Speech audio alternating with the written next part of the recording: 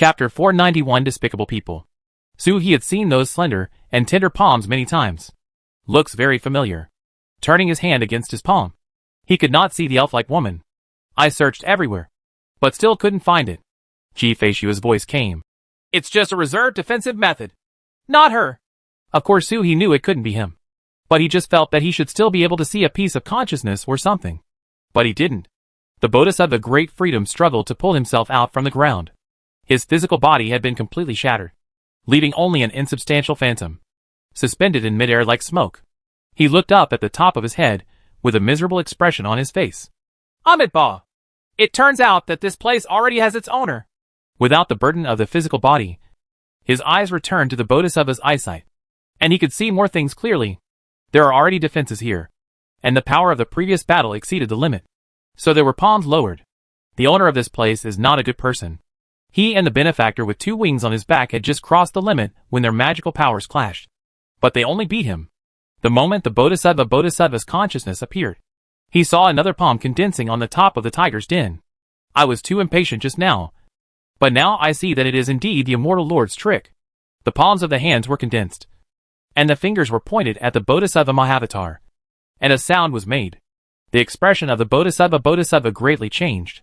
In an instant, the Buddha's light became great, and he saw the palm of his hand turning over and hitting him with a palm. A look of rage. You don't want to give me face.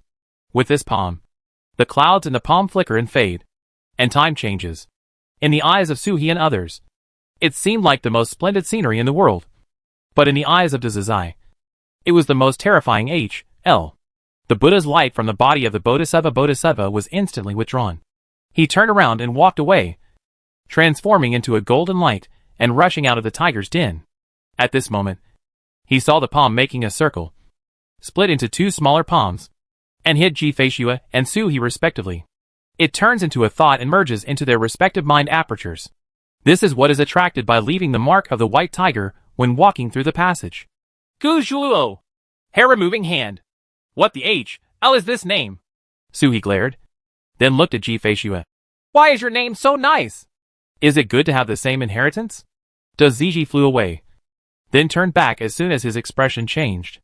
That palm was just a bluff, but it was passing on to these 2 people. The inheritance of an immortal is nothing. But just at a glance, I saw the change of time from the palm prince, which is the use of the power of time. By doing palm techniques like this, I can pass it on to the younger generation. He turned around and came back, and saw Suhi raising his head. A strange look in his eyes, followed by a roar. It didn't seem to come from the human body. Like an adult dragon turtle, roaring with divine power, crashing into his consciousness. Divine power is designed to hurt the spirit, and its damage to the conscious body is even more unparalleled. Immediately afterwards, Ji-Fei-Shua handed the fairy's sword forward. The sword light turned into a dragon shadow, and the dragon roared and crashed into the shadow of the Bodhisattva. They are both 4 spirit beasts. The dragon turtle has divine power, and the dragon clan has its own means to target the divine soul. In an instant, the Bodhisattva Mahavatar's face turned miserable, turned around again, and left immediately. Jun and Fengzu caught up with them in a flash. The 2 of them reacted too late, and let Dazizi make trouble in the non-destructive world again. As for having offended Mahavatar Bodhisattva, what should I do in the future? They probably have to contact their comrades to put pressure on the Buddhist world. At worst, the Tianyo family will seek refuge in the Xianwang realm. They will have no choice but to be free. The Xianwang realm can resist the existence of the great freed Bodhisattva. Ji-Fei-Shua and Suhi did not chase them out. It is receiving inheritance at this time, and it is difficult to move. Looking at the inheritance, Suhi's eyes lit up one after another. He felt that the inheritance left by Yin was wonderful, but he didn't know how to describe it. This palm is very wonderful. The yin and yang are harmonious and harmonious, Ji-Fei-Shua said softly. Suhi nodded. The inside and outside are interdependent. If the palm strikes the outside, it will hurt from the inside. If it hits the body, it will hurt the soul. This ray of consciousness of great freedom cannot escape. Suhi nodded. This palm uses the power of time, but it does not need to control time. It is based on yin and yang, 4 images, and 5 behaviors, and passively mobilizes time. Unfortunately, the palm technique cannot be popularized. Only by possessing this palm guide can you practice it. Suhi nodded. Ji-Fei looked at him. Would this person only nod? Su-He blinked. My wife is awesome. Both are powerful. One can create such a palm technique, and the other can analyze it thoroughly as soon as he inherits it. Ji-Fei's face turned slightly red, and then she glanced at Su-He with a cold look. How could this turtle kill two birds with one stone when he spoke in front of her? However, this palm is very good. It would have been better if every time I realized it, the introduction of the palm technique would come out with a crisp. Call me sister? It would be annoying for no reason. The two of them stopped talking, and Ji-Fei was immersed in the palm technique inheritance. This is not the case with Su-He. Unlike Ji-Fei, he wants to understand the inner principles of the palm technique. His cultivation time is too short, and his theoretical knowledge is not enough. It is enough to know what is happening, and the amount of knowledge is not enough to support him to know why it is. Just knowing how to use this palm is enough, especially since he has mastered the power of time. The palm technique will be more powerful when used. As for the great avenue contained in it, there will be plenty of time for enlightenment in the future. Su-He's consciousness was already immersed in the inner world at this moment. At this moment, the netherworld white tiger was roaring continuously. The white tiger's aura that came in just now was not the white tiger's murderous intention, but turned into a set of armor and put it on the white tiger's body. The moon white and golden armor fell on the netherworld white tiger, looking majestic. The moment the armor was put on his body, the connection between Su-He and the netherworld white tiger was suddenly opened. Originally it was just ownership. What Baihu wanted to do in Su-He's inner world was completely out of Su-He's control. Whether he wanted to answer the call or not was all of Baihu's own free will. But at this moment, like being shackled, the white tiger will do what Su-He wants. Jumping, leaping, running, tossing and turning. The white tiger immediately moved to Su-He's heart, as if Su-He was the white tiger, and the white tiger was Su-He. Outside, Su-He suddenly opened his eyes. A white light flashed across his chest, and a white tiger roared out, landed on the ground, and looked in all directions with a roar. Looking at the tiger's den, I suddenly understood. I see! Ji-Fei opened her eyes, looked at the white tiger in front of her, and then looked at Su-He. Su-He chuckled and said, Have you seen that table? Wife, when the planet is moved, the star core should be placed in the groove of the altar. As Su-He spoke, he murmured to himself, This thing is a bit difficult. How can such a big planet be moved to a forbidden area? Ji-Fei glanced at him and said in a clear voice, Ancient temple, you've already taken a trip, and you still can't figure out the difference between big and small? This place is also magical.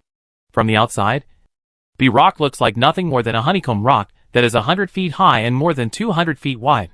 But once you enter, which passage is not much larger than the rock you see, and the size of this place is not simply a space to accommodate. It's not like a magic weapon that condenses space. It is the transformation of laws of size, width and width in the true sense. When it comes to the Great Road, it is normal for Su-He to find it hard to understand.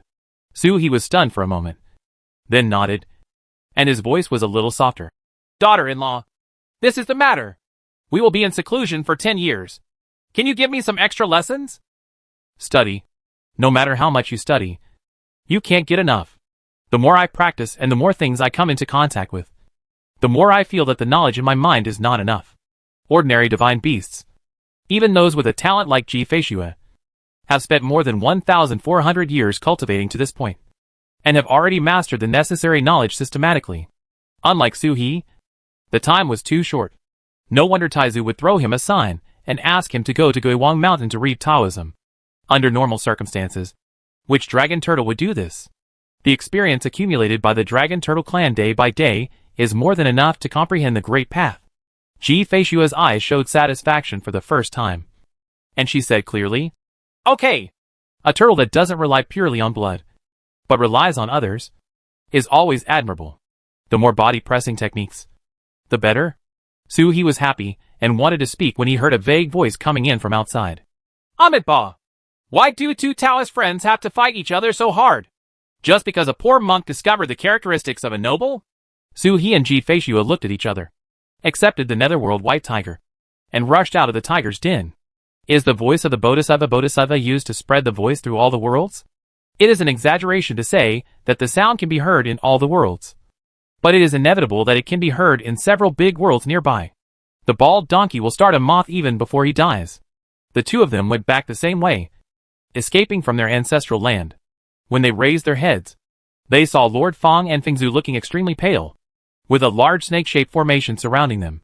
In the sky opposite, the Bodhisattva Sutra transformed into a suffering form, emitting great light, and the light of the Buddha shone universally.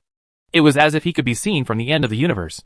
But at this moment, everyone with a discerning eye can see that something is wrong with the Bodhisattva Mahavatar, and this ray of consciousness is disintegrating.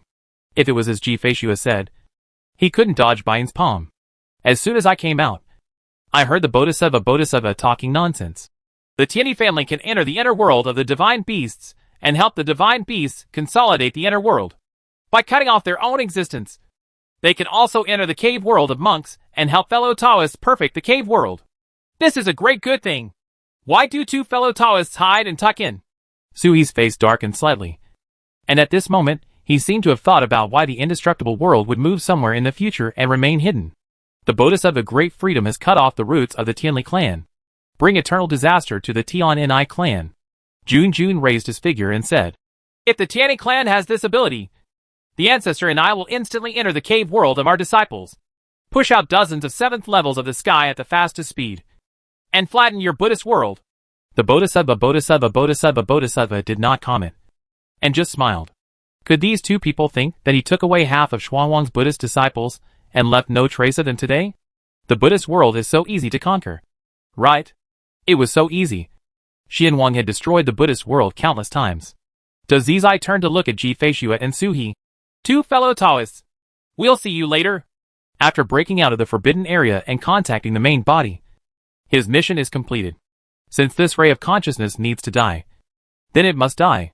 He looked at Suhi and Ji Feishua with compassion on his face, but no anger. Just a ray of consciousness was wiped out. This kind of consciousness is much less than the consciousness that ordinary people put in the mysterious world. Putting it on the main body is just a drop in the ocean. Doesn't matter. But the marriage certificate, the power of time, the immortal palm technique, the white tiger's chi, any of them are treasures worthy of the main body's journey. At this moment, they are all gathered on this young couple. The main body's condensed walk in the world this time will not be possible. Simple. Invincibility is only the basis. I'm looking forward to it. How will this young couple behave when the time comes? Maybe he will be the attendant and dragon girl next to the main body in the future? It's possible. After all, the original body is compassionate and doesn't like to commit murder. He smiled, and his body dispersed little by little, turning into a piece of golden light fluttering into the starry sky. Jun stared in all directions, but saw no movement in the starry sky. In the 3 big worlds around him, no one flew up, and no one came to the Tianyi clan. It was as if he had never heard the words of the Bodhisattva Mahavatar. But he knew that once the devil awakened, it could no longer be suppressed. Maybe there won't be any difference for 100 years or 1,000 years, especially since the Tianli clan is very popular. But as time goes by, one day someone will take an interest in the Tianni clan. This matter is like a big stone pressing on my heart. Extremely heavy. He was outside the barrier, dazed for a long time, and then slowly fell down. Seeing Suhi and Ji Feishua, a wry smile appeared on his face. Suhi was quiet for a moment. It is easy to block the Bodhisattva, but it is difficult to block all living beings. Just someone secretly tests the authenticity of Bodhisattva's words, and the nobles cannot afford it. Fellow Taoist, have you ever thought about moving the indestructible realm and hiding it? Besides, Suhi knew that he couldn't stand the test. The Tianni clan really had this ability. For some reason, Suhi always felt that he should bear some responsibility when the Bodhisattva Mahavatar came here. This is a strange feeling in the dark.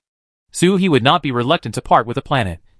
And besides, he had originally negotiated to place the planet within the forbidden area of the non-destructive realm. However, in the current situation, Suhi would not dare to relocate without damaging the boundary. He doesn't have the white tiger energy to condense a killing intent again. The 3 great worlds surrounding the indestructible realm are too dangerous. Suhi continued, I have a treasure land that can protect the Tianni family from worries. If my fellow Taoist is interested. Jun smiled bitterly and shook his head slightly. Thank you for your kindness, Taoist friends. But the Wushu realm has been here since the rise of the Tianli clan. How can it be easily moved? Besides, the Bodhisattva of freedom only spreads rumors as a monk who run. So he probably won't some people believe it. In the Buddhist world. As he spoke, he actually showed a hint of relief. Yes. In the Buddhist world. How can anyone believe it? As long as the Tian clan is more careful and tough, there will be no worries. Later, you can contact all the friendly clans, and all the worlds will issue a reward. Anyone who dares to hurt the Tian clan will be killed. Suhi nodded and said no more. How can he speak deeply if his master doesn't allow it? Just waving to the ancestral land. The mountain god seal suppressing the baby girl immediately dispersed, and the baby girl flew towards him. Suhi handed the baby girl to them again. I have completed everything entrusted to me by fellow Taoist Iha, and I have also taken away the things belonging to the nobles. I will say goodbye and leave. I will temporarily stay in Xianwang for 10 years. If my fellow Taoist has something to do, you can come to Dongyun Mountain to find me. Jun looked at Suhi. The Xianwang cave will open in half a year. And fellow Taoists don't want to enter? If fellow Taoists lack the Xianwang order, our Tian family can give 2 of them to the 2 fellow Taoists. The Tian clan helps people repair the world. But there is no shortage of Xianwang orders. And every time Xianwang cave heaven, there are not too few Xianwang orders automatically generated by the damage-free world. At least no less than the ordinary big world. Suhi shook his head. Thank you, fellow Taoist. My husband and I have gained something recently. Xianwang Dongtian will not participate this time. Is Suhi waiting for the big solar eclipse? It's better not to cause trouble. Ji Feishua also doesn't like the excitement. She has gained a lot this time. So digesting at first is the key.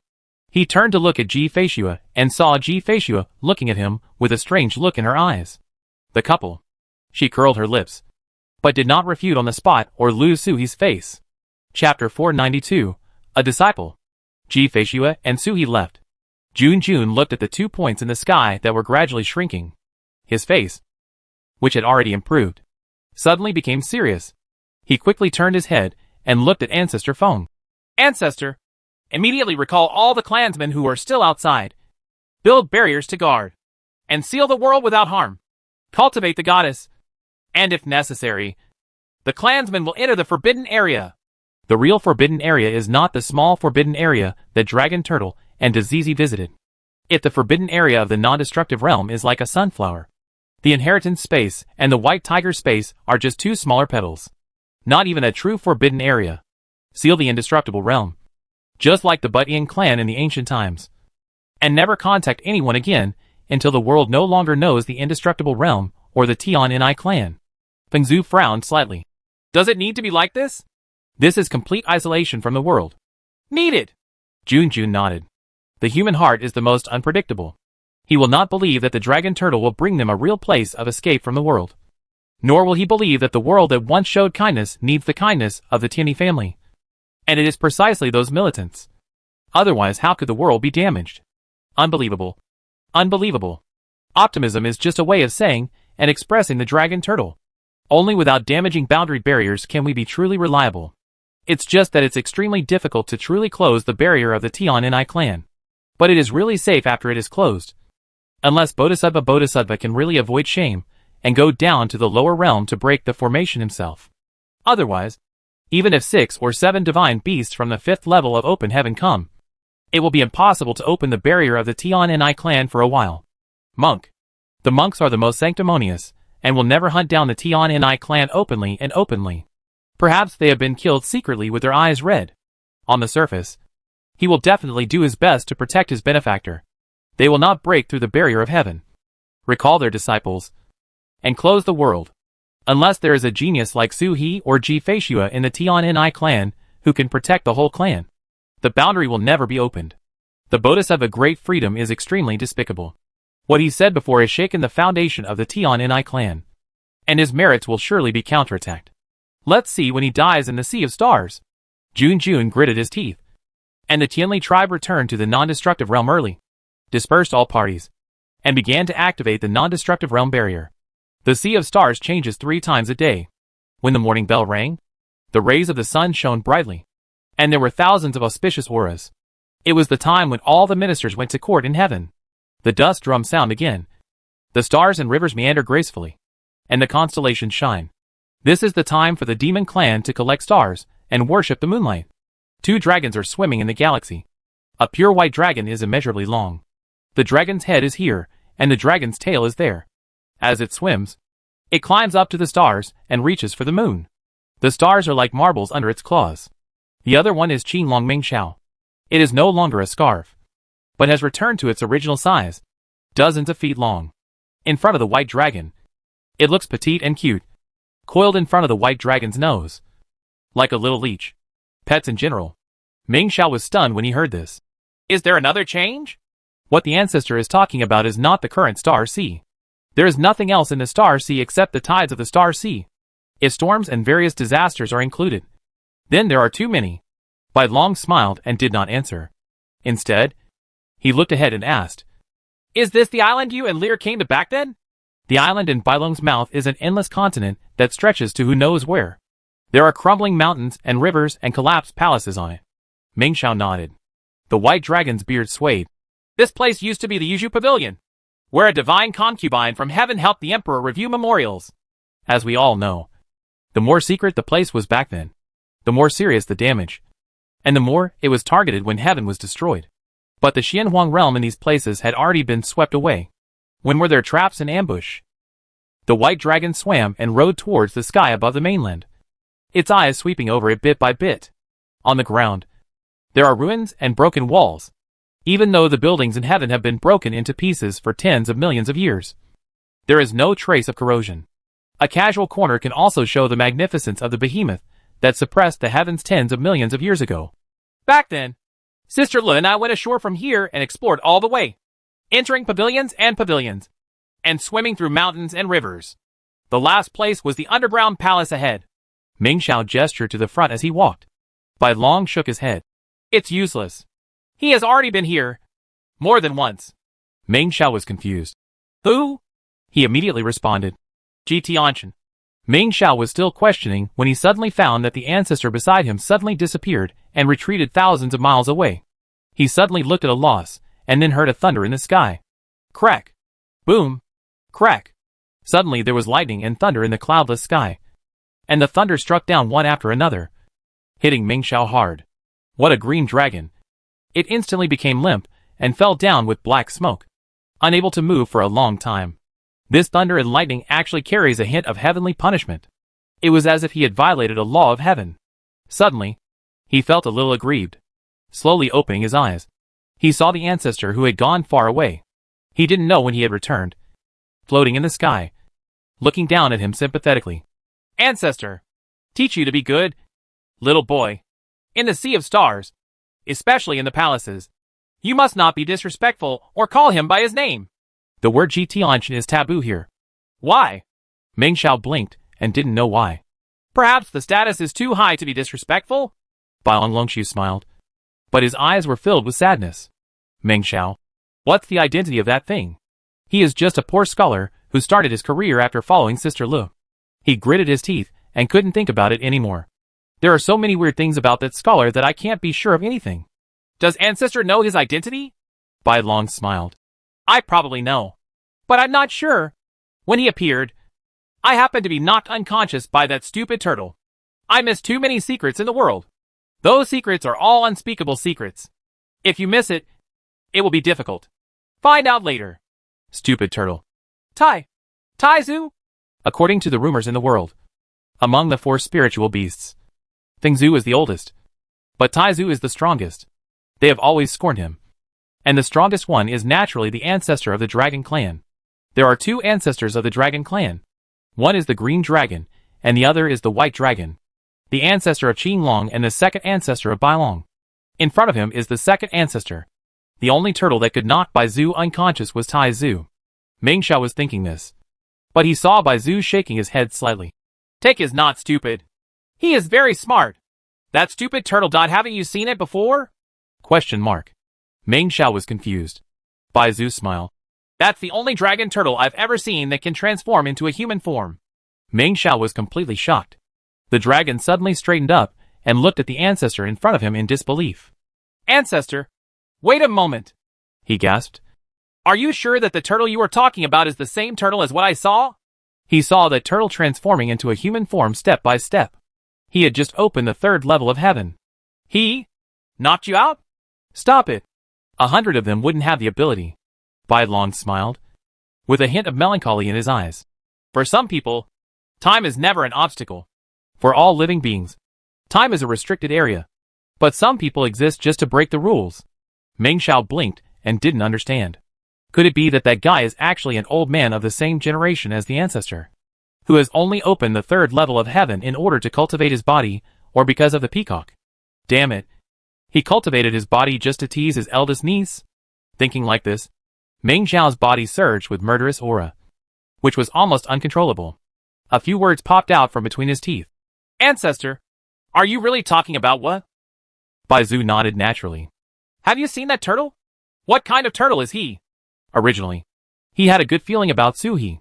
A turtle that was willing to fight for his niece might not be a good home for his niece.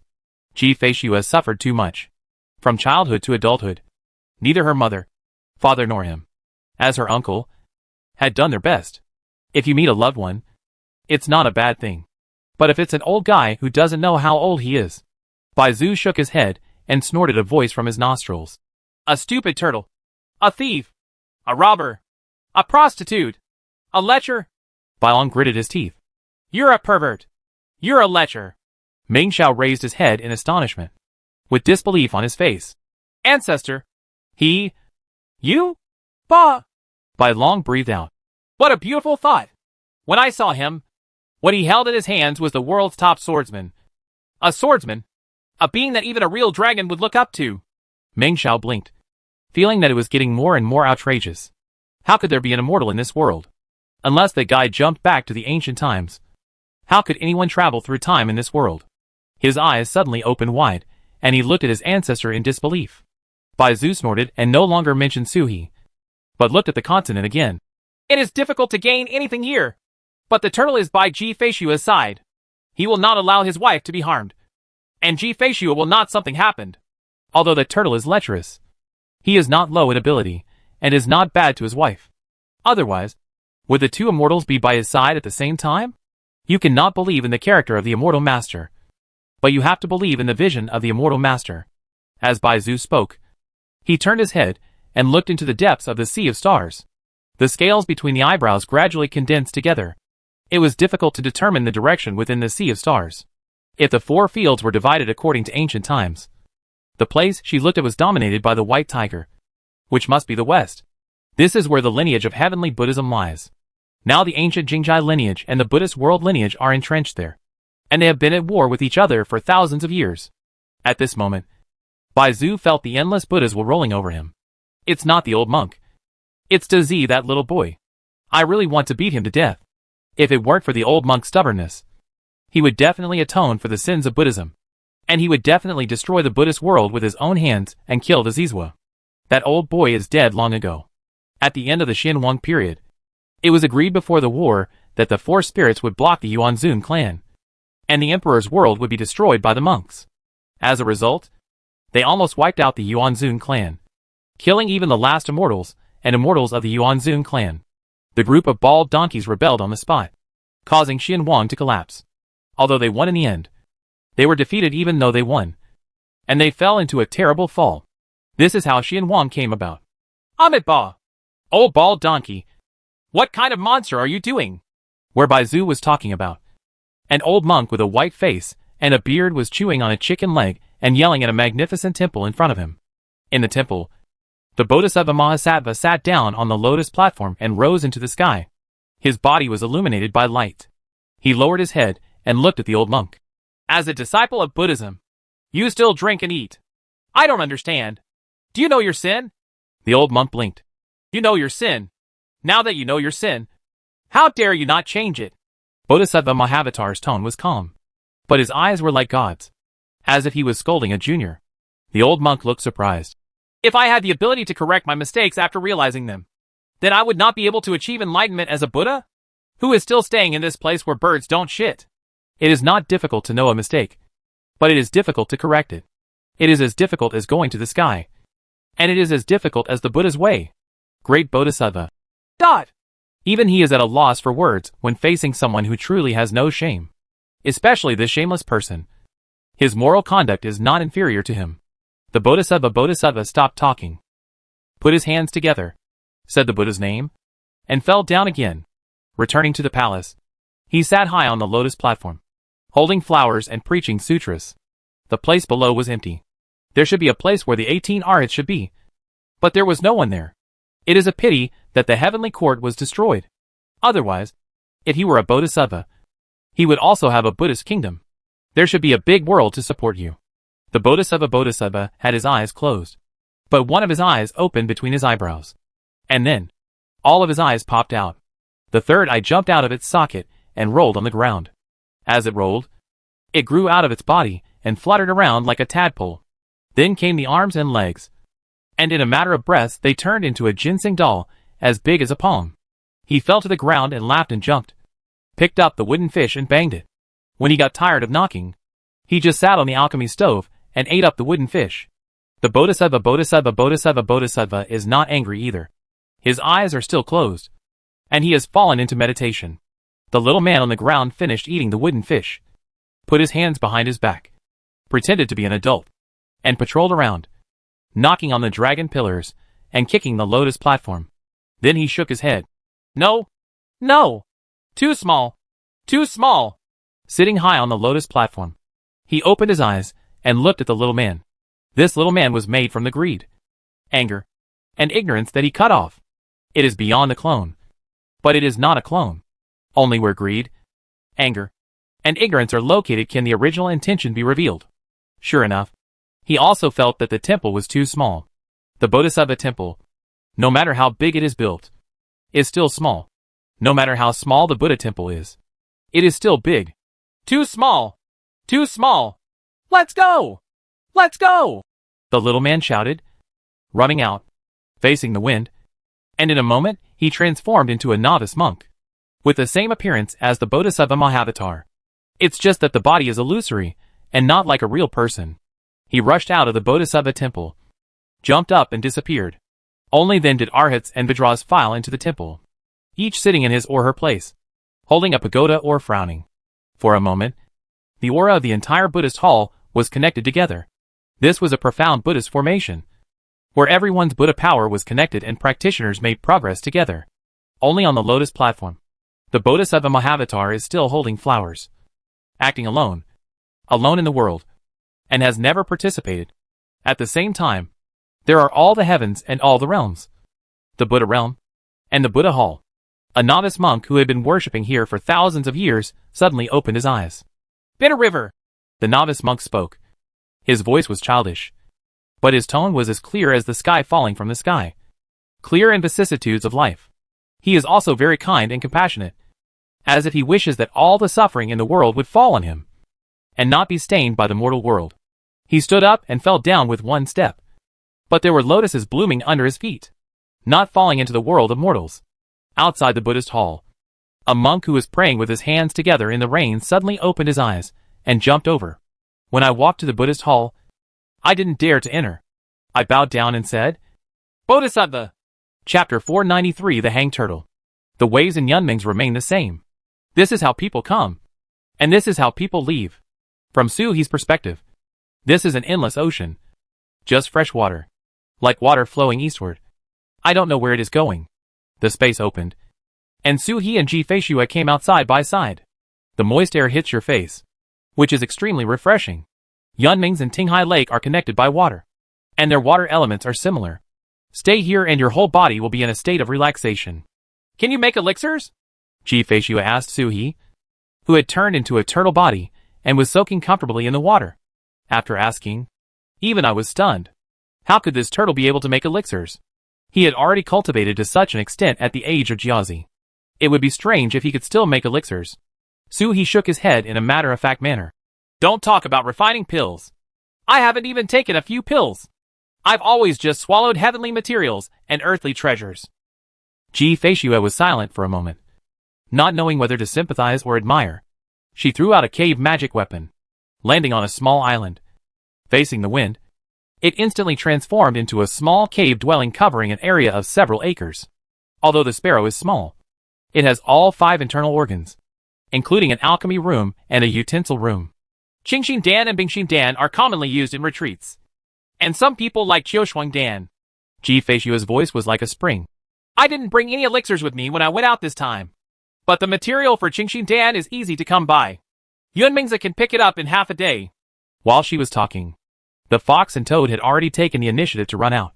To be a soul beast, you need to have the consciousness of being a soul beast. How can the master do such a small thing as collecting medicine by himself? Within an hour, the two beasts had returned from collecting medicine. A full pile can produce at least 30 or 50 furnaces. Ji Feishua's elixir fire has already been lit. The furnace has been smoked. The temperature has been fixed. And the elixir water has been prepared. While operating, she said to Su He, when making alchemy, flame, heat, and technique are not the key points. Su He said 10 years of seclusion and 10 years of seeking advice. Ji Feishua promised that she would be meticulous. When the two of them landed on Yunming's, the teaching had already begun. Su He was swimming on his back on the water, tilting his head and looking at her. Ji Feishua continued, the purpose of all techniques and flames is to remove impurities and preserve the essence, and merge the essence into one body. As long as this can be achieved, the rest does not matter. It does not matter the superior alchemy technique or the precise temperature. As she spoke, she tapped her green and jade fingers lightly, and a piece of fresh yellow bark flew up. She waved her hand to dry the water, and it dried up instantly. Qingxin Dan uses cork as its main ingredient, retaining its clearing and drying power, while the rest are considered impurities. Herbal medicine is not good or bad. Only what is useful is the essence. When it is not used, even the power that reaches heaven is just an impurity. Qingxin Dan only has the effect of clearing away the dryness of pH. Lodendron cypress, excluding other elements. It also quenches the essence of Anna Marini, Rehmannia glutinosa, and other precious medicines, and refines them into pH. Lodendron cypress, and then turns it into an elixir. After being swallowed, it can ensure that the heart is as clear as when in retreat. The wind is as quiet as water. As long as such an effect can be achieved, techniques and elixir fire are not important. The so-called fire refining, water refining, are just summed up by the seniors, which are more suitable for removing impurities and retaining essence and blending the medicinal effects. You can understand it, but you don't need to believe it. Ji Feishua explained herbal medicine to Su He bit by bit. After explaining, she stepped back and threw the alchemy furnace to Su He. Come and give it a try. In this retreat, you will eat and refine it. The elixir came out. Su He blinked. I don't need to take pills when I'm in seclusion. You need it. Ji Feishua glanced at him. The peach-red light was about to burst out of the sky. How could she stay in seclusion with peace of mind? Su He curled his lips, turned over and swam ashore, falling next to the alchemy furnace, looking at the dense materials next to it. He went through Ji Feishua's previous operations in his mind, controlling the materials to fly up one by one. Baking, frying, and deep frying. The advanced herbs were processed first, and then they were thrown into the alchemy furnace one by one. Ji Feishua made it clear. But Su He still controlled the pill fire and techniques honestly. He can't do it as easily as Concubine Ji and Shui Pao Ding can solve the problem. So he can operate it honestly and make no mistakes step by step. Qingxin Dan is basically the most basic elixir, but it needs to be refined to suit Ji Feishua and his realm. The medicines are all top-notch precious medicines, which are more effective. If an ordinary monk swallowed such a pure heart pill, it would be very common for him to die directly from calmness. Essential medicine for euthanasia. From noon to sunset, Su He did not dare to make any mistakes, until the crescent moon rose into the sky, and the alchemy furnace shook slightly, emitting the sound of a clear spring like running water. This is the elixir that has been refined. Different elixirs will have different movements, and this is the case with Qingxin Dan. Extinguished the elixir fire and cooled down the furnace temperature. Daughter-in-law, I'm going to start the furnace. Su He's voice was filled with excitement, making alchemy for the first time in his life. Ji Feishua sat cross-legged and didn't speak with her eyes slightly closed. It seems to be in concentration. Open! Su He shouted lowly, and the top cover of the alchemy furnace suddenly opened, and a stream of green air turned into a breeze and instantly blew over the island. The fresh air entering the nose is extremely refreshing. Su He transformed into a human form, waved his hand to blow away the mist, and looked into the alchemy furnace. There was nothing in the alchemy furnace, not even a single pill. Su He blinked and looked at Ji Feishua in disbelief. Ji Feishua opened her eyes, took a breath of green air, and judged the problem with Su He's elixir refining, and said, The elixir was condensed with too much force, and the medicine did not become an elixir, but turned into elixir energy. Moreover, the medicinal materials were not separated into essences and impurities. That's it. Chung Dan is not a heart-clearing pill, but it can easily disturb the mind and make people become reckless like drunken people. When she said this, she raised her eyes and looked at Soo-hee. It's no different if you breathe alchemy energy. You are not allowed to approach me for 3 days. Soo-hee, what do you mean? Concubine Ji pointed at the snow halberd, and the green energy on the island was instantly condensed by her, turning into an energy pill and falling into her hand. If this kind of elixir energy were to escape, half of the beasts in Yunming's would go crazy, still in that calm kind of madness. Come again! Ji Feishua looked at Soo-hee. Weapon refining is an auxiliary skill for monks, but alchemy refining is a necessary skill, which can be used to save lives at critical moments. Soo-hee licked his lips, waved his hand, and another piece of herb flew up, this time in human form. Perhaps the alchemy technique is the reason why the turtle body cannot be perfectly controlled. Each herb was thrown into the alchemy furnace. I did it once and tried it again. I immediately became proficient in the technique. However, after more than an hour, the alchemy furnace was opened again. This time, there was no elixir energy in the sky. 10 round and round elixirs were left on the bottom of the furnace. The fragrance is fragrant. The elixir is mellow and elegant in color. Although it has no elixir lines, it is quite satisfactory and can be considered to be of middle grade. Soo-hee was overjoyed. He picked out one and smelled it. He opened his mouth and swallowed it. After feeling for a moment, he felt nothing. Then he flicked another pill and flew towards Ji Feishua. Daughter-in-law, give it a try. It should be right this time. Ji Feishua opened her eyes, and the pill had already flown into her mouth. Her expression changed. She immediately spit out the elixir and looked at Soo-hee coldly. Then with a wave of his hand, a vine jumped out from the cave. One end was wrapped around Soo-hee's ankle, and the other was tied to the big tree outside the cave, instantly hanging him upside down. Turning around with a frosty face, he returned to the cave, and the door slammed shut. Soo-hee suddenly became confused. His body was swinging in the air like a swing, and he shouted, Hey! Hey! Even if you don't do well in the exercises, there is no need for corporal punishment. As he spoke, his expression changed immediately, and he raised his head to look at little Soo-hee in disbelief. Then his face turned red. The Qingxing pill is meant to produce the effect of pure heart and asynchance. Right? How can it still have counter effects? It is possible to achieve a pure heart, but it is far from having few desires. No wonder Ji Feishua had changed her face. Soo-hee screamed and apologized, but there was no sound coming from the cave. After a while, Soo-hee opened his mouth. That, I said, I didn't mean it. Do you believe it? Let her. Ji Feishua's cold voice came out, but her mood could not be heard. Then you're still hanging on me? Soo-hee was surprised, knowing that he didn't mean it. Why bother? Hang up. I'm in a good mood. Soo-hee. The cool breeze in the late night of autumn blew on Soo-hee, and the whole world felt cold. The waning moon shines high, making it look even more desolate. In particular, the toad and fox below were not only unsympathetic, but even lit a bonfire and took out a dagger to start grilling. Sister Frog, with his skills, he came down with a slight effort. Right. The fox looked at Soo-hee, who was sultry in the autumn wind, and asked in a low voice. Toad rocked the recliner and said meaningfully, That was tied up by Ji Feishua. Can he get off easily? The little fox is still too young to understand the heart of a man. The fox looked at Soo-hee and saw that the guy's human body time had expired, and he had turned into a peacock at some point. He was still hanging upside down as a turtle, and could not hang upside down. The turtle's claws were too thick, and the rope would break at the moment of transformation. The peacock body and bird legs are about the same thickness as human legs. Just right.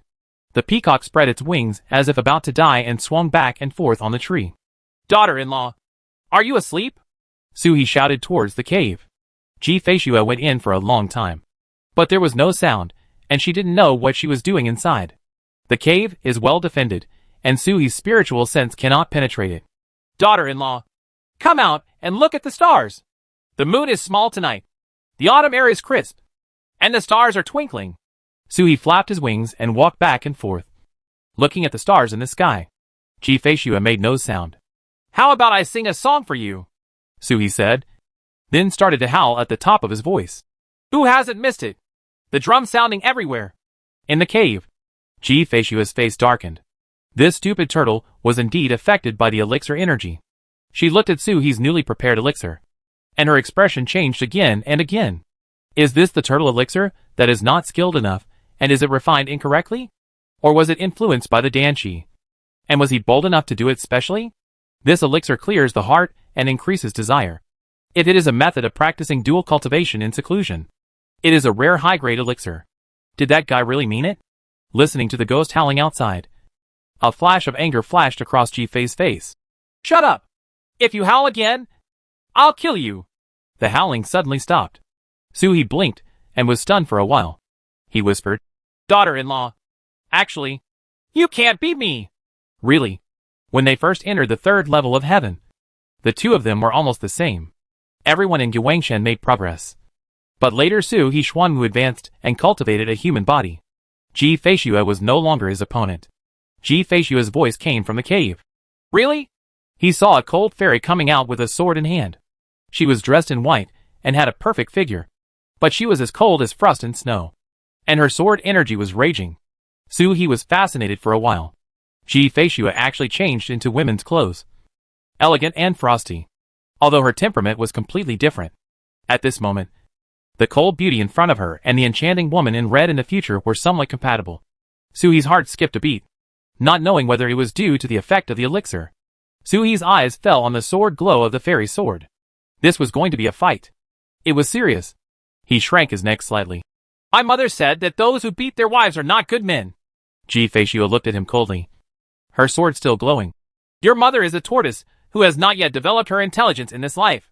But she was an orphan in her previous life. From which corner does a mother appear? Su-He was silent for a while. Have you forgotten Yunli? He let the vines hang him and swayed.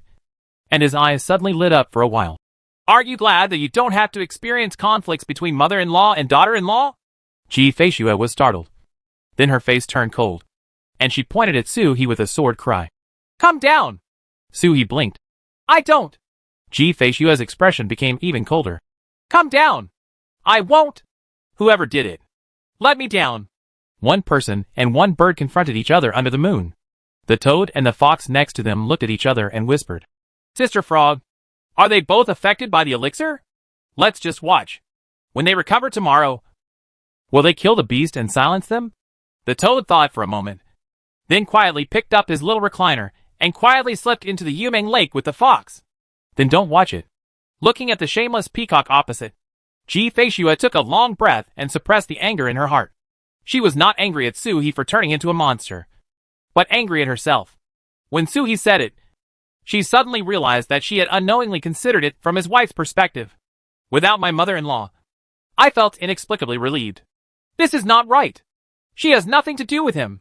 Ji-Feishua cut off the rope tied to Su-He's feet with a sword and turned around to return to the cave. From now on, you are not allowed to call me wife. Su-He fluttered his wings and jumped up, following closely behind her. Okay, madam. Ji-Feishua turned back quickly and stared at him. Su-He looked back, then lowered his head slightly.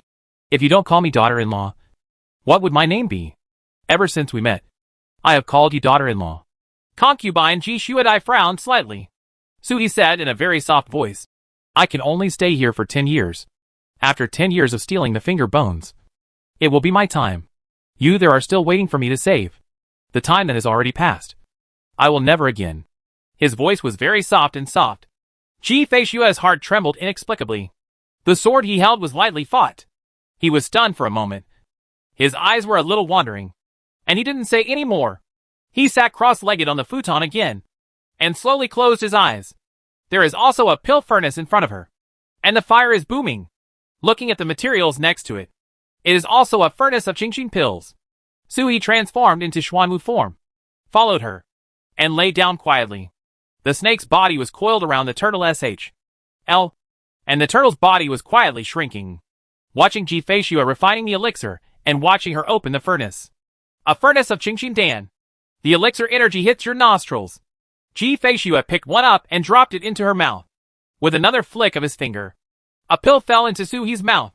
The elixir is hot, but the liquid it turns into is refreshing and cool.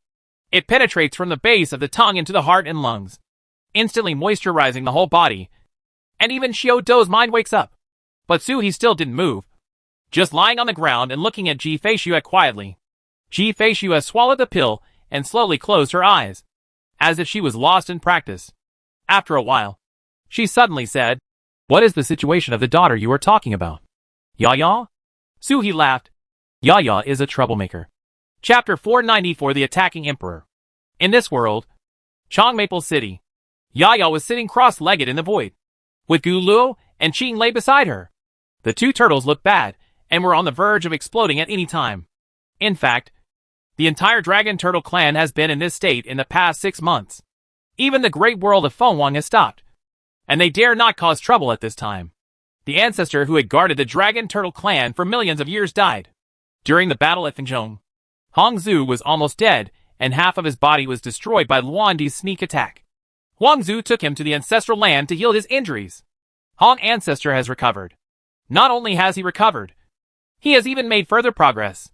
But Huang Zhu was trapped in the ancestral land of Dishan. There is no mistake. The whole world has sensed the fall of such a being. And even the world is crying. Over the years, the Dragon Turtle clan has experienced great joys and sorrows. 30,000 years ago, I was blessed with a peerless genius whose divination skills were unrivaled in the world. It's a pity that he died before he could be proud.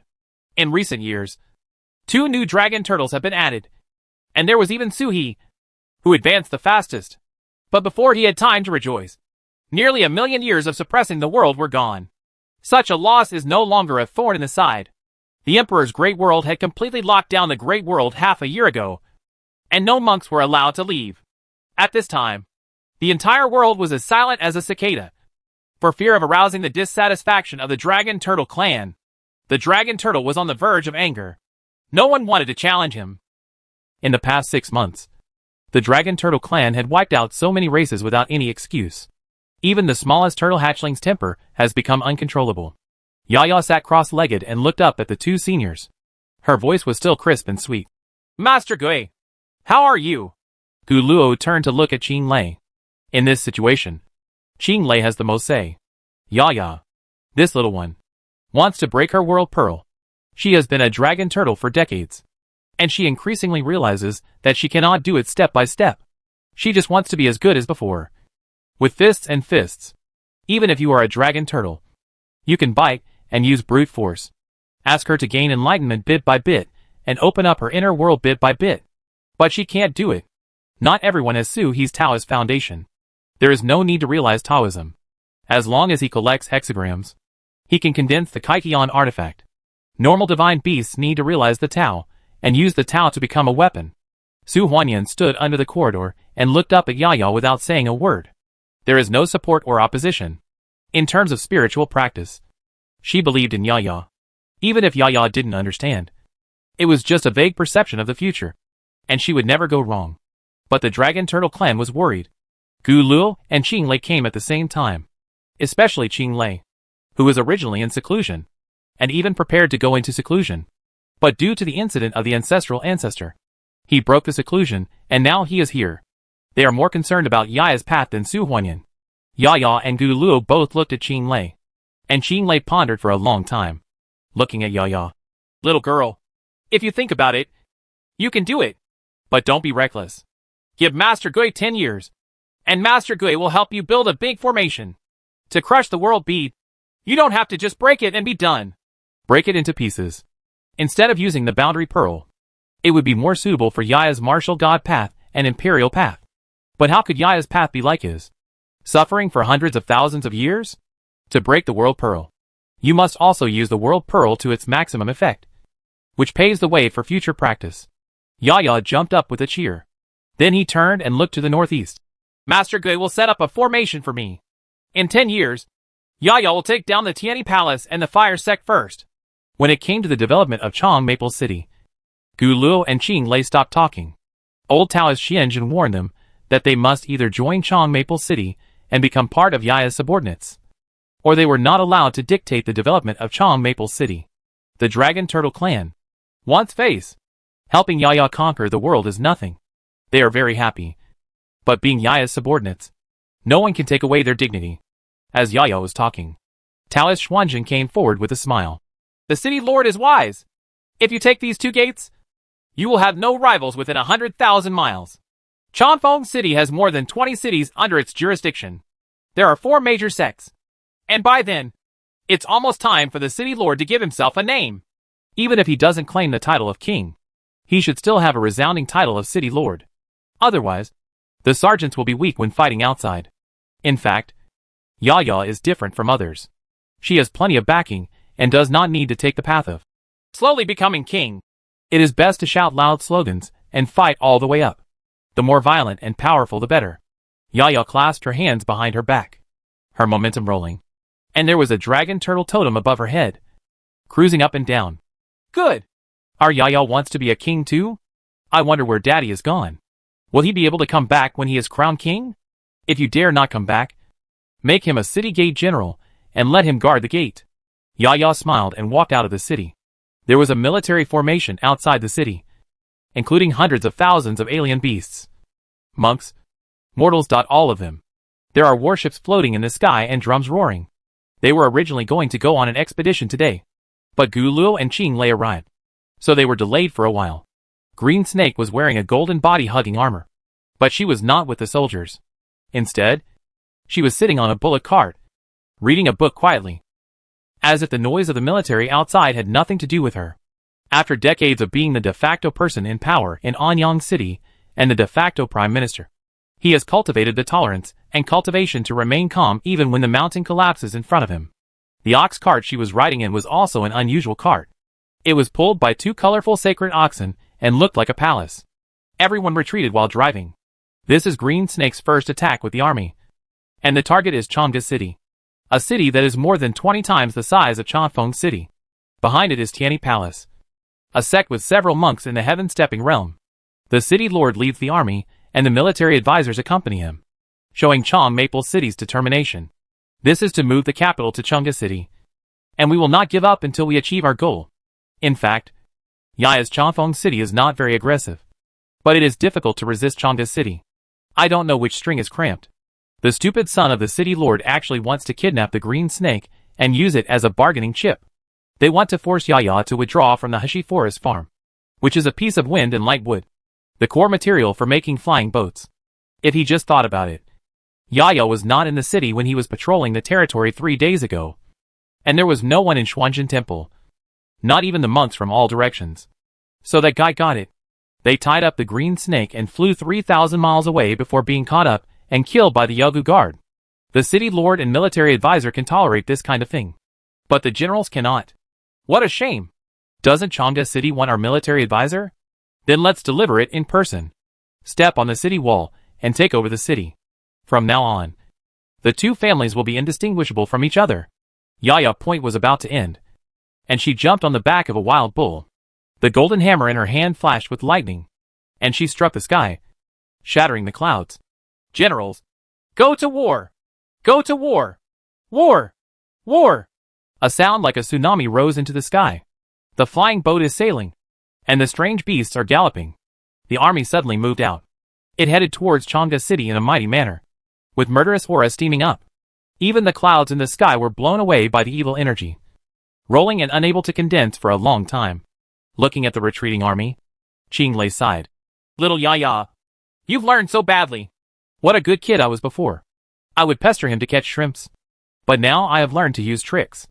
Especially after the Xianwang cave heaven ended. I don't know what the little girl ate in it. She didn't wake up until 2 or 3 years after returning. When I woke up, I was not only 2 inches taller, but also mentally taller. Not to mention Chang'e City. The silly son of the landlord still had the brains to avoid everyone in the city and kidnap the Green Snake. That is an insult to the intelligence of the entire Chang Maple City. Gu Luo chuckled. It's better to be bad than good. This kind of bad guy is not afraid of being bullied. The dragon turtle's protection is not foolproof. Even the red ancestor had half of his body broken into pieces. And even the ancient ancestor fell. This is the first time they have actually seen the death of the dragon turtle since they attained enlightenment. Not counting Bai Ling. Bai Ling was having fun on his own. Ancestor Huang. Qing Lei's face darkened again. Where is Suhi? He has mentioned Suhi more than once these days. That guy can travel through time. As long as he can return to the time before the fall of the ancient ancestor. There is always a way to save it. But he didn't know where he went. He was nowhere to be found in the sky and on the earth. Not even Taizu was seen. When did Turtle Boy become so mysterious that he disappeared along with Taizu? The laws of the four spiritual beasts are more mysterious the higher they are. Turtle Boy is still far from reaching that. Right? 730,000 years ago. Yunming's. He slowly closed his eyes. Ji Feishua's elixir was very good, and her negative state was completely eliminated. But I feel a little disappointed. We can no longer tease the fairy unscrupulously. People are often like this. When they wake up, they can't do the things they want to do most. With each breath, the power of the Xuanwu stars continued to flow from the Jinwu God card in the mind orifice.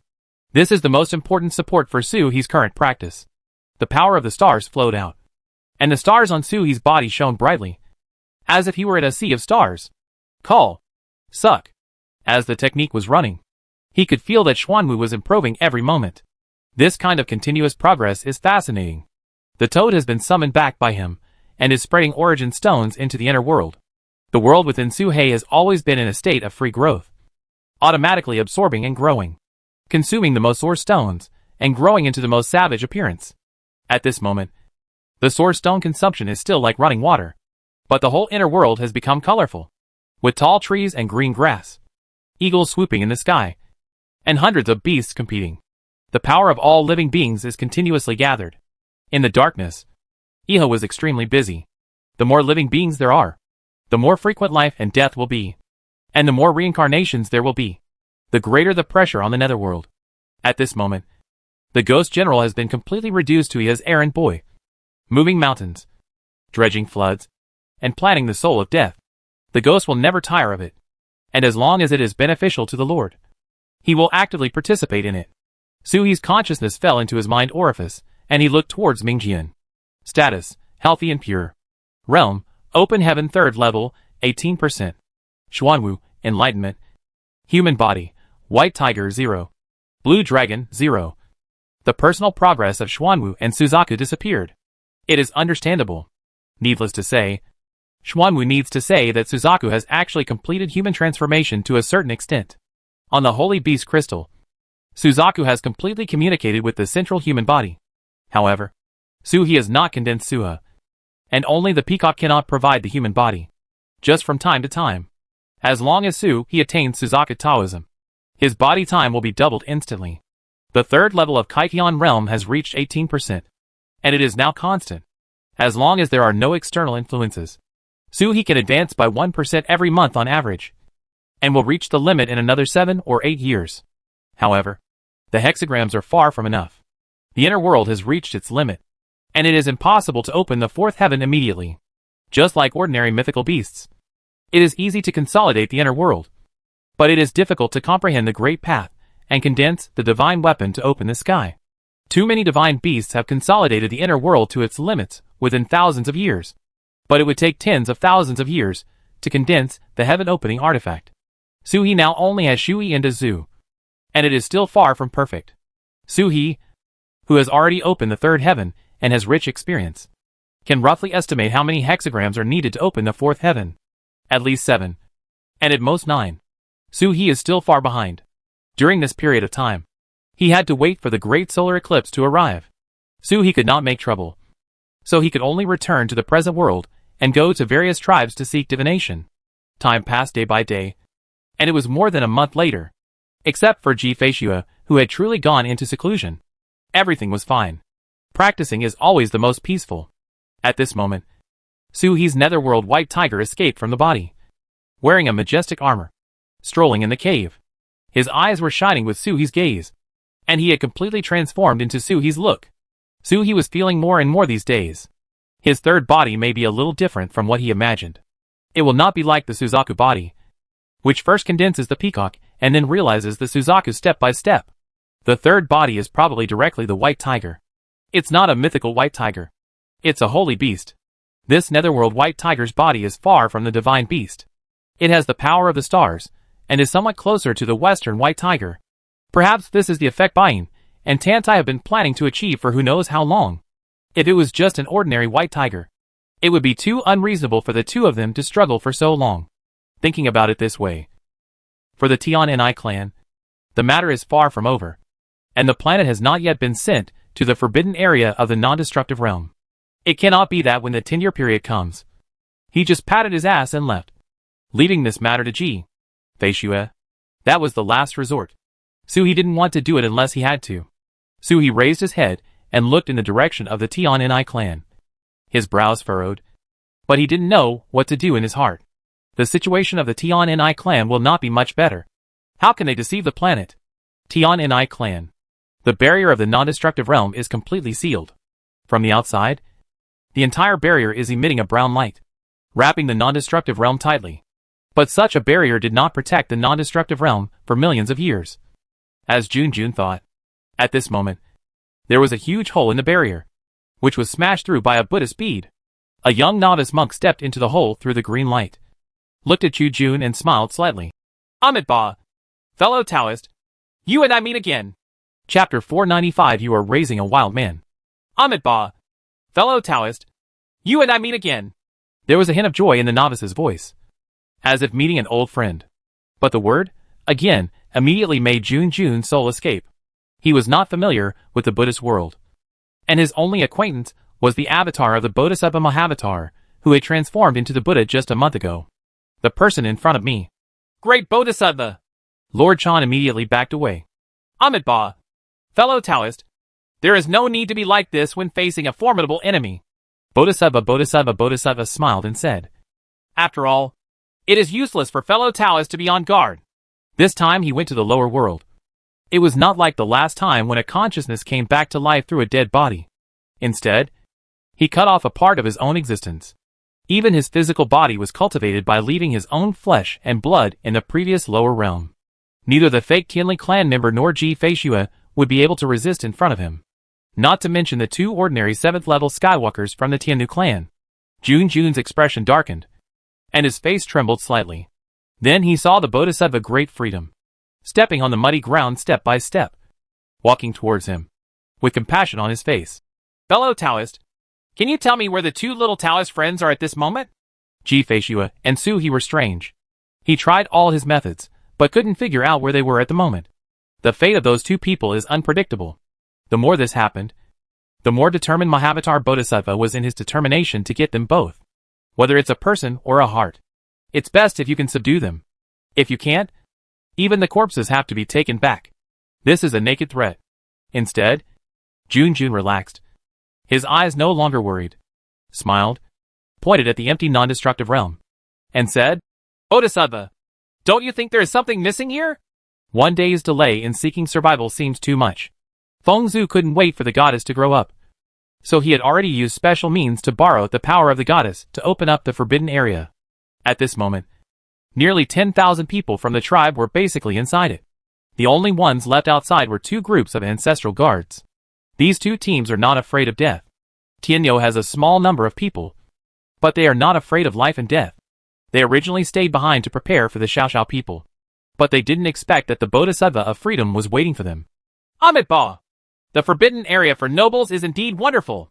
It is difficult to break through even if the poor monk's true form is not there. But, isn't my fellow Taoist still here? The Bodhisattva chuckled and said, since my Taoist friends know the identity of the poor monk, why bother struggling? Since I know that it is in vain, why not tell the poor monk? Where are the other two little friends at this moment? Ji Feishue and the Birdman were not here, and he knew at the moment they broke through the barrier of the Tianni clan. The man had the body of a white tiger, and the white tiger was filled with murderous aura and could not be hidden. Jun laughed even more, made a gesture of invitation with his hands, and expressed his meaning in his eyes. What means does a Bodhisattva have? Just give it. He couldn't betray his benefactor. A large formation floated up behind him, and it was more complete than the one that had been hastily gathered a month ago. Two swimming snakes turned into yin and yang and coiled behind him. Jun looked directly at the Bodhisattva Mahavatar, fighting spirit high. Two teams of ancestral guards immediately surrounded him and cooperated with Jun's formation. Before disease I could take action, they had gathered flames all over the sky and hit the monk directly. The Bodhisattva Great Freedom showed admiration in his eyes and showed joy on his face. Take one step forward and the Buddha's light will flourish. With a wave of his hand, pure water spilled out from a jade purification bottle. extinguishing the flames. The Buddha's light shone on the two teams of guards. Everyone! You still haven't woken up! The Bodhisattva makes a lion's roar when he hears the sound of Buddha. Then I saw two teams of guards, stunned at the same time, with a little bit of Buddha light emanating from their bodies. Gradually, his face became ferocious, with a face that was half Buddhist and kind, half struggling, twisted like a demon. That kind side will immediately devour the devil. But at this moment, two spiritual snakes neighed, and a yin and yang Tao rhyme mixed with the power of merit value swayed from the formation behind Jun, covering all the guards. Guard your true heart! Get rid of the demons! Jun's voice seemed to come from eternity, from the depths of his bloodline. With a long and distant roar, the people who had been shaken instantly stabilized their Taoist hearts. The struggle became more intense, and the compassionate Buddha's face retreated. For a moment, I couldn't tell the difference between demons and Buddhas, good and evil. The Bodhisattva has a smile on his face. As expected, no one should be underestimated. Anyone who can reach the 7th level of heaven is a genius. With his hands clasped together, a lotus flower bloomed above his head, and the Buddha kingdom appeared in the flower. Bodhisattva, Vajra, holy monk, bhikkhu, everything. Everyone chanted sutras at the same time, and in an instant, Sanskrit sounds burst out, even vaguely. There are ordinary people cultivating their health and recuperating in the mountains, breathing in as the sun rises and setting in, making offerings to bodhisattvas and their hearts. Jun's face turned pale. This bald donkey didn't want to be shameless. He didn't even tell his fate. But he also brought his own Buddhist kingdom, the great master of Buddhism. One flower, one world. He once saw with his own eyes that the ancient Jingjai monk, a whole world of beasts, can eat whatever he wants. Amitabha! The Bodhisattva said in a distant voice, like a drum in the evening and a bell in the morning. Aren't you guys coming back yet? As soon as he said this, he saw the Buddha's light on everyone's bodies flourishing. Their struggle suddenly weakened, and each of them showed a compassionate face. Jun's eyes were focused, showing some eagerness. With a wave of his hand, two spiritual snakes jumped out at the same time and swam towards the two groups of guards. The green light from the snake's body leaked out, falling on everyone and crowding out the light of the Bodhisattva. The Bodhisattva with a smile on his face. The Buddha's light is dazzling, and he is standing in the formation with Jun. But Wang and Qingwang were in a stalemate for a while. Within the forbidden area, a human face emerged. Feng Zhu looked at the stalemate between the two sides outside, with hatred rising in his eyes. I hate the despicable Bodhisattva Mahavatar, and I hate my own humble conduct. Jun's true energy rolled around him, and the formation roared, trying his best to resist the light of the great freedom Bodhisattva. But at this moment, the Bodhisattva of freedom flashed and instantly withdrew the power of the Buddha that fell on everyone. They condensed together instantly and turned into golden light between his fingers. He pointed a finger at the center of Jun's eyebrows. Jun's true energy and formation were all protecting everyone. Unable to turn around in his eagerness, he saw a swastika flashing from the center of his eyebrows, swallowing up his entire body bit by bit. In an instant, Jun's whole body turned into pure gold, just like the Buddhist golden body that had reached a profound state. Ancestor! The guards were horrified. Their mission was to cooperate with the ancestor's formation. At this moment, the formation was out of control. They looked at the ancestor, but didn't know what to do. Within the forbidden area, Feng Zhu let out a long roar, and the roar was filled with unwillingness, anger and hatred. However, the Bodhisattva acted as if he could not hear. He looked at Jun, who was gradually turning into gold. He clasped his hands together and said, Amitabha! Congratulations to fellow Taoists for finding the great path and attaining the right fruition. He had a smile on his face. In the Buddhist world, one cannot transform others anytime and anywhere. Otherwise, wouldn't the Buddhist world be filled with diamonds? It is extremely difficult to transform into a 7th level Buddha, even if he is a clone of the great freedom. However, as long as such a being transforms, the Buddhist world will have a Dharma protector Vajra. Just as he was thinking, he suddenly frowned and retreated instantly. There was a self-destruction sound behind him, and two teams of ancestral guards exploded behind him at the same time. Huge air waves hit one after another. The Bodhisattva's complexion changed slightly, and he saw Jun, who was undergoing transformation, following closely behind the guards. Suddenly, Flames erupted from his wings and soared into the sky. Then he restrained himself and kept them within his body. Immediately afterwards, boom!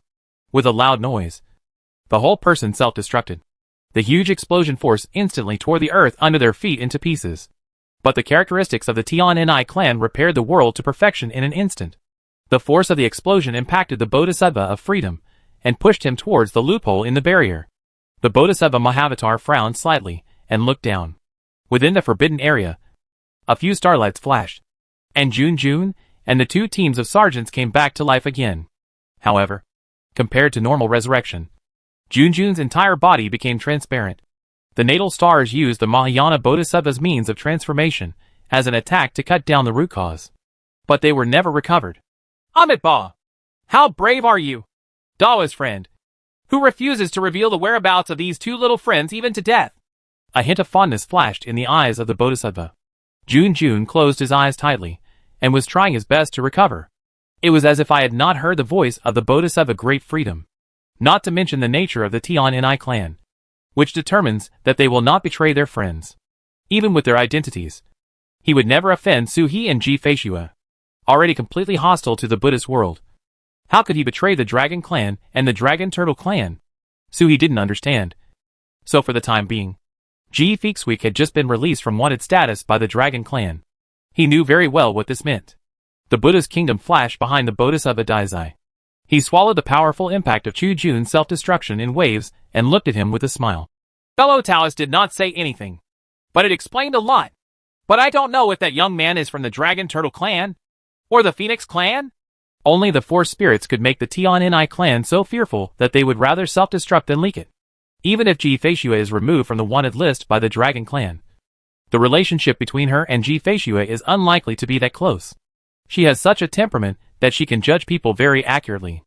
This is a required course for monks. On the contrary, that young man has both the magical powers of the Dragon and Turtle Clan and the magical powers of the Phoenix Clan. Looking back carefully, aren't the wings on his back closer to those of a peacock? A human-animal hybrid like Ji Feishua? The peacock is destined to be a Buddhist. The Bodhisattva stepped on it, and a lotus flower completely suppressed Jun's self-destruction. Q. Check what happened to everyone in the Feng clan. Without any harm. The old monk bowed and accepted the order. In Yunming's temporary cave, Ji Feishua opened her eyes and looked outside. Then a strange feeling appeared in her eyes, and she turned to look at Suhi, who seemed to be in deep sleep. Feng Si is here. Do you want to meet him? Sacrifice to Grandma? Suhi opened his eyes suddenly. I was a little stunned for a moment. Just hearing the cry of Phoenix outside, a chill came over me. Ji Feishua stood up and walked out. An extremely huge iceberg fell from the sky. It did not turn into the size of a peacock like in later generations. It still blocked the sky and hung in the sky above Yunming's. The icy air was released. The swampy water rippled, and the water beneath her instantly condensed and froze. A mysterious bird floated next to Feng Si. The black bird is not as big as an ice phoenix. Its wingspan is only more than 10 feet. Its appearance is somewhat like a blue bird, but also somewhat like an ordinary swallow. The slight flapping of its wings gives people a feeling of lightness and speed. Feng Si looked down at Ji Feishua and smiled. You guys, you run away and don't plan to go back? How did you get rid of the wanted ones? How could those old guys from the Dragon Clan come around? Ji Feishua didn't say anything, but smiled and looked at Suanio next to her. It's really this mysterious bird that has been brought back to the mysterious world. This is the plan to unleash everything on the Phoenix Clan.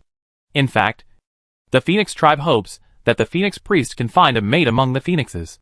After all, there are not many female phoenixes, and they are reluctant to let their wealth go to outsiders. This black bird is going to be questioned. Feng Si blinked and looked at Ji Feishua. Why are you calling me brother-in-law?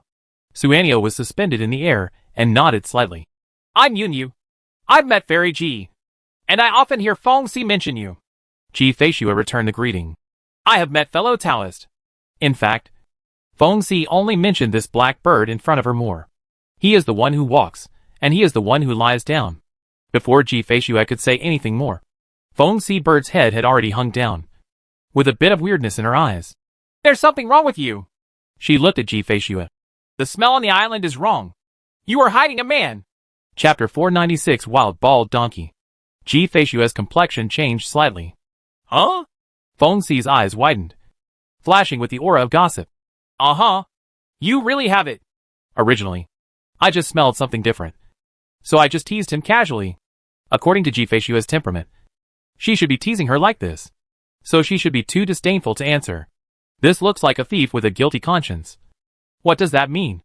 She turned to look at the cave, her head next to Jifeishua, and whispered, "Why don't you call him out and let us see him?" Why is Zionese stingy? While she was gossiping, she saw the door of the cave open with a creak, and a black figure walked out. He has red lips and white teeth, is dressed in black, looks like a young man, and has colorful wings on his back. Not only does he not look weird, but he also adds a bit of sassiness. "I'm here, Gulu. I've met two fellow Taoists." Jifeishua, judging from this guy's tone, this Gulu must be his elder in future generations. Right? It should be recorded for him and handed over to the elder in the future. Suhi was smiling. Feng Zhu did not allow him to reveal his identity at will. Suhi didn't know what the meaning was. But there was nothing wrong with listening to the old man's words. "I'm Yunyu. This is my wife, Feng Si. I met my Taoist friend and rashly harassed him. I hope that my Taoist friend will forgive me." Suanio landed on the ground, nodded slightly, and looked at Suhi curiously. Feng Si repeated Jifeishua's name every day, and his ears almost felt like cocoons. The image of Jifeishua that Feng Si created for him was that of a cold and arrogant fairy who kept away from strangers. As a result, when they met for the first time, they found that such a fairy actually had a Taoist companion. And he was also such a young man with red lips and white teeth, probably weighed down by the body of the dragon turtle and the peacock. Suhi's body does not look like he was in his 20s in his previous life. He looks like he is only 17 or 18 years old, which is a perfect match for Jifeishua at this moment. Feng Si looked at Suhi. Although it was the first time for him to meet this fellow Taoist, there was an inexplicable intimacy with him. Even Yunyu felt this way.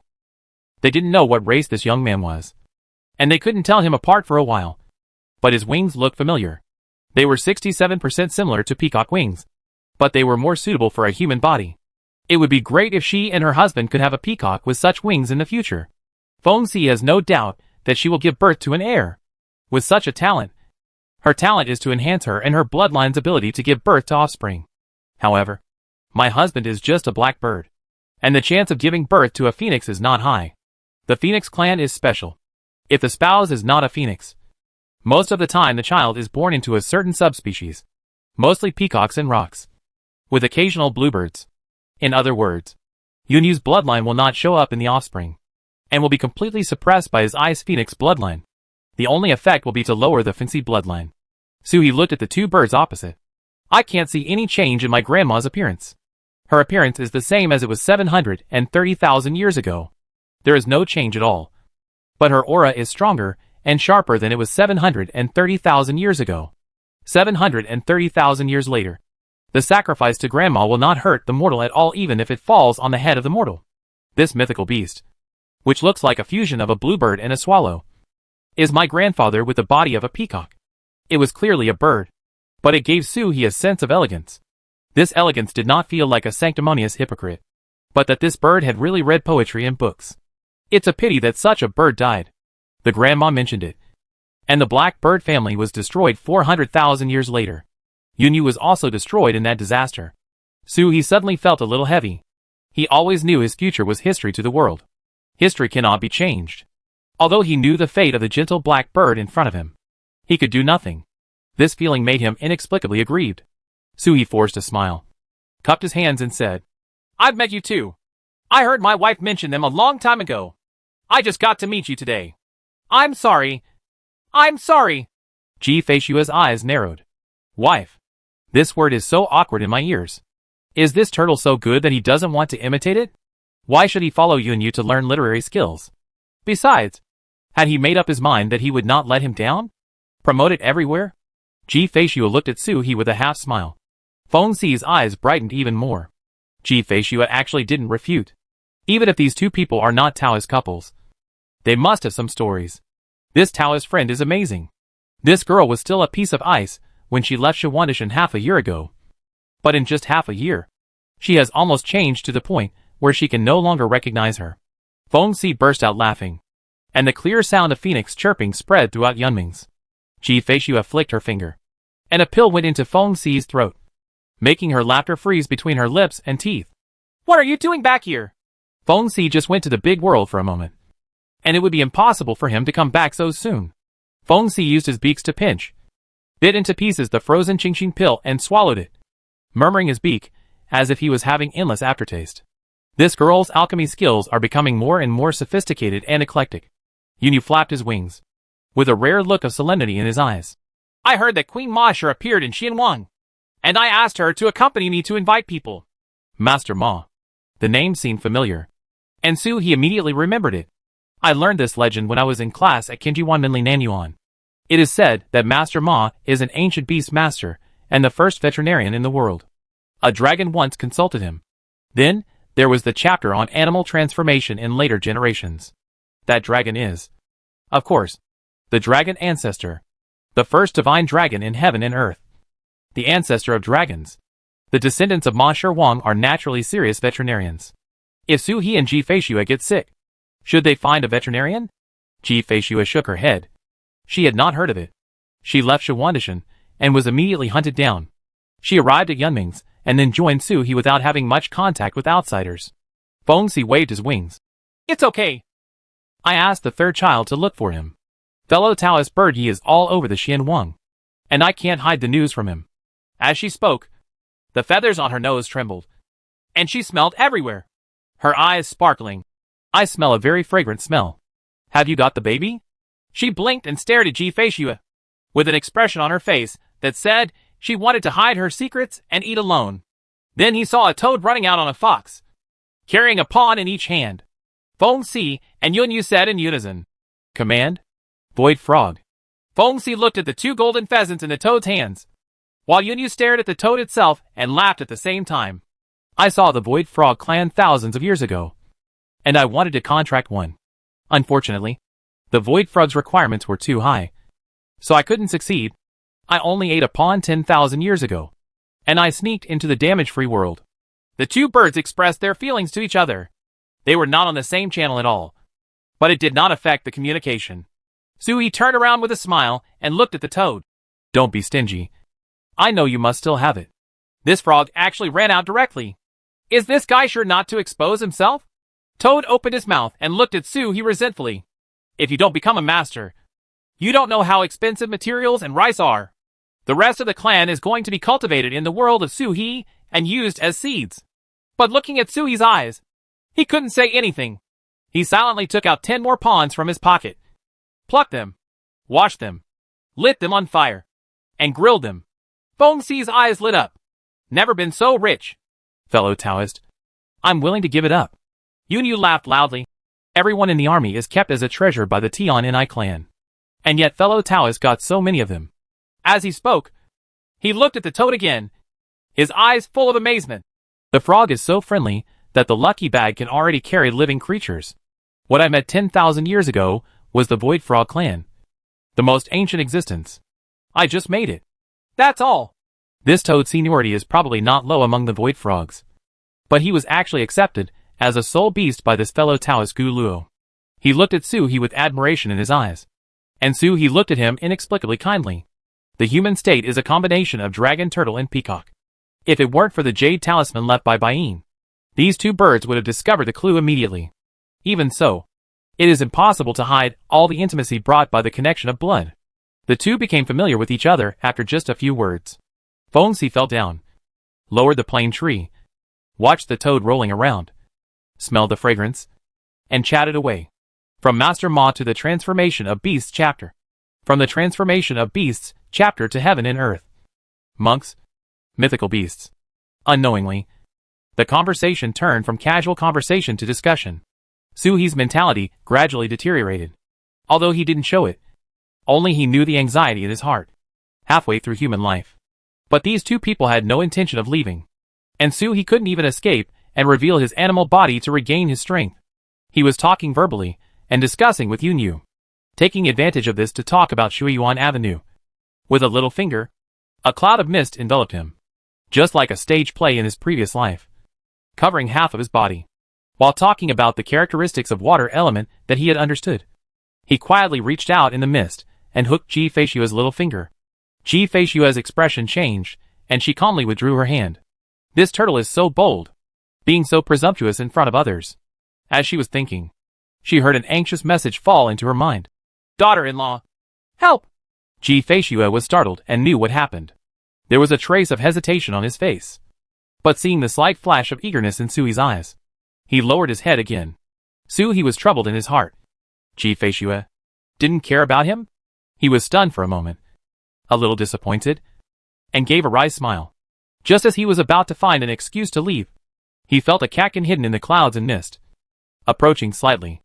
The ice is cool, like a piece of frost jade, but a little less warm and soft. Sui was immediately overjoyed. He looked towards Ji Feishua and heard a message from Ji Feishua. Meditate! Discuss the Tao! Immediately, a burst of true energy passed down Ji Feishua's palm. It's not strong, but it's stable. After entering Sui's body, he actively cooperated with him to refine, fuse, and replenish. A hint of coolness entered the body, and Sui's feeling of deficit immediately improved. I don't know why the two people's true energy is so harmonious, and there is almost no sense of awkwardness in the exchange between them. Sui held her hand and squeezed it gently. Fairy Qingxuang was as soft as if she had no bones. Use the palm of your hand as a channel to transmit true energy. It is best to sit facing each other, with the palms of your hands touching and the palms of your hands touching. Sui and Ji Feishua sat side by side. Of course, they couldn't do this, but Sui greedily asked for the true energy provided by the fairy. The hands that were held together became intertwined without even realizing it. The transmission of true energy is unimpeded. Ji Feishua's face looked the same, but her ears were slightly red, with a hint of pink. Especially opposite are Feng Si and Yunyu, who are Su Hezhinger's elders. Right? Suddenly, there was a sense of absurdity that I was forced to meet my parents. Once this feeling arose, it was no longer possible to look at Feng Si in a normal way, and Ji Feishua looked at Bing Feng with something strange in her eyes. Feng Si gnawed on his dagger and gradually stopped moving. His wings trembled. Feeling a little uncomfortable, he looked at Ji Feishua and asked, Me? What's wrong? Ji Feishua's eyes closed slightly. Just behind Feng Si, a voice sounded. Amitabha! Fairy Ji is so perceptive. The poor monk is invisible here. Even the fairy can detect it. Everyone's expressions changed as they saw a novice monk slowly walking out from the air conditioning behind Feng Si. He walked out and looked at the four people in front of him in amazement. This black bird has long been famous, and it is clearly a second-class divine beast. When it reaches adulthood, it can only reach the 5th level of the open heaven. However, he has cultivated to the 6th level of Kaitian. In recent years, there have even been rumors that he is likely to improve the bloodline of the Blackbird clan. Needless to say, Feng Si, Bing Feng, a member of the Phoenix clan with rare blood, is extremely talented, has been in adulthood for a long time, and is at the 7th level of the open heaven. He is the first generation of the Feng clan to carry the cauldron. These two birds had not yet surprised him. What made him unbelievable the most was Ji Feishua and Sui. One Luandao deliberately pulled toward Shui Yuan and released mist to explore all directions, while the other directly skipped Feng Si and looked for him. He must have found him. Otherwise, how could there be such a coincidence? As soon as the guy who called himself Gu Luo communicated with Ji Feishua's expression changed when she looked at Feng Si. The Bodhisattva of Freedom shook his head and looked at Feng Si and Yunyu. I originally wanted to wait for the two of them to leave and show up again. After all, the poor monk doesn't want to offend the Feng clan for the time being. He looked at Feng Si and Yunyu seriously. Both of you, how about leaving now? As far as the poor monk knows, the Empress Ma sure is in Jixia Academy. Why don't you two go directly? What responded to him was the sound of a phoenix that sounded as if it was breaking silk and breaking gold. Easy! Ji Feishua immediately pulled Sui and jumped up. For elephant formation!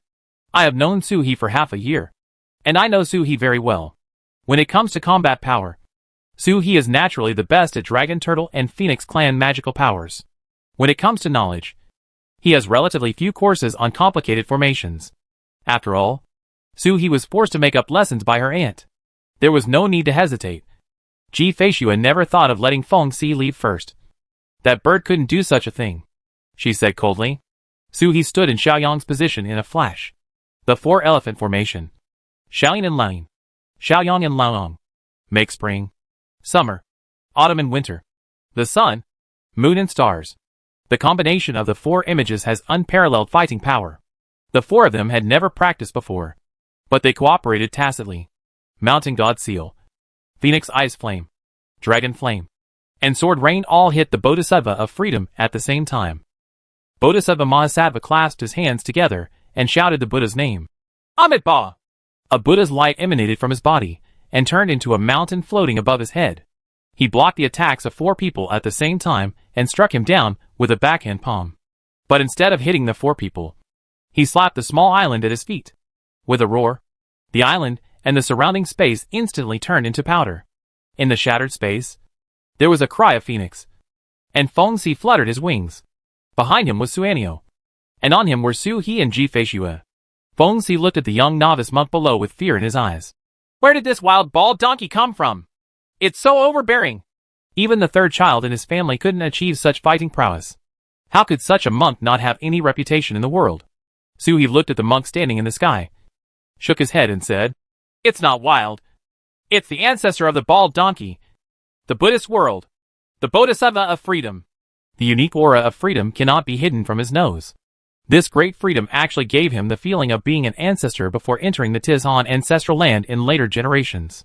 That is the ceiling of combat power that the ancestors of all worlds cannot reach. Feng Si's fluttering wings fell into silence. And after a while, a voice came through in a low voice. Can you tell me how you two got into trouble with such an existence? This bald donkey obviously came for Ji Feishue and his man. Fengzu's bird feathers.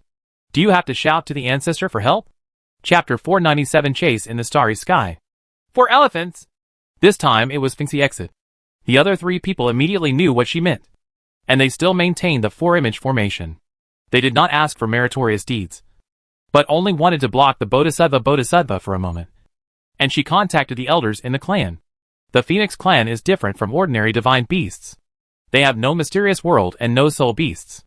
The way to contact the same clan is to inherit the blue bird in the phoenix nest. Su He does not belong to this era. When he enters the phoenix nest, all he can see is the future phoenix nest. And there is no blue bird. The blue bird belonging to Su He. 730,000 years later. Following Feng Si's words, the 4 people's anger instantly connected. The 4 symbols formation and the 3 talents formation are somewhat similar but different. The 4 symbol formation and the 4 human Tao are connected, each showing their strengths, as if they were one body. The core of the formation is constantly changing, and anyone can be the protagonist. The core has the characteristics of others. Su He's defense, Yun Yu's agility, Feng Si's control, and Ji Feishue's coldness. Daughter-in-law? Su He clenched a fist with one hand, looked at the Bodhisattva Mahavatar, and called softly. Ji Feishue shook her head. No! Ji Feishue understood what he meant. Su He wanted to take advantage of the 4 people's energy connection and the strongest strength to attack instantly with Shen Hua. The combined strength of 4 people may harm the Bodhisattva Mahavatar, but destroying one's strongest defense, or even the strongest attack, is not worth the gain. Su He's mountain god seal is deformed and can exert 6 times its combat power. Feng Si may not be able to perform such an attack. The 2 of them had a clear understanding of each other, and after 2 words of exchange, they heard Yun Yu's voice. Knowing! Spiritual sense! Kick wildly! Flying snow! Every time Yun Yu said a word, Su He felt a state of blessing on his body. Perception, reaction, and agility are magnified several times. The only weak point is the explosive power. Crazy Slash increases the explosive power, but it has little effect on Su He. He can basically reach his limit with every strike. Improving explosive power does not mean increasing supply, but simply releasing the power you possess. Su He was originally in this state. This is the advantage of a strong physical body. Su He has never deliberately cultivated the physical body. This is a characteristic of the Dragon Turtle clan. The physical body of the Dragon Turtle is naturally powerful and unreasonable, and it advances along with the inner world. The Phoenix Priest beneath him soared several times faster. The blue ice flame swept across the sky, freezing the space wherever it passed. An ice flower exploded in the sky. Then I heard the laughter of the great freedom Bodhisattva. Amitabha! Why do you need to look down on me? Fellow Taoist? The first time the poor monk landed in Yunming's, this place could no longer contact the outside world. It was this place that was turned into powder. It is absolutely impossible for the outside world to discover it. Feng Si wanted to attract the attention of other powerful men in Xianhuang. In the Buddhist world, everyone is shouting and beating you. No matter how high your Taoism is, it will be of no use if you are really noticed. But he is a bodhisattva. Is there any situation that cannot be considered? It's not like he was able to resurrect his consciousness from the dead. In the non-destructive world, they deduced that he might be from the Phoenix clan. So they immediately asked the Buddhist world to investigate the movements of everyone in the Phoenix clan, and chase the Phoenix priest, who was most likely to be close to them. Along the way, they bumped into Ji Feishue and Su and Yunming's. Millet, the bodhisattva of freedom, smiled, and struck this side with a backhand palm. This ordinary palm made everyone's souls escape. The power of this palm is more powerful than Gu Luo's strike of the mountain god seal. Open! He shouted urgently. And then he felt the power of the other three people being mobilized by him. The foreign minister Guishan flashed and turned into a physical entity in an instant, covering everyone. Even the huge Feng Si. The bodhisattva great freedom comes with a palm seal. With a muffled sound, He Zongfeng's pawn suddenly soared, and foreign minister Gishan's stalemate exploded in an instant. The gap between Tao and Xing is too big. He spat out a mouthful of blood, and Toad immediately took back all the blood with a wave of his hand. Hearing a dragon roar, concubine Ji's snow body turned into a white dragon, coiling around Suhi. The moon sinking in her mouth was like a hook, and she suddenly spurted out, turning into a stream of light and rushing towards the Bodhisattva Mahavatar. The Bodhisattva Great Freedom smashed Suhi's appearance, but the wind of his palm remained unchanged and printed directly on Shinyu. Half of the entire sky turned into golden Buddha light, and half turned into cold moonlight. But the stalemate didn't last long, and the Buddha's light suppressed the moonlight. The entire sky turned into a golden color. It was clearly golden, but it gave people the depressing feeling of a gloomy dusk. I can't even breathe, and I can hear my own heartbeat pounding in my ears, like muffled thunder, getting louder and more irritating. Under the muffled thunder, bursts of Sanskrit sounds could be heard. The sound is soul-piercing, as if it wants to pull out the person's soul. You can vaguely see goddesses dancing in all directions, as if they are on the other side, tempting to pursue. A hint of coolness flashed through the ice crystal between the eyebrows. He shook his groggy head and let out a long roar. The divine power spread in all directions, but it did not attack the Bodhisattva of freedom, but impacted everyone's minds. The sting caused by the attack on the soul instantly brought everyone back to their senses. Ji Feishue flicked her fingers, and several Qingxing pills landed in everyone's mouth. Then he felt that all his strength was transferred to the ice phoenix beneath him along the formation. Hearing the cry of the phoenix, like the sound of gold cracking silk, he saw an arrow condensed with frost on the grandma's body, piercing the golden light in the sky and shooting straight towards the Bodhisattva Mahavatar. The Bodhisattva Mahavatar clasped his hands together and said with rare seriousness, Amitabha! A translucent golden bell appeared outside his body, with the Chinese character, Buddha, engraved in relief on it. It looked like a real thing, with its simplicity and vicissitudes of life. A bell rang, and Feng Si's frost arrow shot at the golden bell. The arrow cluster got stuck on the golden bell, and could not move forward for another half-minute. Amitabha! The friendly and magical power of the Tao! Bodhisattva Great Freedom exclaimed in praise. This was the dawn of the Phoenix clan. An arrow passed through the darkness, and dawn came. The four-symbol formation is indeed extraordinary. Using the formation, Feng Si was the only one among the four who posed a threat to him. The four spirits of the seventh level of the open sky, even if they are not dragons and dragon turtles who are good at fighting, are much higher than the ordinary seventh level of the open sky. So jealous.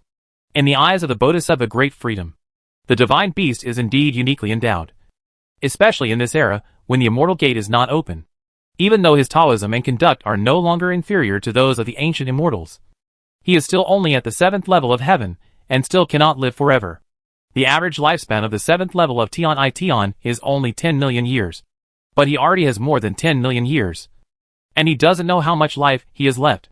This is also the fundamental reason why Bodhisattva Mahavatar is determined to get the marriage certificate.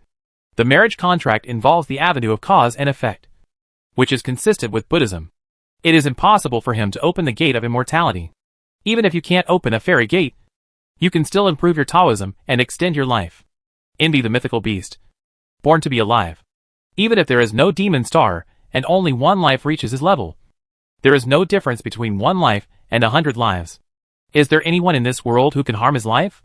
The Bodhisattva Great Freedom spoke. And in a flash, he appeared beside Feng Si with a golden bell on his head.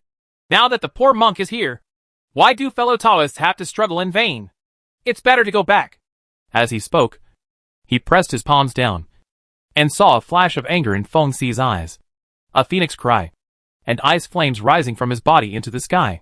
However, it did not cause any harm to the Bodhisattva Mahavatar. Instead, his figure flashed away, disappear. It was as if he had been annihilated by the palm of the Bodhisattva Great Freedom. The four-image array was instantly shattered. Feng Si disappeared. Yunyi let out a shrill cry, turned into a black shadow, and rushed towards the Bodhisattva of Freedom. However, it hit the Buddha's light of the Bodhisattva of Freedom, and the black bird's figure became illusory, and then disappeared. Suhi's expression changed slightly. He picked up the white dragon divine machine, flashed it, and immediately ran away. Can't beat it. There is no possibility of victory. The Great Freedom clone in front of him really has the combat power of the ancestors of later generations. The 7th level divine beast of Kaikion has no chance to resist in front of him. If my aunt was here, maybe we could still fight. The worship of grandma at this moment is not enough. The higher the realm, the more terrifying the arrogant ant can be.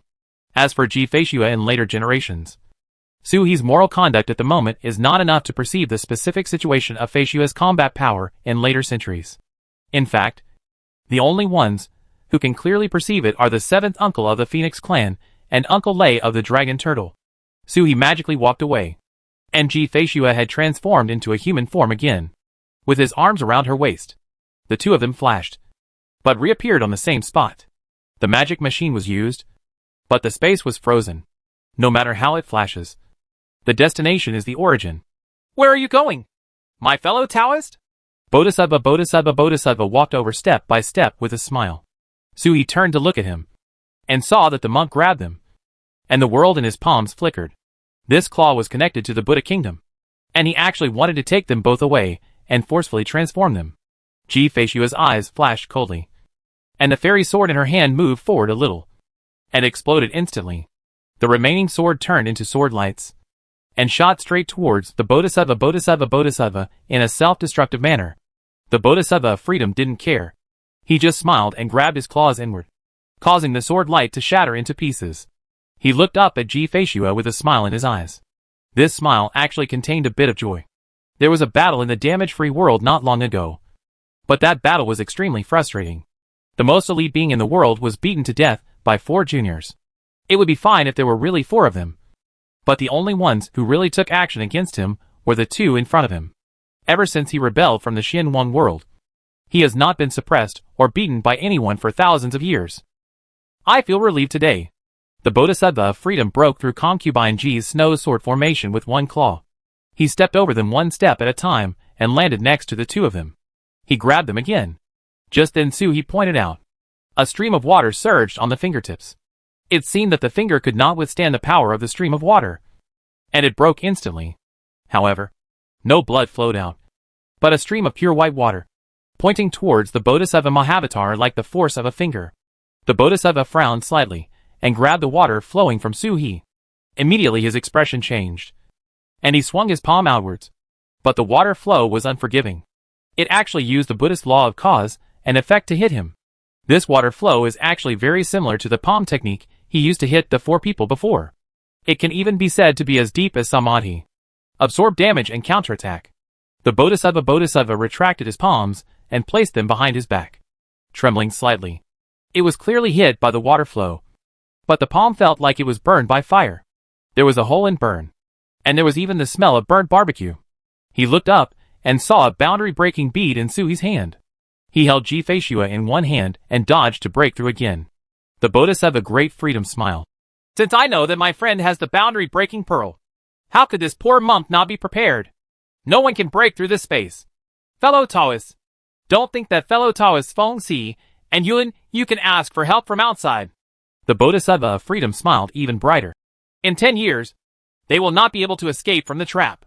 If he didn't want to face the dragon and phoenix tribes at the same time, the phoenix priest wouldn't be able to leave today. There should be one more phoenix protector and deity in the Buddhist world. Suhi's expression changed again. Ji Feishua's expression remained unchanged. Still cold, She pushed Suhi's arm around him away, and took out another fairy sword from somewhere, with fighting spirit climbing up her body. If you can't hide, then fight. A trace of struggle flashed in Suhi's eyes. If you can't defeat the avatar of Mahavatar Bodhisattva, you have no chance of winning in a deadly fight. Unless the Thunder King of China and the West is summoned from the Netherworld. But this is the Bodhisattva Great Freedom. And I don't know what will happen if I open the Netherworld. Recalling the state of the Western Thunder King that day, sitting on the throne to suppress the Yin Qi, it seemed that he could not leave easily. If someone of a mortal master level knew about its existence, I don't know what would happen. Especially this person is the great self-contained Bodhisattva. Suhi closed his eyes slightly. Daughter-in-law, don't resist. Follow my strength. I have one more move. If it doesn't work, you and I will fight to the death. When Suhi passed the message, he saw the Buddha's light gathering slightly in the eyes and ears of the Bodhisattva Mahavatar. Heavenly eyes and divine ears. Judging from his state, I'm afraid he still wants to use his mind. Suhi's expression changed, and he grabbed Ji Feishue. The other hand was drawing in the air, and the blood from the newly broken finger flowed out and turned into a rune. Runes flickered and fell on the boundary-breaking pearl. Done! Suhi's eyes lit up. Surprise flashed in the eyes of the Bodhisattva Daizai. Become the Emperor! This is the rune that seals the world of Emperor across the Sea of Stars and summons the Ancestor. This person is still involved with the great world of Emperor Feng. The Bodhisattva of Freedom's expression changed slightly, and he grabbed Suhi, only to see Suhi pulling Ji Feishue and disappearing in an instant. It works! Suhi was overjoyed and pulled Ji Feishue forward, surrounded by a rainbow-like space passage. During the Fengzhong battle, he was tricked by the third prince of the Fengwang Palace, and a star sea summoning rune fell on him by a member of the Yuanzun clan. He once forcibly summoned Suhi, who was wearing Buddha's garb. The person he faced at that time was also the Bodhisattva of Freedom. The third prince forcibly summoned him, but he saved Suhi's life. It was naturally impossible for Suhi to completely master such runes after using them once.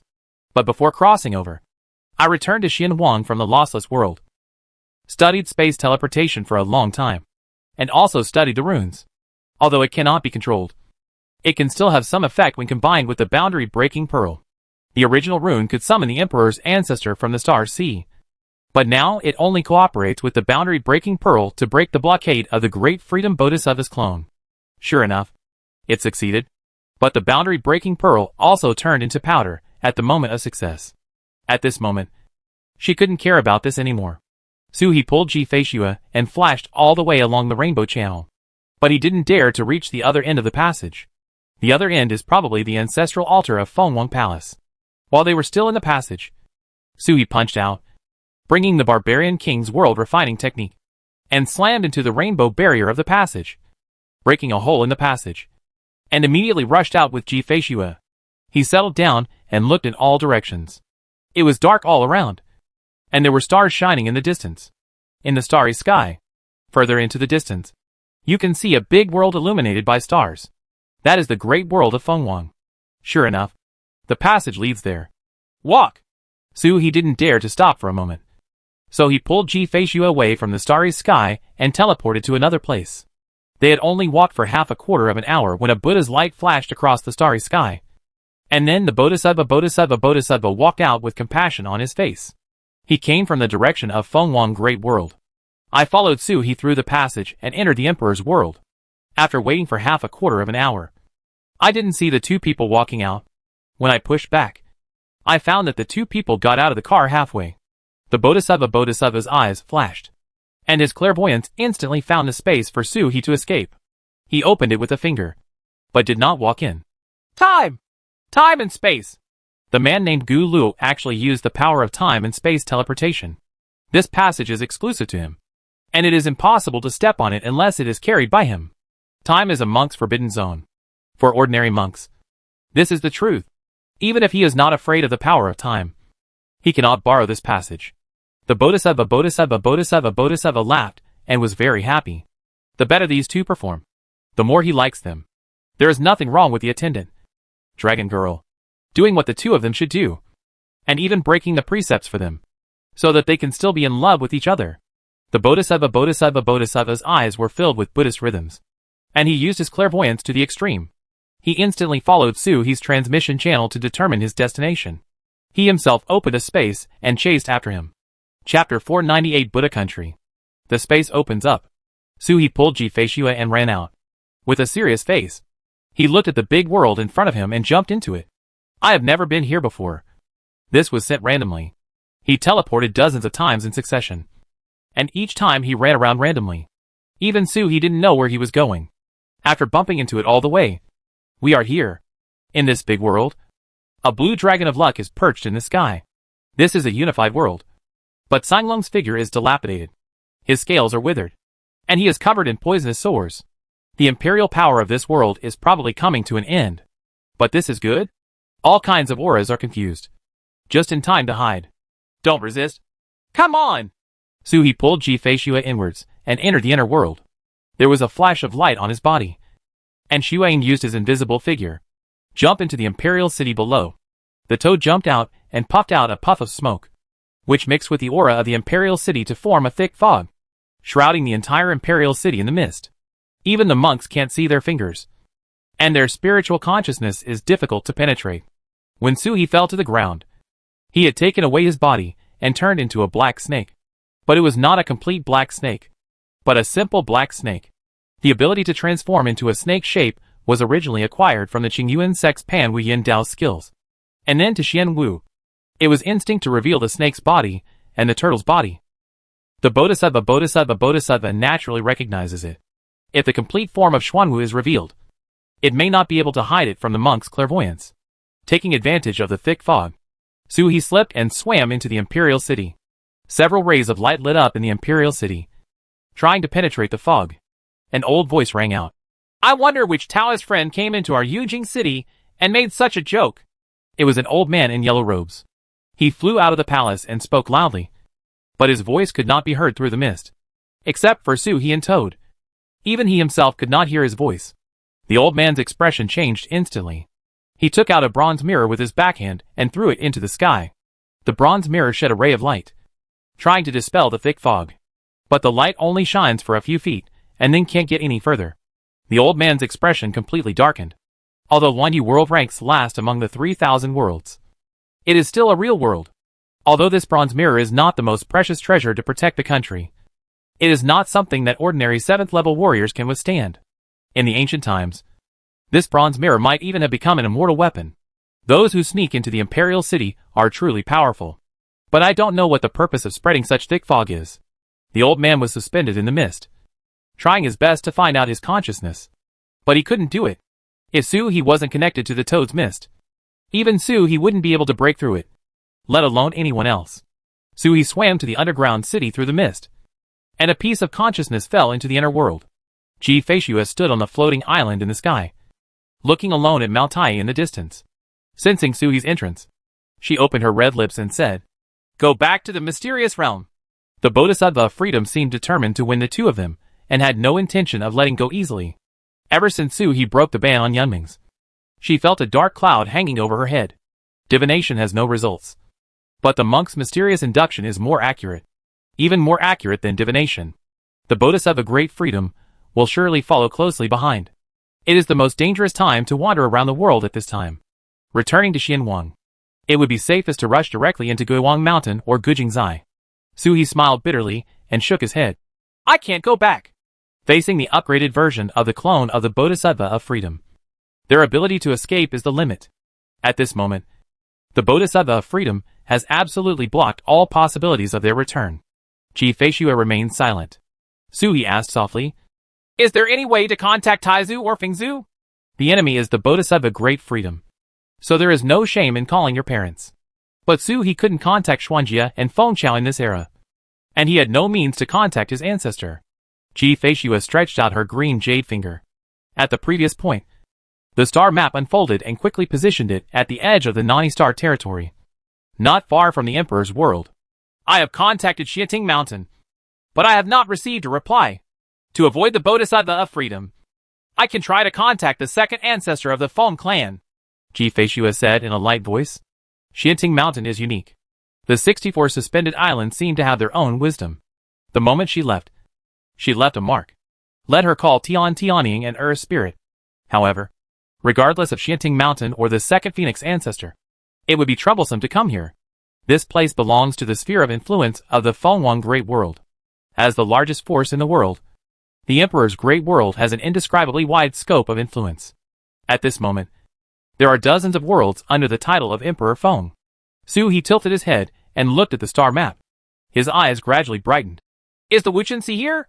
This star map is somewhat different from the one he has mastered. The Huangzu's Wuchen Sea is actually not far away from the great world of Luanyu. Of course, this distance is based on the world. If you want to reach it, you will need to transfer space at least a dozen times. The Wuchen Sea in later generations is far away from here, in an uninhabited starry sky between the Fenghuang and Xianhuang. Go find Huangzu. Sui's eyes lit up. Ji Feishue, ? The Wuchen Sea is the transformation of Qinghua. Huangzu. In this era, we are not the ancestors yet. You know who I am talking about. He is in the Wuchen Sea. Sui didn't know how long it had been since Huangzu had suppressed Wuchenhai, but he thought it had been a long time. When people from all over the world mention Wuchen Sea, they regard it as a forbidden land for dragon turtles. This is not an impression that can be formed in a short time. Sui had a look of joy on his face. He didn't need Huangzu to recognize him. As long as he could help contact Taizu, everything would be fine. Daughter-in-law. Wait! As Sui spoke, his consciousness exited the inner world and reviewed the surrounding environment. There are signs of artificial repair in the underground river of the Imperial City, and it is faintly connected to the entire city, forming a large city protection formation. This formation should automatically sense the crisis and automatically protect the city. But I don't know why I never sensed the toad's smoke. Sui suppressed his terrifying aura, pretended to be an ordinary beast, and rolled around in the moat. He didn't care even if it was touched, as if he couldn't see it. Such unscrupulousness did not cause any abnormality. As long as the formation swept over, he ignored him. The hidden jade talisman left by Baiyin is somewhat overbearing. Sui disguises the aura of a strange beast, but his own aura cannot be detected by others. Sui chased a crocodile and rushed out of the Imperial City along the underground river. When he turned around, he saw a ray of Buddha's light descending from the sky and falling into the fog of the Imperial City. As expected, the Bodhisattva chased after him closely. Amitabha! Taoist friend! It's a good trick. You can use the roots of the world tree to make fog. The voice of the Bodhisattva came out through the fog. Sure enough, fog is not omnipotent. It's just that I have never met anyone who can break it. A loud sound, and a wave of sound drove the fog in all directions. Thick fog rolled out of the Imperial City. But the fog in the center of the sound did not decrease. Instead, the sound seemed to strengthen the fog and expand the scope of the fog. There was a hint of wonder in the eyes of the Bodhisattva Great Freedom. The old man from the Imperial City slightly raised his hands in the direction of the Bodhisattva Daisy. Is this a fellow Taoist from the Buddhist world? Is the former king of Zhenjiang under Zhao Yuanyu chasing the enemy? I hope you will dispel this fog. I will cooperate with you to catch him. The matter of arrest. All the realms under the Emperor's jurisdiction have a good relationship with the Buddhist realm, and they are also the main source of disciples in the Buddhist realm. The old man yelled, but he didn't know if his voice was heard. His eyes, ears, mouth, and nose were all lost in the fog, and they were all blocked by the thick fog. When the heavy fog came, only the voice of the great Bodhisattva came. The fog in Toad at this time was many times stronger than the one that trapped the third prince in the Emperor's world. It was incomparable. The Bodhisattva Great Freedom stood in the thick fog, with green light flashing on the lotus platform under his feet. He looked in all directions with his heavenly eyes, but Sui and Ji Feishue were nowhere to be seen. But he was convinced that those two people came here. There are still two people in the starry sky here. First there is all of them. Then Ji Feishue's aura disappears. And then the man who calls himself Gu Luo falls from the clouds and gets into the thick fog. And the aura disappears. The thick fog had some effect on him. My fellow Taoist's method is unexpected. But if my fellow Taoist thinks that he can cut off his fate with the poor monk by relying on this mist, he would be underestimating the poor monk. The Bodhisattva of Freedom said with a hint of a smile. Another loud sound sounded, and a ray of Buddha's light centered on the Bodhisattva shone in all directions. Although it could not dispel the fog, it penetrated the fog and dyed the entire Imperial City golden. Underneath the sound, there are bursts of Sanskrit sounds, like murmuring or chanting. When the Sanskrit sound started to sound, the face of the old man in the Imperial City suddenly changed. May I ask which fellow Taoist from the Buddhist world wants to save all the people in my city? The fourth prince of our dynasty is the candidate for the son of Buddha. As he was speaking, he saw a Buddha's light falling on his eyebrows, like a meteor. His open mouth blinked, and there was no sound. And even his eyes became confused. What followed was an outpouring of endless piety. A Buddha's light shot up into the sky, dyeing the mist even more golden. At this moment, a majestic voice rang out from the palace below. How impudent! Who took advantage of the emptiness of my imperial city to save all the people in my city? This voice actually resounded throughout the entire imperial city through the mist. I saw a big seal rising in the sky, hanging above the imperial city, heading down to the next town. The fog all over the city was pressed downwards. It did not dissipate, but was suppressed infinitely. The more it pressed, the lower it condensed. The height was only 30 or 40 feet. That's the Prime Minister's seal. Following a bright yellow aura, the prince's great seal also rose, stood in the air, and pulled downwards. The destiny dragon above him roared and jumped down. The dragon chants overwhelmed the Sanskrit sounds. But there was a bit of pain in the dragon's roar. Even the scales stank, unable to exert the true power of the one-world-luck divine dragon. In the absence of the emperor and ministers, the prince and prime minister of the supervisory state took charge of the highest authority of the empire and mobilized Sunlong to suppress foreign enemies. Amitabha! The voice of the Bodhisattva rang out. The poor monk is just using your eyes, and has no intention of harming your dynasty. At the same time as his voice sounded, the Buddhist kingdom unfolded above the imperial city, and heavy rain fell from the Buddhist kingdom and fell on the imperial city. The imperial city that was still sleeping came to life.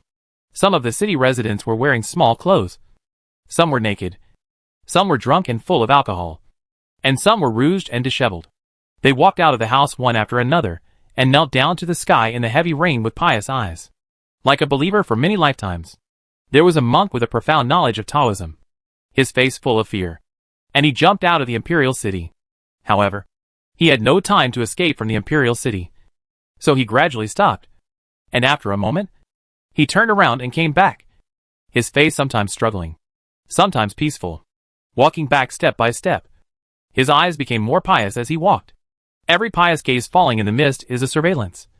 Searching the mist, looking for Suhi.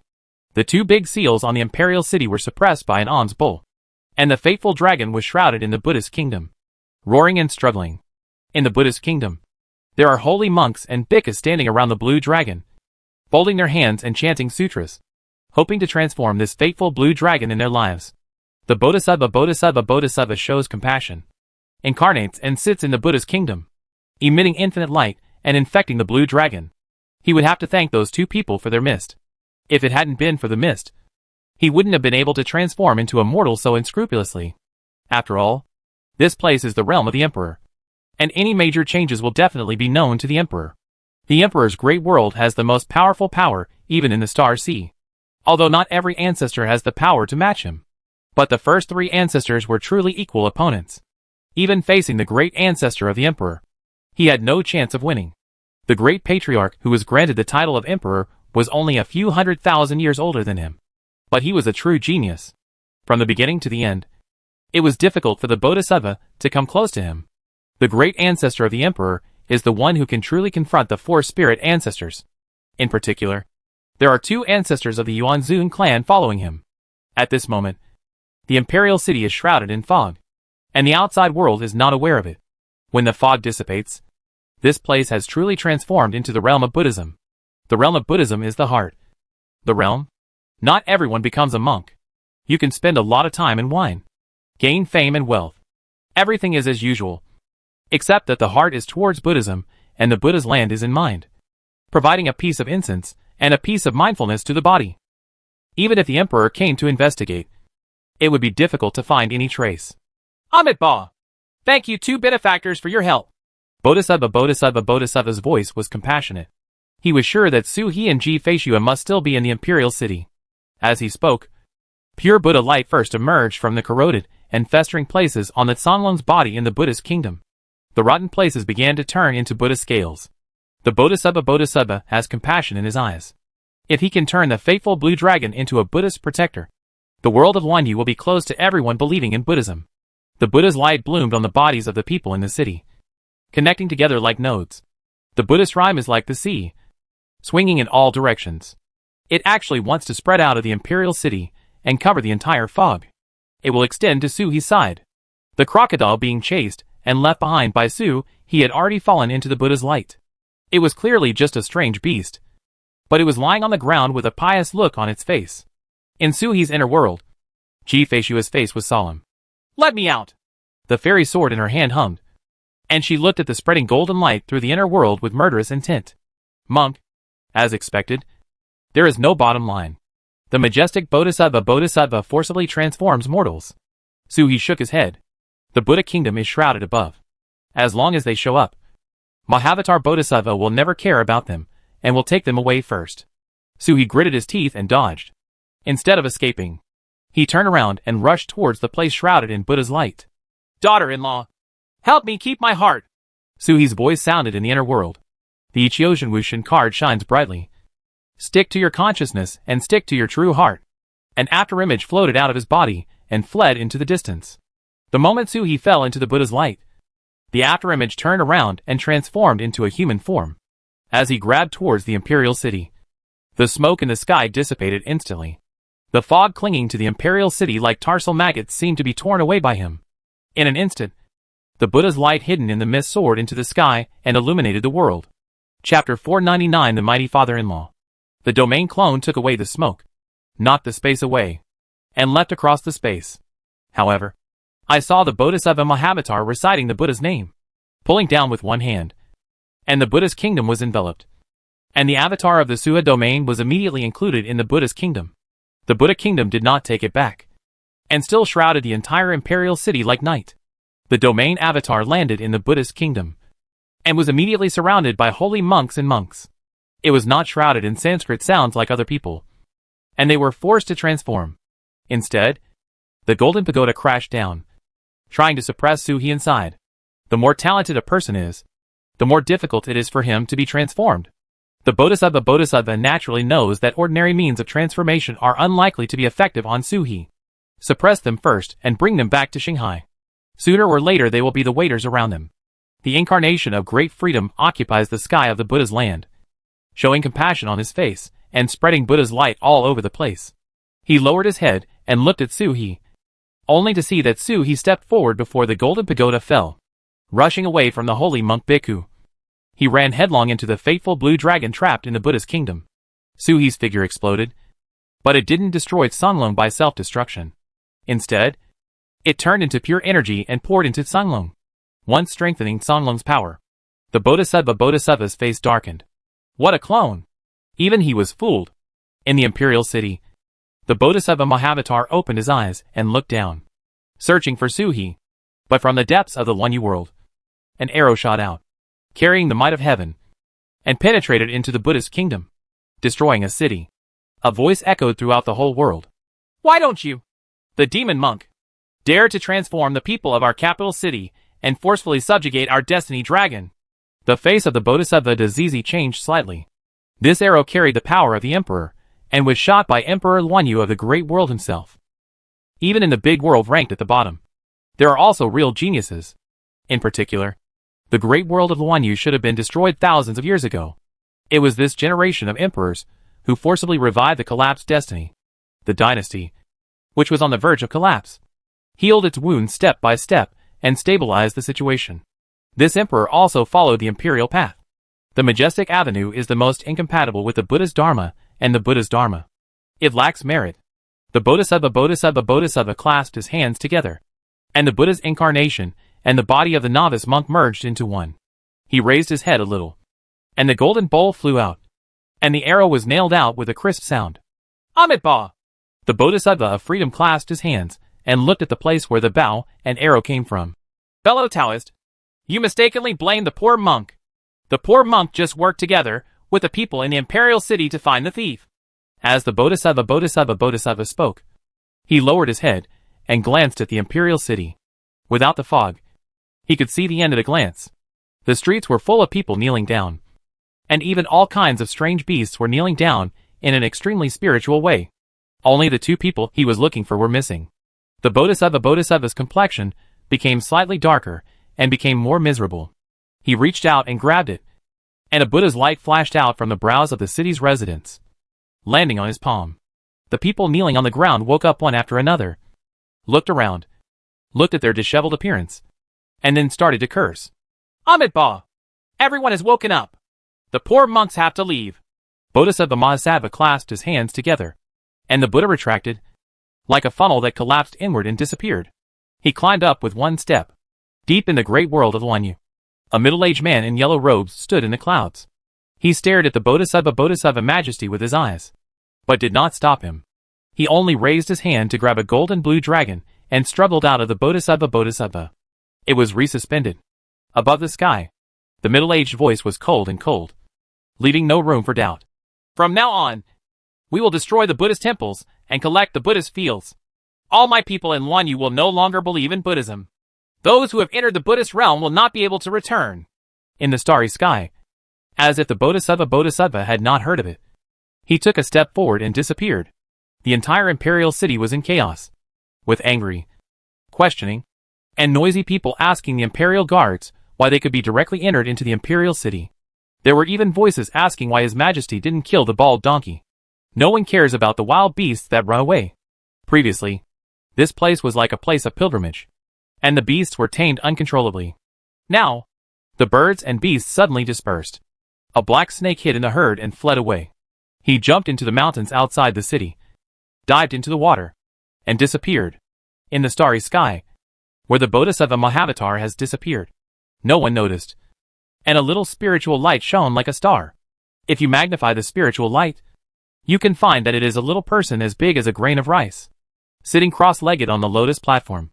Although he is sitting casually, he is full of Buddhist charm. There is still a small Buddha kingdom unfolding behind his head. At this moment, in the Buddha kingdom, a little starlight condenses and falls on the land of the Buddha kingdom, turning into a series of vivid little people. They are the people in the imperial city of Lanyu world. Even the beasts in the city are not lacking. When the people came out, they looked around with panic on their faces. Then the earth began to tremble, and buildings rose up one after another. There is a pagoda coming to the world, and the sound of Sanskrit is lingering. The bewildered and frightened people immediately calmed down and knelt down one after another looking at the pagoda. The Bodhisattva opened his eyes slightly as he looked at the Buddha kingdom. Snake! There is one missing snake in the Buddha soul shadow. An ordinary black snake. There is only one situation. That snake did not worship him at all before, and was not transformed. It is interesting that it is within the scope of the Buddhist kingdom, but has never been transformed. The Bodhisattva Mahasabha grinned. I don't even want to know who transformed the black snake. He actually escaped in such a grand manner right under his nose. He stood up with a smile, looked at Lanyu world again, and took one step towards the world. But at this moment, there was a squeaking sound of an ox cart in the starry sky. The Bodhisattva Sutra was suddenly stunned. There was no space fluctuation or magic power fluctuation. The bullock cart seemed to appear out of thin air. When did someone approach him quietly? Even if it's not the original body. The Bodhisattva Mahavatar slowly turned his head and saw a cold and arrogant cow pulling an ox cart squeaking towards him. But the squeaking sound was not from the ox cart. How could there be any sound in the starry sky? The voice is the oral dubbing of a scholar on an ox cart. The cow listened to the voiceover behind her, with a look of disgust on her face. Her pace became more and more awkward as she walked, and her expression became colder and arrogant as she walked, as if she wanted to leave the scholar behind her far behind. But the scholar is sitting on the bullock cart. The faster it goes, the more urgent the scholar's dubbing is, and he can always get stuck on the rhythm point accurately. The bullock cart trotted along the ground and stopped in front of the Bodhisattva in an arc. The scholar stuck his head out and said with surprise to the Bodhisattva, "Ah, little bald donkey." From the moment he opens his mouth, he is an uneducated ruffian.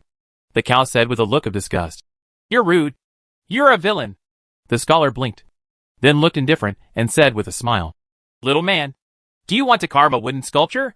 I have never carved such a small gadget." As he spoke, his eyes glanced between the legs of the Bodhisattva Mahavatar. People are so small, so why shouldn't the little bald donkey be even smaller? The Bodhisattva's face darkened. Ji Tianshan, I don't know where I came from, or what my identity is. It is rumored that he once hooked up with Meng Lu of the Dragon Clan, who is probably Ji Feishua's biological father. But he was not sure. He had no interest in these rumors. But this person is special. He is an existence older than him. But it is certain This person already existed when he was a child. He even saw him beating the former abbot of Dabi Temple with his own eyes. Dabi Temple is the largest Buddhist temple in the Xianwang world. He and the old monk Gu Jingjai both came from here. Ji Feishue was Ji Tianqian's daughter. In the past, they were just rumors. Now that Ji Tianqian appeared in front of him, those rumors were disproven. This person must be Ji Feishue's biological father. The Bodhisattva Great Freedom stepped on his feet, turned around and walked away. But he heard the sound of a whip behind him. And the bullwhip suddenly whipped out, turned into an arc, and struck the Bodhisattva Mahavatar on the back with a snap. The Bodhisattva Great Freedom stumbled and almost fell into the starry sky. The figure expanded uncontrollably. In an instant, the Buddha's light shone, illuminating a starry sky. All the cultivators in Luanyu Great World raised their heads at the same time, and saw the novice monk in the starry sky almost falling off the lotus platform. Suddenly he turned around and looked at the scholar behind the bullock cart. The scholar had already put away the bullwhip, holding a piece of rotten wood in one hand and a carving knife in the other, and chased him up with a laugh. "You've been whipped by me, and you've been paid. So you have to show off." She looks like a model. The Bodhisattva's face twitches twice. And whose reward is a whip? Besides, how could anyone carve a statue of him casually? His face was gloomy. He looked at the scholar, and his voice was neither humble nor arrogant. "Fellow Taoist, this is too domineering. In that case, let me take the advice from the poor monk." As he spoke, he pointed his halberd, and his fingers were as bright as pure gold, shining directly at the scholar. But he saw the scholar laughing, the carving knife moving forward a little, and poking at the fingertips. There were illusions rising behind the two of them. Behind the Bodhisattva, the shadow of the Buddha's kingdom appeared, and the monks chanted sutras. A palace appeared behind the scholar, with extremely majestic carved beams and painted buildings, but no plaque was revealed. "I don't know where the palace is." With a collision, the carving knife pierced the golden light. He lifted it up and picked out a drop of pure gold blood from the fingertips of the Bodhisattva. He swung it to the side, and the blood fell on the rotten wood. The wood squirmed and was about to turn into the Bodhisattva. Appearance. The Bodhisattva Chang's expression changed. He recited a Buddha's name, raised his palm to the sky, and a swastika-shaped golden light fell from the depths of the starry sky, focusing on the wooden sculpture. The wood carvings are restored to life as rotten wood. The scholar suddenly became furious, put away his carving knife, and punched the Bodhisattva Mahavatar with his backhand. He clearly looked like a weak scholar, but with one punch, it was as if the starry sky was disillusioned, and countless stars shattered in the wind of the fist, as if he could control life and death in the starry sky with just a wave of his hand. After punching out, Mahavatar Bodhisattva did not dare to show his strength and raised his palm to greet him. The fists and palms met, and in an instant, half of the stars in the entire starry sky disappeared, and half of the Buddha's light shone. Stars exploded on the Buddha's light, breaking every inch of the Buddha's light. The Bodhisattva's face turned colder and colder. This Ji Tianqian actually has such methods, especially this boxing technique. The boxing intention is extremely domineering. Heaven, earth, stars, and sky must all bow their heads and obey your orders. Could it be that the rumors are true? It is rumored that Ji Tianqian is an antique leftover from the previous era, the being who truly opened the gate of immortality. However, immortals are not allowed to exist in this era. So he fell into madness and lost consciousness. He had doubts in his heart, and the Buddha's light on his body was even stronger. A Zen staff appeared out of nowhere, and struck the scholar from behind with a sneak attack. But he heard a cow's cry. The extremely arrogant ox swung its head, and its horn slammed into the Zen staff, breaking one of its horns, but also knocking the Zen staff away far away. In the great world of Luanyu, Suhi, who had just dived into the sea along the underground flow, surfaced in the form of a turtle, with Ji Feishue standing lightly on his back, looking at the stars at the same time as him. Looking at the middleman, his body trembled slightly. At their level, things in the starry sky can be seen clearly. Suhi spat out a mouthful of seawater, and was stunned when he saw his father-in-law beating down with the Bodhisattva Mahavatar looming in the starry sky. "Is my old Taishan so powerful?" he murmured. Ji Feishue was startled, and then her face turned slightly pale. How dare Taishan talk so openly in front of him? From the starry sky to the big world, this small distance is really in front of you. Father's conduct. Ji Feishue couldn't tell. Sometimes she was just like a mortal scholar, and even a mortal could not defeat him. Sometimes he is extremely overbearing. The last time we met, he actually stole the phalanges of the Dragon Clan's Dao ancestor. The Dragon Clan sent out 3 adult divine dragons, but they couldn't beat him. Ming Xiao was just a make-up in a battle like that. Not counting. At that time, my father did not go into battle personally like he does today, but fought with wood carvings. Any of the 3 adult dragons surpass Feng Si. Sanzhou joins forces to traverse the heavens and the world, and it is difficult to find an opponent. My father is at least as powerful as the clone of Mahavatar Bodhisattva.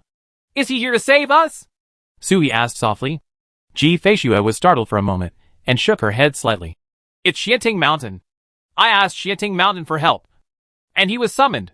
He didn't take the initiative to save his daughter, but since the call of Xianting Mountain, Ji Feishue's hand holding the fairy sword trembled slightly. Since her birth, she has fought countless life and death battles, faced dangers, and nearly died several times. If not for good luck, he would have died early. But no elder has ever come to save his life. This was the first time her father showed up to save her. But it wasn't because of her. Ji Feishue's breathing was slightly erratic, and she felt her hand feel warm, and was held by a big hand. The turtle L under her feet had been replaced by a piece of water at some point. He reappeared as a human body and stood beside her. His broad wings spread out to protect her in his wings. He held her hand with one hand and shook it hard. He didn't say anything, just hugged her gently. Are you going to help your father-in-law? My father-in-law has unparalleled fighting power, but people can tell that he is insane. And the great freedom Bodhisattva is the ancestor of conspiracy and tricks. He looked at Ji Feishue, who shook her head. My father was in a bad state. He never suffered a loss in battles with monks, but he could always cheat his teammates anytime and anywhere. The last time he was surrounded by dragons, she went to rescue him, but Daozu's finger bones were taken away by Ge Wangshan. He turned around and left, ignoring his own daughter and leaving her among the 4 dragons. Among them was Ming Xiao, who wished he could tear Ji Feishue to pieces alive. If we go up this time, maybe my father will get bored while typing, turn around and leave, or find a place to carve his wooden sculpture again, leaving the 2 of them in the starry sky directly facing the Bodhisattva Mahavatar. Let's go! Ji Feishue lowered her head and made a decision. While his father was suppressing the great freedom Bodhisattva, he immediately left here and returned to the Xianwang realm. Whether he went to Shurwanda Mountain, Guowang Mountain, or Gujingzai, He knew this was the best choice. He was silent for a moment, raised his hand to clasp the ice heart crystal between his eyebrows, and struck it towards the starry sky with his backhand. But it was not for my father-in-law, but for the scalper. This gift should be given to my father-in-law at the right time. The Bingxing crystal was obtained by Su He from the Yuanzun clan of later generations. It can restore the sanity of the Yuanzun clan in chaos. It is a perfect gift to my father-in-law. At this moment, the father-in-law was having a fierce fight with the Bodhisattva Mahavatar, but it was difficult to interrupt. That scalper can speak human words, so he is a serious monster and can be trusted. Bing Xian turned into a ray of light and shot into the starry sky. The ox turned its head, stamped its hooves, and froze the crystal. It only took one glance to understand the effect of the crystal. The ox's eyes suddenly lit up, and it lowered its head to look at the great world of Luanyu. He stepped towards Su He with satisfaction in his eyes. Such a crystal can be used as a treasure for any clan. The single function of not damaging Zhengchang's understanding is rare in the world, especially for its ability to restore consciousness. It is more suitable for the owner. Is this specially made for the master? Moo! The scalper mooed at Su He. You son-in-law. I admit it on behalf of my stupid master. Chapter 500. Why can't the donor think about it? Su He laughed. Thank you. I'll treat you to some tender grass later. The cow's eyes widened. Old cows don't eat tender grass. We eat meat, it shouted. But Su He below had already pulled Ji Feishue to break through the space and leave directly. Only one voice was left, accompanied by his spiritual consciousness. Next time we meet, we will have delicacies from all over the world. It's up to you to choose. The old scalper snorted and shook his body with satisfaction. He turned around and looked at the Bodhisattva Mahavatar. The corner of his mouth curled up. Bullying my girl and son-in-law? Originally, the stupid master only received a summons from Xianting Mountain. But when she came over, she realized that she and others didn't understand. When she was a mortal cow, she was Ji Tianchun's mount, watching him and Qilong fall in love step by step, and awakening to the last person step by step.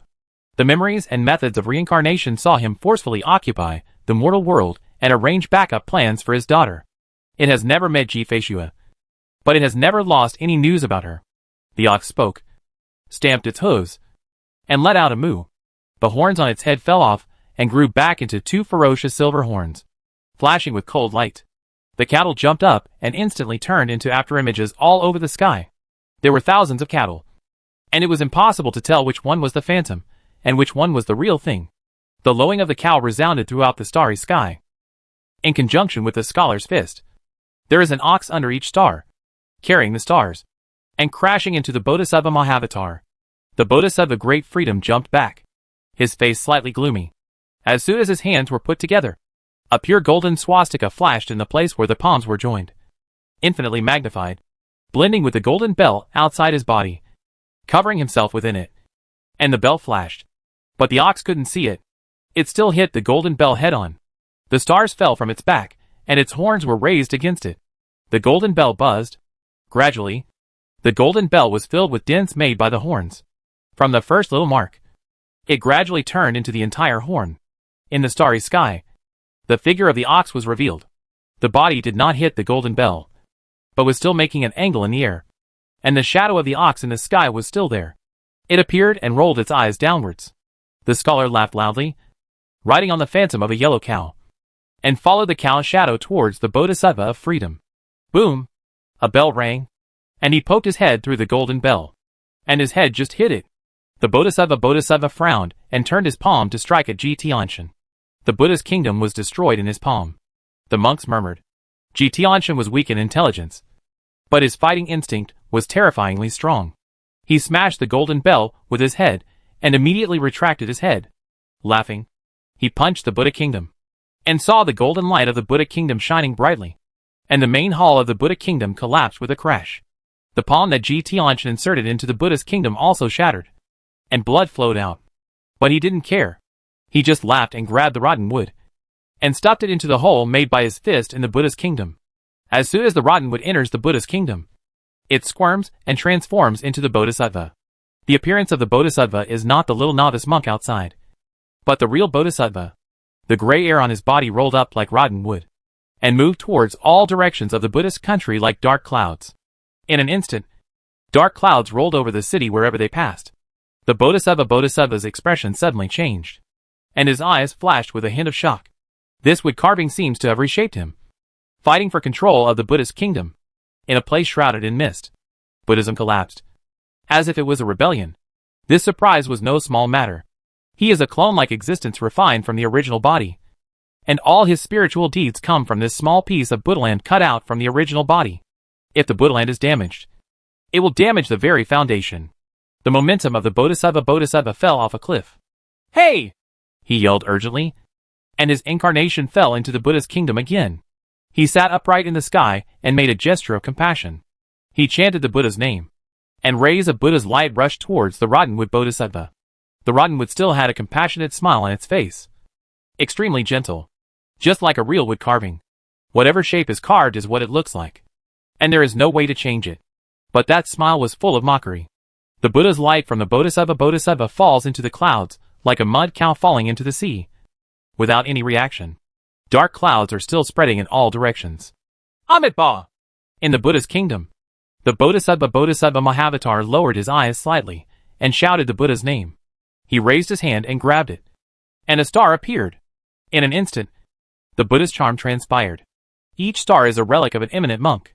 As soon as it appears, liquid condenses and drips down to the earth. It rained heavily all of a sudden.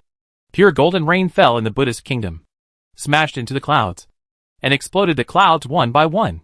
The clouds are riddled with holes. The expression of the Bodhisattva became gloomier. The yin chi that was smashed away did not dissipate. Instead, it dispersed into the entire Buddha kingdom and blended in with the Buddha kingdom. For a time, his control over the Buddhist kingdom weakened a little.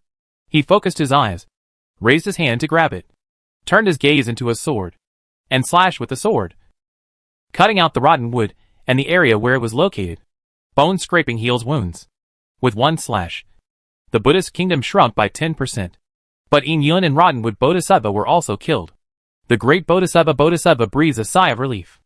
As long as the cancer is removed and the Buddhist kingdom is damaged, there is still a way to restore it. Recruiting monks from the Buddhist world into the Buddhist kingdom, or converting the Tianli clan are both good ways.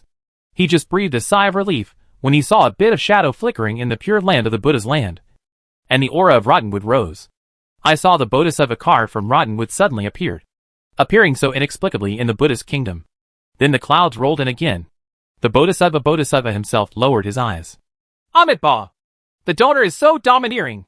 This is not a magical power, but more like authority. Ji Tianxin sealed this Buddhist kingdom to Rottenwood, unless he completely destroys the Buddhist kingdom. If the Buddhist kingdom does not exist, the Lord will naturally be gone, or just smash the rotten wood. What domineering power! Even though the Buddha realm and the Buddhist kingdom are different from the ordinary monk's cave world, and do not come from true cultivation, they are still unique. What kind of authority can reward it? Ji Tianxin is afraid that Buddha is not still alive. This absurd idea was expelled from his mind as soon as it came up. The Bodhisattva Great Freedom looked at the Rottenwood carving, and a light flashed in his eyes. Could it be a relic of Buddha? Taoism has Taoist ancestors, which actually exist. Buddhism has its own Buddha, but there are very few rumors about him. Even they have a hard time finding any clues. The only relic of the Buddha, which helped him achieve enlightenment as a Bodhisattva thousands of years ago, disappeared. This Rottenwood must be related to Buddha. Otherwise, and could seize his Buddhist kingdom? This is the second treasure related to Buddha that he has seen. The light in the eyes of the Bodhisattva became even brighter. And then he became determined. His whole incarnation turned into a ray of Buddha light, and rushed straight towards the Bodhisattva Rottenwood. Like a sharp sword, it smashes away the dark clouds, and hits the Rottenwood between the eyebrows of the Bodhisattva. The whole Rottenwood instantly looks like it is clothed in gold. Bright golden light. Then the golden light restrained and exploded with a bang. In an instant, sawdust was flying, and even Ji Tianxin's puppet could not withstand the incarnation of the Bodhisattva Mahavatar and exploded. An impact rippled through, and the exploding wood chips instantly spread throughout the Buddhist kingdom. In the starry sky, the face of the novice-like Mahavatar Bodhisattva changed again and again. The Rottenwood Bodhisattva exploded, but it was not related to the Buddha as he imagined. It's just a broken piece of wood. The special thing is Ji Tianxin, not wood. The exploding wood chips were like nails driven into the Buddha's kingdom. They merged with the flesh and bones of Ji Tianxin's previously exploded fist and corroded the Buddha's kingdom. The Bodhisattva slashed at random with his sword, but the wood chips were like maggots on the tarsal bones and could not be cut. The Buddhist country is polluted everywhere. The Bodhisattva was immediately furious. He was originally transformed from greed, anger and ignorance, and was easily irritable. Ji Tianxin, the Bodhisattva of freedom, gritted his teeth, and the golden bell riddled with holes outside his body exploded with a bang. The force of the self-explosion blocked Ji Tianxin.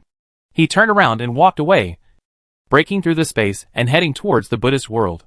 Ji Tianxin screamed and pushed away the aftermath of the explosion. He didn't care about the blood all over Bai Jin's body caused by the explosion, and clung to the Bodhisattva of freedom. When Bodhisattva opens a space, he will smash it to pieces with his whip. Su He and Ji Feishue, who had escaped from Wan Yu world early, looked at the starry sky at the same time. This kind of battle can be clearly perceived even from 2 or 3 big worlds apart.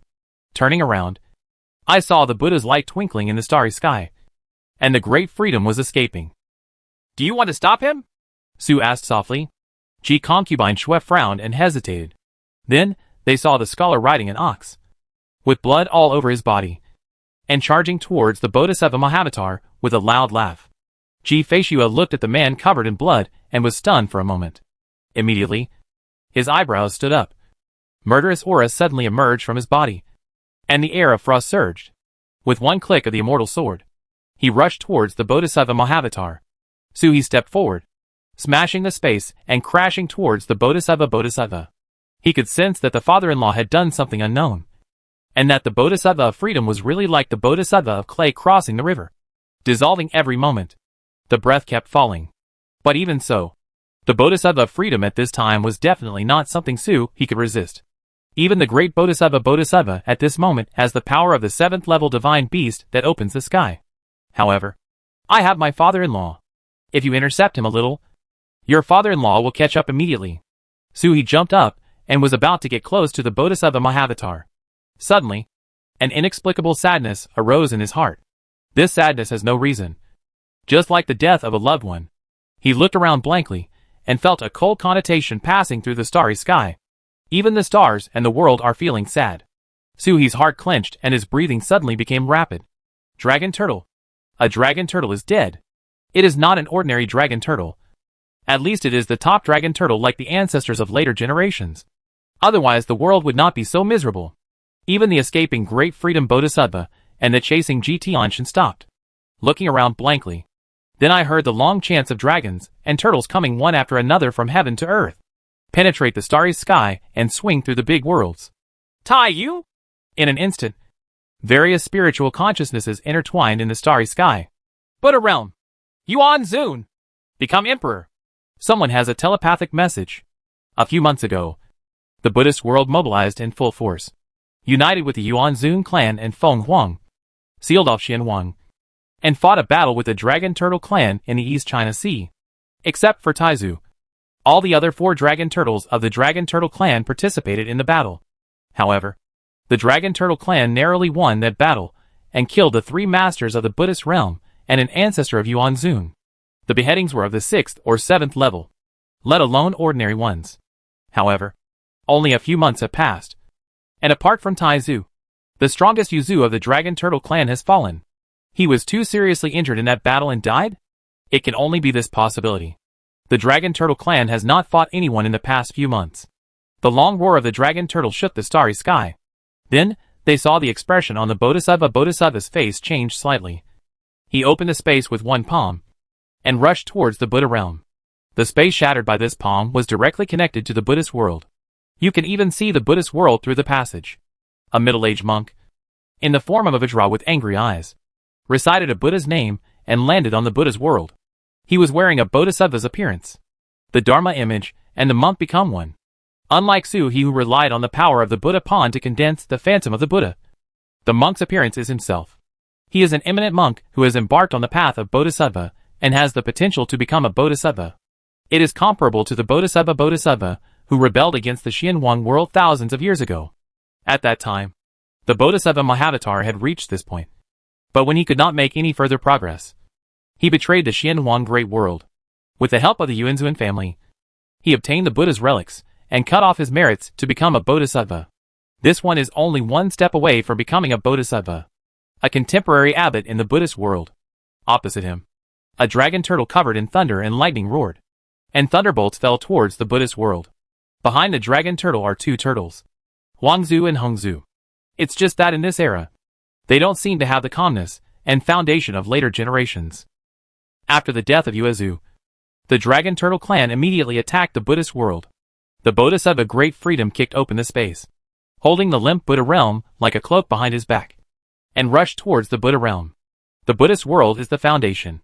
Monks in the Buddhist world will enter their Buddhist kingdom regardless of whether they enter reincarnation or reincarnation. This is the source of the power of the Bodhisattva Mahavatar, and is his true foundation. He will never allow any trouble in the Buddhist world.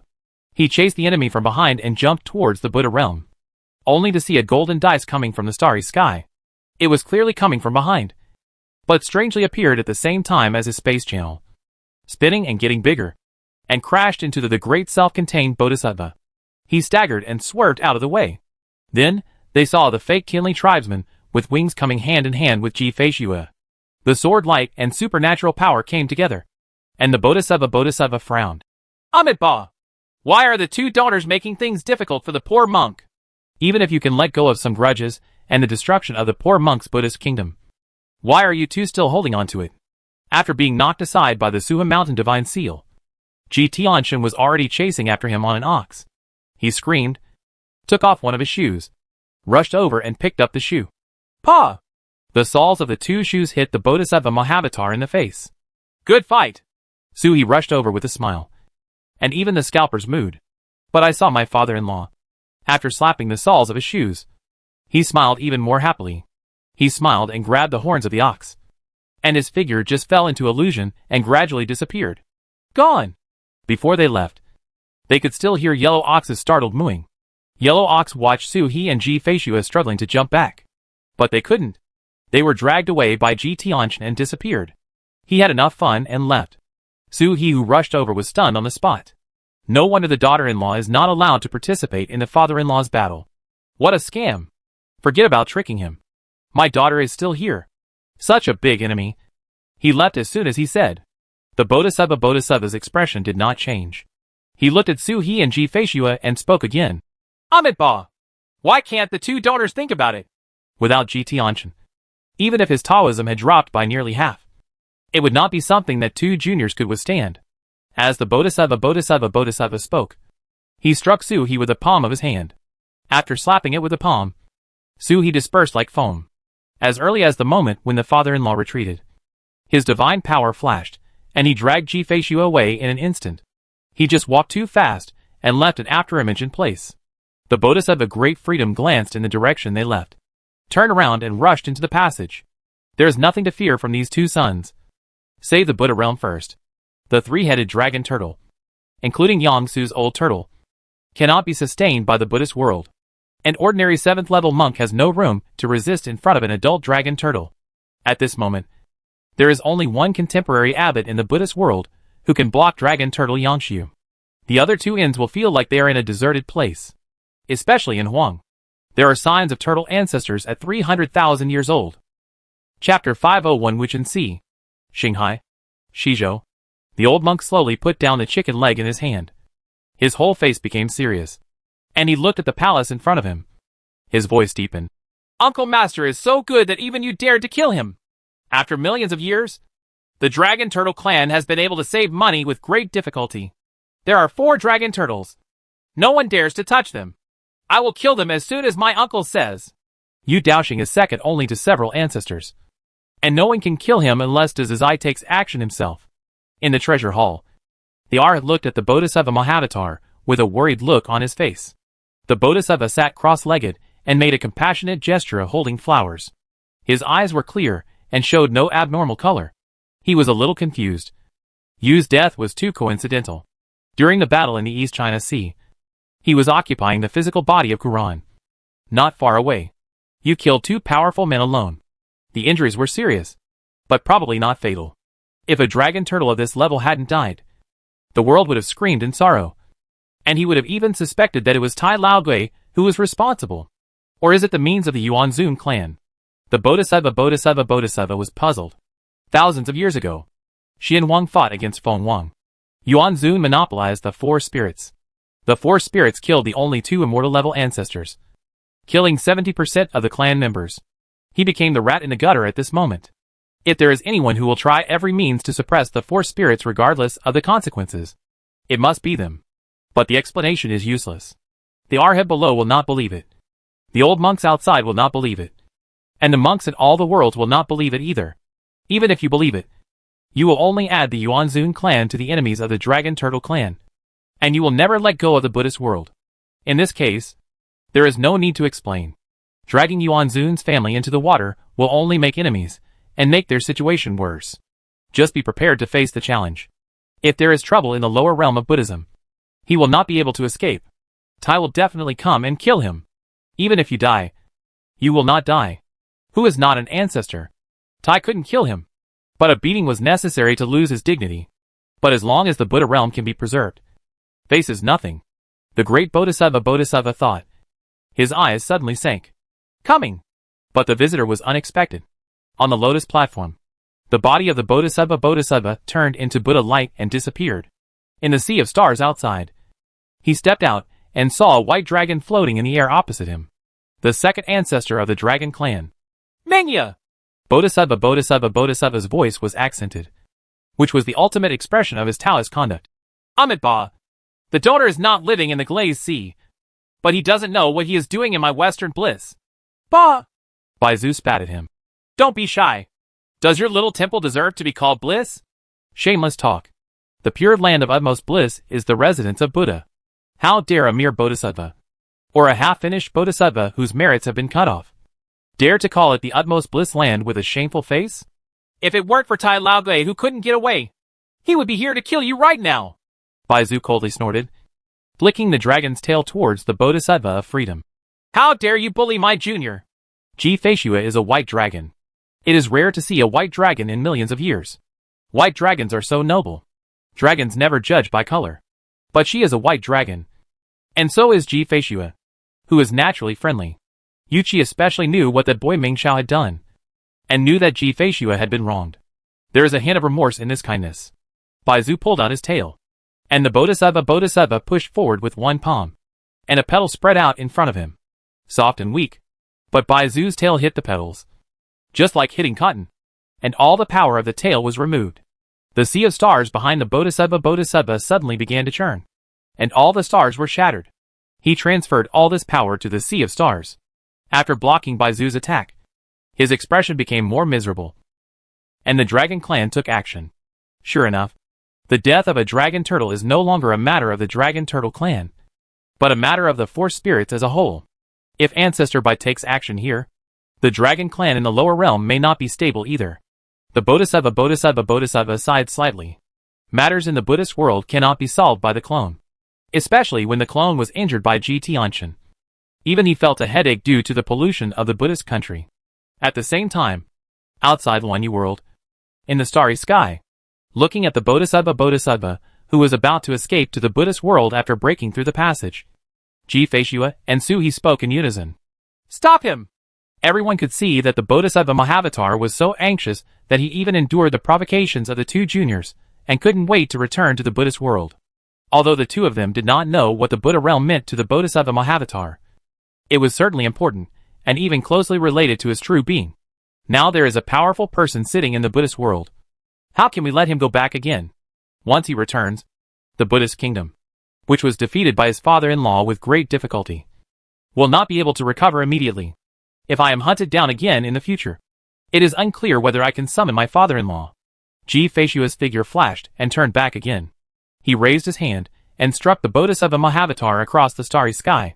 With one palm strike, the sun rose and the moon set, and the flowers bloomed and faded.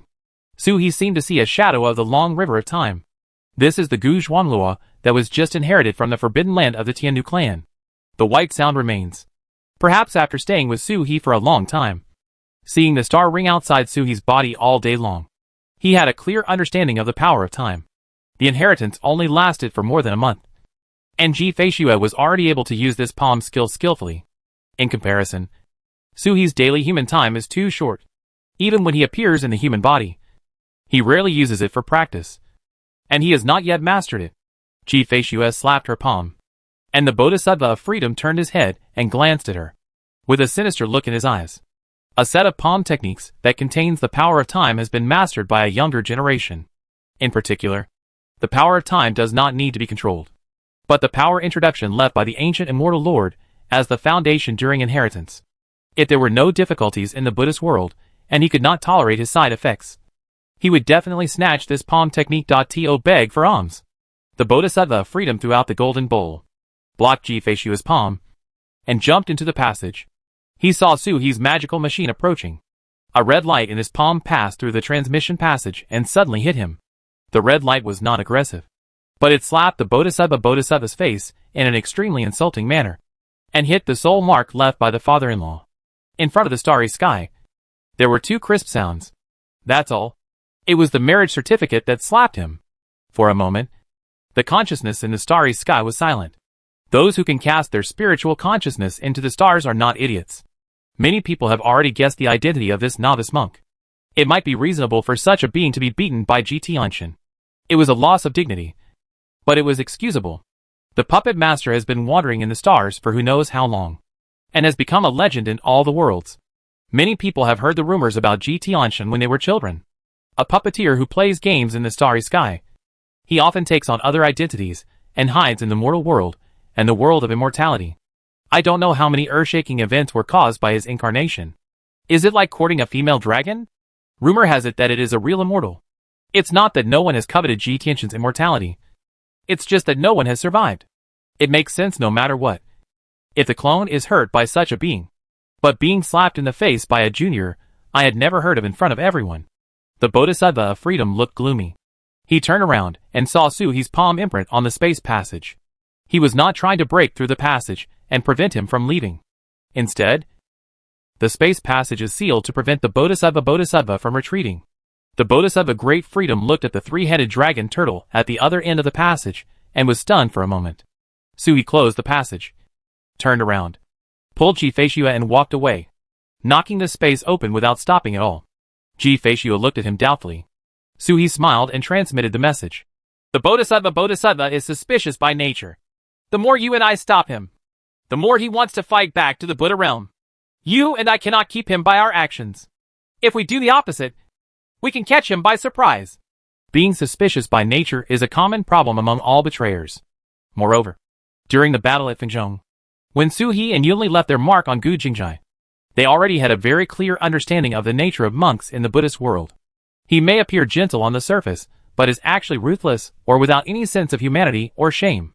This must be related to their practice, and even to the way in which Mahavatar Bodhisattva attains enlightenment. When humanity disappears, oneself is the most important in the heart. Put yourself first in everything. In such a mentality, selfishness is only one aspect, and cowardice is the other. Whenever a real life-threatening situation arises, few monks in the Buddhist world really fight to the death. Run away when you can.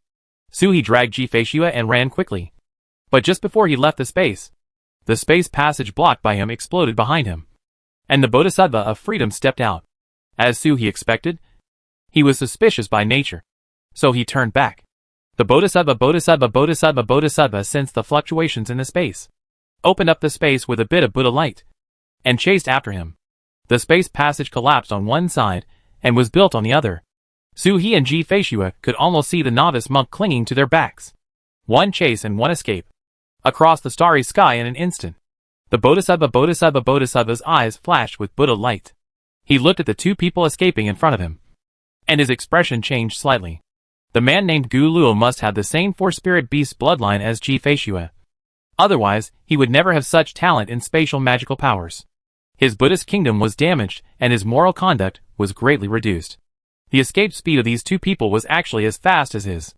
The Great Self gradually slowed down while being chased by the Bodhisattva.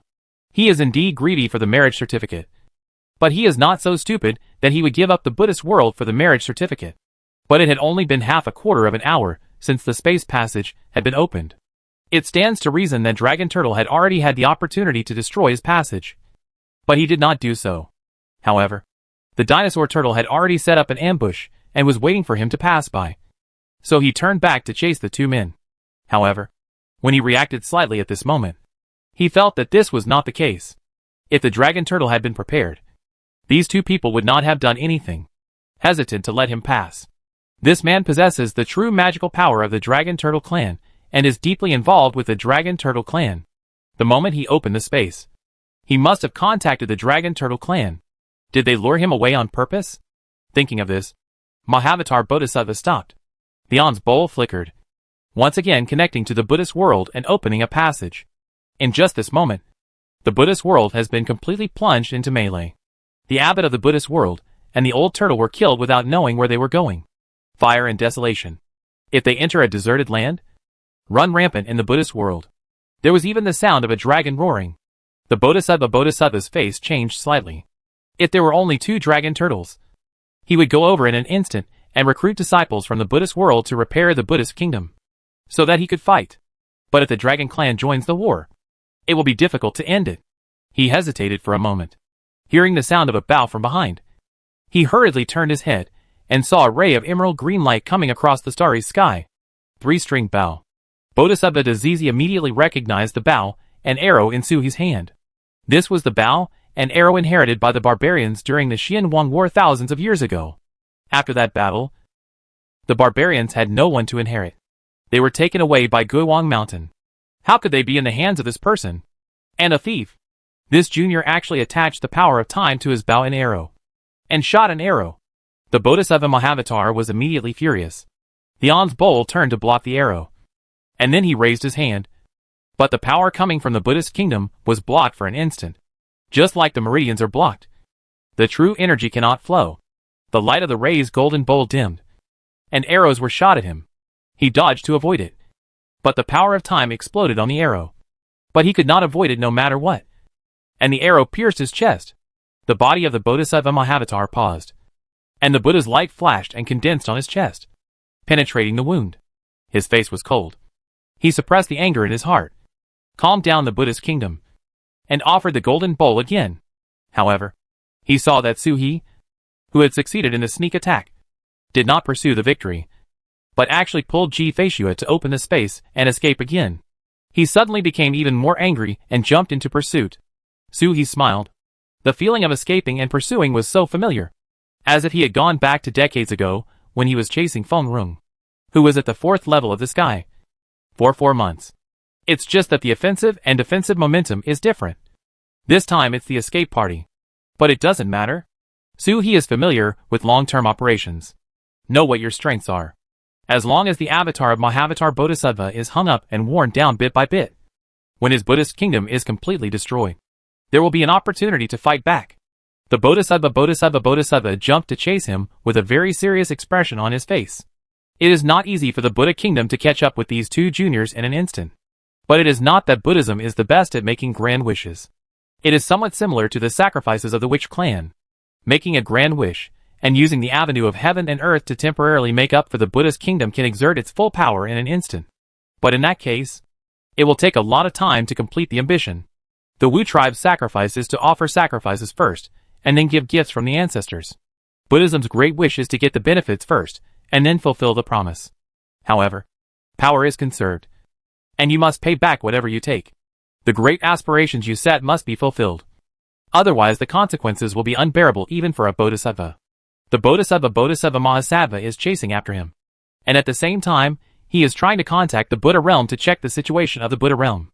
But a thought came. He was immediately overjoyed. The thoughts transmitted from the main body are handled by the main body in the Buddhist world. And there is no need for him to take care of them. He is separated from the main body by a sea of stars. The main body knows everything about him. But it is difficult for him to perceive the main body. Only when the main body transmits thoughts can he know the main body's arrangements. The Bodhisattva Mahasattva chased after him, calling out the Buddha's name. Amitabha! I still can't get over the two donors. He followed the direction of Su-hee's escape, broke through the space and jumped out. But he no longer felt the ripples of space tearing. And the two people did not use the space channel to escape. They're all around. Zizi looked around the Bodhisattva. And finally his eyes fell on a huge water ball in the starry sky in front of him. That is the dust-free sea, which has hung here since eternity. The entire planet is pure water without any impurities. Planets like this are rare in all the worlds. Moreover, it is difficult to get close to the Wuchen Sea if you are not good at it. Even if you set foot on the Wuchen Sea, you will escape death. It is still somewhat prestigious in the world. It's a forbidden place. These two juniors are both of the water attribute. Could it be that they want to use the power of Wuckenhai to compete with him? Do you think he was injured by Ji Tianchen and can fight? The Bodhisattva Mahasattva smiled and looked towards the Wuchen Sea. Looking at it, his brows wrinkled slightly. Clouds rolled over the dust-free sea, blocking the view. This dust-free sea is still somewhat mysterious, but it's just a natural moat that can block ordinary monks. But how can it stop him? The Bodhisattva uttered the name of the Buddha and fell towards the dust-free sea. I don't know what means he used, but the aura on his body stopped falling and even began to slowly increase. Even in a sure battle, he will adjust himself to the best condition, and he will try his best to fight the lion and the rabbit. In the dust-free sea, a white dragon and a black dragon swim towards the center of the sea. The water in the 4 directions condensed into ice, turned into a blade and slashed at the two of them, but disappeared close to Su-hee. Su-hee has the connotation of the same origin, which isolates him from the attack of Wuchenhai. Have you been here before? Ji Feishua asked. Su-hee shook his head. He has never been to Wuchen Sea, and has always wanted to learn Kingua, but has never been able to do so. Ji Feishua frowned. She had never been to Wuchen Sea. How could there be a mark of Wuchen Sea? Only if there is a mark. Wuckenhai will not reject him. I haven't been here before, but I have seen it through the space passage. Maybe it was the mark left by the ancestor at that time? Su-hee was confused. This is nothing. Or maybe the ancestral ancestor has left the mark of the Wuchen Sea on all the dragon turtles. And the Wuchen Sea will not harm the dragon turtles? Su-hee had bigger doubts than this. At this time, there was no trace of the ancestral ancestor's breath left in the Wuchen Sea.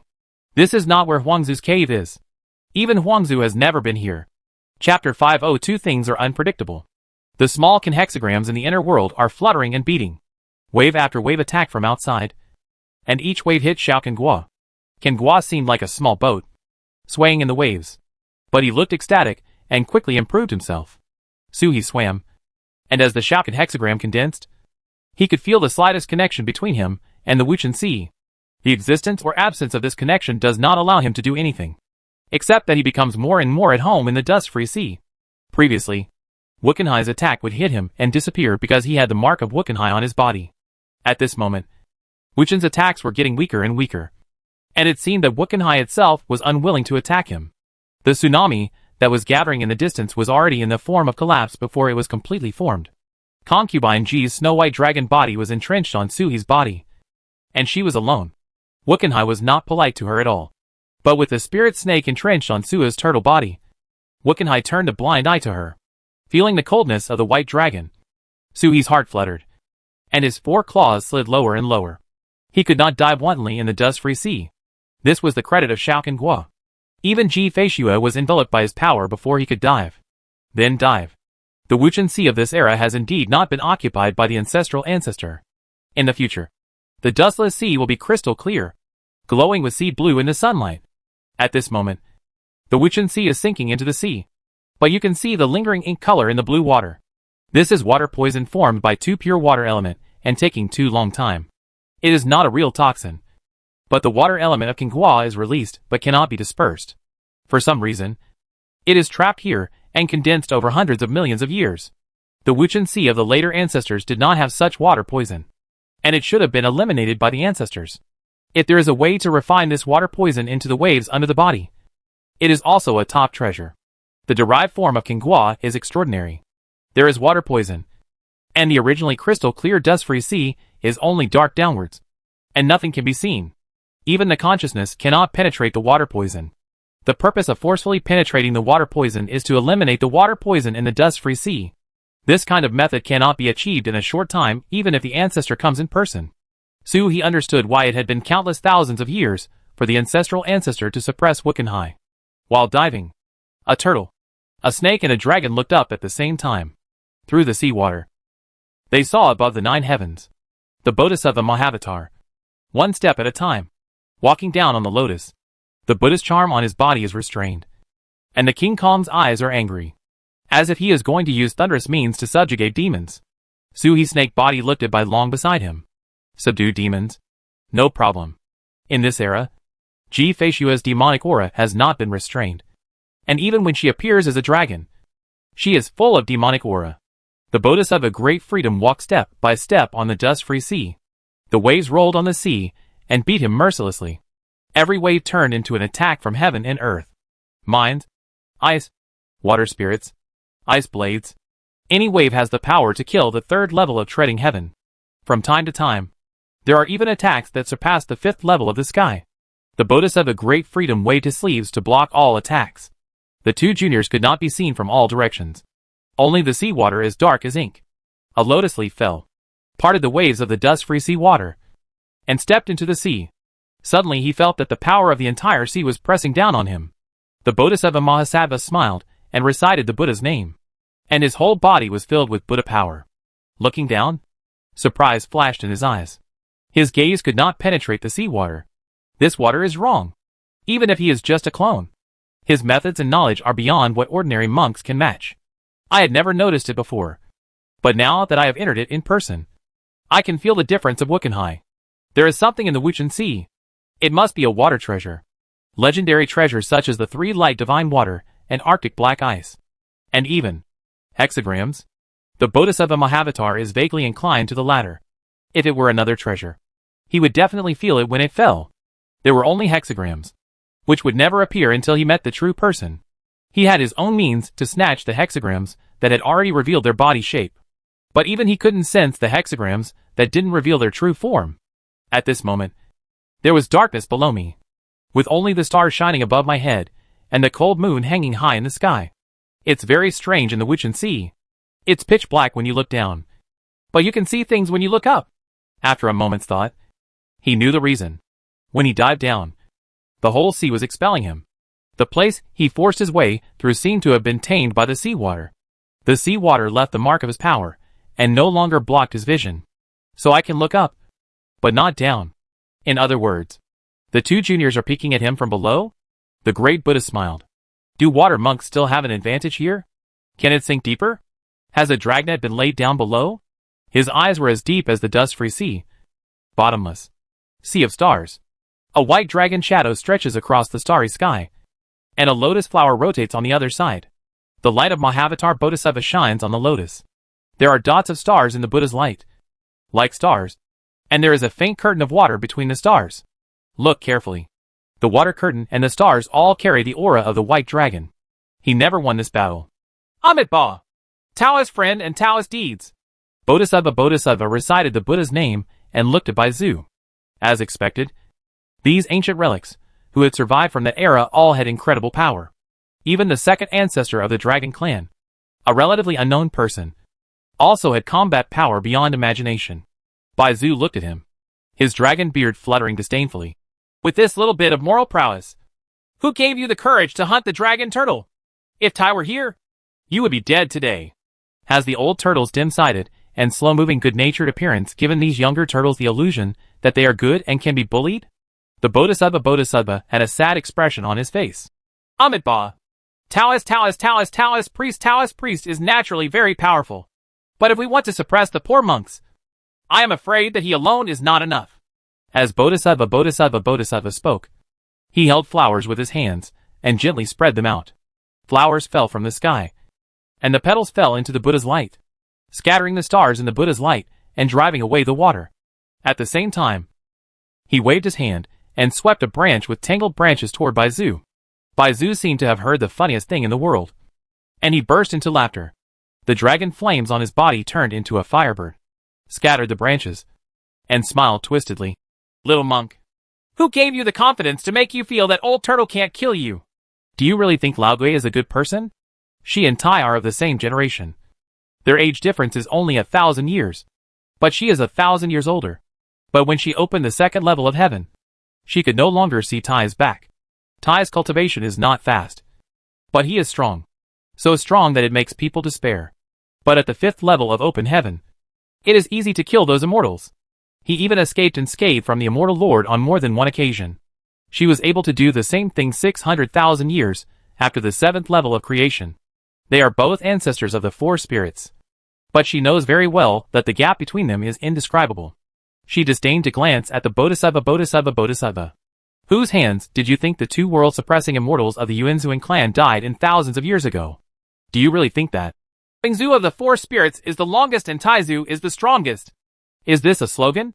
One Bodhisattva and one dragon showed no movement, but all the stars in the 4 directions were annihilated. The Bodhisattva has a compassionate face, but his magical powers are getting more and more powerful. If this old dragon is trapped here again, big trouble will happen in the Buddhist world. The Arhat in the temple was blocked by an old monk and could not get out of the paradise. At this moment, only the Yuanzun clan could save the Buddhist world. But he did not want the monks in the Buddhist world to be too closely involved with the Yuanzun clan. That clan was too weird. Emperor Feng. The dragon turtle is destroyed. Emperor Feng will never take a trip into this muddy water. Until now, the battle between him and Mingya had come to an end, and it was as if the ancestors of the emperor had never heard of it. They are just allies, not people who live and die together. He would still pretend to be deaf and dumb. The Bodhisattva Great Freedom blocked Baizu's tail, and was about to speak when he saw a small green dragon crawling out from Baizu's dragon mane. Turned to look at him. The Buddha's light condensed in the eyes of the Bodhisattva Great Freedom. There was no reaction on his face, but a hint of surprise arose in his heart. This little dragon felt extremely familiar to him. In the chaos of Xinhuang, Mengla suppresses the dark runes outside the earth. That rune was left by this little dragon. But at this moment, it seems that there are no traces of pollution on this little dragon. Does the dragon clan have the means to eliminate such pollution? The Bodhisattva's eyes did not change. But he had already opened his heavenly eyes.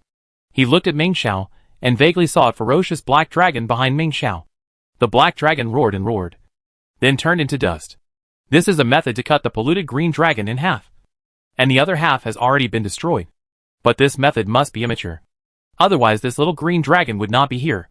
He was by Mingya's side, trying to regain his true form, a divine dragon, now as embarrassed as a ghost cultivator.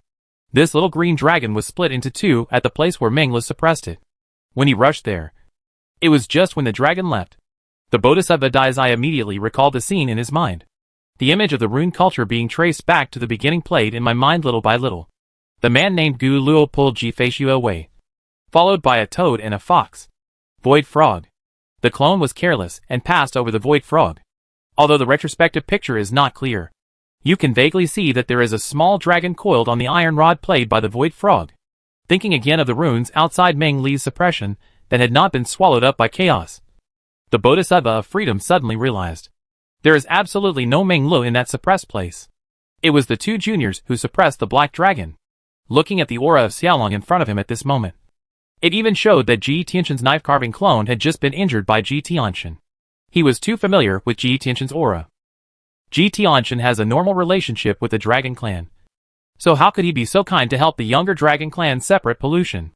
With all the facts in front of us, we can do a little calculation and throw away all the impossibilities. And what remains is the most possible one.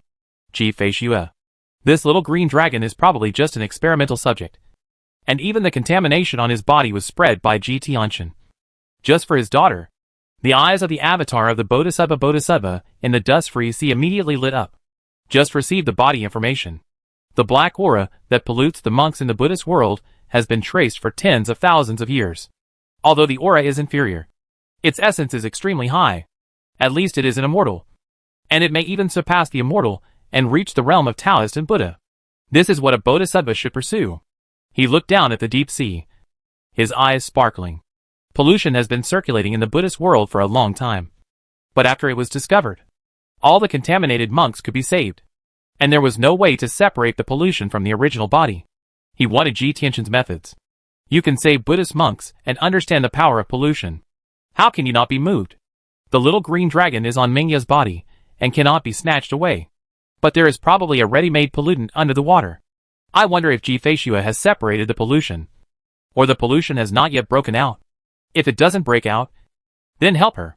If it has been separated, let her consolidate it and separate again. The Bodhisattva of freedom inserted one hand into the space, grabbed it, and immediately retracted it. His whole hand was dripping with blood and his flesh and blood were broken. Under the Wuchen Sea, Suhi's eyes narrowed. Biming! This is the trace left by Biming, the magical power of the Dragon Turtle clan. The Bodhisattva has just entered space. Is he going to the Buddha realm? There are dragon turtles only in the Buddhist world at this moment. Has the Yuanzun clan in the Buddhist world joined the war? Otherwise, Wangzu and the others do not need to use Biming. What did the great Isla Bodhisattva do? Are you trying to resist Biming and connect to the Buddhist world? Suhi felt a little uneasy in his heart. Down further! Further away! Ji-Fei, however, seemed not to notice the worn-out arm of the Bodhisattva of freedom. She only glanced at it, and then withdrew her gaze. Then looked at the smoke-like-a-ray disc in her hand. Above the head is the Bodhisattva of freedom. Even if the clone is seriously injured, there must be complete countermeasures. The biggest support he could think of was the Xinyuan formation in his hand. The formations used by the Emperor Feng ancestor to protect the lower world are of extremely high quality. The formation disc was handed over to Ji-Fei, while he concentrated on absorbing the rime of Kingguo Dao and tried his best to sink into the Wuchen Sea. Sinking deeper and deeper, Ji-Fei tapped lightly on the formation disc, and the formation disc was activated. The entire smoke surged rapidly. As the smoke surged, a large amount of water poison in the dust-free sea was sucked towards the formation disc. The array expanded accordingly. It is completely different from He who can only use it to hit people or open it at the shallowest level to protect himself. At this moment, the smoke curling up on the formation plate turned into hundreds of beasts. Sometimes a dragon, sometimes a phoenix. All kinds of animals swallowed it. And water poison kept pouring in.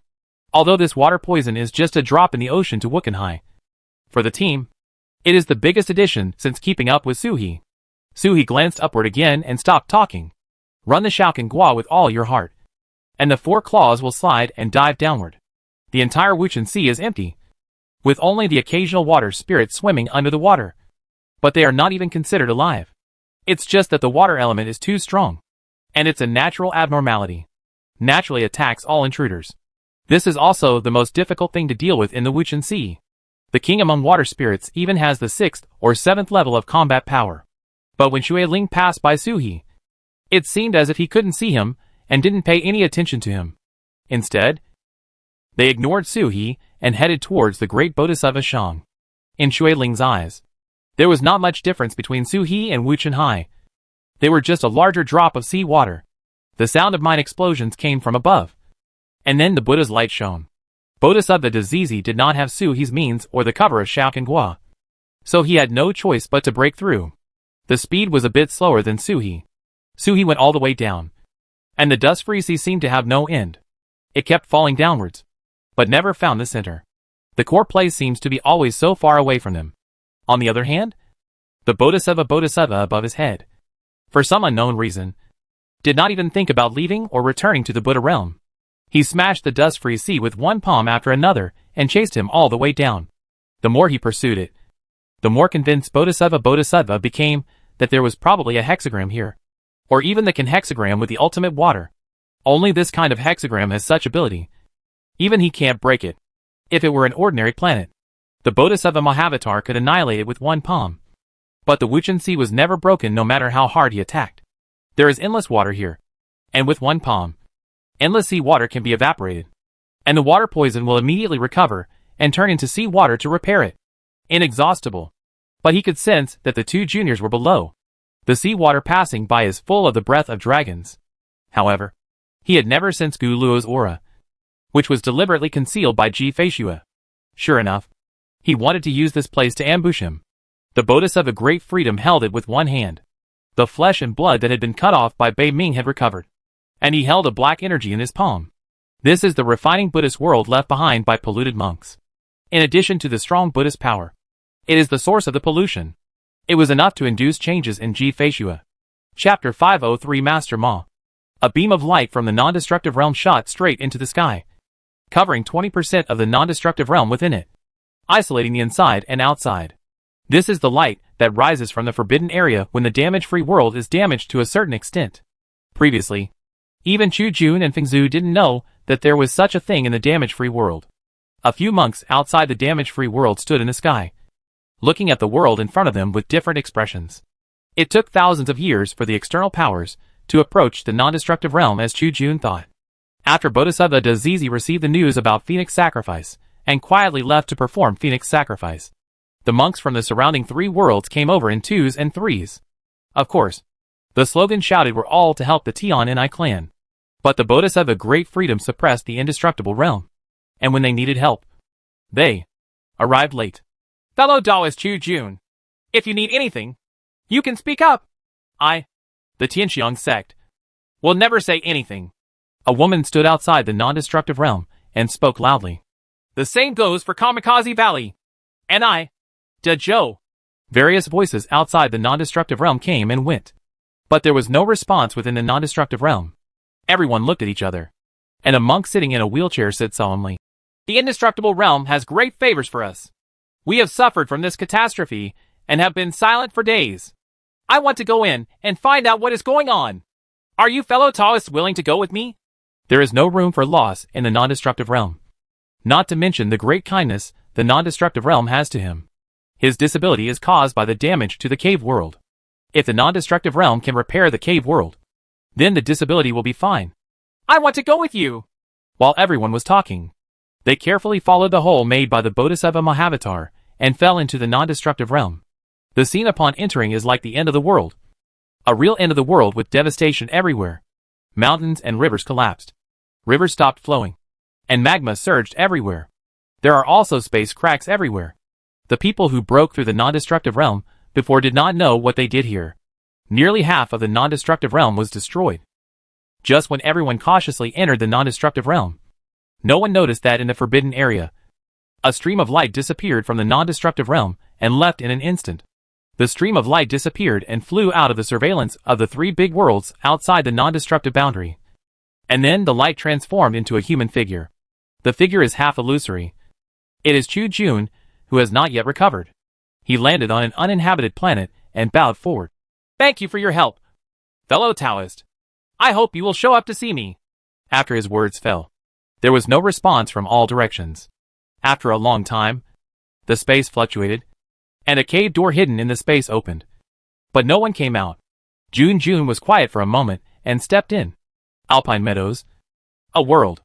At this time, it was raining heavily, and there was lightning and thunder. As soon as he came in, he saw a short, fat monk wearing a slovenly straw coat, rolling in the mud. The sloppy monk turned around and made a silencing gesture to him, and then pointed at a sleeping giant beast next to him. The beast looked like a bull, but it had only one leg.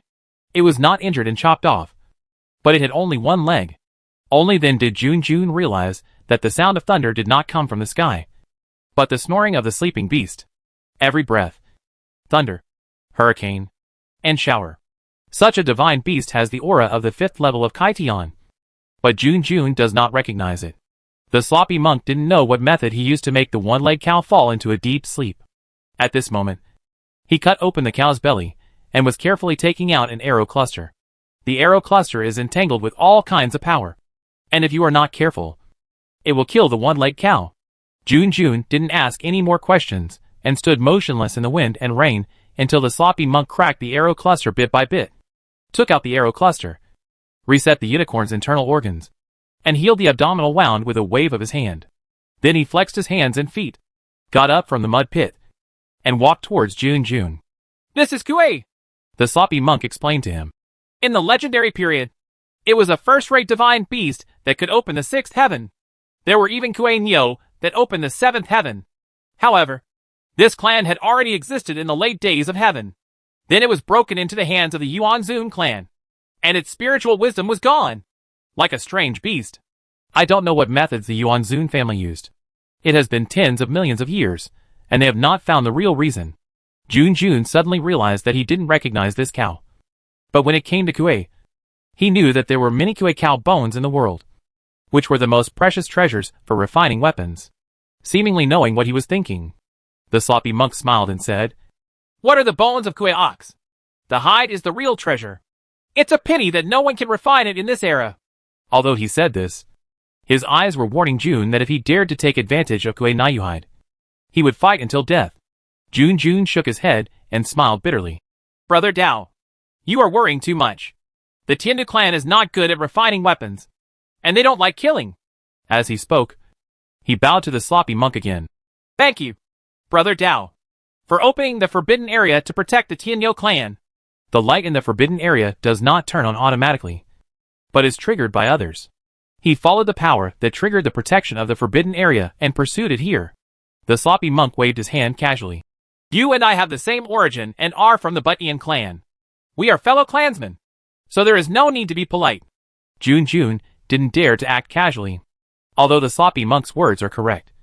In fact, the two races have been separated for too long, and they are brothers, so the courtesy they should have is indispensable. The person in front of him is this generation of Master Ma. Outsiders don't know Ma Sherwang's personality, so they treat Ma Sherwang as a human being.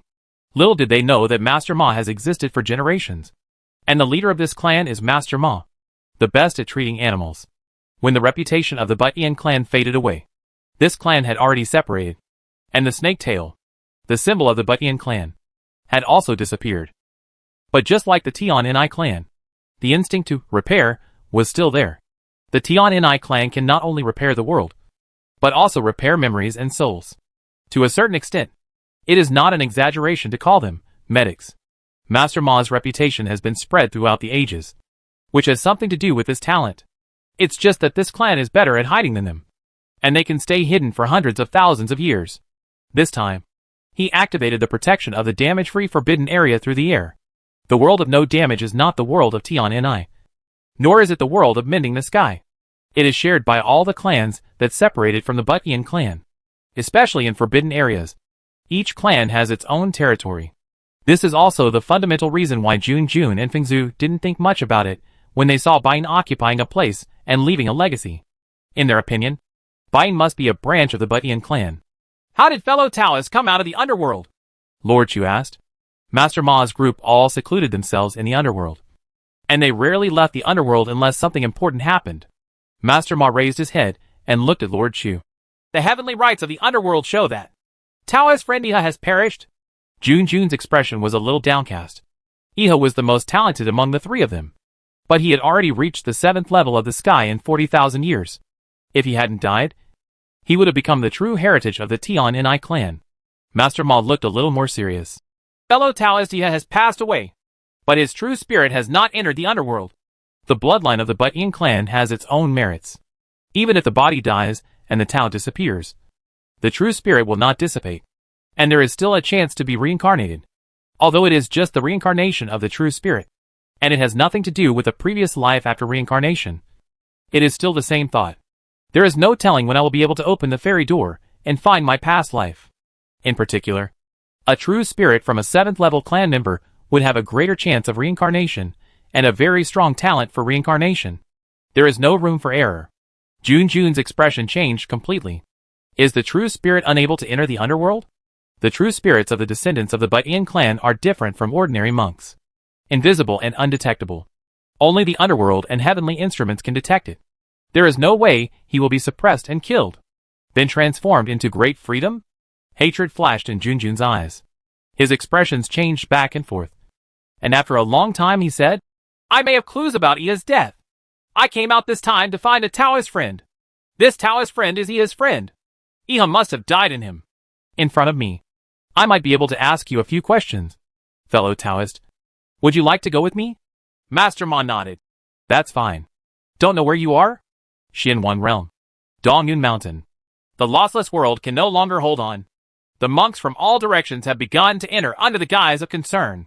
I am afraid that it won't be long before all kinds of underhanded tactics will appear secretly. He felt a little regretful at the moment. I regret not accepting fellow Taoist Su He's advice that day. Find a place to stay. Even though the Tianli clan has the responsibility to guard the harm-free world. As long as half of the clan members are removed, the clan will not be wiped out. I wonder if it is too late to look for fellow Taoist Su He now. Huh? Master Ma was surprised. Fellow Taoist said this, and I became more confident. I followed the traces of fellow Taoist Ia and went to Yunming's in the Xianwang realm. Unfortunately, the traces were unknown. And again, I went to Jixia Academy. And when I was about to return, I discovered that there was a big battle in Yunming's. So I took advantage of the teleportation array to return here first.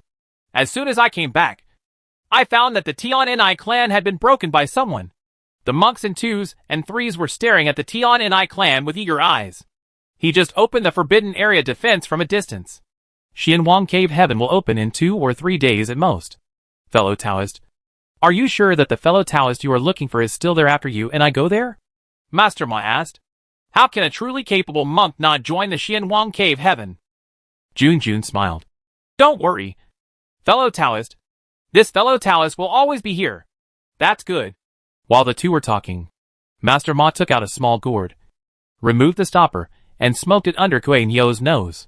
In an instant, the thunder sounded louder, and then Nyo fell into a deeper sleep. Let's go! He took back the gourd and smiled. Although the Kuei Nyo clan has lost their minds, the characteristics of the divine beasts are still there. The ability to see for a long time is still the same. This Kuei Nyo is a legacy of the Xianwang War thousands of years ago. It was originally the arrows in the mount of the Yuanzun ancestor were shot by the leader of the barbarians at that time. Master Ma spoke and led Mr. Chu to a teleportation formation. This ancient formation is a legacy of the ancient Buttian clan. It is no longer difficult to create in this era. One piece is broken. One piece is missing. On the dust-free sea, the wind blows from your palm.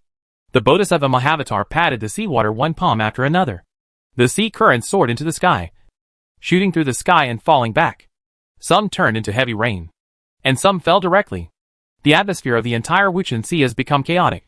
In the past few days, the waves have been surging and the water has been turbulent, making the Wuchen Sea look like a truly forbidden land. The Bodhisattva's expression remained unchanged. He slapped the seawater with one palm after another, and continued to swim downwards. Only the glances passing through the corners of his eyes showed a trace of eagerness.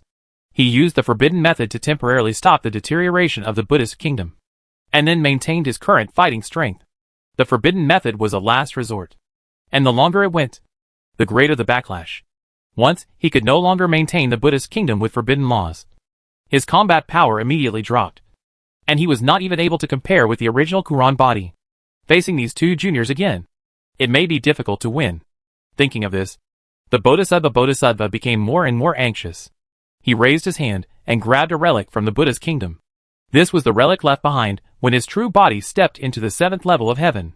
The main body was killed once, when he was at the 7th level of the sky. He was resurrected and refined his previous body to create 3 relics. This is one of them. He held his hand and released the seal of the relic. The relic melted instantly and coated his body like lotion. He raised his hand and struck it down with a palm. The dust-free sea under the palm seemed to be hit by a planet, and when it was pressed downward, the seawater turned into a shock wave, rebounded and rushed in all directions. The Bodhisattva Great Freedom looked at the water below. His eyes flashed. Found it! Below, Su-He and Ji-Fei-Shua have transformed into human forms, working together to block the impact of the water flow while looking upward. Su-He's face darkened slightly. It was still a little bit worse. The patience of Mahavatar Bodhisattva is much worse. The Shakan hexagram of the inner world is still almost not completely condensed. But it is too late. It seems that the Bodhisattva of freedom can't wait any longer. I don't want to play chase with them anymore. He remained silent when he saw the Bodhisattva above him, his head down and his feet up. And he suddenly rushed down. Before anyone arrived, the palms of his hands were already glowing with golden light. It turned into a Buddha's palm and came over the river and sea. What a palm technique that falls from the sky! When the Bodhisattva fell his palm, he saw Su-He below raised his hands upwards, and the endless sea water turned into a huge wave that reached the sky and crashed into the Buddha's palm. Under the huge waves, a mountain god seal was hidden in the water and collided with the Buddha's palm. A shock wave at the collision pushed the seawater in all directions, creating a momentary vacuum in the sea. But the vacuum had just appeared, and the water poison had already recovered, turning into abundant water to fill the void. In the water element, 2 water dragons were condensed by Ji-Fei-Shua and hit the Buddha's palm hard. Dao Xing's palm was far more powerful than Su-He and Ji-Fei-Shua's, and was actually blocked by the 2 of them working together. Dragon turtles and dragons belonging to the water attribute are indeed true saints in the water. Their combat power is doubled in the water, especially in the Wuchen Sea, as long as the seawater is tamed. This place is the most suitable place in the world for fighting water-attributed divine beasts. There is so much water here that if it all unfolded and turned into water, Bodhisattva Mahavatar would doubt that the dustless sea would be at least millions of times bigger than it is now. Planets that big are rare in the starry sky. The palm did not accomplish anything. But the Bodhisattva was not in a hurry.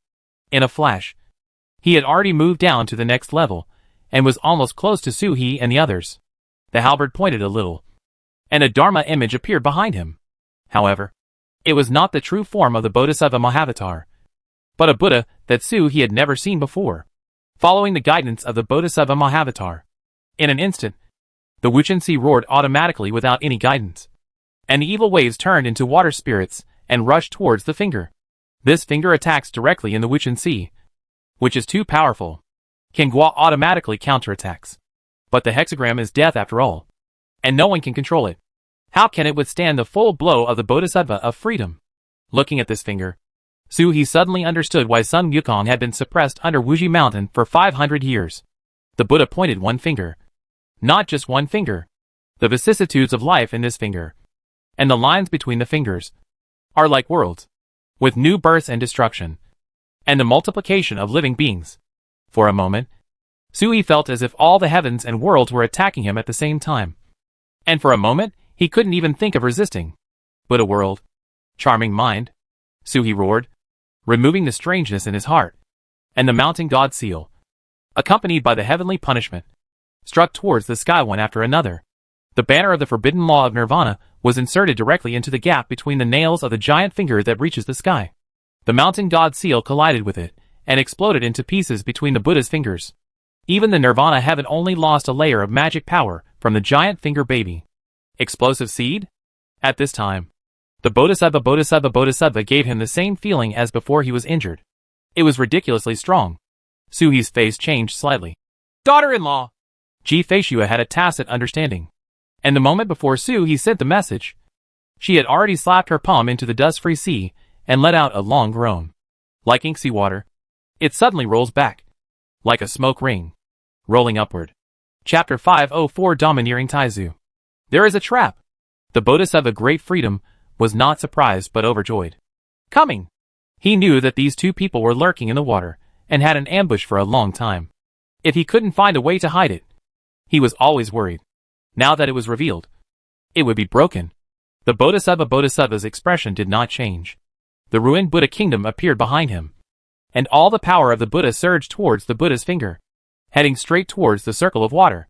With a single pointing, the water circle exploded, but did not dissipate. Instead, it turned into a large formation and enveloped him instantly. Then, he saw the Buddha's light shining brightly in the formation, and the waves seemed to be exploding. But the hundreds of beasts galloping above the formation actually suppressed the Buddha's light. Amitabha! As expected, the donor has an affair with the Emperor's world. But I don't know what the Dragon Turtle clan thinks of it. This is the Emperor Xinyuan formation. The voice of the Bodhisattva Great Freedom came from behind the Xinyuan formation. Suhi looked up and saw a lotus flower flickering slightly in the water. It suddenly expanded and transformed into the appearance of the Bodhisattva Mahavatar. But the Bodhisattva in Xinyuan's formation turned into a relic. If he had known that these two juniors were ambush, how could he have risked his life to feed a tiger? The Bodhisattva of Freedom didn't even look at Xinyuan's formation, and grabbed Suhi in a flash. The two juniors are a couple whose names are written in the marriage certificate. They have a good understanding, and should be defeated one by one. The ZZ Bodhisattva grabbed him. Ji Feishua's expression changed, and she jumped to intercept him. But it was already too late. The Bodhisattva had disguised himself too well. He had clearly sensed that he had fallen into the formation. But he never thought that he would hide his true body. This attack was too sudden. The Bodhisattva Great Self grasped it, and struck it right between Suhi's eyebrows. The Bodhisattva Great Self was filled with joy and greed arose. The power of time is available. Greed, anger and ignorance. Greed takes the first place. Just when he was happy, Suhi exploded in his hand and turned into Taiyuan, which pulled him inward. Doppelganger. The Bodhisattva of Freedom changed his expression, blocked Taiyuan from swallowing, and stepped back. Before his feet had settled, he saw Suhi suddenly appeared in a stream of water beside him, and an illusory gluttonous dragon head in front of him bit his right hand. The expression of the Bodhisattva Great Freedom changed suddenly. Mean! Xinyuan's formation is just a cover. This person's real purpose is the black mist he holds in his hand. It's the thing that can cause Ji Feishua's illness. How can I let you succeed? Bah! The Bodhisattva of Freedom shouted loudly. And Suhi's moves carried the power of time, making it impossible to dodge. But a kingdom spread out beside him, and instantly stood between the two of them, pushing back the Taotai dragon's head. After blocking Suhi's painstaking blow, he didn't see disappointment on Suhi's face. Instead, he saw a hint of schadenfreude and was immediately shocked. He pulled away and backed away, but it was already too late. He saw Suhi slapping his hands forward, and the two dark vortexes in his palms were smacked into the Buddha kingdom. The vortex entered the Buddha's kingdom and exploded instantly. It turned into billowing black clouds, carrying lightning and water thunder, rolling towards the Buddha's kingdom. The already dilapidated Buddhist kingdom was barely able to maintain a balance of power. The balance was instantly broken and collapsed in an instant. The sky collapsed. The Buddhist kingdom is so important that the wailing of monks can be heard. This is the goal! Suhi laughed out loud. The Bodhisattva Great Self turned pale instantly. Water poison! This kid can actually control the dust-free sea water poison. The Bodhisattva Great Freedom was suddenly startled. He stepped back quickly, but as he was retreating, his heart suddenly trembled. He quickly turned around and saw Ji Feishua pointing forward in the air, and the rolling and surging sea water was instantly freezing. Shihan Mountain. Snowy night.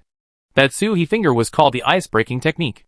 As the snowy night spread, the Bodhisattva struck out a palm and shattered the ice. A ray of sword light emerged from the broken ice and slashed through it instantly. The right arm of the Bodhisattva falls down from the base. Before he could get angry, he felt the power of the mountain god seal beside him, and hurriedly raised the Buddha's power to fight. He saw a toad grabbing his fallen arm and flashing away. Returning to Suhi, Suhi's condensed six-fold mountain divine seal fell. But instead of attacking the Bodhisattva of Freedom, it suppressed the toad's stolen arm. Immediately afterwards, Ji Feishua was pulled down. Xinyuan turned around, pointed the Buddha wrapped in it out of the water, and spit it out, rolled it back, and trapped it outside his arm. It was only at this moment that Suhi and Ji Feishua retreated. This is also the goal! Suhi's voice was filled with laughter, and he looked toward Shin Yuanzhong while holding hatred in his eyes, and saw a black energy swirling back and forth in the palm of his arm. Suhi's face darkened. Ming Xiao. With the same power as the black dragon Ming Xiao. The one who harmed my mother-in-law was the Bodhisattva of Freedom? He opened his eyes and looked towards the Bodhisattva Mahavatar. But he saw the novice standing in the sea, neither retreating nor pursuing. His momentum suddenly dropped. In just a moment, he had fallen to a level that was even worse than that of Monk Huron. "Amitabha! The donor is so good!" he exclaimed in surprise, wondering whether he was just a clone, or a clone of greed, anger and ignorance. If you are too affected by emotions, you will appear to be mentally deficient. The Bodhisattva Great Freedom sighed quietly. "My Taoist friend is so clever that he forced this poor monk to come here." He shook his head, as if letting go of something, and the Buddha's light behind him became even brighter. Suhi's expression suddenly changed. "Not good! Retreat!" The Bodhisattva's kingdom in front of him is damaged again. His clear breath is lost, and his Taoism is greatly reduced. Even Suhi himself can suppress it. But the stolen black energy did not land on the dice. The centipede is dead but not stiff. But the bald donkey still has some tricks up his sleeve. Suhi pulled Jifeishua and retreated, and then heard the voice of the Bodhisattva in the dust-free sea, distant and loud. "Suppose I open 2 realms. When the upper realm is prosperous, if I don't remove the poison from the sea of stars, I won't achieve enlightenment. Suppose I open the 2 realms and teach all the people in the heavens and the people to respect the heavenly Dharma ancestor. Those who are still rebellious will not achieve enlightenment. Suppose I open up 2 realms."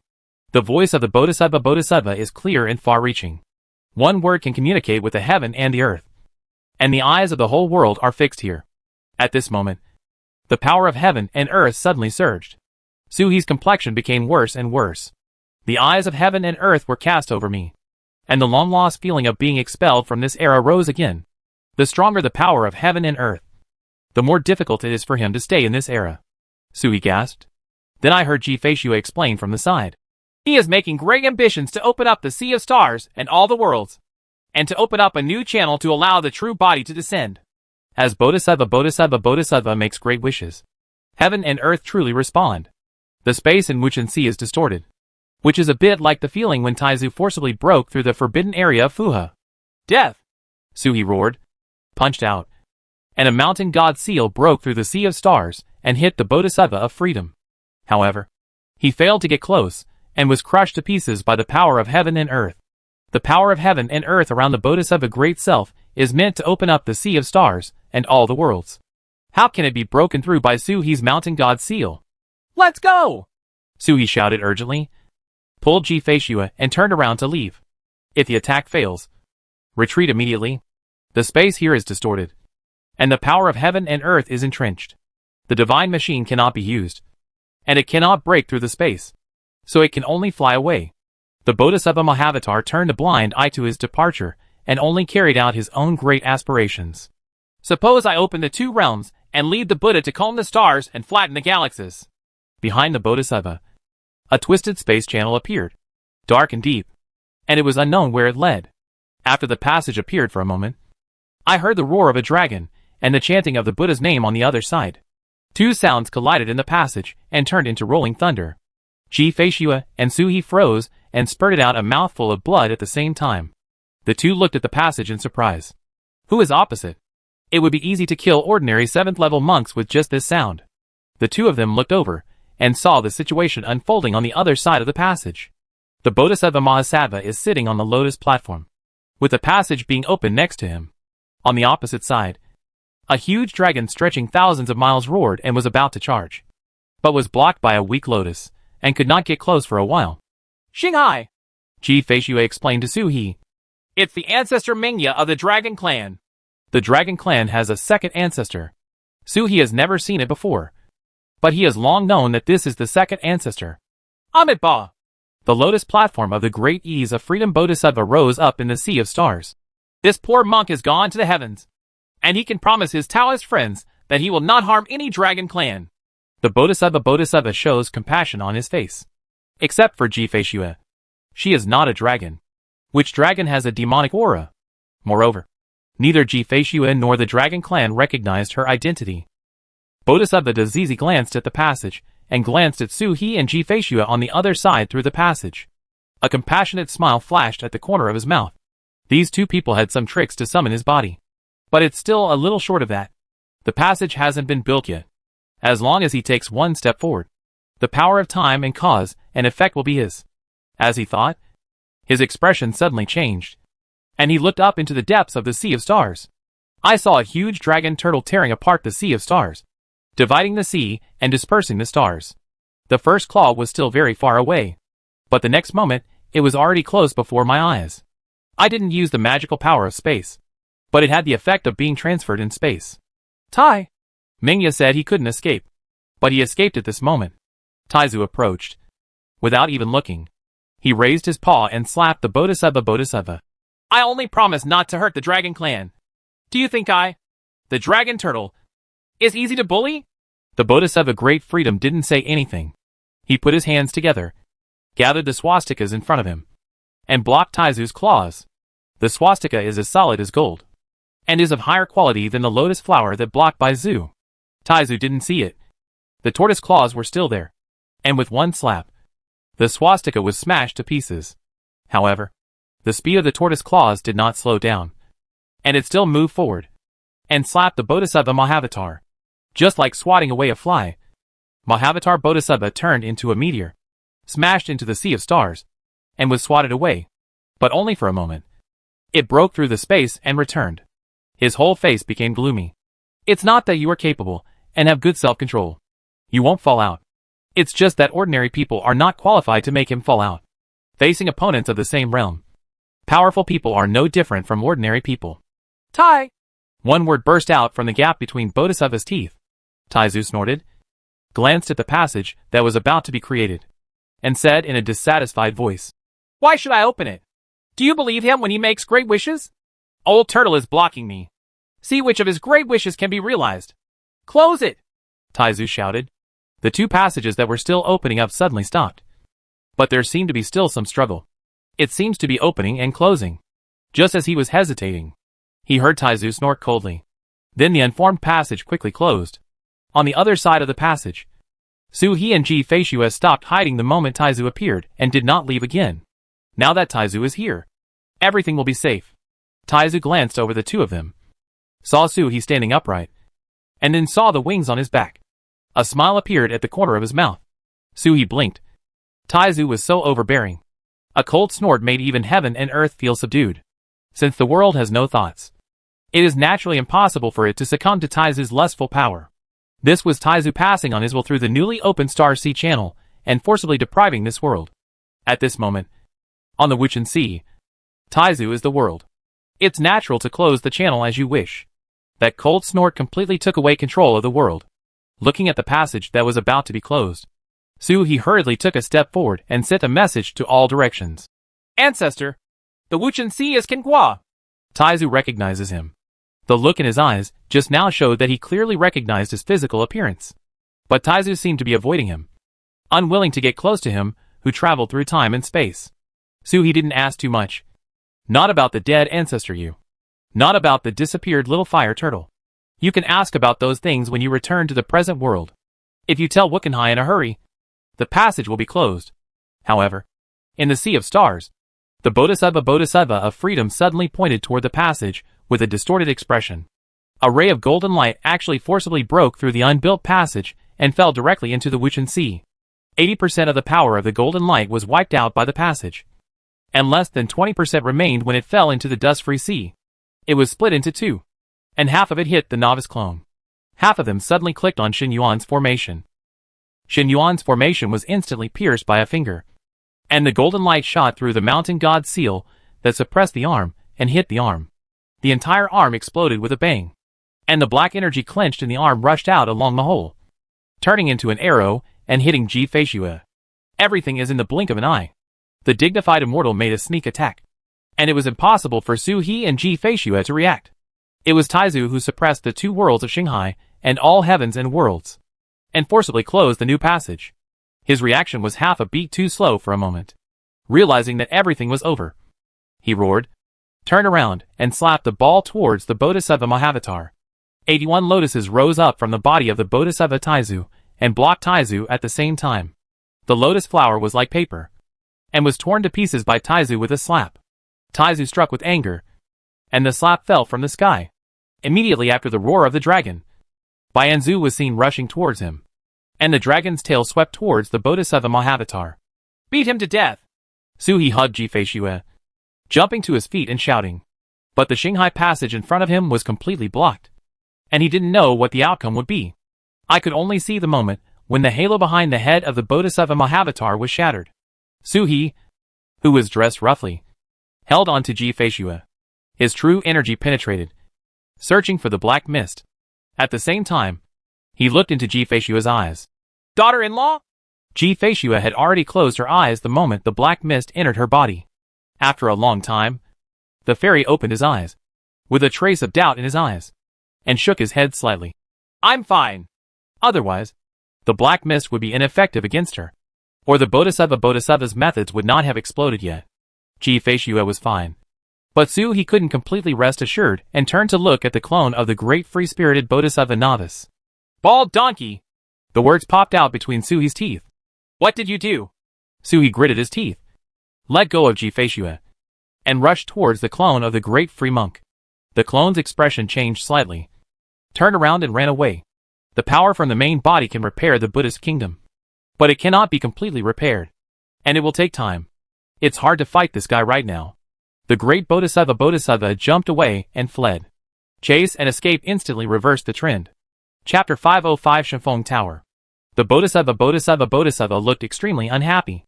I have never experienced the feeling of being hunted for thousands of years. That's it. In half an hour at most. The power from the main body can temporarily restore his Buddhist kingdom, although it cannot be compared with before. It is enough to deal with these two juniors. What really made him feel uneasy was his body. The main body blocks his perception, and cannot sense the main body's condition at all. But come to think of it, he is being beaten. Tai's dominance far exceeded his imagination. Being beaten was nothing, and he was not Tai's opponent in the first place. When he gained power, Tai was already the supreme being who suppressed all heavens and worlds. In the heart of the Bodhisattva great freedom, Tai Ben is invincible. For thousands of years, the gap with Tai has only been continuously shortened. But he always thought that this gap had been shortened to the limit. Even if he was still losing, he could still compare with him. Even if he decided the winner, it would take several days, or even years. As for the battle of life and death, at his level, unless he is besieged, just like thousands of years ago, the four spirits fought against the Yuanzhong clan, and the five ancestors took action at the same time to kill the two immortals of Yuanzhong. Even Tai. It is absolutely impossible to kill him one-on-one. Self-enlightened Bodhisattva. The great self-enlightened Bodhisattva has been thinking like this for thousands of years. Until today, this understanding that has lasted for thousands of years has suddenly been broken. Across the sea of stars, Tai directly dispersed the power of heaven and earth on the Wuchen Sea, and he has a great ambition to open the passage between the sea of stars and all the heavens and the world. And he will use the power of heaven and earth to do it. This gap is unimaginably large. This feeling of powerlessness arose for the first time. It's not like he hasn't beaten the four-spirit ancestor before. In the battle with Mingya, although he was at a disadvantage, there was still a chance to turn defeat into victory. At the end of the battle, it is still unclear who will win and who will lose. But facing Tai, a life and death crisis suddenly haunted his mind. And these two brats behind the scenes. If you can get the power of time and the marriage certificate, two blessings, you may not be unable to defeat the enemy. But at this moment, he can't display his moral character, based on his attitude towards these two juniors and what he has done. If he is caught up, this clone will be dead. Such a clone with the highest combat power in all the worlds can never be seen again. It is difficult to get another body out of the original body. The Bodhisattva Daisai glanced back as he ran, looking at Suhi, who was getting closer and closer, his eyes as deep as the abyss. He had escaped from the Wuchen Sea long ago, but he still couldn't break through the space around him. The power of heaven and earth opens the passage between the two realms, and the distortion of space is too strong. At this moment, ordinary monks may not be able to survive around the Wuchen Sea. Suhi flapped his wings, and the feathers on his wings burst out. He was as fast as lightning, and with the sound of thunder, he rushed towards the Bodhisattva Mahavatar. Behind him, Ji Feishue clicked with her feet and turned into a white light, chasing after her. Chasing checked her body carefully at the same time. The black mist made her feel uneasy. A bee's soul exploded under the feet of the Bodhisattva, and the Buddha's light flashed, pushing him a little faster. This is a demon spirit that has been subdued by Du Hua and has come here on its own initiative. As long as it is blessed by Buddhism for 10,000 years, and then sent to reincarnation. It will be his mount in the next life, and it will be as tactful as a soul beast. But at this moment of life and death, he couldn't care less. The Bodhisattva of freedom thought, pointed his halberd, and the beast's souls exploded one after another, and the speed increased sharply. But he still frowned. At this moment, the Buddha's kingdom was damaged, and they couldn't even use the escape technique. With this momentum, they couldn't even use it for a quarter of an hour before the two of them caught up. His expression became more and more anxious, and he actually felt as if he was being hunted by people all over the world thousands of years ago, before the Dharma was established. This feeling is very bad. Life and death are not controlled by oneself. The Bodhisattva of freedom fled more and more urgently. The eyes of the surrounding world were attracted by the huge fluctuations of the Wuchen Sea.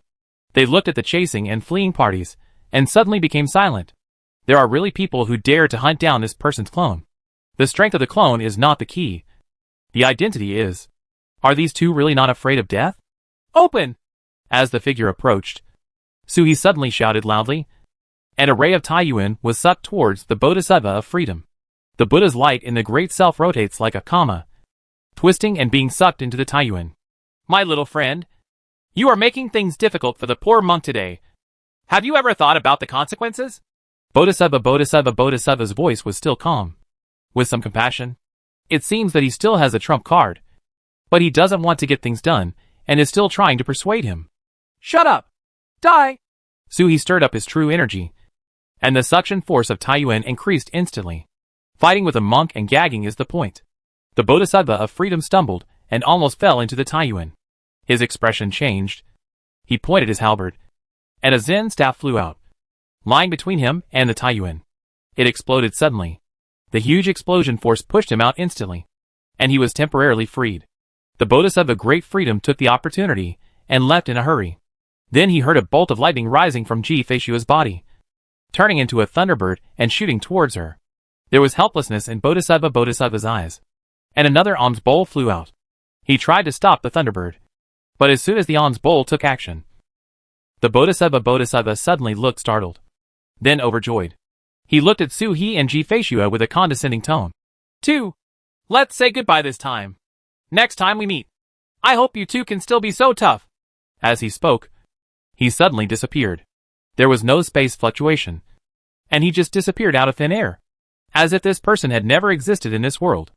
Even the spiritual consciousness that was detecting the surroundings was reduced by more than half at this moment, and they disappeared at the same time as the Bodhisattva Mahavatar. Huh? Suhi frowned, raising a doubt. Turning around, Ji Feishua reached out, and two black and yellow tokens floated out. The Xianhuang token was wrapped in a bubble, and the token flashed with a faint fluorescence. The sky of Xianhuang Cave has opened, Ji Feishua said in a deep voice. Xianhuang Cave heaven will be opened in these few days. The specific time depends on the person who opens the door. Generally, people who push the door will not wait until the last moment and open it passively when they cannot control it. Instead, it will be pushed away in advance. The door opened, and the Xianhuang order was immediately activated. The Bodhisattva de Ziyu escaped with the help of the Xianhuang order. Suhi was wearing the Xianhuang order, but he handed it in a month ago. Neither he nor Ji Feishua planned to participate in Xianhuang Cave heaven this time. If you carry the Xianhuang order with you, it will be teleported away uncontrollably. He had no means to seal the Xianhuang order. The Xianhuang Ling jumped in Ji Feishua's hands, looking eager to try. Eager to lead people into the Xianhuang Cave. But it is isolated by the bubble outside. Ji Feishua can't seal the Xianhuang order, but she can seal herself. Xianhuang Ling would not be able to teleport without a master. She set up a barrier to prevent Xianhuang Ling from sensing her own existence, which naturally blocked Xianhuang Ling's teleportation. Suhi was silent for a moment, then smiled. Catch up and kill the clone of this Zai. Leave Xianhuang Cave heaven immediately, or go into seclusion at the Shangxian platform. This avatar of the Bodhisattva must be killed no matter what. Otherwise, if he leaves this era, Ji Feishua will have to face his pursuit alone. Whether it was this era or 730,000 years later, Ji Feishua was incredibly proud. Even if he died in the hands of the enemy, he would never ask for help. Of course, Ji Feishua could not die in the hands of the Bodhisattva Great Freedom. But before Tao Xing transcends this clone, he doesn't know how many hardships he will have to endure. How can a man accept this kind of thing? Besides, He still didn't know what the Bodhisattva Mahavatar was trying to do when he pointed out the black mist. Ji-Fei knew what he was thinking, and was not pretentious. She raised her hand, and a black and yellow order flew into Suhi's hand. This time, the Xianwang Cave sky is the wind building. You and I are on the same floor, so we can meet up first. As Ji-Fei spoke, she pointed at the bubble outside the Xianwang order. The bubble popped, and the Xianwang order flashed. Bringing then she disappeared. The Xianwang order is transmitted, and different Taoist practices are transmitted to different regions. He didn't know where the Shunfeng Tower was, but from what Ji-Fei said, it was similar to the Baiyan Palace, with one floor after another, and colleagues walking on the same floor. I don't know whether Mahavatar Bodhisattva's path is calculated according to his uninjured state, or according to his current state, but no matter how you calculate it, it should be at the top. Right? He squeezed his palm, crushed the bubbles outside the Xianwang order, and disappeared in a flash. At this moment, rays of light flashed in the Xianwang cave, and countless monks from all over the world teleported in. As soon as he came in, he carefully explored all directions. Acquaintances gathered together. Strangers keep their distance. He landed on the ground and looked around. Shunfeng Tower is completely different from Baiyan Palace. Baiyan Palace is a complete world, except that there are thick clouds above the head, and there are different palaces on each floor. And Shunfeng building is really a building. It's just that this building is too big to be imagined. There are mountains, lakes, grasslands, snow fields in the building.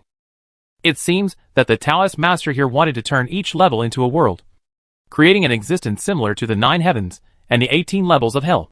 But for some reason, he did it halfway, and was not completely completed, resulting in the current 4 different images. Look out the floor. From time to time, you can still see floor tiles in flat places, with a huge roof above your head, and a bright pearl lighting up the first floor instead of the sun. A light pillar in the center connects the upper and lower floors. Following the light pillar, you can pass through the upper and lower floors. The rules of Xianwang Cave Heaven are similar, unless the Taoist master specifically sets other rules. You still can't see too far here, except for the light pillar in the center that connects the upper and lower parts, which can be seen from any corner. The scene 100,000 miles away cannot be seen clearly. You can't use your space magic power either. He closed his eyes and sensed carefully. There is a marriage contract between him and Ji-Fei, and the distance cannot stop the connection. Meditate and abandon the mountains and rivers. Somehow, he felt Ji-Fei's aura approaching him rapidly. Ji-Fei had sensed him first. He smiled, opened his eyes, and was about to go forward when a light flashed around him, and a large dark blue bird appeared. He also wears a golden iron rope engraved with Sanskrit characters. As soon as a black and yellow order appeared above his head, it immediately turned into powder. This is the normal state of the Xianwang order. It will become useless after 1 or 2 uses. He looked at the bird and was suddenly surprised. Grandpa. When Suanio Yunyu saw Suhi, his eyes lit up. Very good! Fellow Taoist Gu Luo has also gotten rid of the demon monk. How is Fairy Ji? During the battle at Yunming's that day, he and Feng Si were directly transferred by the Great Freedom Bodhisattva and imprisoned in the ruins of the Great Compassion Temple. Only then did they escape with the help of the Xianwang order. Yunyu looked at Suhi, and his eyes unconsciously fell on the wings behind him. The murderous eyes softened. He didn't know why, but when he saw Suhi, especially the pair of wings, he felt naturally close to her, and even his murderous intention was temporarily relieved. Suhi laughed. Ji is in the Kuan position, and is approaching here. See. Where is fellow Taoist? Maybe fellow Taoist can sense it? 730,000 years ago, there were not many acquaintances. There are even fewer people to meet. Yunyu closed his eyes and sensed it, but he didn't feel it. He shook his head and said, Don't worry. Her breath can't be blocked here. It won't take long to know where she is. Let's meet up with Fairy Ji first. Outstanding people shine everywhere, as long as they fight together later. Feng Si's aura will naturally burst out, and even if she searches for the treasure collection place, she will be found. Suhi nodded and took the lead, fluttering his wings and flying towards Kuan. In fact, he can mobilize the power of the peacock's true body and bloodline, and he can easily find his grandma. But it is easy to be exposed in that way. The two flew very fast, but the black bird still couldn't let go, not even daring to flap its wings to the end. Half a moment later, Yunyu asked carefully, If you don't fall on my back, Can I take you forward? In Suanio's eyes. Suhi flew too slowly. His eyes flashed. His eyes kept falling on Suhi's wings. What fellow Taoist Gu Luo used was the rapid feathers of the Phoenix clan. Right? Featherwing also has the magical power of the Phoenix clan's divine feather. The magical power of the Dragon Turtle clan was also used in the previous battle. I wonder what the relationship between fellow Taoist Gu Luo and the mythical beast is. Is it because of this relationship that he feels peaceful and close to his Taoist friends? Yunyu was also surprised that he actually invited Suhi to land on his back. He was a mythical beast. How often had he been ridden by someone? Suhi thought for a moment, then fluttered his wings and landed. The black bird was good at flying, and was much faster than him. Feeling the weight on his back, Yunyu smiled, flapped his wings, tore through the air, and thrust forward. They were speeding along without saying anything. After flying for half an hour, they suddenly felt that Ji Feishue suddenly stopped in the middle of the meeting. Something happened? Suhi's expression changed slightly. Fellow Taoist, maybe you can be faster? Before he could finish his words, the black bird feathers under his body had already wrapped around his ankles, tying him to his body. He flapped his wings, and the surrounding sounds disappeared instantly. He flew too fast, and even the sound could not come close. It was as if the space had been broken, and the wings flew thousands of miles away. In less than a quarter of an hour, he saw a white dragon occupying the sky from a distance, and the Xinyuan formation was rising and falling outside him. Not far away from Ji Feishue, the Bodhisattva Great Freedom landed on a stone statue of Buddha, and controlled the stone statue to press forward step by step towards Xinyuan's formation. Seeing Suanio and Suhi flying from a distance, the Bodhisattva Mahavatar immediately left Ji Feishue, patted the Buddha statue, turned around and left. The speed is actually not inferior to that of Xian Bird. The Bodhisattva had doubts in his heart. Damn it! How did they manage to meet up so quickly in Xianwang Cave? His Buddhist kingdom has been stabilized, and although his Taoism is not half as good as before, he will not run away immediately when he sees Suhi and Yunyu. But this person and bird were obviously coming for Ji Feishue. Apparently they can still contact each other in Xianwang Cave Heaven. These three people are not afraid. But among their accomplices is an ice phoenix of the 7th level. At this moment, the Bodhisattva of Freedom cannot face the four people directly as before. The Buddhist kingdom is restored.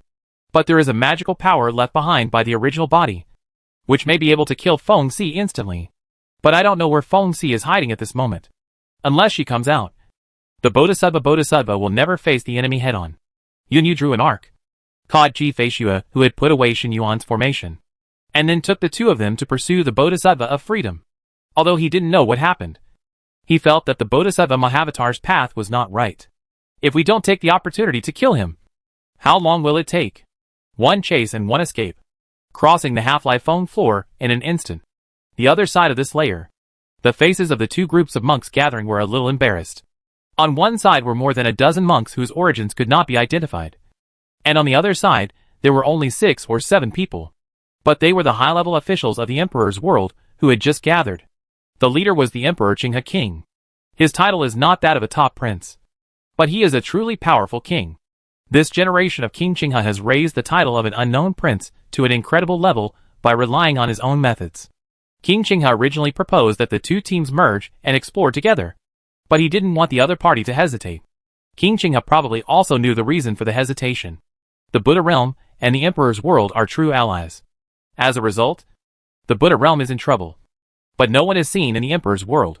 He even silently blamed the Buddhist world for the death of Dragon Turtle. Who dares to have such an ally? King Qinghe's expression did not change, and he shook his head slightly. You all only see the damage to the Buddhist world, but you don't know the disaster that Emperor Feng is facing at this moment. Let's stop! You won't believe it if I tell you more. Seeing is believing, and the relationship between Emperor Feng and the Buddha world is. When you all see it in Xianwang Cave Heaven, you will naturally know it. The two sides will be connected with each other, and if one side is in trouble, there will be support. He said this, and before he could finish his words, he saw 3 people chasing a novice from the horizon and rushing towards him. Is that novice monk the clone of the great Ishvara Bodhisattva? Ji Tianxian fought with the great Freedom Bodhisattva, and many people guessed the identity of the novice monk. Although the Emperor's world was far away from the Wichen Sea, it did not prevent them from receiving the news. Talk about disaster. And disaster will come. He was still a newborn calf. And even the Bodhisattva dared to chase and kill King Chingha. His expression changed, and he jumped up and walked towards the Bodhisattva Mahavatar. Junior, give the Bodhisattva a helping hand. King Chingha shouted and rose into the sky. He landed under the Bodhisattva daisy as a sign of respect, raised his hand and grabbed a formation disc, and was about to set up a large formation. As soon as I took out the formation plate, I felt a chill on my back. When I turned around, I saw the Bodhisattva with a cold look on his face, giving instructions. He prepared instructions for Feng Si all the way, and it fell on King Chingha. King Chingha didn't even resist, but his eyes were full of astonishment, with an expression of disbelief on his face. And then he turned into fragments and dissipated, never to be resurrected. The face of the Bodhisattva Great Freedom was gloomy, looking at the three people chasing after them. Their expressions became even worse. Feng Huang, Ji Feishue, Gu Luo. Na Guluo possesses the Star Sea Summoning Rune, which is not passed down by the Emperor's family except the royal family, and also has the Shin Yuan formation that only the Emperor's ancestor can master. The relationship with the Emperor is self-evident. The Emperor Monk rushed up to them as soon as he saw them. Even the formation disc he used turned out to be a sinking abyss. It was not the original sinking abyss, but it was the most successful imitation. It's almost as if the fake is the real thing, and it's 70% more imaginative than what Ji Feishue holds. This is not even a cover-up. If you don't kill him, who will you kill? With a finger pointing at the Chingha king, the world below became silent for a moment, and then the birds and beasts dispersed. If the Great Self is here, or if the ontology is connected to the consciousness of the clone, it will naturally not do such a thing. But when one is transformed into a clone of greed, anger and ignorance, it becomes difficult to control emotions when they arise, and wisdom is suppressed by emotions. The Bodhisattva Great Freedom killed King Chingha with one finger, and turned around and left without stopping for a moment. The stone statue of Buddha beneath him is walking as fast as flying. Further forward is the place where he was teleported, and the stone statue of Buddha under him was also found there. With the help of the temple protection formation there, it would be easier to fight with these people. As he was thinking this, he heard a phoenix cry and saw an ice phoenix fluttering its wings from a distance just visible. Chapter 506 True Martial Arts. The phoenix fluttered its wings and flew, and the sound of its cry spread throughout the countryside. A streak of moonlight rose from the border, followed by a streak of frost pushing across. Rushing towards this side, the snow wave turned into a wave of snow and swayed across the Shanfeng Tower, bumping into strange beasts and monks. Everyone was shocked and hurriedly defended, but did not feel anything unusual. Only after the snow wave passed, they felt a slight chill on their bodies. The snow waves were getting bigger and thicker, like an avalanche on the ground, coming with a crash. The Bodhisattva Mahasattva turned around and left without saying a word. The means left behind by the main body had just suppressed and killed the Emperor Chingha king. At this moment, there was emptiness, and Feng Si appeared. It was not intentional. Damn it! At this moment, he was no longer in Yunming's. He had no means to fight against four. The Buddha's kingdom was damaged, and even the main body was only temporarily stable. The wood chips turned into Ji Tianxin's puppets are still in the Buddha's kingdom. If they are not removed for a day, they are thorns in the flesh and may explode at any time. The stone statue of Buddha under the body of the Bodhisattva Mahasattva moved quickly sideways with his giant feet. At this moment, there was a phoenix cry, and the snow waves came roaring. However, he did not hit the Bodhisattva of freedom. Instead, he rushed to his side and suddenly exploded into pure vitality. The ice and frost energy surged up and rose into the sky, turning into a full moon. Supernatural power. Bright moon. It did not spread the moonlight like Suhi's bright moon, forming a barrier to prevent the enemy from leaving. The bright moon of Feng Si hangs just like that in the sky, but the Bodhisattva Mahavatar seems to be tied by an invisible thread. No matter how fast he speeds up, he cannot leave the 100-mile range of the bright moon. Suhi's eyes lit up. The Haoyue that worshipped his grandma had advanced. Just like when he entered the third level of Kaikian, all his magical powers would advance again. This bright moon has advanced more than once. The worshipping of Grandma now is not like that of later generations. Sui followed Grandma Si in the Phoenix tomb for a long time. But at that time, there were no clues about the magical power Sui used at Grandma Si. Can't learn any experience. The sacrifices being made to Grandma at this moment were not to the ancestors, and their moral conduct was not that high. Suhi could tell something about it. Previously, Xuelong should have used methods similar to those of his domain clone. The waves of snow come and turn into magical powers. But it is not certain what kind of magical powers they will turn into. They need to adapt to local conditions. Just like at this moment, the bright moon unfolded, and the Bodhisattva was immediately trapped. Yunyu carried Suhi and Ji Feishu on his back and chased after them, running headlong into the bright moon. A hint of coolness ran through the body. Grandma's attributes were so powerful that even the bright moon seemed cold. Suhi and Ji Feishu had dodged and landed on the black bird's back at the same time. Yunyu let out a bird song and pierced the moonlight before crashing towards the Great Freedom Bodhisattva. However, a mountain god seal arrived first, passing through the bird's feathers and turning into a golden light towards the Great Freedom Bodhisattva. Bodhisattva bumped away. Bodhisattva Dazizi was convinced that he could not break the phoenix sacrifice Haoyue for a while, and immediately came back to his senses. The Buddha seals in his hands condensed, and in an instant he sprayed out Vajra seals one after another, which could be transformed into swastikas or Buddha mantras. In the blink of an eye, tens of thousands of them were surrounding him like a whirlwind. Spin him around. The mountain god seal roared in, crashed into the Vajra seal and exploded, shattering most of the Buddha seal. Yunyu followed the gap opened by Suhi and shot in. He turned his body. His wings were like two scimitars, and the two-sword light slashed towards the Bodhisattva of freedom. Bodhisattva Great Freedom recites the name of the Buddha, and the power of the Buddha in his left hand turns into a sword.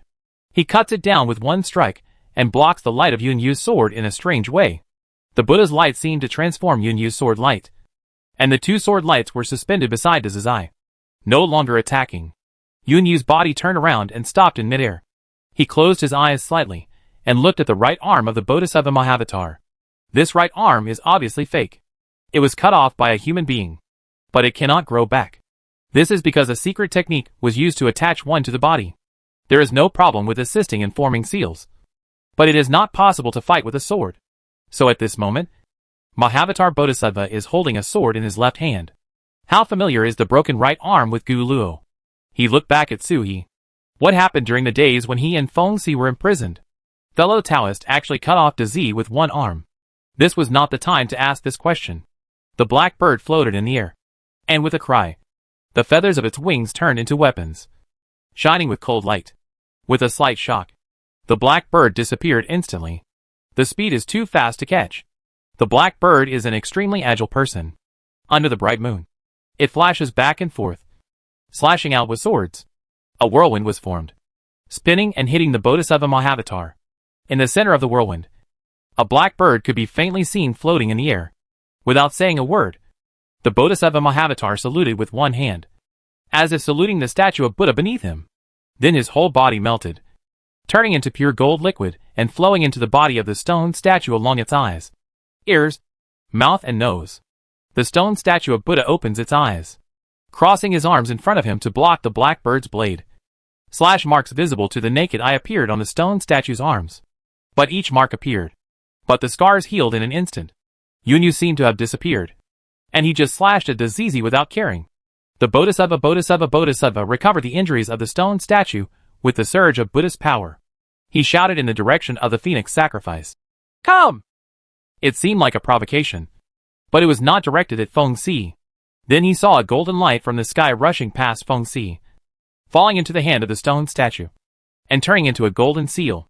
The Buddha statue smashed the golden seal into the air, and a mark fell into the void, forming a water curtain that blocked the whirlwind of Yunyu's sword light.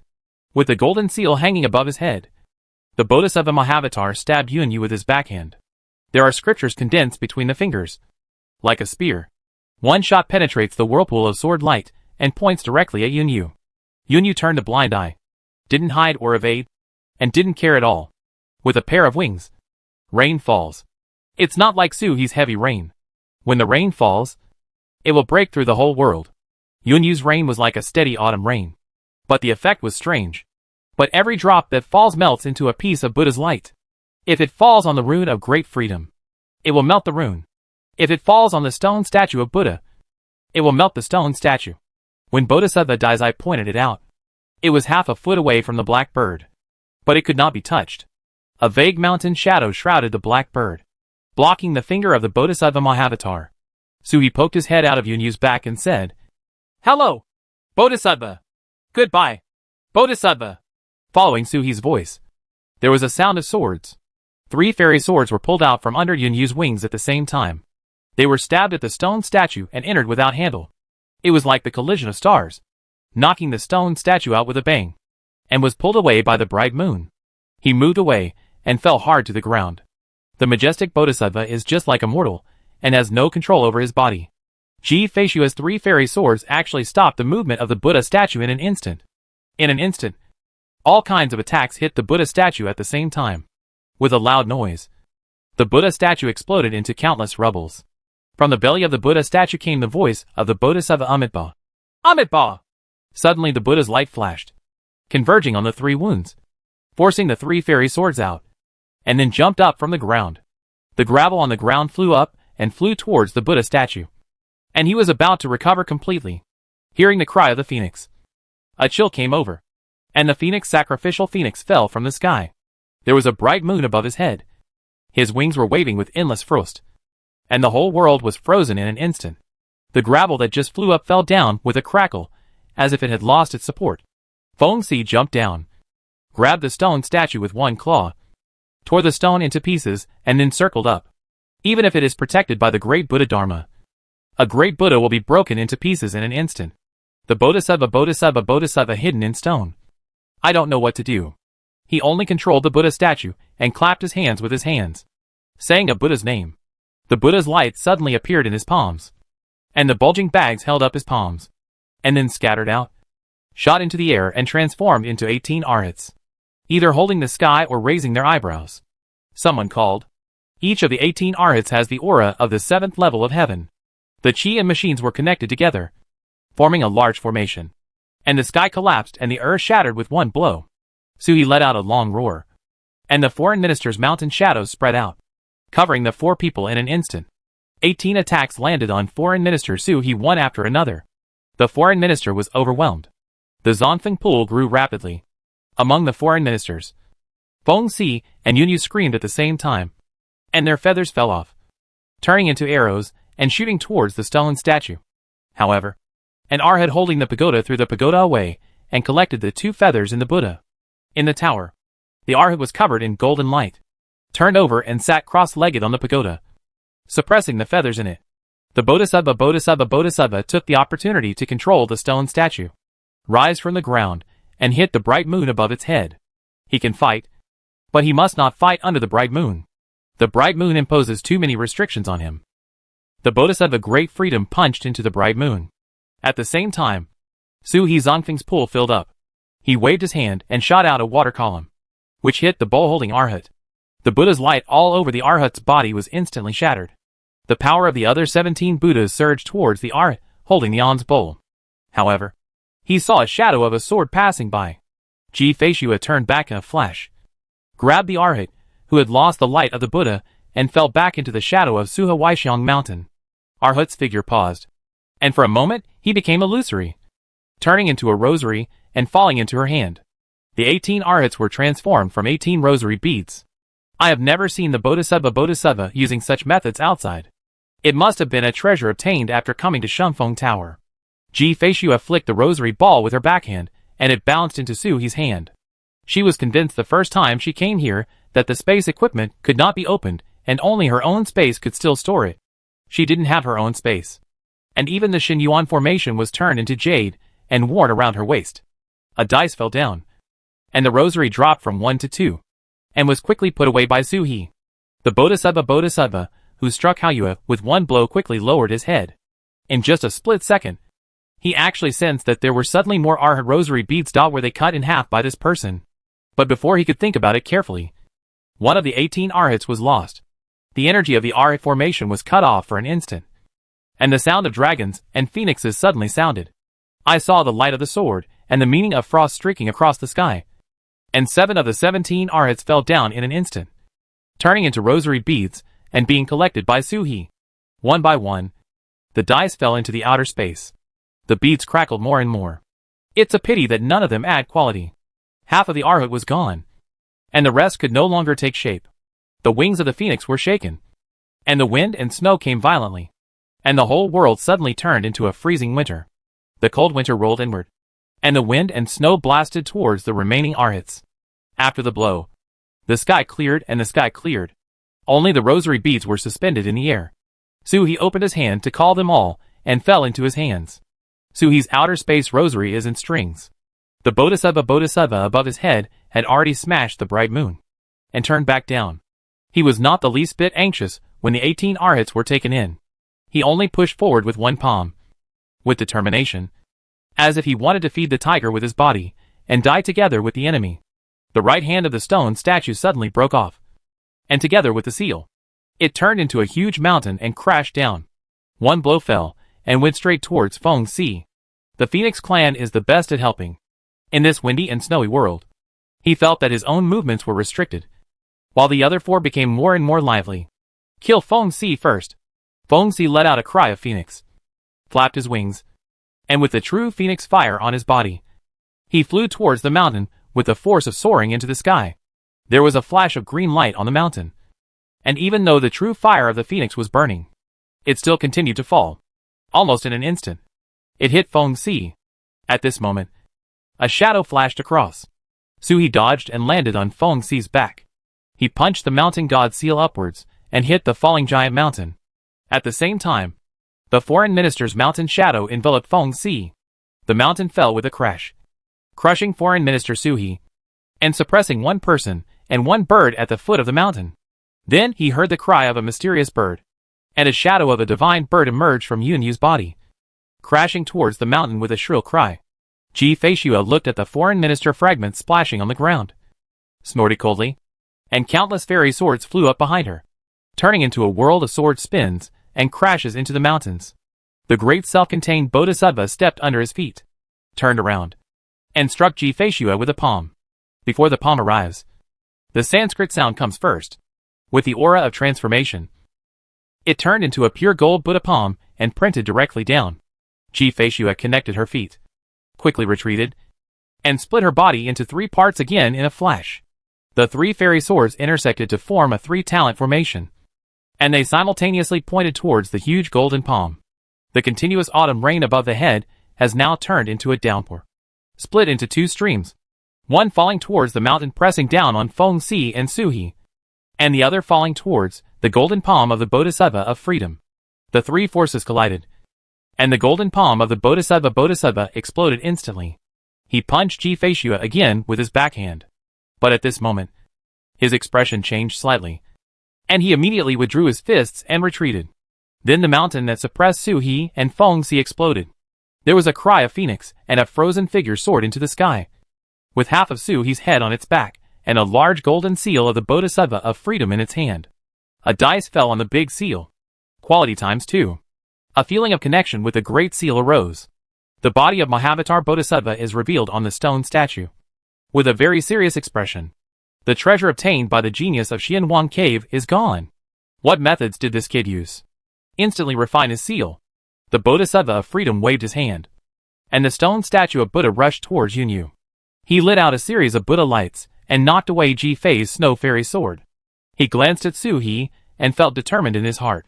His attacks were blocked by Suhi again and again, holding the mountain god seal of the Dragon Turtle clan, and protecting the other 3 people behind him. If you want to defeat the 4 of them, kill this officer first. Thinking of this, the Bodhisattva of freedom pointed his finger, and rushed away the light of Ji Feishua's sword. At the same time, an inconspicuous black energy rushed straight towards Ji Feishua. It's inconspicuous, but compared to ordinary monks, it couldn't be more conspicuous in the eyes of everyone present. Suhi's expression suddenly changed. This black energy is from the same source as the black energy that entered Ji Feishua's body earlier. Thief's son. He wants to take action against our wife. Suhi stepped forward and rushed towards Ji Feishua in a flash. Ji Feishua frowned slightly, tapped her lotus feet lightly and retreated. But the black energy followed him like a shadow, stubbornly rushing towards Ji Feishua, but flying in midair. It had been washed away by the cloudy autumn rain.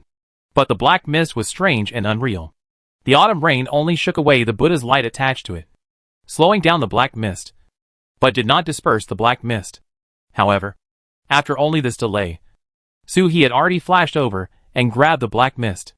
The barrier in the palm of his hand flickered. As soon as it fell, the black mist regarded the barrier as nothing. penetrated the barrier and crashed into Suhi's hand, and followed the palm straight towards the Yiqiao Tianling. A voice resounded in Suhi's mind. We are both Buddhist disciples. You and I will fight at Lingshan. Fighting in Lingshan is something that only Buddhist disciples can do.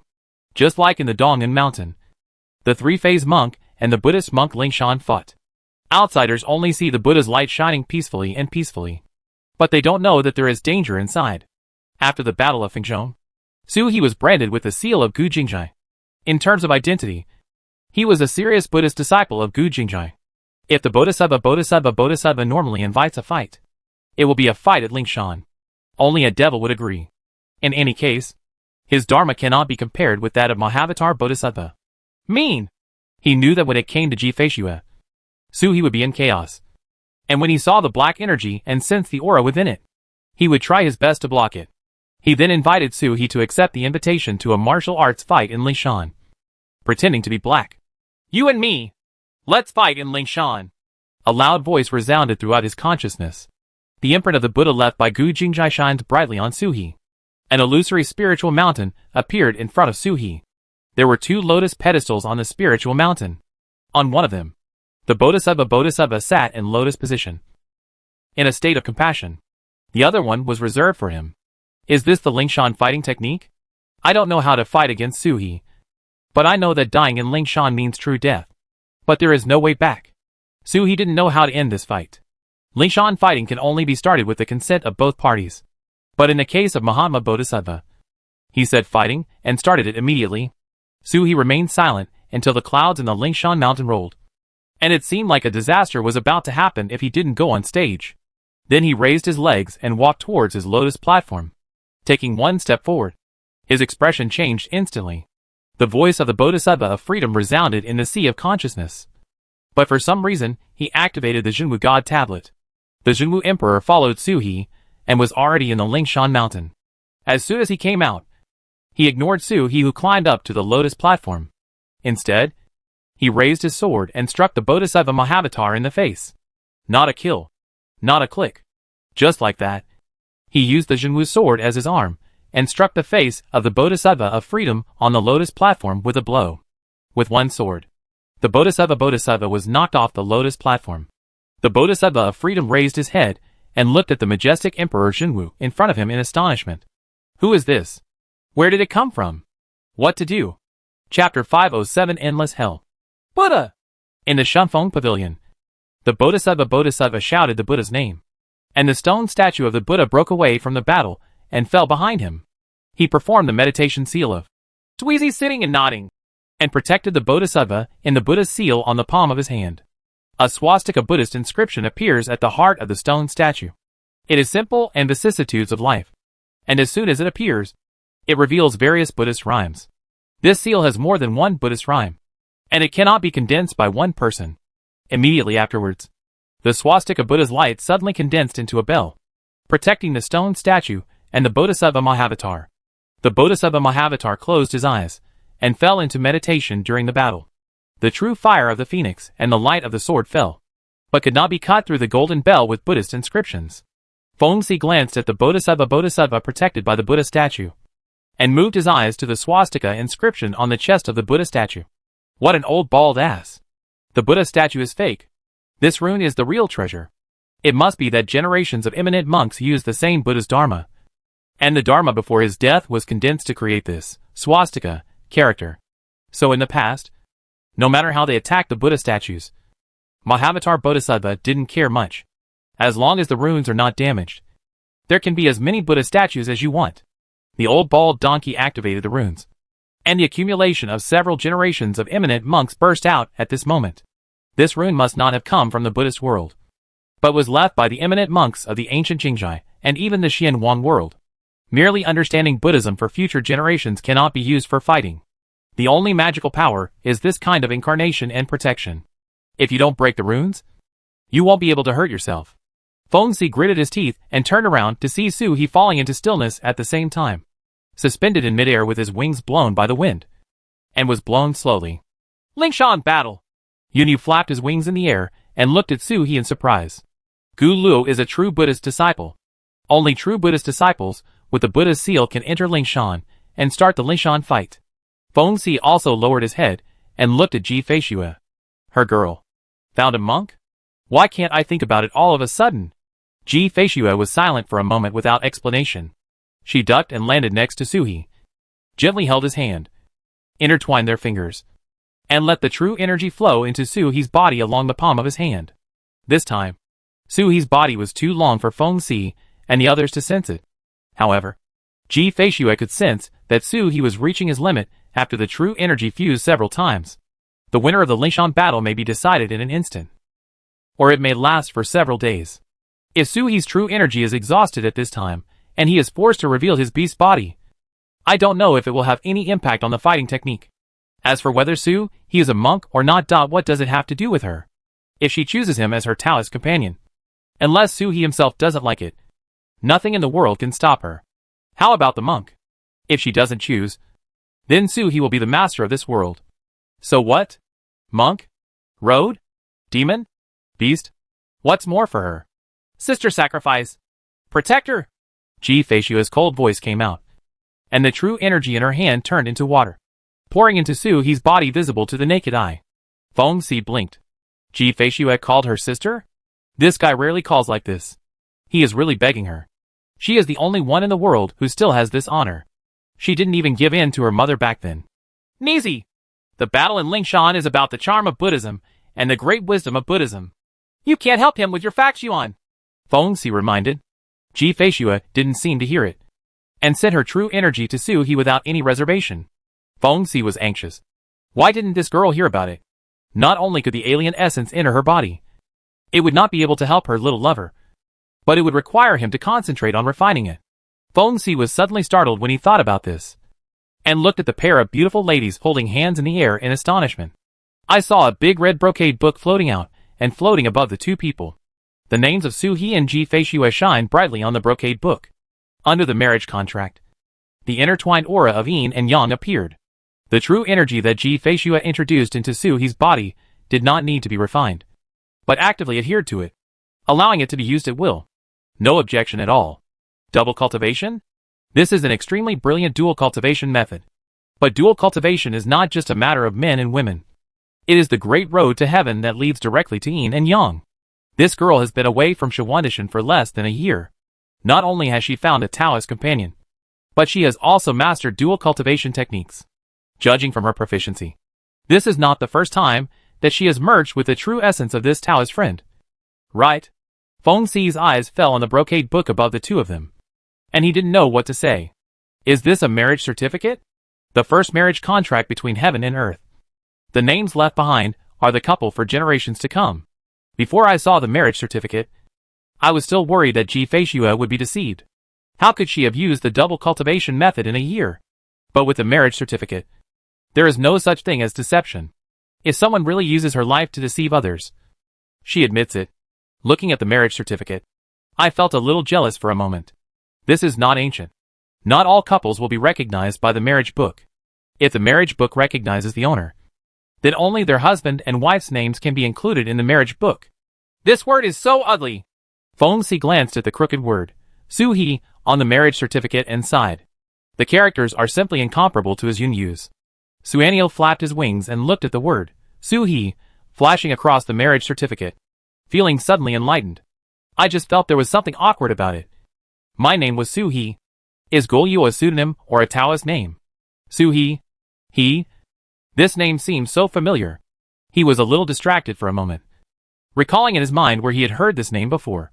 And then he heard Feng Si's voice. Dharma Protector! Break the talisman!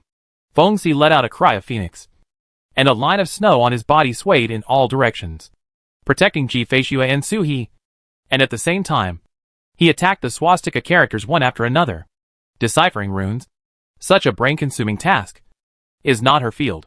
With her brain, she would not be able to break this rune even in 10,000 years. But the phoenix's power, if it can't be broken, it will be destroyed bit by bit. Yunyu knew the characteristics of his wife, and his eyes fell on the Bodhisattva Mahavatar.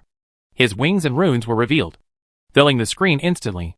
The word, Xian, in the Suanio clan is not just a description of color, but also tells the origin of this clan. Mysterious and mysterious. If one were to rank the inheritance of all heavens and worlds, the Suanio clan would definitely be at the top. Taoism, Buddhist scriptures, witchcraft, Confucian classics. There is nothing that the Suanio clan does not understand.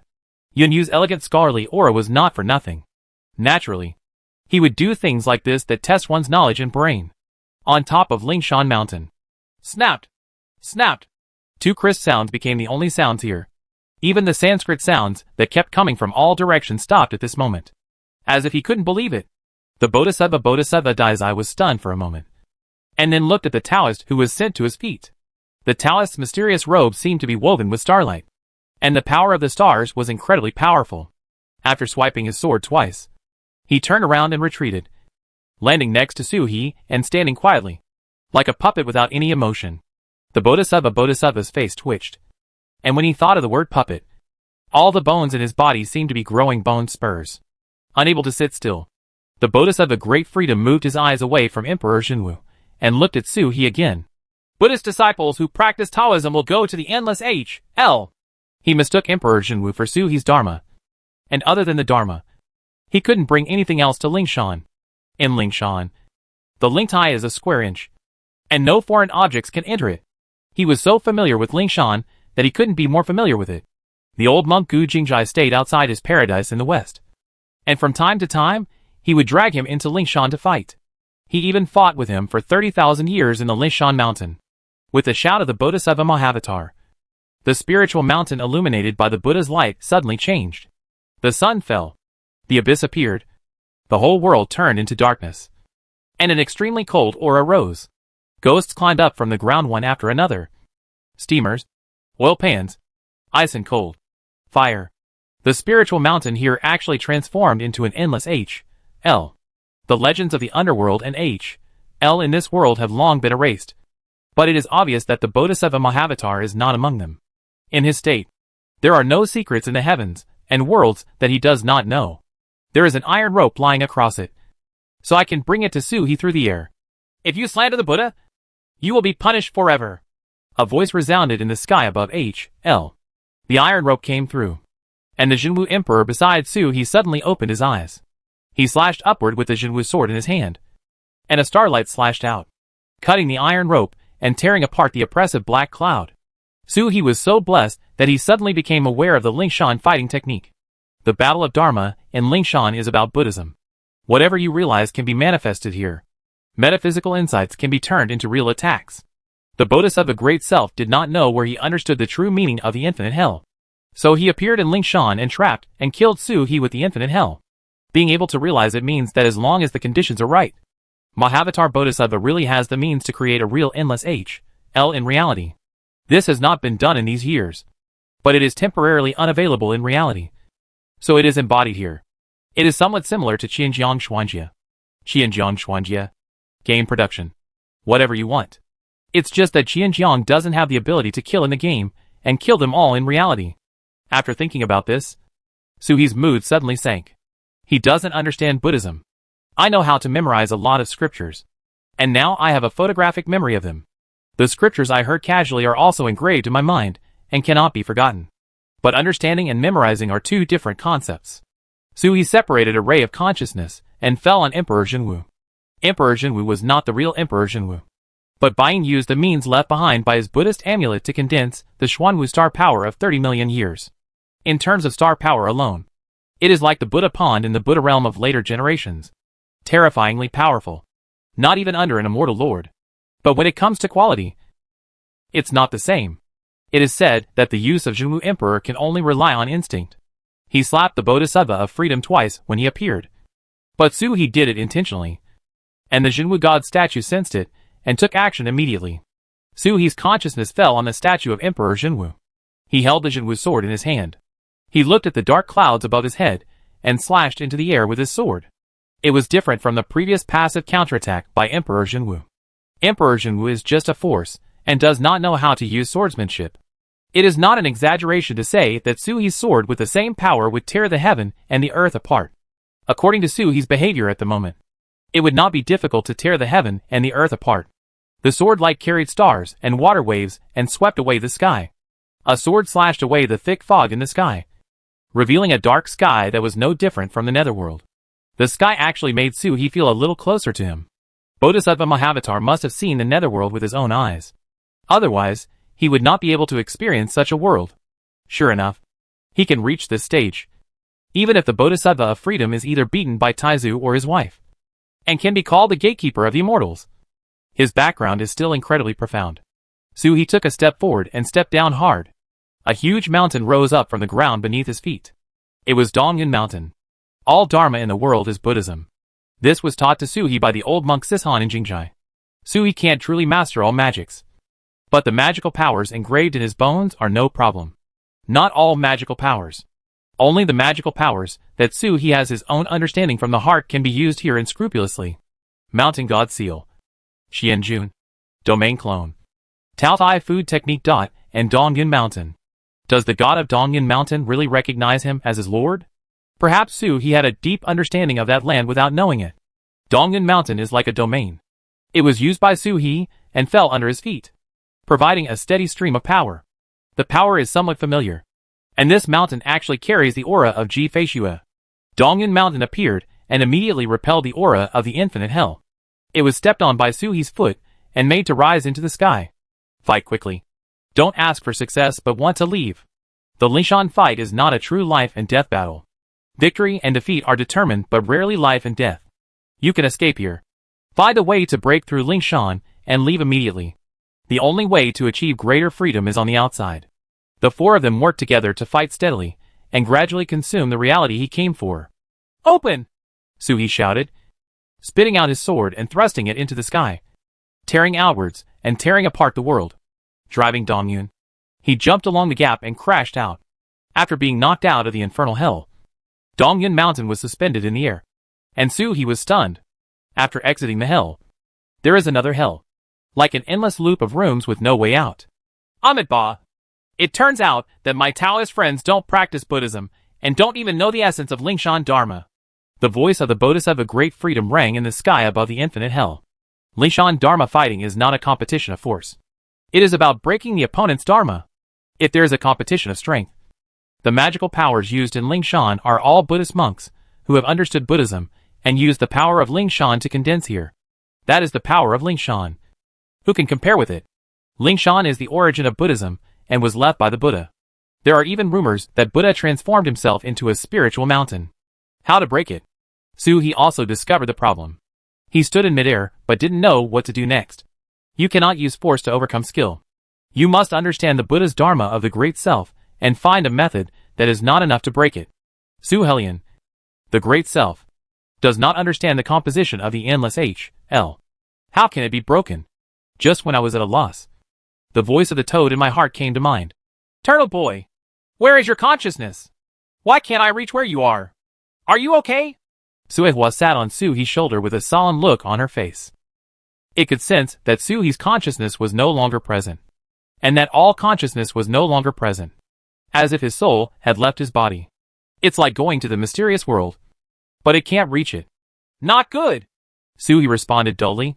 Maybe I can kill freely outside? If not, I will have to fight hard.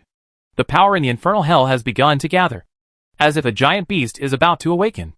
If it is a giant beast, maybe it will be okay, no matter how huge it is. Is it bigger than Suhi?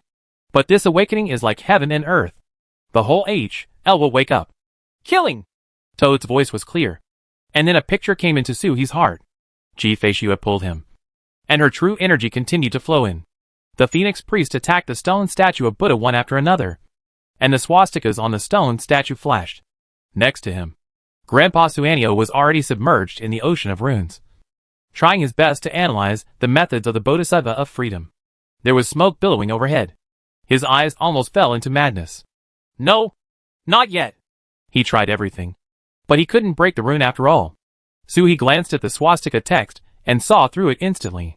He just doesn't know enough and is not a fool. The runes have a strong aura of Dharma, and there are characteristics that are obviously not that of a person. It is clear at a glance what the origin is. This rune must be a treasure obtained by the Bodhisattva Mahavatar in the Shanfeng Tower. Otherwise, in Wickenhai, he would have taken it out long ago when he faced his father-in-law. And none was beaten like this. A Bodhisattva is a Bodhisattva. To Suhi, The Shamfeng Pavilion was extremely unfamiliar. But to the great self-contained Bodhisattva, I am afraid he has been here countless times. If you live long, you can do whatever you want. The Bodhisattva has a lifespan of tens of millions of years. But there are not many dojos in the Xianwang Cave heaven. Once the Jiazi is opened, it will be the 12 years since the opening. And a new dojo will be built in 72 years. It won't take 20,000 years to completely conquer it. If Mahavatar Bodhisattva has participated in these thousands of years, it is very likely that he has entered each ashram hundreds of times. I don't know how many means have been deployed. Xianwang Cave heaven is an infinite opportunity for ordinary monks. But for the truly top figures in these heavens, it is their own medicine garden. Chapter 508. Your spiritual mountain belongs to me. Suhi looked at the swastika text. The runes contain the great self-refined Bodhisattva, who is superficial in refinement compared to the immortal Lord. But to people like Suhi, it is unfathomable. Don't you see that Suanio, who is famous for his extensive inheritance, has smoke coming out of his head, and he still can't crack it? If you can't untie it, just grab it, Suhi said from the bottom of his heart. He doesn't know how to crack, but he is very familiar with banditry. Suewa, lend me a hand. Suhi's voice was urgent. Toad immediately crossed his arms and said, "Thief's son, what do you want to do? I thought you were beautiful." Suhi snorted to relieve his own tension. This was the first time for him to live in this world. Don't resist. As Suhi spoke, he followed the feeling in his heart, using the toad as a channel, and a trace of consciousness fell on his body. It is difficult to control the body to fight with just a trace of consciousness. But making a small movement is enough. The outer space flashed, and a relic floated out, flew above Suhi's head, rotated in a circle, and embedded itself in the center of his eyebrows, like a red raindrop, shining with brilliance. Feng Si, who was erasing the runes, suddenly turned his head to look. Peacock! Is this the relic condensed by the peacock? The power contained in it was so powerful that even she was horrified by it. Peacock Daming King Bodhisattva! Feng Si immediately thought of something and looked at Suhi in surprise. He was born in Washan. There is only one relic of Peacock Great Ming King Bodhisattva in all the worlds, and it is kept at Guiwang Mountain. Not the little bald donkey from Gu Jingjai, but the cow nose from Guiwang Mountain? Feng Si looked at Ji Feishue, who opened her mouth. She didn't know how to lie and didn't know how to answer. Tell Feng Si that this guy stole the Guiwang Mountain treasure house. She was willing to say it. But even Feng Si refused to believe it. Who has such ability? The relic of the Mother Buddha appeared, embedded in the center of Suhi's brow, and blended with the imprint of his ancient Jingjai Buddha. It immediately emitted endless Buddha light and shrouded the stone statue of the Buddha. The swastika text at the heart of the stone statue trembled slightly and paused for a moment. Even the golden bell with Buddhist inscriptions outside the stone statue disappeared in an instant. At this moment, the real fire of the phoenix sacrificial phoenix came, like a cannonball, smashing the head of the Buddha statue into pieces. During the battle in Lingshan, the Bodhisattva, who was hiding somewhere, suddenly appeared. His expression suddenly changed.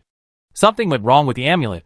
As soon as he appeared, Suhi slashed him in the air with his sword.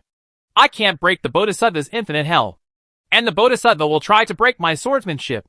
With one sword strike, three kinds of power converged. The power of the mountain god of Dongyun Mountain at his feet, the power of the stars of Emperor Zhenwu, and the unique power of Buddha in Lingshan Mountain. The ball turned into a sword light and slashed past. The Bodhisattva Great Freedom only glanced at the sword light, and his eyes suddenly lit up. What a sword! This sword actually had the meaning of the Great Way to Heaven. And he even saw a bit of Xuanwu flavor. Why not White Tiger?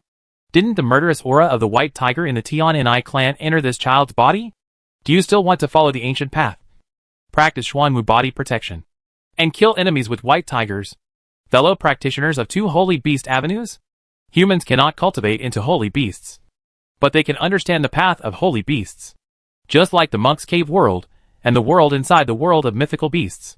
He exclaimed and clasped his hands together. The poor monk will admit defeat with this sword. The moment he said, admit defeat, the light of Suhi's sword suddenly dissipated and disappeared out of thin air. There are losers and winners in the Lingshan Dharma fight. As long as you admit defeat, the opponent's Dharma will disappear. If it were an ordinary moment, the Bodhisattva would not admit defeat and would like to study this sword light for a while. But at this moment, he cannot care about it. It is not known what happened to the outside world. contact the body, and detect the outside world. Suhi's eyes lit up, and he looked at the endless H.L. in all directions. He followed the example of the Bodhisattva Mahavatar, and connected the heaven and the earth. I surrender to this Buddhist Dharma! As the words left his mouth, the endless H.L. remained. The Bodhisattva Great Freedom smiled. This place is closed to heaven and earth. The poor monk needs the spiritual mountain to sense it. And only the spiritual mountain can sense it. Do you really think that he, the Buddha, did it in vain?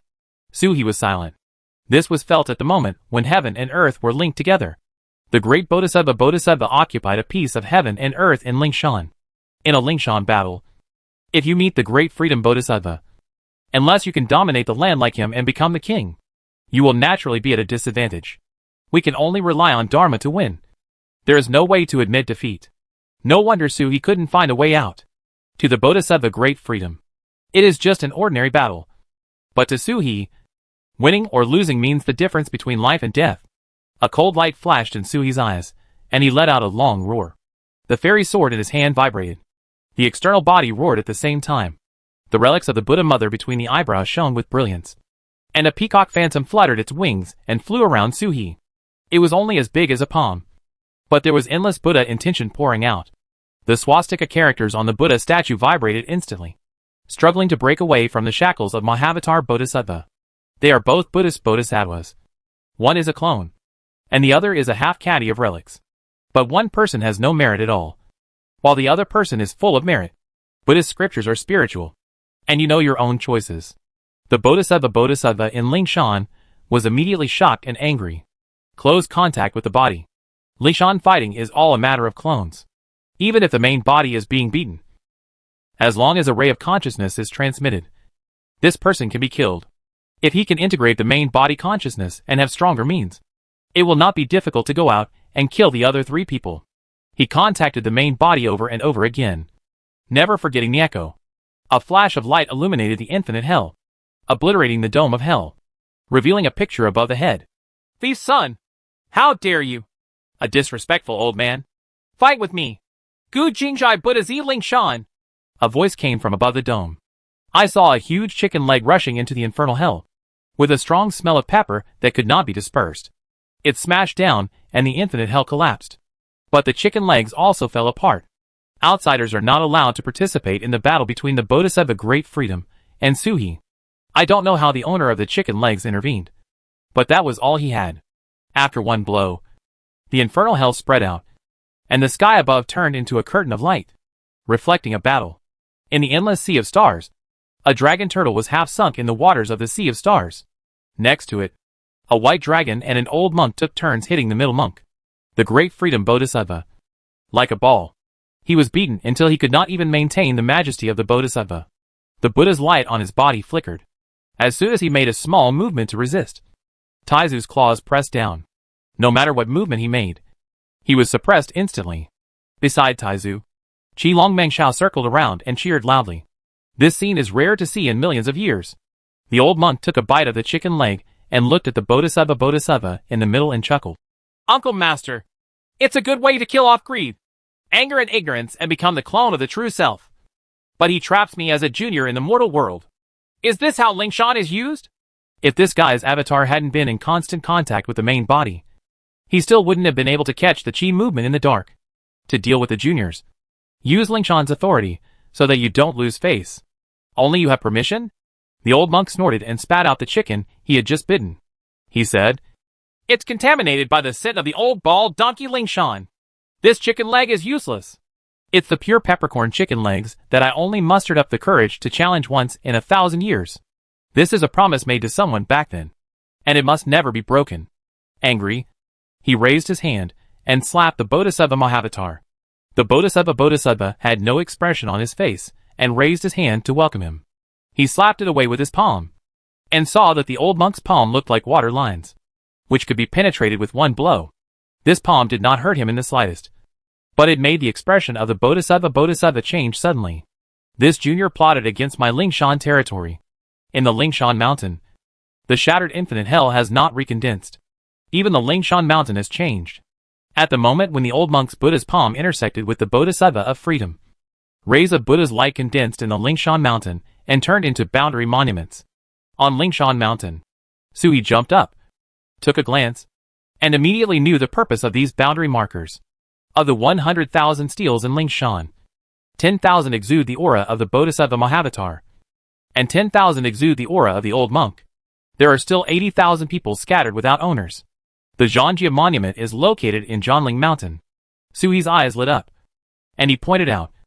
A ray of light fell on an unowned boundary monument, but was scattered and rebounded by the boundary monument. A thought came into Suhi's mind. Unowned boundary monuments cannot be occupied. Only 20,000 boundary monuments that have been occupied can change ownership.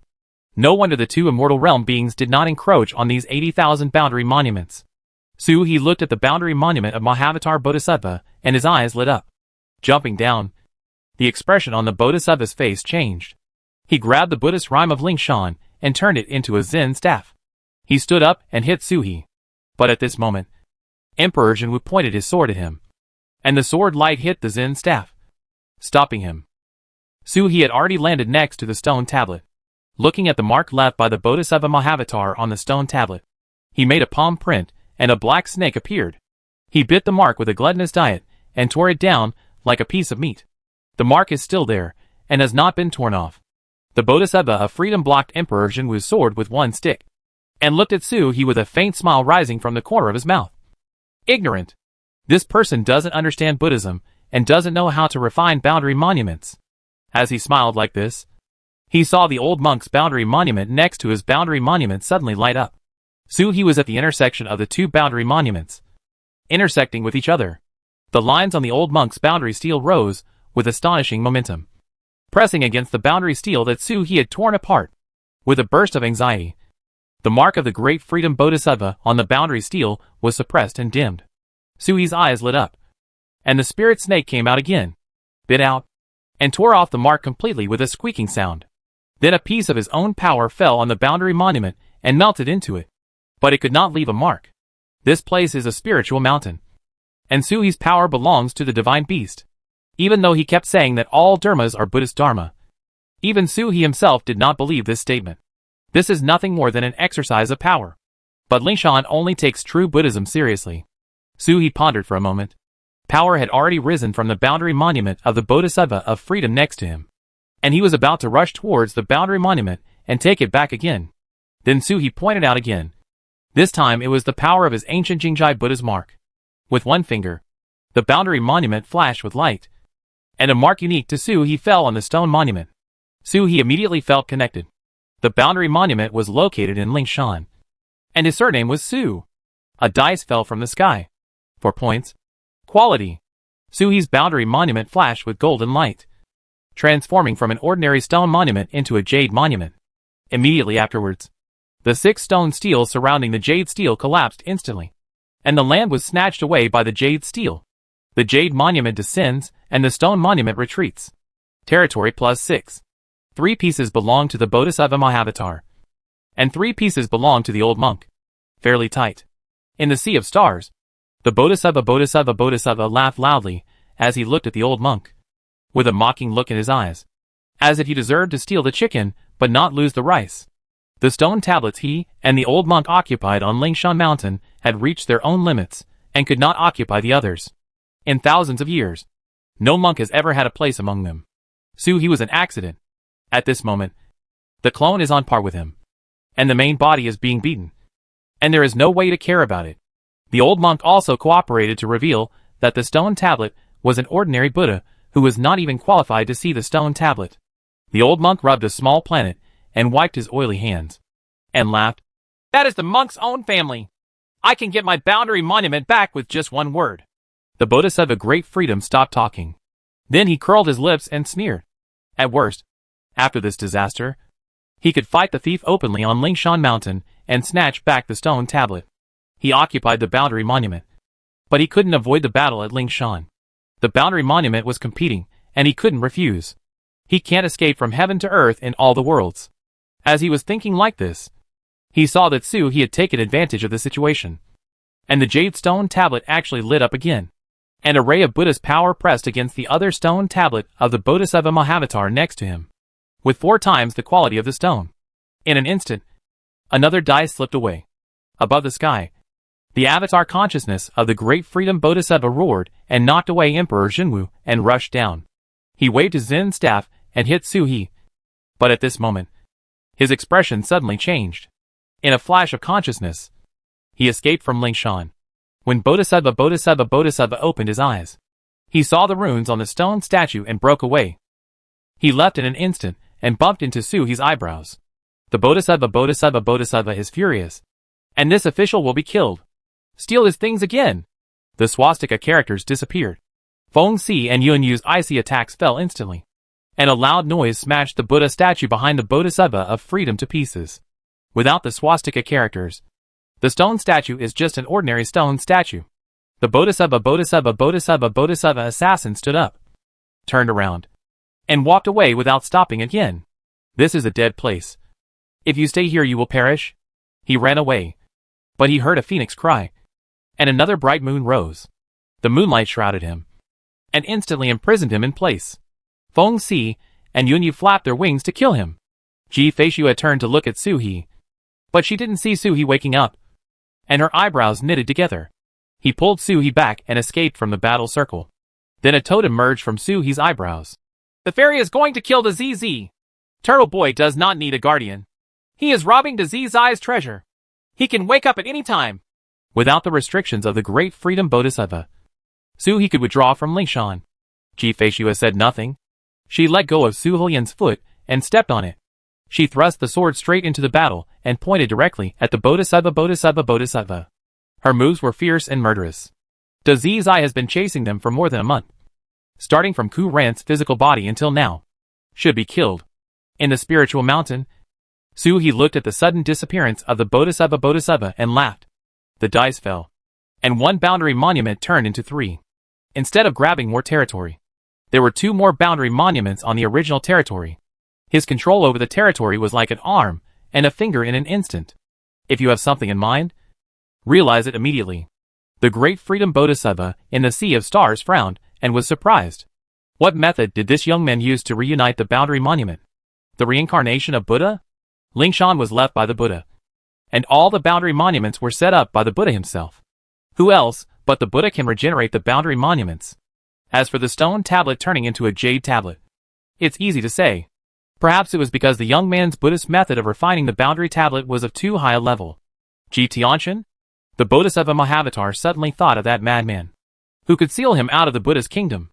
Although there is a gap between the clone and the Buddha kingdom, sealing it out is obviously not an ordinary person's method. This young man is Ji Tianxin's son-in-law. What's going on? Tianka Buddha realm? The Bodhisattva Great Freedom was astonished. His consciousness was interrupted one after another by the old monk, and he could not escape into the Lingshan mountain.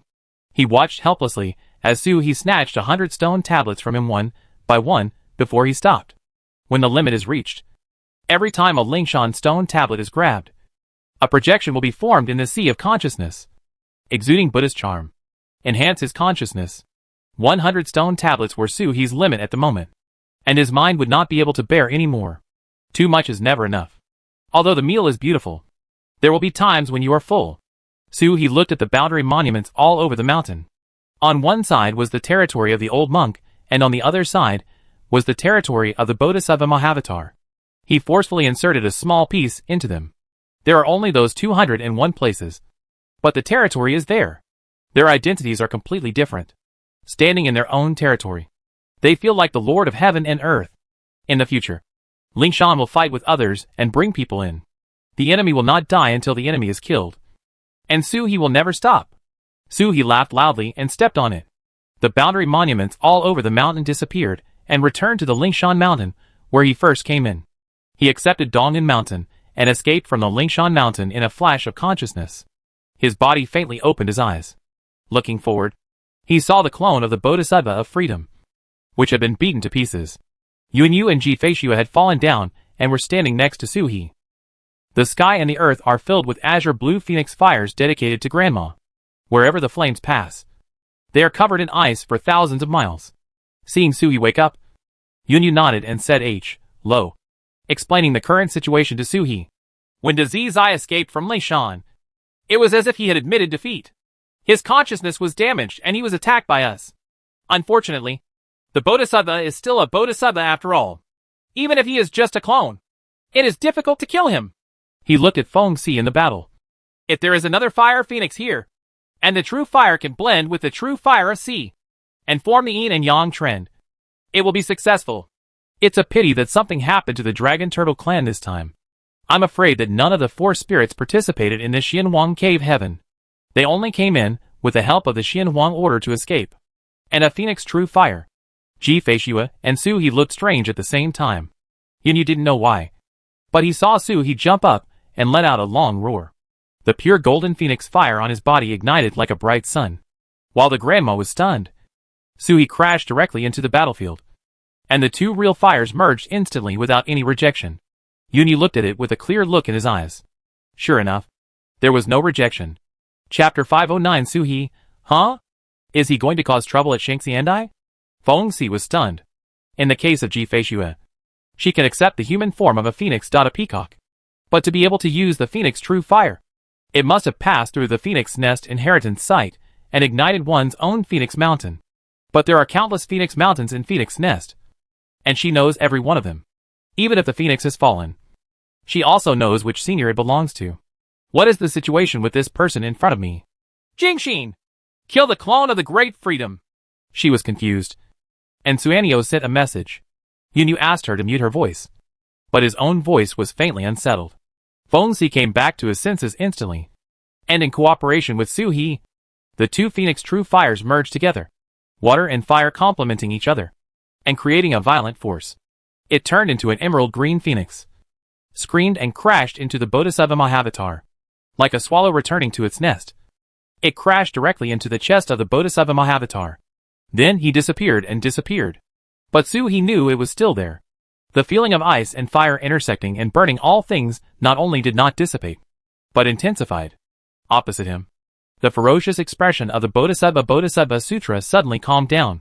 He slowly sat down, and a lotus platform was automatically formed under him.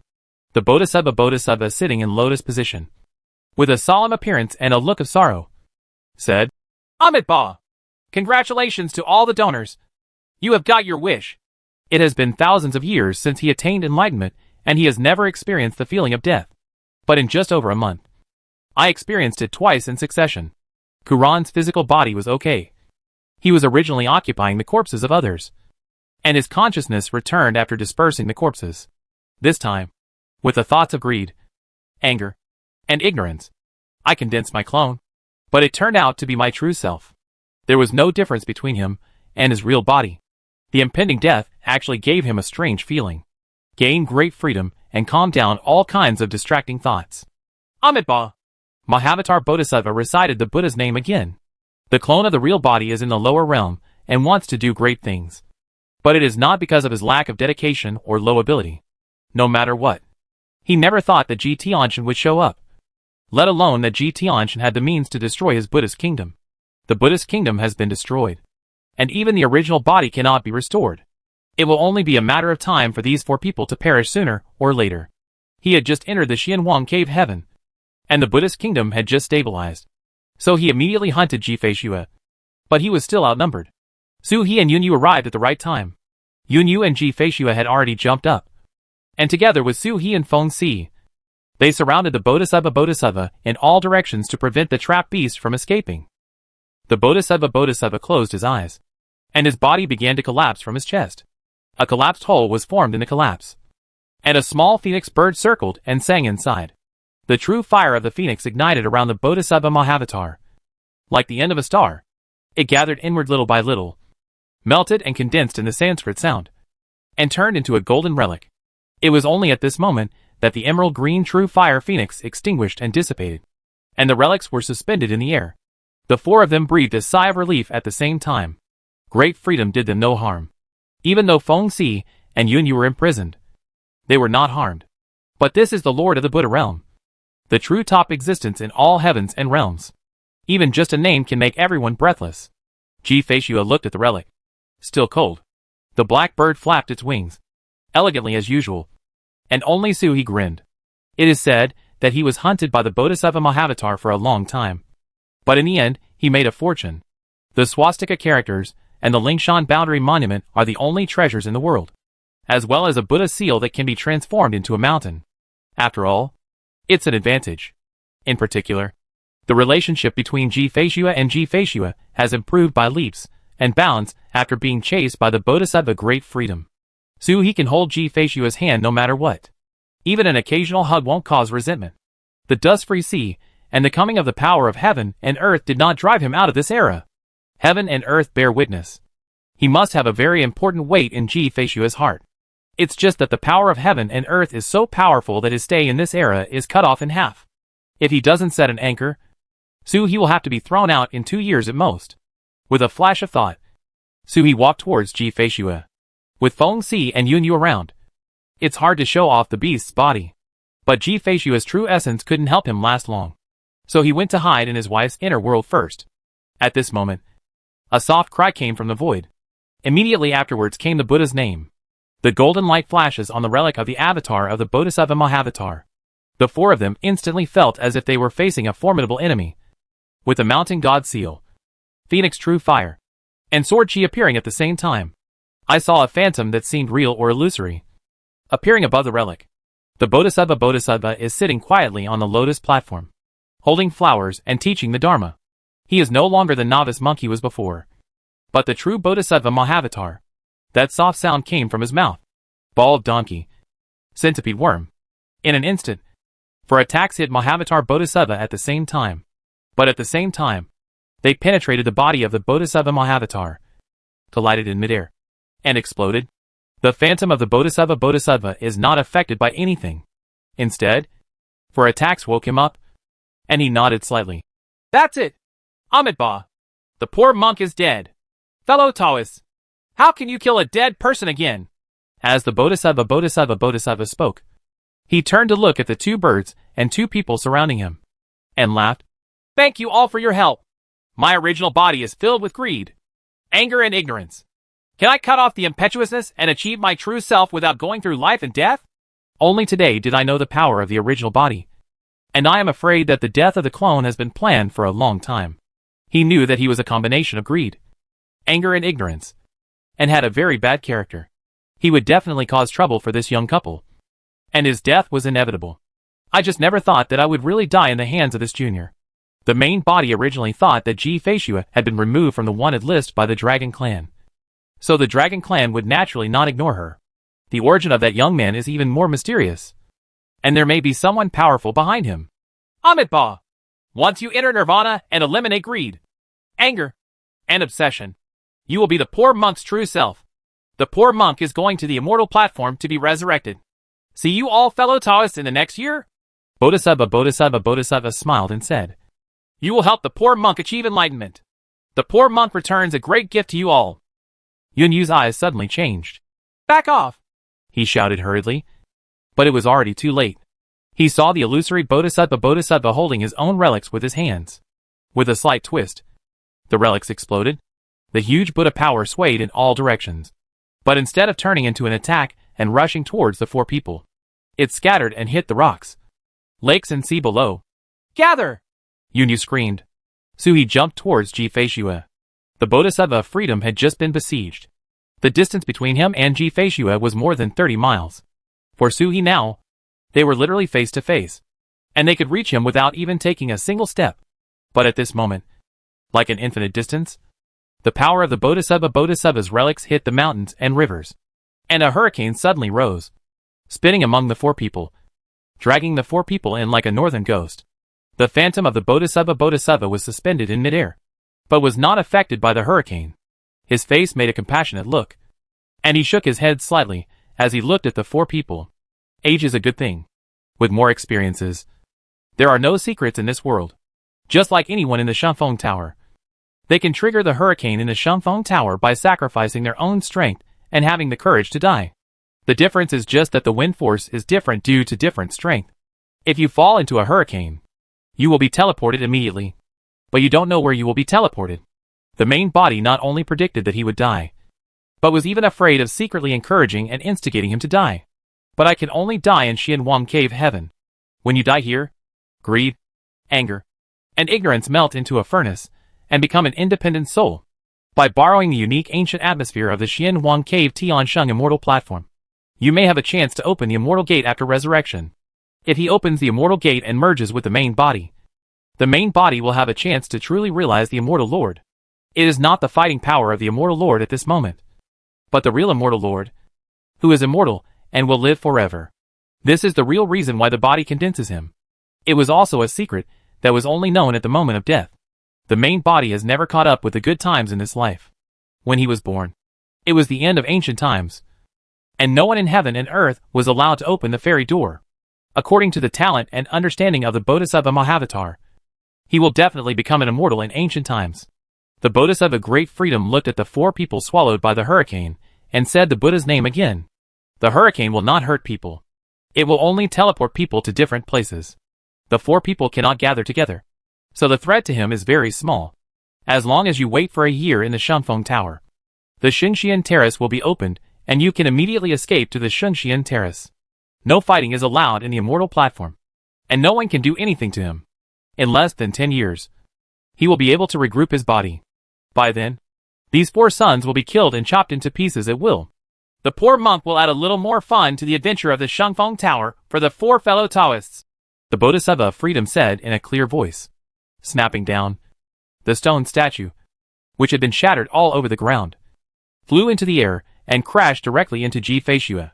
Before it even got close, it exploded, and the stone powder dispersed golden light and turned into a seal that fell on Ji Feishue. Concubine Ji was fine, but she saw that the marriage certificate was covered with a golden film. Does eye seals the marriage certificate. In this way, after being separated by the hurricane, Su He and Ji Feishue could no longer sense each other's location based on the marriage certificate, which made their reunion more difficult. The Bodhisattva recited a Buddha's name, stopped paying attention to the 4 people, and turned into a golden light and went away into the distance. He is neither alive nor dead at this moment, seems virtual and real, and is not afraid of anyone's attack. But this state can't last long. Later, there will be a real lonely ghost. Before then, we have to find a hiding place. When the ascension platform is opened, everything will be settled. In the hurricane, Su He roared and struggled towards Ji Feishue, but he couldn't. This wind is not incredibly strong, but the power within it makes people feel powerless. The hurricane caused by the relics of the avatar of the Bodhisattva Mahavatar really has the power of the complete avatar of the Bodhisattva Mahavatar. Fortunately, the wind doesn't hurt anyone. It just sweeps them away. Feng Si and Yun Yu were even worse than them, as their huge bodies had to withstand greater force in the hurricane. Fortunately for Yun Yu, Feng Si had completely drifted with the crowd and couldn't control his body shape at all for a while. Su He looked at Ji Feishue in the distance, looking at the people who were about to be thrown out, and his heart trembled, and his true energy exploded. But he did not try to rush towards Ji Feishue. Instead, a mountain god seal broke through a hurricane and hit Ji Feishue hard, pushing her out and crashing into Feng Si. The white substance from Ji Feishue's waist flew out, wrapped around Feng Si's claws, fixed herself on it, and turned to Su He and nodded. She understood what Su He meant. Once you have entered a hurricane, you will know the effects of hurricanes. The marriage certificate is sealed, and the 2 of them may not be able to still be in tune with each other even though they are thousands of miles apart. Without being able to sense the opponent's position, no one knows what dangers there may be. But Feng Si is Su He's grandma, a close relative by blood. As long as Su He shows his true body as a peacock, Feng Si's location can be felt from all corners of the world. Su He pushed Ji Feishue towards Feng Si, then adjusted his direction and bumped into Yun Yu, who was very close at hand.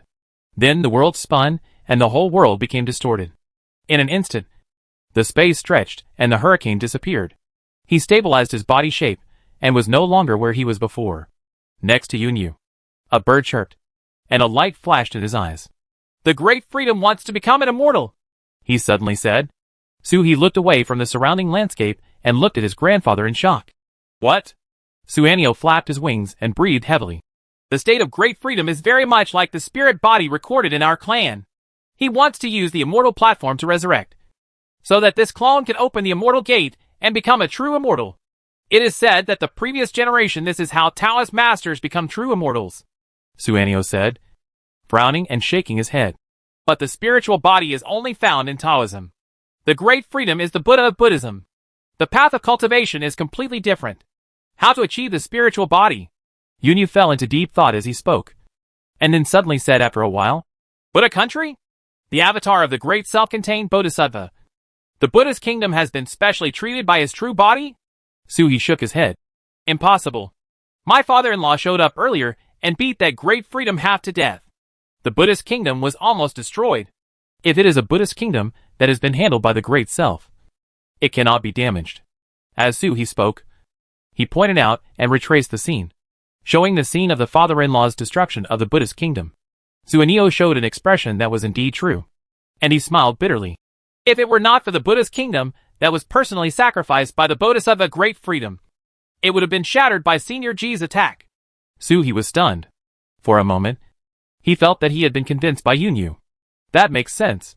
If the Buddhist kingdom is regarded as a cave world or an inner world of mythical beasts, how can it still exist if it is damaged like this? The two were silent for a moment. Fellow Taoist said that Dazizi wants to use the Shunxian platform to become a true immortal. Suhi was quiet for a moment and asked in a low voice, What if? I said what if. When he was absorbing the energy of the Shunxian stage, the Xingxian stage suddenly closed. What would happen? Shangxiandai is his territory. Suanio smiled and replied while looking around. There is no sudden closure of the immortal platform. He said that there was silence here for a moment, and looked at Suhi with strange eyes, and said, If Dazizai wants to open the immortal gate at the Shunxian platform, he will inevitably peel himself off completely and fully accept the baptism of the vitality of the Shunxian platform. At this moment, he is as naked as the boy is defenseless. Only the law of not fighting on the immortal platform can protect him. If it is suddenly closed, he will definitely die. At that moment, whoever you or I take action can completely kill him. You don't even need to kill him. If your resurrection is interrupted, you will die from the backlash. No way to survive. If it can be done, it will not only kill the clone of the Bodhisattva Great Freedom, but also the greed, anger and ignorance of the Great Freedom Bodhisattva. Even his true body will be affected. Understood. Suhi nodded and suddenly relaxed. For some reason, what Yunyu said naturally convinced him. Yunyu has an elegant temperament and gives the impression that he is a learned man. If you don't want Bodhisattva, think of a way to join them first. Then before the ascension platform opens, kill him again and destroy his Buddhist kingdom. Yunyu said, looking in all directions. He didn't dare to let Daziji really enter the immortal platform. Once he entered, it would be too late. Where is this? Suhi kept looking around. This place is covered with snow and stretches as far as the eye can see. There are many treasures scattered around, but there is not a single monk in sight. Yunyu thought for a while and said, If nothing else happens, it should be the ruins of the northern border.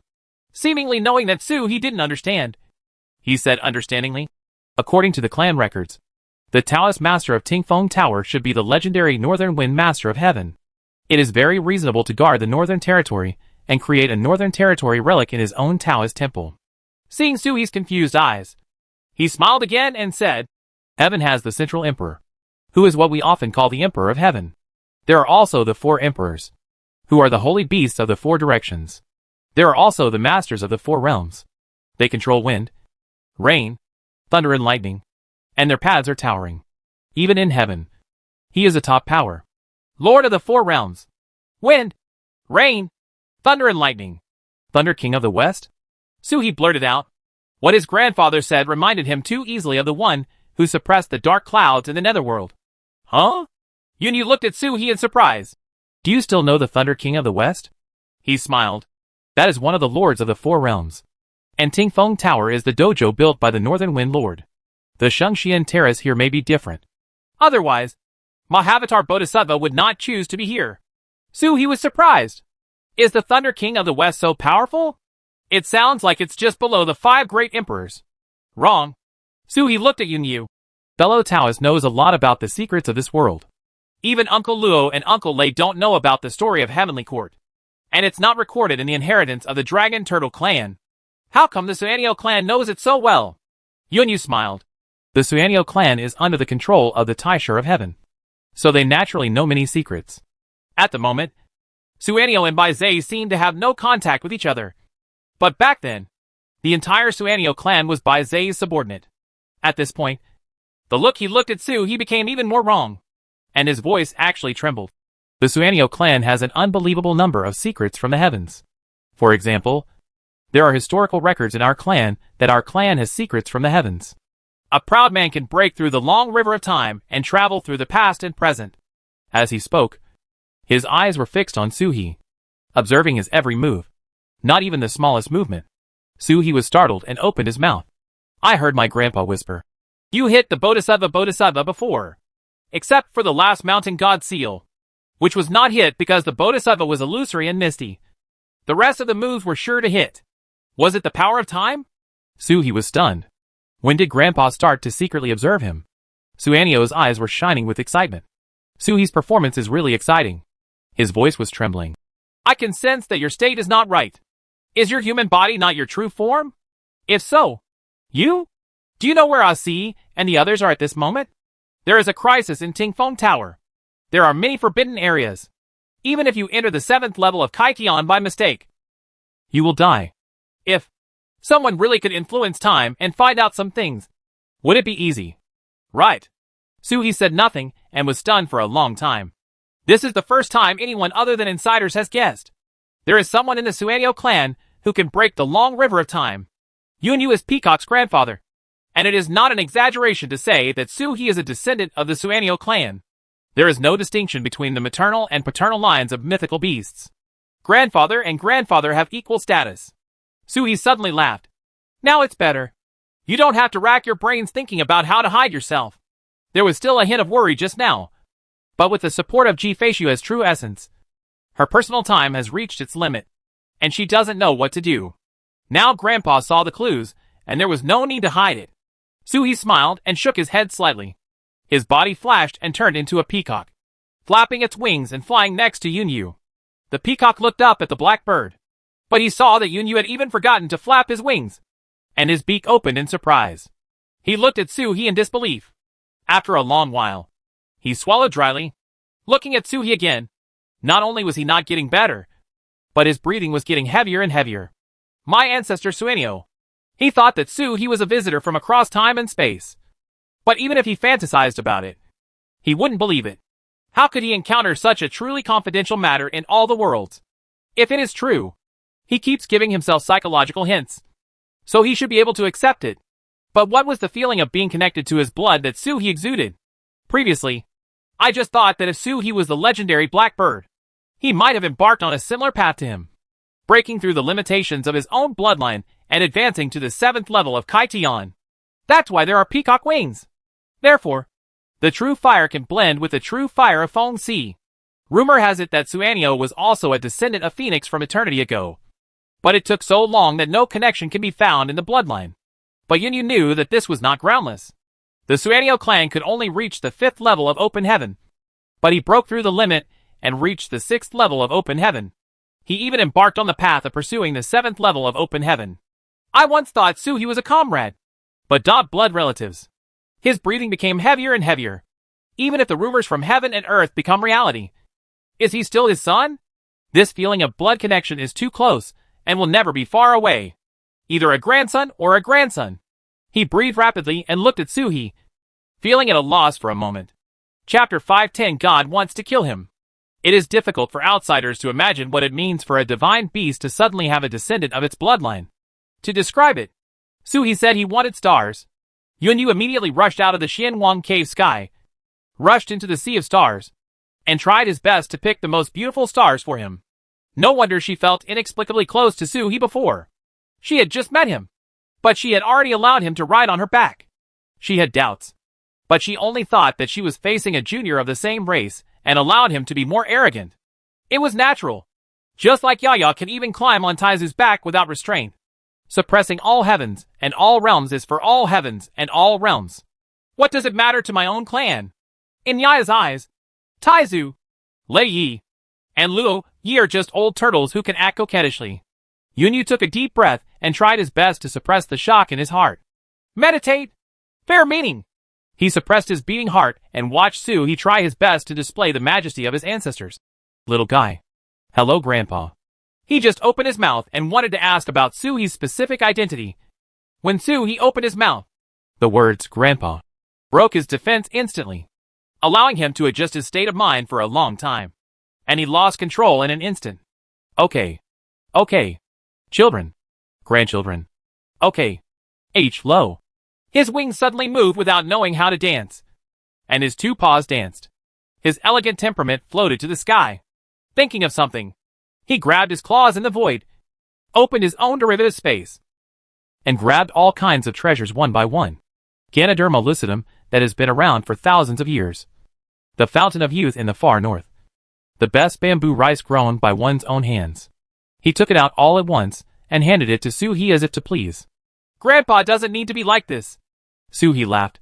I'm not short of treasures. Let's locate Grandma first. This is the real reason why Suhi showed up as a peacock.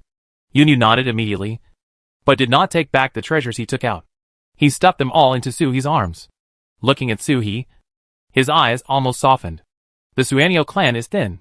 The black bird was originally a subspecies of the phoenix before eternity. Not mentioning the phoenix. It is too difficult to prove the phoenix. If you can prove the Taoist black bird, why not choose a peacock? A blue bird or a rock? Being closer to the phoenix bloodline, it is possible to awaken the phoenix true fire. You can also directly inherit the magical powers of the phoenix clan. There are few black birds, and the ones that breed are closer to legends. Suhi is not a black bird, but he is his real grandson. He and Fengxi had a daughter, and their daughter gave birth to sons, which continued for 3 generations. The lady has indeed never lied to anyone. Her talent can really improve the chances of reproduction for herself and her descendants. Suhi laughed. He was now somewhat accustomed to the behavior of the divine beast when facing descendants of the bloodline. Just like Uncle Luo and Uncle Lei back then. Just like his uncontrollable psychology when he saw Yaya. Suhi put away the treasure and looked at Suanio, with a hint of worry in his eyes. According to the timeline, Grandpa. Gone. Even the entire Blackbird clan is gone. Thinking like this, my breathing suddenly became tight. Suhi suppressed the discomfort in his heart and slowly closed his eyes. The past that had happened cannot be changed. But Suanio's past is the future for Suhi. What is the time? Suhi was able to break through time, but he relied on his innate advantages as a time traveler, rather than his true understanding of time. Bayan is the leader in understanding time. She is the one in this world who truly breaks time. She can span 30 million years and pull Suhi to the ancient times. Suhi shook off the thoughts in his mind. The time involved was too profound and far beyond his control at this moment. Practice. Practice again. He has only opened the 3rd level of heaven. What does he want to do? Bayan said that it was rumored that in the heavenly court period, the immortal lord could break through time and travel through the long river of time. This may be an exaggeration, but there must be ways to use time. He is only at the 3rd level of Kaitian, but his turtle body already has the combat power of the 5th level of Kaitian, and his body is infinitely closer to the 6th level of Kaitian. As long as you practice step by step. Xuanwu. Suzaku. White Tiger. If you open the 7th level of heaven again, your future achievements will definitely exceed your imagination. Maybe you can make the impossible possible. For example, maybe the Blackbird clan is not dead? Was he brought directly back to modern times from ancient times? Wandering in time for hundreds of thousands of years? He became excited when he thought about it. He flapped his wings and mobilized the power of his blood to sense the location of Fengxi. At this moment, Yunyu's doting gaze came back to his senses. He pondered for a moment and said, "My child, just feel where your grandma is. Don't let her feel you." The child actually became more and more fluent as he screamed. He had previously concealed his identity from his close relatives and even used a false name. I'm afraid there's a lot of care involved in traveling through time. Fengxi has a simple temperament and doesn't have too many thoughts. Still, don't let her worry about it. Moreover, Fengxi is naive. She may not do anything when she sees her grandson all at once. It would take 10,000 years for all the heavens and worlds to know that her grandson can travel through time and space. Fengxi is not stupid enough to publicize it.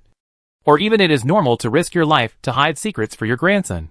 But Fengxi has already opened the 7th level of heaven. And the monks he comes into contact with are all the top powers in the world. Such an existence can only be achieved by eating like crazy through the blood of the mythical beasts. Regardless of whether humans or monsters can cultivate to this point. They are all people with 9 orifices in their hearts and exquisite orifices. If Fengxi didn't tell them, they couldn't guess? Presumably. How many arrangements will be made against Suhi? Good or bad? As a grandpa, You should always pay attention and plan for your grandchildren. When you need to show up as a beast in front of her, I will cover it for you, Yunyu said softly. As he spoke, he struggled to condense a rune. The complexity made Suhi's head swell just by looking at it. The runes condensed and rushed back into Yunyu's mind. He closed his eyes and sensed it, then opened his eyes and smiled slightly. Yes, the way of talismans has made progress again. Comprehension and diligence are both indispensable. When you see your grandchildren, your soul will be blessed and your soul will rise to a higher level. Of course, Yunyu knew that it was not just about his grandson. Suhi exuded a vague Taoist charm.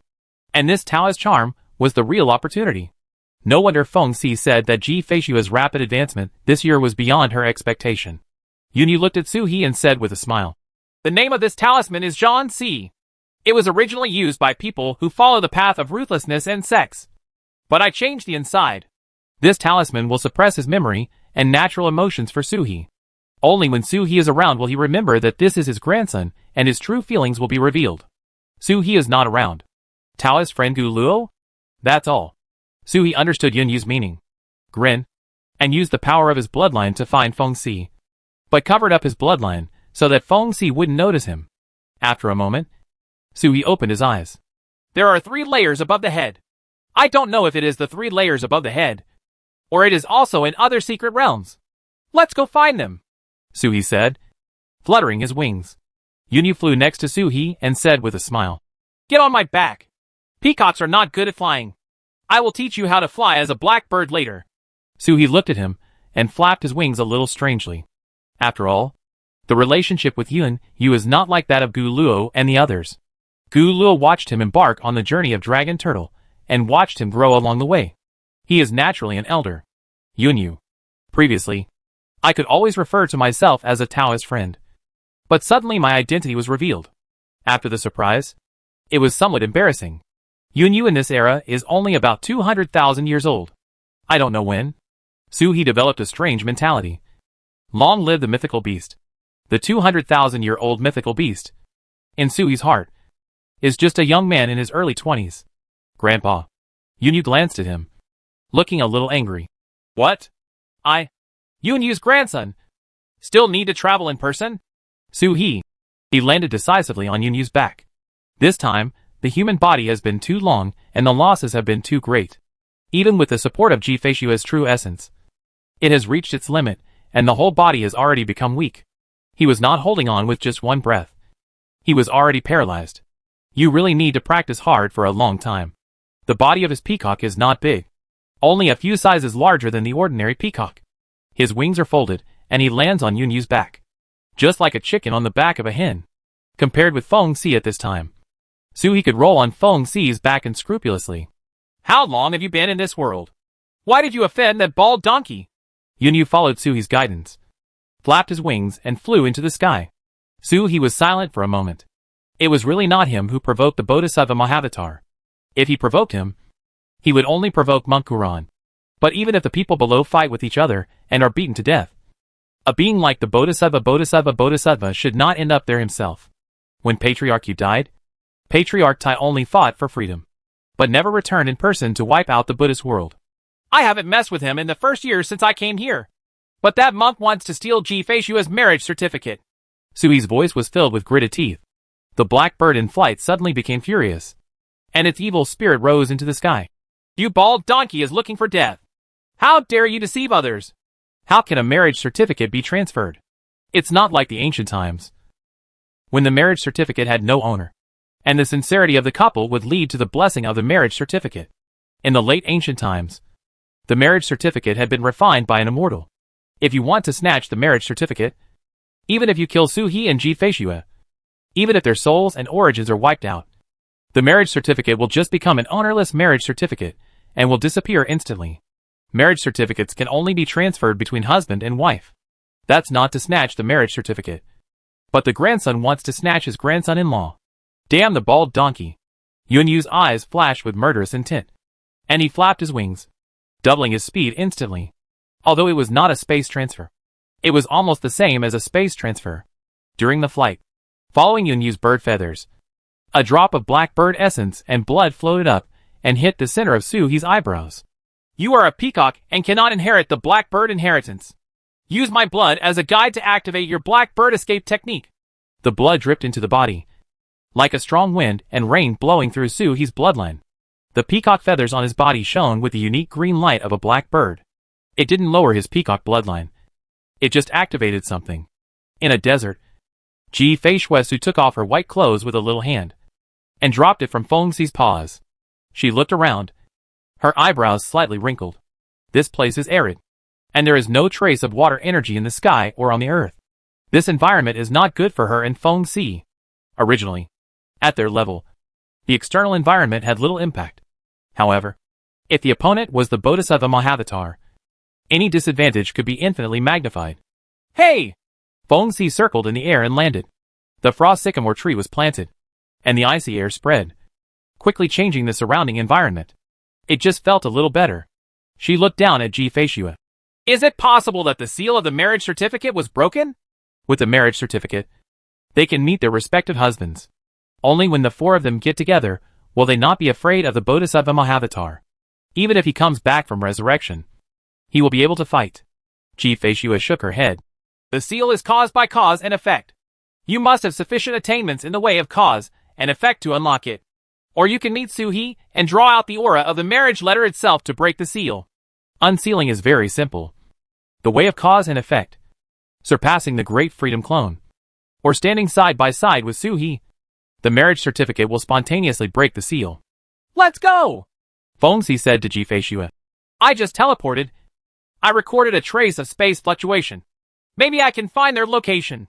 Ji Feishue shook her head. Wait! From a trace of spatial fluctuation, it is inferred that there will be at least dozens of teleportation locations. From south to north, there are 18 floors above and below the Shanfeng building, and each floor is a world. Here, the vision and consciousness are limited, and a carpet-like search will not be completed even if it takes 100 years. Wait! Feng Xi was surprised. She was a little surprised to see Ji Feishue's down-to-earth look. This girl seems to leave all problems to her little lover. When did Tang Ji Feishue have the desire to rely on men? As if he knew what she was thinking. Ji Feishue glanced at her. He can find it here. After speaking, Ji Feishue was slightly stunned. I really don't reject this feeling of relying on Soo-hee when I need it. It seems natural. Just like these days together. Soo-hee took care of his food and daily life. He was not used to it at first, but gradually he became accustomed to it. Thinking of that turtle, the guy who quietly wanted to hold her hand, Ji Feishue raised the corner of her mouth slightly and smiled, twisting the band marriage certificate in his hand. Another cold flash flashed in his eyes. Great freedom. A cold light flashed in Ji Feishue's eyes, and she suddenly slashed out with her sword, tearing apart the yellow sand. A smelly smell came from under the yellow sand, and a centipede as big as a street came out. After a few struggles, it hit the desert and remained motionless. The 5 eclipse suns between the eyebrows flickered and lost their light. The strange beast of the 5 eclipses is almost a legend in the outside world. This strange beast is buried underground, and the energy it gathers is enough to support a large sect for tens of thousands of years. Ji Feishue looked around and could feel the aura surging, and strange beasts constantly coming towards her. Feng Xi looked down at her. Still waiting? Wait! Ji Feishue killed a pawn-sized bat again with her sword. But her voice did not change at all. Under the 3rd floor, a phoenix true fire rose into the sky, and various runes were engraved on the sky. Soo-hee's pure golden phoenix true fire blasted into the hole left in the center of the rune. The real fire was blessed by runes, and a collision burned through the sky. At this moment, Yunyu screamed and rushed out of the hole with Soo-hee. There was a sound of clear spring water. The two of them turned back at the same time and saw a waterfall. Under the waterfall, a pebble was glowing with white light and expelling the phoenix true fire. The needle-sized holes in the pebble were healed as before. The ice and snow world just now turned out to be just a pebble under the waterfall. From the outside, there is nothing special about the pebbles. After breaking out of the pebbles, you can see the golden light penetrating the upper and lower floors far away. Soo-hee turned around and looked at the pebbles with his head tilted, eager to try. But he heard Yunyu's voice. Don't seek death. That's part of the Shanfeng Tower. Leave a mark and go in to hunt for treasures in the future. If you want to take it all away, you'll chop down part of the Shanfeng Tower. Taizu is here. You should be able to do it. You? It's good to be alive. Don't seek death. Soo-hee shrank his head. landed on his grandfather's back again, and was carried towards the golden light by him. He was shocked and at a loss when he discovered that Yu only knew his identity for a moment. It didn't take long after flying all the way, but he had already adapted to being a grandpa. 200,000 years old is indeed not considered very old among mythical beasts. But after living it year after year, it really becomes an antique. It has existed longer than several of the top 10 immortal sections. I don't know how many immortal dynasties have risen and fallen in this time. The two birds crossed the floor and flew towards the center. Join Grandma and the others as quickly as possible. On the upper level, for people besieged the level of the Bodhisattva Mahavatar. In the far west, there were ruins and ruins. It could be seen that this place was once a Buddhist temple. There are towering Buddha statues in the temple. Over time, each Buddha statue has become a small ecosystem. Some are holding flowers in the palm of the hand, or the bud on the head, or among the shoulder blades and folds. There are relaxed green cypresses, and even fish swimming in the pond. Goshawks built their nests among the buns, excreted feces everywhere, and the feces accumulated, dyeing the Buddha's hair gray. Each Buddha is as motionless as a mountain. He may be compassionate or suffering, happy or casual, with different expressions. He does not care about the reproduction of all the rebirths in his body. Under a Buddha statue, the Bodhisattva Mahavatar is wandering like a lonely ghost. Escape under the earth. Collect all kinds of materials from the underground palace. Perform sacrifices. Refine and set up formations. The original body began to condense greed, anger, and ignorance tens of thousands of years ago and began to shape him. Tens of thousands of years of preparation cannot be underestimated, but it is also somewhat out of step with the times. The main body probably never thought that the marriage certificate that had disappeared for millions of years would appear in this era, let alone that there would be someone in the world who could control the power of time. The young man came from nowhere and seemed to appear suddenly. He had no past and no future. He was just like Ji Feishue. His fate was unpredictable, and his predictions were difficult to calculate. Even Fate Tong can't see through his past and future. However, his behavior was so weird that even he couldn't tell what realm he was in. He seemed to be at the 5th level of the sky, but there was no sign of the level of the sky. But that physical body is really perfect. Moreover, there is an inexplicable Taoist rhyme on his body. When I sensed it carefully, I found that the Taoist rhyme was far away and ethereal, and it was actually somewhat similar to the Taoist phalanges. The Dragon Clan and Ji Tianxin competed for the Taoist phalanges. The world attracted attention. He could see and feel the phalanges through the band. Tao rhyme. The Taoist ancestors and the Buddha ancestors were juxtaposed, and coupled with this son's actions in Lingshan, he was able to build a new boundary monument. I am afraid that its origin has something to do with Buddha, and it cannot be the reincarnation of Buddha. If Buddha reincarnates, he will definitely shine with great splendor, and the splendor of the world will not be able to stop it. Maybe a Buddha relic? A magical power of Buddha? The magic weapon of destiny? Such reincarnations as adults. No matter what. His body. Mahatma Bodhisattva wants it. There is no need to seize the body, as long as half of it can be cut off and melted into the resurrection body. That is enough. With this body, and the ancient or even ancient aura of Shungxian platform, the certainty of opening the immortal gate is even higher. Moreover, if you get his body, and use it a little, the marriage certificate can become his and Ji Feishue's, and then kill Ji Feishue, and it will be his alone. It is much more convenient than erasing the inherent name on the marriage certificate, and then forcibly refining it. Even obtaining the body of a young man might not necessarily mean that he cannot use it to plot against the Dragon Turtle and Phoenix clan. That young man can use these two clans of gods extremely smoothly. Amit Ba! Thinking of the wonderful thing, Mahavatar Bodhisattva clasped his hands together and recited the Buddha's name. It is not easy to seize the body and kill Ji Feishue, unless the main body can come. The main body cannot come. The main body is being beaten. Then he must first use the immortal platform to resurrect, forcefully kill the young man, and then use Jiazi to refine the corpse and initially merge with himself. The next time the Xianwang cave heaven opens, he will use the immortal platform to completely merge with him. If so, the resurrection plan needs to be changed this time. He thought this way and looked eastward. This time the immortal platform will be open there. Ordinary monks can only judge the places where the immortal stage is likely to arrive based on the movement of energy in the dojo. But for the Bodhisattva Mahavatar, he can tell at a glance where the immortal stage will be opened. His hands moved a little faster. At the end of the immortal stage, If you want to snatch the young man's body, you will have to face the siege of 4 people again. But you will have to make some calculations. There is also the resurrection of the Xingxian Terrace, which needs to be planned.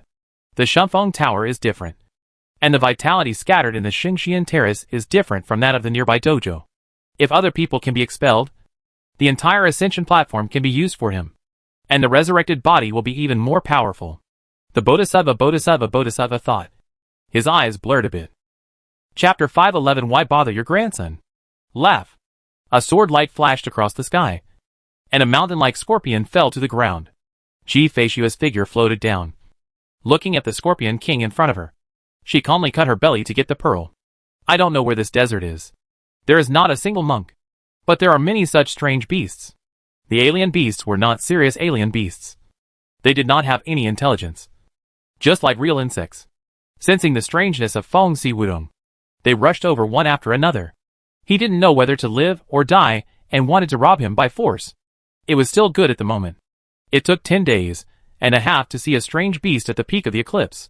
The half-moon that just fell here was filled with a sea of strange beasts. This gave the two of them a small fortune. These strange beasts have special beads inside their bodies, just like dragons with dragon beads.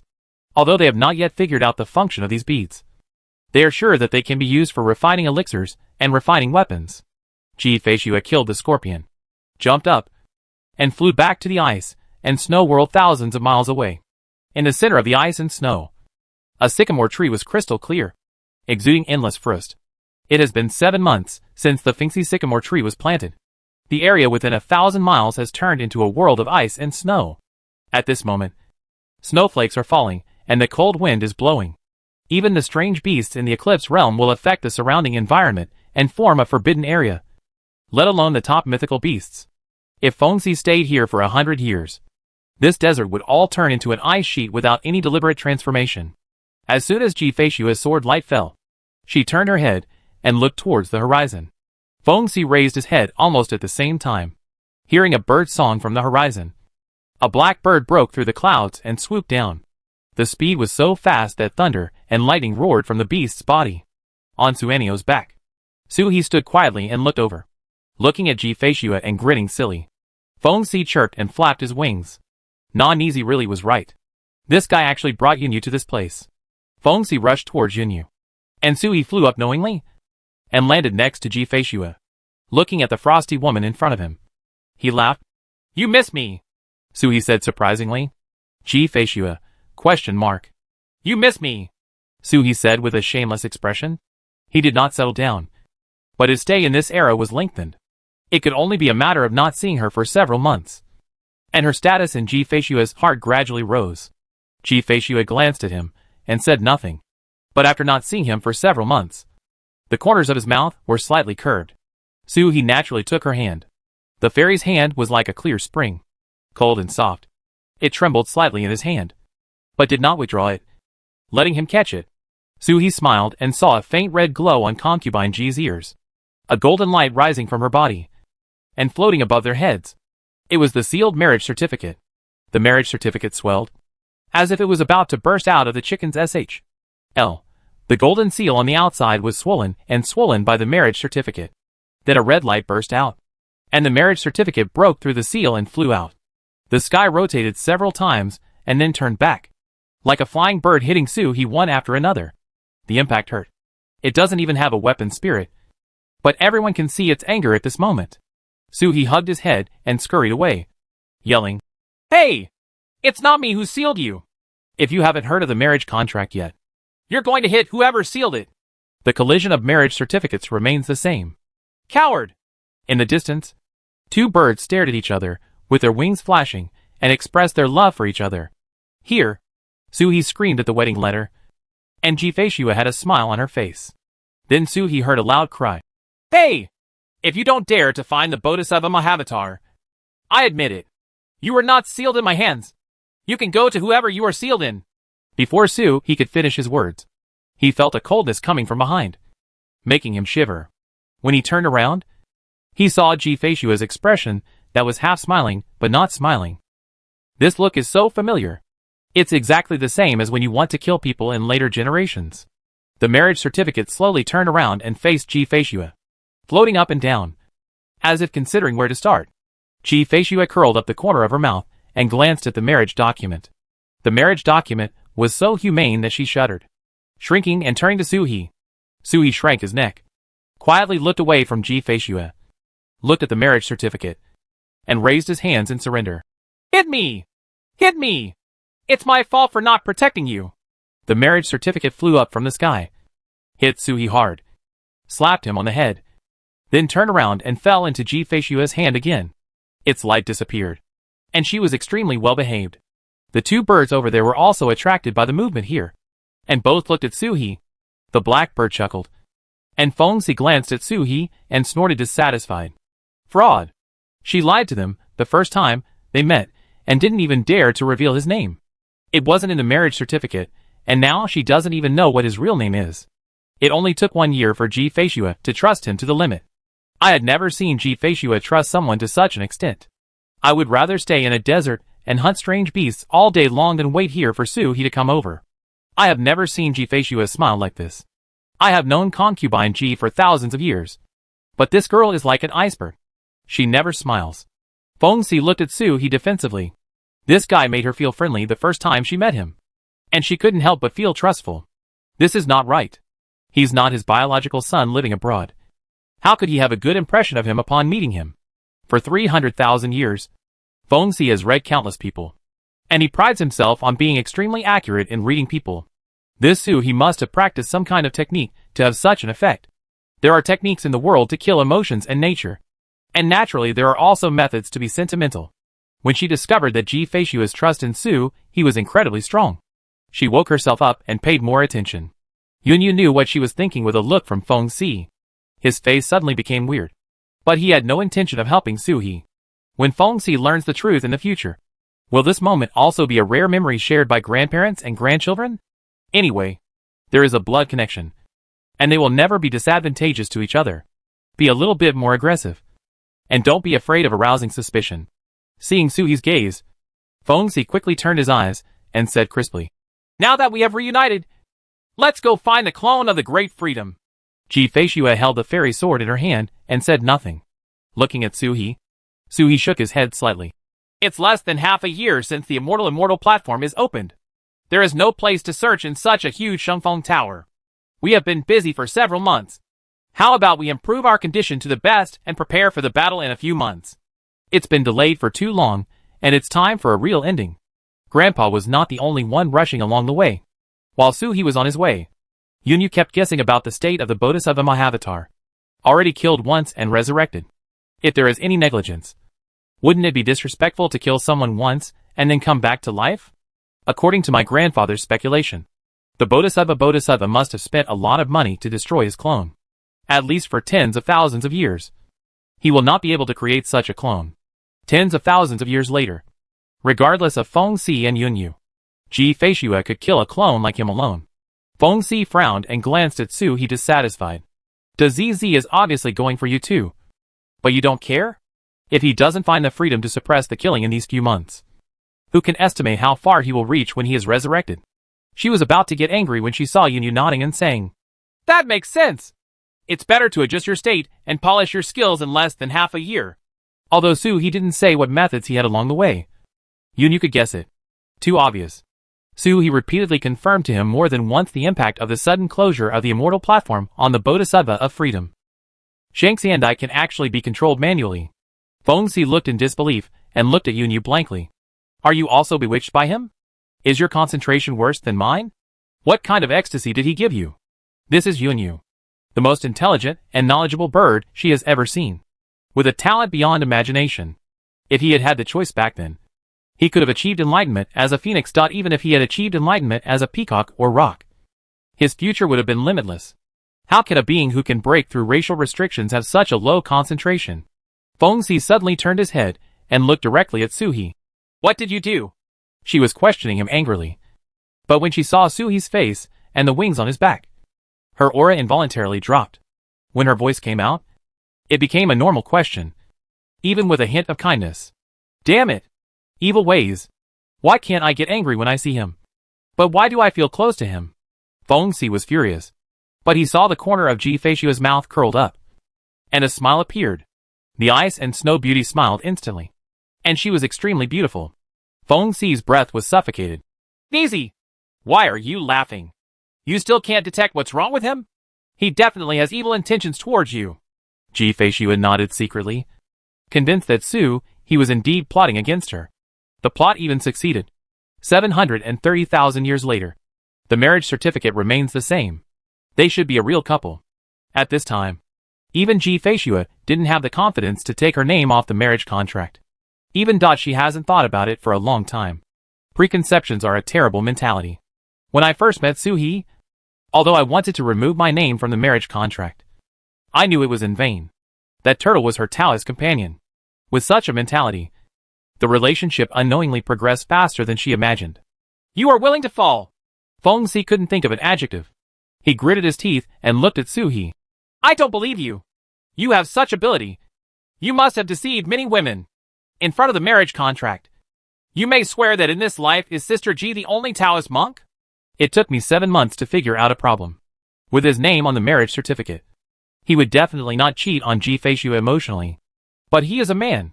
In this damn world, polygamy has always been the norm. What should we do if we turn around and let other women leave their names on the marriage certificate? Orioles and swallows from generation to generation? Beautiful thought. He suddenly had one head and two heads.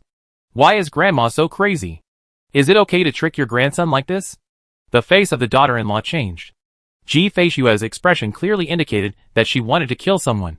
The marriage certificate popped out at the right time. Ji Feishuo's name was hidden on it, leaving only the word He. And then it shone with light, as if she was trying hard to reveal another name to the woman. But after putting the light on for a long time, it didn't show up. If you want to reveal the names of both parties in the non-living marriage certificate, both parties need to be present. It had been suppressed for a long time without showing up. And the light leaked out of the marriage certificate. The marriage certificate looked extremely disappointed as it fell down and entered Ji Feishuo's body again. Feng Xi looked at He with evil intentions. The case was solved. Although she is simple in nature, she is not stupid. There are obviously other names on the marriage certificate. Yun Yu's head suddenly grew big, and he hooked Feng Xi's claws and forcibly dragged her into a tree hole on the top of the iceberg. He turned around and gave He a helpless and somewhat apologetic look. Feng Shou came out of the cave and wanted to speak, but was picked up by Yun Yu and dragged back by force. My grandson is so brave. Isn't one fairy like Ji Feishuo enough? He turned his head and looked at Ji Feishuo with a smile. Ji Feishuo chuckled and turned around to enter the cave. They are no different from the caves on Yunming's. They are temporary magic weapon caves. And even the inner structure is the same. There are alchemy rooms, utensil rooms, and quiet rooms. Following her daughter-in-law into the alchemy room, Ji Feishuo took out a bottle of elixir from the alchemy shelf and threw it over. My sister, my co-sacrificial sister, asked for 2 drops of phoenix blood. The Fengyuan Dan she refined can make up for you a little bit. Physical consumption. Feng Xi was connected by blood with him, so it would be best for He to refine the elixir. His second body was just a peacock, which was much worse than the Suzaku. His physical condition was not perfect after all. This elixir can't help him. It just makes him feel a little more comfortable when he consumes too much, so that he won't be exhausted and paralyzed. He was overjoyed that Ji Feishuo had learned to care about others. He took the elixir, took a step forward, grabbed Ji Feishuo's hand, and tried to hug him. A frosty wave hit Ji Feishuo, and he was knocked out and into the side room of the alchemy room. The door of the house closed with a clang. This is your room. You are not allowed to come out unless anything happens. He, ? Are you going to confine me just after we meet? No. You can't even beat me. He pushed the door open and went out, but did not see concubine Ji Snowman. He looked towards the quiet room out of habit, and saw a man in white clothes flash past. And the door of the quiet room slowly closed. Daughter-in-law! He yelled, chased after him, pushed the door open, and Ji Feishuo raised her eyes and looked over.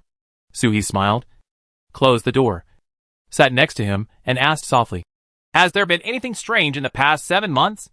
Ji Feishuo shook his head. He knew what He was asking about. About the black energy that Bodhisattva had penetrated into his body. But there was really no reaction. She couldn't detect anything abnormal. Maybe it was integrated with her own power and hidden in the dark? In the past 7 months, Ji Feishua has also been seizing all the time to practice the inheritance left by her father, without daring to slack off in the slightest. Suhi nodded, not knowing whether to feel relieved or worried. Sitting next to Ji Feishua, watching her carefully, Mingjian used Mingjian to test Ji Feishua bit by bit. But still nothing was seen. Mingjian had been passed on to Ji Feishua a long time ago, and he passed it on without reservation when he knew that she was in danger and was leaving chaos to go to the damage-free world. But even Mingjian has never detected anything. Ji Feishua could sense Suhi's prying eyes, but did not stop her and allowed him to check. After a while, Suhi didn't finish. He opened his eyes and looked at Suhi, and saw the guy tilting his head and staring at her. Lost in thought, concubine Ji Zurjin glanced at him with a faint glow, raised her hand and pointed at the formation of the quiet room. And the formation spread out to protect the quiet room. Then he looked at Suhi. I want to retreat. If you can't be quiet, leave here. Just like Suhi said, he needed to fight against the great self-contained Bodhisattva and adjust his state to the best. But these few months did not make his mind impure. Suhi looked around and saw that the formation in this cave was completely different from the cave where Yun Mengzi was shattered. This formation is the latest one. It is not used to protect, but to isolate the breath and shield the perception. If a beast's body appeared here, even Grandma and the others who were so close would not be able to notice it. Suhi looked at Ji Feishua gratefully, and his body flashed, revealing Xuanwu's true form, with a turtle body steady and a snake body swimming, adjusting itself next to Ji Feishua. Chapter 512. The Ascension Stage opens. Time passes day by day. Suhi stayed by Ji Feishua's side, most of the time in the body of a beast. Occasionally, when Ji Feishua woke up from seclusion, she would show up as a human to take advantage of her, or go out with Ji Feishua to kill the invading beasts. Everything was calm, as if living a peaceful life in this desert glacier, until 5 months later. On this day, the two of them had just killed a desert monitor lizard and were fishing for pearls. Suhi suddenly raised his head and looked into the distance. And then a long roar attracted Feng Si and Yunyu. The immortal platform is about to open, Suhi said concisely. How did you know? Feng Si asked awkwardly, but stubbornly refused to look at Suhi. Suhi smiled. During this time, he already knew why Grandma was treating him like this. He didn't take it seriously, and didn't explain it. He just chuckled and said, in exchange for the position. According to Taoist friend Yun Speed, how about 4 people? The journey of hours. The 4 hours here were a real rush. Not like when we were looking for Ji Feishua and the others, which took more than 6 months just to get through a few checkpoints, adding training and unexpected battles along the way. It took a full 7 months. Just arrived. Just at that moment, the connection between Suhi and Shengxian Terrace came into being. Shanfeng Tower could no longer block his sight and consciousness. At a glance, he could see the boundary of Shanfeng Tower from here, and even the boundary wall. Outside, there are rolling undercurrents and walking corpses that bump into the boundary wall from time to time. Far away, where the ascension platform was about to land, there were already rolling clouds, and changes in vitality visible to the naked eye. Thousands of monks have gathered around. It's not that these monks are faster than Suhi, but that the monks have already determined the opening positions of several immortal ascension platforms by virtue of their qi and the flow of earth veins. And thousands of people are waiting at each location. Feng Si wanted to speak, but Ji Feishua had already waved her hand and put the temporary cave away from thousands of miles away. Even Yunyu summoned the sycamore tree on her behalf. Feng Si suddenly stopped talking. He followed Yunyu with his head down and flew all the way to the place Suhi said. Adjust the status while flying. But in my heart I was unhappy. Yunyu turned his elbows outward. Depressed, she flew at the end of the team and headed towards Suhi fiercely, but saw that the guy flew in front of Yunyu at some point and was blocked by Yunyu, and he seemed to have disappeared. Feng Si flapped his wings forward, and Yunyu followed suit, completely blocking Suhi. Ji Feishua walked with her sword, and when she saw the peacock's true form appearing in such a majestic manner, Suhi acted wantonly with Yunyu blocking her, and the corner of her mouth curled up slightly. The figure turned around and landed on Feng Si's back. Feng Si turned around in shock. What? Ji Feishua said softly. I'm a little tired. Give me a ride. Feng Si was startled. Ji Feishua had never looked like this before. That guy takes in to replenish yang? Ji Feishua. Dot! Where does a bird come from with so many ideas? She just thought she should help Suhi attract Feng Si's attention. But I don't know why Suhi refused to confess to Feng Si. He had clearly spoken out to Yunyu. in front of Yunyu. Listening to his wife's harsh words, his head suddenly became big. It's a pity that the severing love rune is not condensed out of thin air. It needs an introduction. And he doesn't have it. Otherwise, help Fengzi draw one too. And everyone will open the skylight and speak frankly. There were no more roadblocks during the flight. The rules of the Xianwang cave are like this. Before the immortal platform is opened, all kinds of secret realms and ruins can be broken into. When the immortal platform is opened, most of the secret realms will be closed. But the ones that are still open are also real treasures. Whether you want to ascend to the immortal platform or the secret realm, it's up to you. This time, the Xingxian Terrace opened on a swamp. It was not a large swamp like Yunming's, but an ordinary swamp where mud and water intersected, and there were dangers everywhere. Far away, still tens of thousands of miles away from the immortal platform, Su He had transformed into a human again under the cover of Yunyu. Looking in the direction of the immortal platform, a trace of ridicule flashed across his lips. The ascension platform has not yet been opened, but the aura is getting stronger and stronger, and the monks are all galloping towards this side. Among the crowd, a monk walked slowly through the muddy water with his bare feet. He had a gentle and somewhat compassionate expression, but the monks from all directions retreated unconsciously as he walked, and no one dared to approach him. The monk was obviously gentle, but he exuded an inexplicable temperament that made people afraid to approach him. Everyone looked at the monk and whispered. Not everyone recognized the Bodhisattva Mahavatar, and even most monks had never heard of the existence of this person. Just like not every monk knows what a dragon turtle is.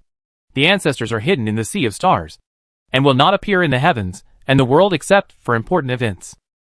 As for ordinary monks, they don't even know what the star sea is. The Bodhisattva Great Freedom walked and looked up at the sky. A whirlpool swirled in the sky, and the two monks who were still fighting were instantly thrown out. The law of Shengxiandai has fallen, and there can be no more fighting here. The immortal platform is open at any time. The Bodhisattva Mahasattva stood up with his hands clasped and stepped on the lotus. He sat in the void and bowed to all directions with his clasped hands together. His voice was like a lion's roar. My fellow Taoists, your path will be prosperous. Everyone looked at it without knowing why, and the Bodhisattva Dazizi smiled slightly. The poor monk Dazizi is the master of the Buddhist world. He has important things to do when he enters the Xianwang cave heaven. I wonder if I can ask all fellow Taoists for help. After he said this, he remained silent and looked at the monks in all directions. There were whispers from all directions, and those who did not know his identity quickly asked around. Those who could enter the Xianwang cave heaven must be at least the 6th or 7th level of demon transformation, and have lived for hundreds of years. Naturally, there are no fools, and no one will jump out to cause trouble. The whispers only rose for a moment, and then went down again. Everyone looked at the monk sitting on the lotus platform with their mouths open. You may not know what the Lord of the Buddha realm is, but he has a lifespan of more than tens of millions of years, and is in existence beyond the 7th level of the sky. 2 sentences of description can make people understand everything. There are those who follow the path of Buddhism, and have put their hands together, and knelt before all the heavens and worlds. The Buddhist world is the orthodox Buddhism in name only. Anyone who has nothing to do with Buddhism should also bow respectfully. Those with hatred stood still, while some could no longer bear it, and fled quietly. The Bodhisattva Mahavatar turned a blind eye, and did not intervene. I wonder what the Bodhisattva's instructions are, someone asked. The Bodhisattva Great Freedom smiled, and said with a hint of apology. Today the poor monk has a practice that needs to be completed at the Immortal Ascension platform. Can you all give the Ascension platform to the poor monk this time? As the Bodhisattva spoke, he added, Of course, the poor monk will not let you give up an opportunity. After the Ascension platform is closed, the poor monk will handle some personal matters and give a lecture here. Afterwards, you can also achieve Buddhahood. Boundary compensation. The people below immediately started buzzing, and the Bodhisattva sat upright on the lotus platform without forcing himself. The Xianwang monks looked at each other, turned around and left. Monks in the ordinary world may not know the power of a Bodhisattva, but some of them know it clearly. People in the Buddhist world are both compassionate and ruthless. If you go along with their interests, it is just a joke or even spitting on their face. It is not a big deal. The monks can laugh it off. If the interests conflict, it is no lie to say that King Kong can subdue demons.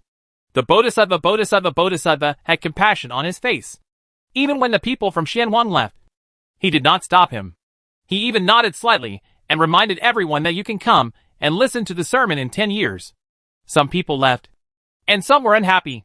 A scholar closed his folding fan, with a look of disdain on his face, regarding the freedom as if it were nothing, and sneered as he headed towards the center of the whirlpool of Shangxiandai. Some people in the crowd were surprised, and someone whispered, "This is Fu Xiangzi, who was wiped out by the Buddhist world 10 years ago." Bodhisattva Mahasattva clasped his hands together and said, "Amitabha, if you don't want to, it's okay." The poor monk preaches and gives alms without any distinction between them. But for those who are possessed by demons, the poor monk also has the means to subjugate the demons. As he spoke, he pointed a finger, and a golden light shot through Fu Xiangzi's eyebrows, and disappeared. Fu Xiangzi remained motionless for a moment, not even uttering a word. His body had broken into pieces and turned into petals that dissipated in the wind. The scene fell silent instantly, and everyone looked at the Bodhisattva in disbelief. The immortal platform is about to open, and the laws have been condensed. How can I still kill others?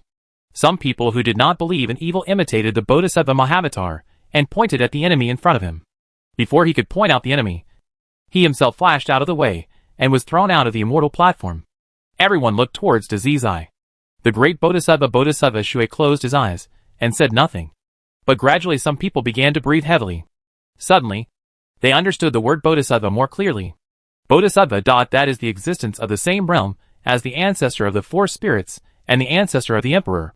Even the master of this place, the Taoist master of Shufeng Pavilion, may not be stronger than the Bodhisattva. Right? It seems natural that such a being can break the rules of Shangxiandai.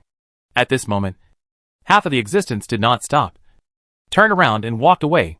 The meaning of Mahavatar Bodhisattva is very clear. Those who do not enter the immortal platform are Taoist friends. 10 years later, they can come to listen to his sermons, no matter they were enemies or friends or even the people in the Xianwang realm. He has never stopped them. But if one enters the immortal platform at this moment, there is only one way to die. Xianwang Cave Heaven comes once every 72 years, which is the ordinary demon transformation realm. It is easy to live for 1072 years. At most, it will just come back next time. Thinking about it this way, more people are leaving. In less than half a quarter of an hour. In the entire ascension platform, only our own monk stopped below, looking piously at the Bodhisattva Mahavatar. The great freedom puts his hands together, looking at the monk. "Amitabha, you can leave. You can't help me this time in Xianwang Cave Heaven." The monks did not dare to say anything, bowed and left, but did not go far. Instead, they quickly dispersed 100 miles away from the immortal stage and formed a large formation to prevent others from coming to cause trouble. In an instant, there was only one middle-aged monk left in the venue, accompanied by a 3- or 4-year-old novice monk. The middle-aged monk was dressed as an ancient Jingjai Buddha. He looked at the great freedom Bodhisattva and sighed. "Amitabha, but the poor monk understands." There was a bit of relief in his eyes. Bodhisattva has a good trick. Bodhisattva does his eyes suppressed and killed the Yuezu of the Dragon Turtle clan. At this moment, all the great powers in the heavens and all realms are fighting in the Buddha realm. The Dragon Clan, the Dragon Turtle clan, the Buddha realm, and the Yuanzun clan have all come to an end. The sharks have surrounded the Buddha realm. The great world of Emperor Feng may not be able to survive alone. A war sweeping across several worlds could break out at any time. This time, the Xianwang Cave Heaven was opened. Less than half of the ordinary people came in. And even the 7th level of the Xianwang 10 immortal sects, who came in, was less than a palm. The Bodhisattva used the Buddhist world to attract hatred. But he himself entered the Xianwang Cave Heaven. The reason is to monopolize the immortal platform. But he doesn't know what secrets he wants to do here. He looked up at Mahavatar Bodhisattva, and the Buddha's light shone on his body. Fellow Taoists are not here. And Gu Jingjai is the only one who entered the Xianwang Cave Heaven in the 7th level of the sky. No matter what the purpose of the Bodhisattva is today, he has the obligation to stop it. The great freedom is not bound by the laws of the immortal platform, and there is no chance of winning this battle. The monk's eyes moved to the whirlpool of the immortal platform above his head, his eyes far away. "I wonder if I can explode this whirlpool and prevent the arrival of the immortal platform even if I give up this stinky skin." "Little guy, are you scared?" He shook the little novice monk he was holding. The young monk blinked, not knowing why. "Ancestor, are we going to die?" The big monk laughed loudly. "Yes, he is going to die. He looked down at the little monk. I wanted to take you to the old temple to pray for blessings this time. But I don't want to take you to death. He put aside everything in the outside world and only entered the Xianwan cave for 3 days when he met the Bodhisattva Mahavatar. But it was just luck. The big monk rubbed the little guy's head and smiled. Don't worry. The ancestor will die first.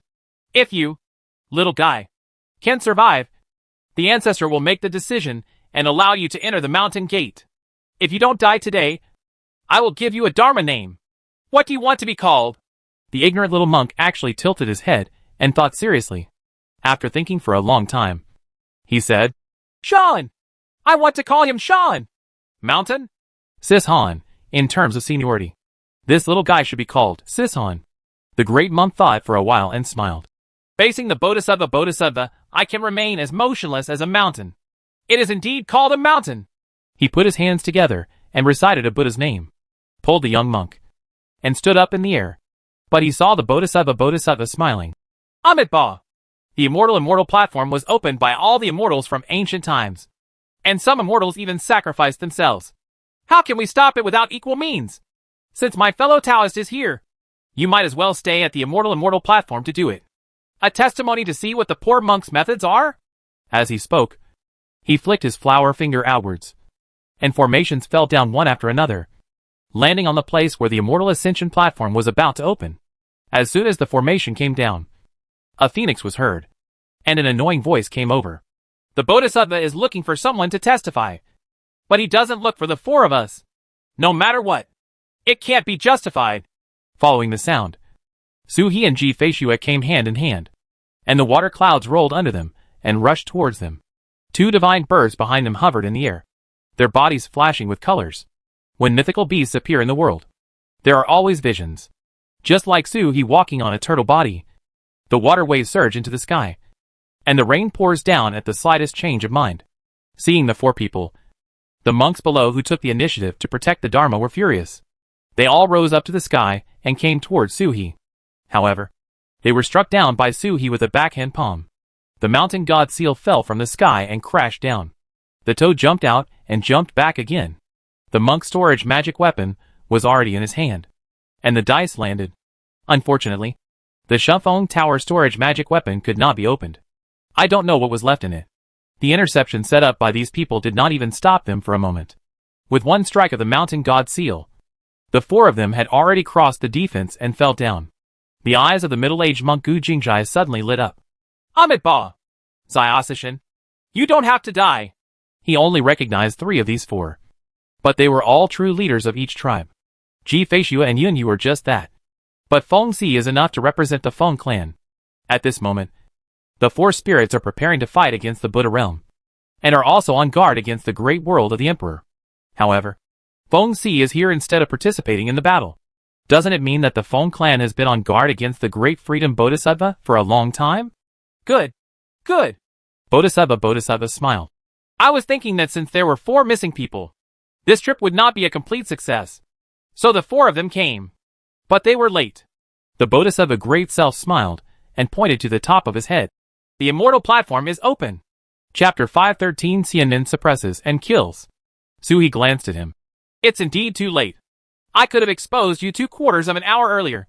The majestic Bodhisattva is still using such despicable methods. Others couldn't tell. But Su-He could see clearly that the Confucian monk, who had just been killed by the Bodhisattva from a distance, was clearly a corpse that had been refined by him. The so-called killing in Shengxian Terrace is just to kill a corpse and take back one's consciousness. According to the rules of Shengxian Terrace, it is the same as crushing a stone, and there will be no reaction. It wasn't that Bald Donkey had the means to break the rules of Shengxiandai. He just put on a show and scared everyone out. There are thousands of monks, but no one dares to doubt the ability of Mahavatar Bodhisattva.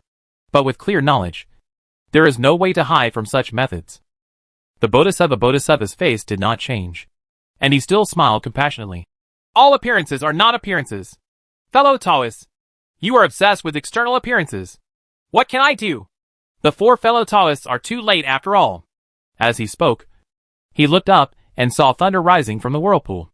Su-He's eyes were filled with a faint glow, falling from the whirlpool, like moonlight.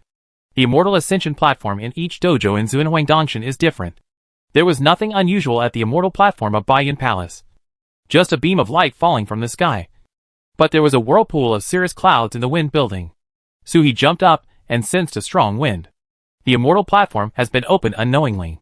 The formation dropped by the Bodhisattva below created a brilliant glow. At the moment the ascension platform was opened, the Buddha's light shoots out and connects with each other to form an octagonal cage-like isolation, isolating the inside and outside of the Shungxin platform. This formation is actually driven by the vitality of the immortal platform. At this moment, as Dazizi said, it's too late. Even if others wanted to come in, they couldn't. The Bodhisattva jumps up. Different from the Bayan Palace ascending to the immortal platform. Flying on the clouds. There is a wisp of breeze under the Shunfeng Tower. Unable to see the strong wind pressing down on the Bodhisattva of freedom. He could only see him soaring upwards, reaching the first floor of the ascension platform in an instant, heading straight towards the central tornado. At the same time as he stood up, everyone had already risen with him. No one was left behind, and they rushed to the first floor. Suhi only felt that when the wind was flying, a strong wind was pressing on him, just like the first time in Bayan Palace. But with a slight exertion, the strong wind was dispersed. And then, there was no resistance. Bayan Palace's first ascent to Sendai is like a certification. Once you have passed it, reaching the top again will be effortless. After rushing to the first floor, I saw the Bodhisattva of freedom standing in front of the central cyclone.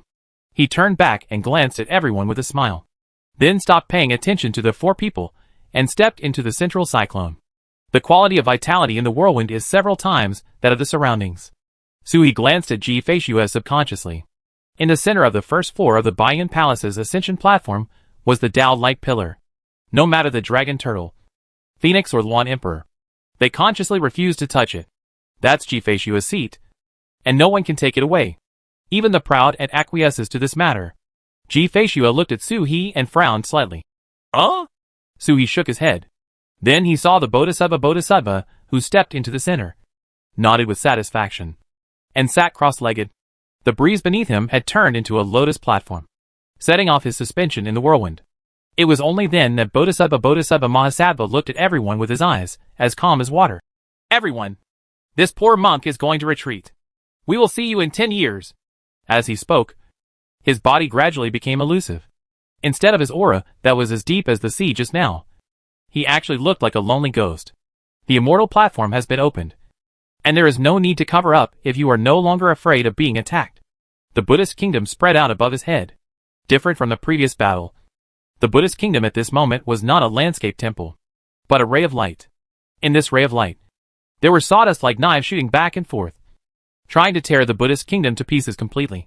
But there were the power of the great Bodhisattva. Bodhisattva is like a needle or a thread that barely stitches the Buddhist kingdom together, forming a delicate balance. At this moment, the soul of the Bodhisattva no longer said a word to the crowd.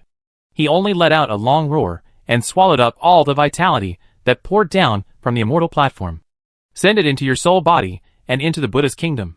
Suddenly, there was a muffled thunder in the Buddhist kingdom, like chaos opening up. Lightning and thunderbolts smashed the rays of light, wood chips, and the power of the Bodhisattva Mahavatar into pieces, turning them into dust, and melting them bit by bit into a furnace. Re-evolved into the Buddhist landscape. The newly evolved Buddhist kingdom gave Suhi a completely new feeling. If it was a small piece cut off from the Buddha kingdom of the self, now it is a complete and independent Buddhist kingdom. With the help of Shengxiantai's vitality, it has more spirituality than the ordinary Buddhist kingdom. As the Buddhist kingdom condenses, so does the Bodhisattva's physical body. As Yunyu guessed, the origin of the avatar of the Bodhisattva Mahavatar is the Buddhist kingdom. As soon as he entered the immortal platform, the Bodhisattva did not even have any prelude. He directly began to gather the Buddhist kingdom, shape his body, and go straight to the theme. Below, Monk Gu Jingjai dragged the young monk up and flew up. His face was solemn, but he did not come close. He could not understand the operation of the Bodhisattva of freedom, and did not dare to intervene at will. Suhi's eyes flashed, and he raised his hand forward. The great freedom at this moment was indeed as Grandpa said. The soul and the Buddha's kingdom were completely opened. It was just the right time. Suhi reached the immortal platform and was about to withdraw the energy from all directions. But when he saw a flash of light in front of him, Yunyu stepped in front of him and said, Fellow Taoist, you are not allowed to fight on the immortal platform. Huh? Suhi raised his eyes and looked at Yunyu. His eyes intertwined, and he understood instantly. He waited a moment to let the connection between the Great Freedom Buddhic Kingdom and the Ascension Platform's vitality become more stable. Within the whirlpool, the Bodhisattva Great Freedom opened his eyes, glanced at Suhi, and laughed. You can't fight in the immortal platform for 10 years. What are you so anxious about? Fellow Taoist? After entering the Shengxian terrace, he won this battle, and nothing happened again. At this moment, the Bodhisattva of Freedom was thinking about how to kill Suhi without causing any harm. At the end of the day, he had to cut off half of Suhi and forcefully take him away. He smiled, grabbed it upwards, and pulled it downwards. He saw that the vitality of the Shengxian platform suddenly doubled and turned into water, rolling into his Buddhist kingdom, like a river bursting its banks. In the Buddhist kingdom, the thunder suddenly intensified. Thunder exploded, opening up mountains, rivers and lakes. The Bodhisattva of Freedom did not care about the prying eyes of Suhi and the others. What could he do if he knew some things? After the sacrifice in the Buddhist kingdom, even if Tianxin comes again and makes another puppet, he will not be able to be harmed at all. Previously, there was only a slight attempt to ascend the vitality of the immortal platform to see if it could reshape the Buddhist kingdom as desired. Now it has been confirmed that the Bodhisattva Mahavatar has no reservations anymore. Immediately pulling down the vitality, letting the vitality go straight to the Buddha's land, feeling the physical body condense little by little, the Bodhisattva was overjoyed. When his eyes fell on Suhi and Ji Feishua, they turned into looking at prey. A smile twitched the corner of his mouth. But I heard a bird call from Yunyu. This is the moment! Suhi's hand that had been retracted was thrust forward. But instead of grabbing the Bodhisattva, he seemed to have caught something in the doubtful eyes of everyone, and raised it up. Go back! Suhi shouted. The great self-contained Bodhisattva was startled for a moment. Then he touched his palms and smiled, with a hint of teasing. Fellow Taoist, could it be that you want to control the ordinary vitality and stuff it back with the vitality of the immortal platform? Are there such stupid thieves in the world? Even his true form cannot control the vitality of Shengxian platform. The Bodhisattva Daisy smiled, and saw that the vitality of the entire Ascension platform suddenly stopped with Suhi's claws, and then roared up like a waterfall against the current, different from the slow retraction of vitality layer by layer in Baiyun Palace. The reverse flow of vitality this time is like a rushing river. Zizi's expression suddenly changed in shock. There is actually someone in this world who can control the vitality of Shengxian platform. For thousands of years, I have explored the Xianwang cave heaven countless times. But this is the first time I have encountered such a situation. Not daring to think too much, before all the vitality could flow backwards, the Bodhisattva fled away. However, he heard the cry of the phoenix, and the phoenix priest stepped forward to block his escape path. His true phoenix fire ignited and roared towards the Bodhisattva Mahavatar. Feng Xi's eyes were filled with surprise. Suhi can close the immortal platform. What is his origin? What kind of Taoist companion did Ji Feishua find? This was completely beyond her imagination. Feng Xi's heart was filled with turmoil. This shock was no small matter. The Bodhisattva of Freedom looked even worse. Feng Xi attacked, but the immortal platform did not judge and did not throw her out. The law of Shengxiandai has failed. Bodhisattva Daisy turned around in an attempt to avoid the phoenix sacrifice true fire, and dodged past him. However, he saw the blue true fire transform into a black bird. It moved very fast and crashed into his Buddha's kingdom. The sticky real fire spread out instantly. The Bodhisattva was suddenly very anxious. He roared loudly and wanted to take over the Buddhist kingdom. This time, the Buddha kingdom did not listen to him. The Buddha kingdom, which had been completely opened, instinctively rolled out the glow of the sun, chasing the countercurrent of vitality, and then went upwards. In the glow of the rays, many holy monks who were roaring and chasing the Buddhist kingdom like ghosts, struggling and rushing towards the condensed mountains and rivers. The ghost that crashed into the mountain returned to its appearance as a holy monk, with a sad expression on its face, as if repenting for the previous fight. Looking at the people still fighting in the glow, they became even more miserable. In the distance, the people outside the immortal stage, who had been driven away, looked at this side in stunned silence, watching the Bodhisattva, who is as deep as the sea, turn into a lonely ghost, and watching the wild ghost use the energy of the immortal platform to regroup his body. I thought that the real Bodhisattva was about to return. They saw something that subverted their three views. The Xingxian platform was forcibly closed. The vitality is countercurrent.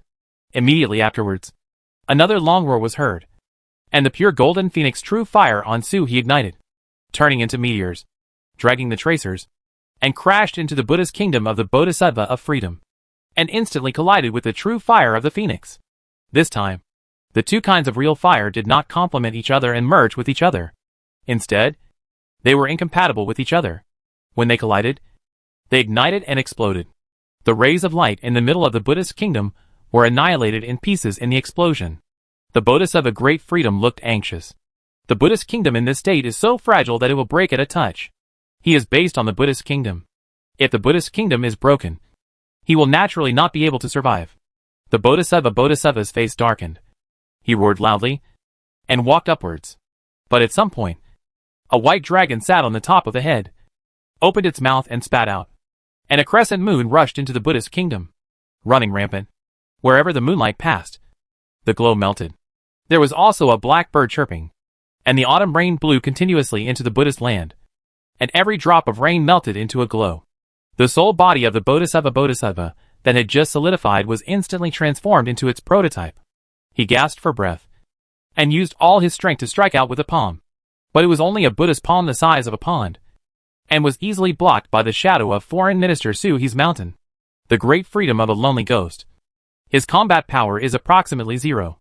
His breathing became heavier and heavier, and he watched helplessly as the Buddhist kingdom gradually dissolved into the glowing state, which was the original state of the Buddhist kingdom, just like a spiritual mountain revealing a boundary monument that could be occupied. Dissolving the Xiaoguang Buddha kingdom is different from Ji Tianxin's puppet directly attacking the Buddha kingdom in its perfect state. Such dissolution is irreversible. What is erased is truly erased. Original body. Bodhisattva raised his head to the sky and roared. The clones being wiped out is not a matter of the clone. He is the shape of the true body, and exists to push forward the immortal sect. The clone of the Bodhisattva shouted, but did not receive any response from the main body. Seeing the Buddha's kingdom melting away, the Bodhisattva Mahavatar turned his heart, roared like a Buddhist lion, and shouted, "A ladder to heaven appears!" Above his head, a ladder to heaven emerged. It was simple and vicissitudes of life, like the stone steps in front of an ancient temple in the mountains. It was deep and high, and it was unknown where it led. This is the ladder to heaven where the monks gather at the 6th level of the sky. The ladder to heaven appeared, and the shattered body of the Bodhisattva stabilized in an instant. But he knows that this is only a temporary stability, overdrafting the power of the ladder, and the subsequent side effects can really kill people. He didn't dare to stop for a moment. He pointed along the ladder, and saw a simple gate appearing at the end of the ladder. It was like a white jade carving, and was beautiful. The two doors were tightly closed. The moon and clouds were carved on the door, which was exquisite. But the closed door seemed to reject the whole world, not letting anyone get close. Immortal Gate. The monk set foot on the 7-level condensed fairy gate of the sky. Under normal circumstances, the Immortal Gate is only visible to the monk himself. But the Immortal Gate of the Avatar Bodhisattva is as physical as if it is within reach. Since ancient times, the gate of immortality has not been opened, and there have been no true immortals in the world. Today, Mahavatar Bodhisattva wanted to provoke him. He looked at the white jade door and shouted, "Open!" Borrowing the vitality of Shenfeng Tower to only open a Buddhist kingdom. He had countless ideas on how to open the Immortal Gate, but none of them could be realized. But at this moment of crisis, if the Immortal Gate is forcibly pushed open, by borrowing the energy of the immortal spirits within the Immortal Gate, we may be able to stabilize the Buddhist kingdom and reshape the physical body. Otherwise, we will die today, and the tens of thousands of years of planning of the main body will be in vain. He shouted loudly, leaving all the insights about the Immortal Gate that he had left behind in his clone. He grabbed a random direction and pushed towards the Immortal Gate based on his guess. The Immortal Gate is as immovable as a mountain.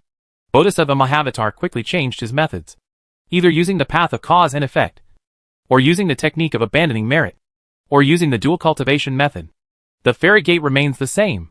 He changed them one by one, until the 8th method, using the method of seizing the body and rebuilding it, pushed the Immortal Gate, and the mountains and rivers of the Buddha kingdom were condensed. A force was pulled out, and the Immortal Gate actually creaked, even just opening a tiny gap out of thin air. Although he couldn't see clearly what was behind the Immortal Gate, The Bodhisattva Mahavatar was instantly overjoyed.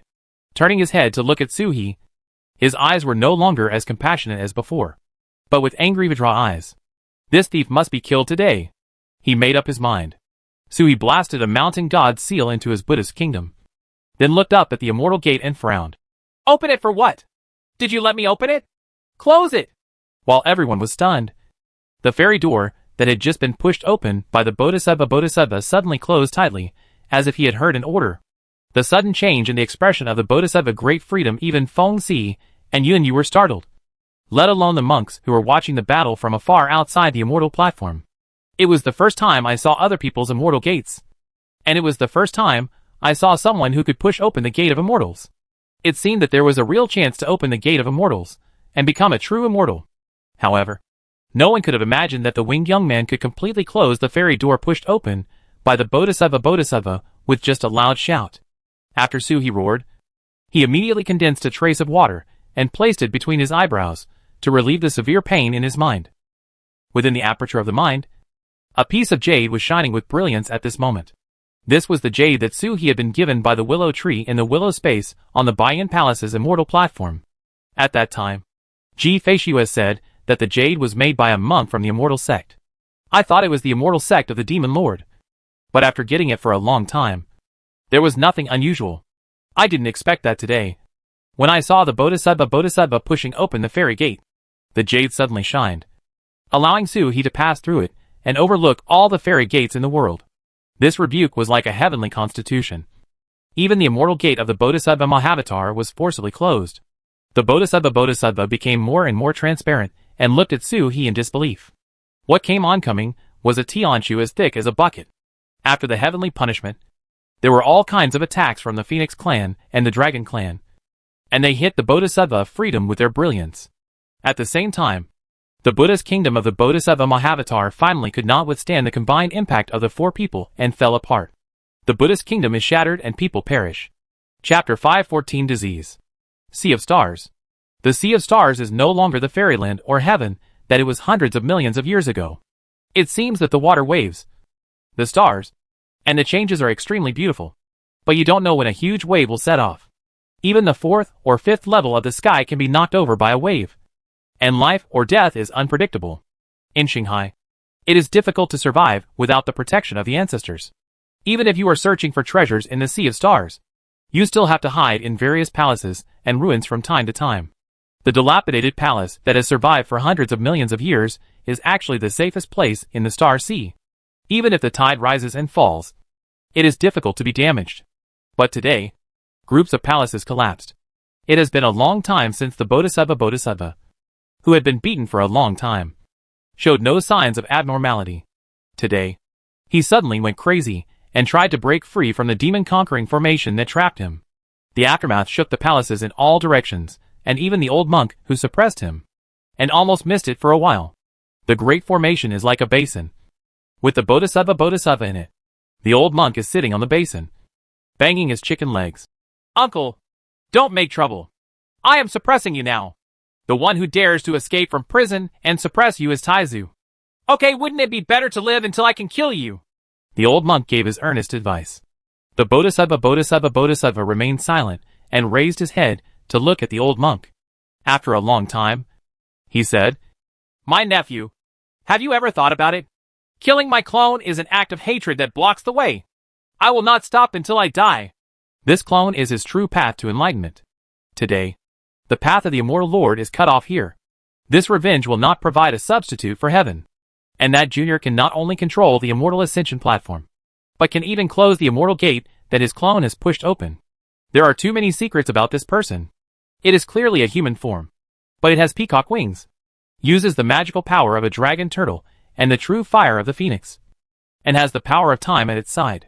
Even though the Bodhisattva has lived for tens of millions of years, has seen a lot, and understands many secrets of the heavens and worlds, he still cannot figure out his origins. But Bodhisattva Mahasattva knows that he will definitely get this person. When did such a being come to the Xianwang realm? Taizu protected him. And the old monk also bluntly said that he was his junior. They must be doing something secretly. But they didn't even get any news. It's not like he was the emperor of the world, and he didn't know anything about that man. In the end, only the Buddhist world was excluded? Thinking of this, I was suddenly startled. The Bodhisattva of freedom looked at the old monk outside. He no longer thought about breaking through the seal. Put his hands together and said the Buddha's name. Amitabha! In the great temple of the Western Paradise. A golden light broke through the temple and disappeared. The old monk frowned and looked at the Bodhisattva under him. Uncle, are you really seeking death? Having been suppressed and still making small moves. Do you really think that Taizu won't kill people? However, the Bodhisattva no longer spoke. A golden bell appeared outside his body and wrapped himself in it. Different from the translucent golden bell full of Buddhist inscriptions in the clone. The golden bell condensed with the body of Mahavatar Bodhisattva is like a real golden bell made of bronze, completely covering up his figure. Like a turtle SHL. It isolates the inside and outside, and does not communicate with each other. Not heard or seen. At the same time, Xianhuang Cave Sky. The avatar of the Bodhisattva, the Buddha Kingdom, disintegrated silently, without any fanfare. It was completely dissolved bit by the means of the four people in silence. The will of death is pervasive, and it is an irreversible fact that the clone will be destroyed. The Bodhisattva looked at the Buddha's kingdom, with a trace of sadness in his eyes. Tens of thousands of years of planning, all gone in one fell swoop. You will gain wisdom after taking every step, and you will make new plans in the future. You will never create extraneous problems, let alone use your avatar to compete with such a person who is unlucky. Who would have thought that someone could control the immortal platform and control other people's immortal gates? After the ancient times, sentient beings were not allowed to open the immortal gate. Is it because of the existence behind you? His body turned into starlight little by little. But he looked at Suhi stubbornly and asked. Yes. Suhi curled his lips. Amitabha. It turns out that fellow Taoists don't know this either. Bodhisattva nodded. But it was normal. As a chess piece, how do you know what the chess player is doing? He looked at Suhi and smiled. Fellow Taoist has a problem for the poor monk. So why not let the poor monk also have a problem for the Taoist monk and see how the Taoist friend solves it? As he spoke, the soul that had not yet dissipated suddenly gathered inward and collapsed, as if it had turned into a relic after his last death. It's just that this time there is no physical body, just a pure soul. And the light is even purer. Almost in an instant, the soul had condensed a little, and then turned into a Buddha's light and exploded. And the Buddha's light shone in all directions. Everyone had already jumped back at the sudden change of the Bodhisattva Suhi. Suhi stepped forward and stood in front of the three of them. The foreign minister's turtle mountain spread out, blocking all the Buddha's light. Within the shadow of the mountain, there is a frozen phoenix, a river covered with clouds and rain, and a shield made of concubine G's snow dragon scales, which blocks the Buddha's light from even the slightest penetration. The Buddha's light comes and goes as quickly as a flash of youth. There was nothing left in the immortal platform, and the clone of the Bodhisattva completely dissipated, leaving no trace left. The four of them still maintained their defense and remained motionless. After a long time, they were sure that there was nothing unexpected. And then, they slowly opened it. On the immortal stage, the formation set up by the Bodhisattva Great Freedom had lost its effect at the moment the immortal stage was closed. Without the support of the immortal stage's vitality, the formation did not exist. The thousands of monks who had been watching the ascension platform outside were completely silent. In this moment, what happened in Shengxian Terrace had a huge impact on them. From the time when Bodhisattva, the master of the Buddhist world, appeared to monopolize the immortal platform, to when the four of them appeared and joined forces to kill Bodhisattva. In just a moment, there was no time for a cup of tea.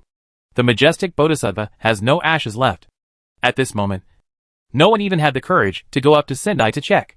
Surrounding the outside, the remaining monks had already jumped away at the moment when the Bodhisattva Mahavatar passed away, and immediately fled the immortal platform.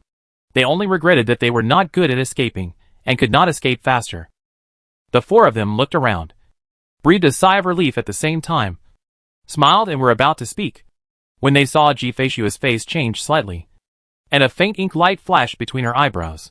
Suhi's expression changed instantly. Feng Si and Yunyu still didn't know what happened. Hearing a cold snort from Jifeishua, a sword flashed across her body, rising into the sky like a crescent moon. Then she turned around, and the sword flashed straight towards the center of her eyebrows. Feng Si was worried. She couldn't understand what the black light on Jifeishua's body was. But she could tell with just a quick glance that the black light could affect the intelligence and character. Ji Feishue is clearly influenced by Hyong. She is a despicable villain. A dignified bodhisattva. Forget about the avatar in the lower realm. You can't afford to lose. You have to play this trick even after you are dead. This must be related to the final Buddha light of Mahavatar Bodhisattva. She flapped her wings and headed towards the sword light. But she saw a golden flash in the air, and her wings were blocked. She was furious. She looked up and saw Su He standing in front of her, holding her wings with both hands, holding her breath and concentrating. Looked at Ji Feishue. Traitor! Feng Si was furious and was about to break through Su He's blockage, but was blocked by Yunyu. Yunyu suppressed Feng Si to prevent her from rebelling. Looking at the light of Ji Feishue's sword, he exclaimed, "What an amazing clone technique!" As knowledgeable as he was, he could tell the effect of Ji Feishue's sword light with just one glance. Although I can't see the principle or the reason, I can see that this sword technique seems to be specifically targeted at the current situation. Feng Si was stunned and looked at Yunyu in disbelief. Then he realized that maybe he had misunderstood, and just watched the sword light slashing towards Ji Feishue with his wings raised. The sword was slashed, and the light of the sword disappeared between the eyebrows. But it did not cut her into two pieces. Instead, it fell on Ji Feishue, who was dressed in white and outshined the snow. A black shadow slowly shot out, appearing behind Ji Feishue like a ghost. The figure had the same appearance as Ji Feishue, and the same dress, but the black clothes made her look a bit colder. Su He breathed a sigh of relief. His father-in-law was overbearing, and Meng Yao's hard work was not in vain. The crime of abusing his wife -1. Su He breathed a sigh of relief. But Ji Feishue frowned slightly. The sword light struck between the chest and abdomen and stopped without any further cuts. The black Ji Feishue behind her opened her eyes and said in a cold voice, "Buddha's intention! Great freedom!" There was a bit of coldness in her voice, and her murderous intent was directed towards the Bodhisattva of freedom. But she was not a complete villain like Meng Zhao's black dragon. Following the black Ji Feishue's words, a ray of Buddha's light mixed with the black light appeared in Ji Feishue's body. The glue generally bonded the black light and Ji Feishue's body together. It was not a bonding, but it made the sword light unable to truly distinguish Ji Feishue. Feishue and Haimong. Even Ji Feishue's existence would be cut off at least half with one strike. At this moment, Ji Feishue is not buying. She does not have the means of the immortal lord. If she loses half of her existence, she will definitely die. She is not Yaya, and she has no blood relatives who can help her survive. Ji Tianchen. Ji Tianchen is unreliable at this time. Su He's expression changed and he looked at the Buddha's light. The Buddha's light was full of mixed Buddha thoughts, which could not be condensed by a monk. This is the black energy that was previously penetrated into Ji Feishue's body by Bodhisattva Wuchen Si. This black energy was so entangled with Buddha's power that it had already merged into one body and entered Ji Feishue's body. It merged with the power lurking in his body and was no longer separated from each other. At this moment, he was led out by the avatar of the Bodhisattva Mahavatar before his death. Su He looked at Ji Feishue and saw Ji Feishue's dark eyebrows. She pressed her jade hand down, and the sword light slashed downwards. The black shadow was not created, but Ji Feishue spurted out a mouthful of blood. His face instantly turned pale as paper. The newly condensed black shadow behind her focused its eyes, and shattered the sword light with a flick of her finger. Su He was so anxious that he pointed at the black shadow with one finger. But the black Ji Feishue turned around and dodged like a ghost. "It's me! She has no sense of independence." The two Ji Feishu spoke at the same time. The shadow's voice was as cold as a ghost, while Ji Feishue's voice was breathy and her face became paler. "Huh?" Su He was surprised. Then he saw the black shadow shattering the light of the knife, turning into a golden and black light. And the stars escaped into Ji Feishue's body again. Ji Feishue spurted out another mouthful of blood, and her body changed back and forth in three colors: black, white, and gold. White is the true color, Ji Feishue's original attribute color. Black follows white and does not rebel. It is just that the essence is completely different. It is not a simple attribute, but a difference from the root. Ji Feishue's black color did not rebel like Meng Xiao, but two completely different forces seemed to tear Ji Feishue apart when they collided. Especially the golden Buddha power in the middle is like a shit stick. Just as the black and white forces are about to separate, it flickers and pulls the two forces together and collides. This collision caused a chain reaction, and everything appeared in one place and instantly became one. In an instant, Ji Feishue was seriously injured. She had never suffered such injuries in a battle with the Bodhisattva Mahavatar. However, Ji Feishue seemed to be unable to feel it. A flash of frost fell on her body, and she wanted to pull out the Buddha's power. However, as soon as she pulled it out, a black and white light was torn off. Ji Feishue vomited out another mouthful of blood. The fox between his eyebrows fell out, and he looked at his master in horror, and then at Suhi. Inseparable! All the powers are blended together. Suhi frowned angrily, and at the center of his eyebrows, the mark of Gu Jingjai Buddha lit up and fell on Ji Feishue, trying to attract the mixed Buddha's attention. Ji Feishue retreated in strength and immediately cooperated. Yun Yu and Feng Si stood silently on the side. They didn't even know the source of the power of concubine Ji's snowy body, and they couldn't help her in a hurry.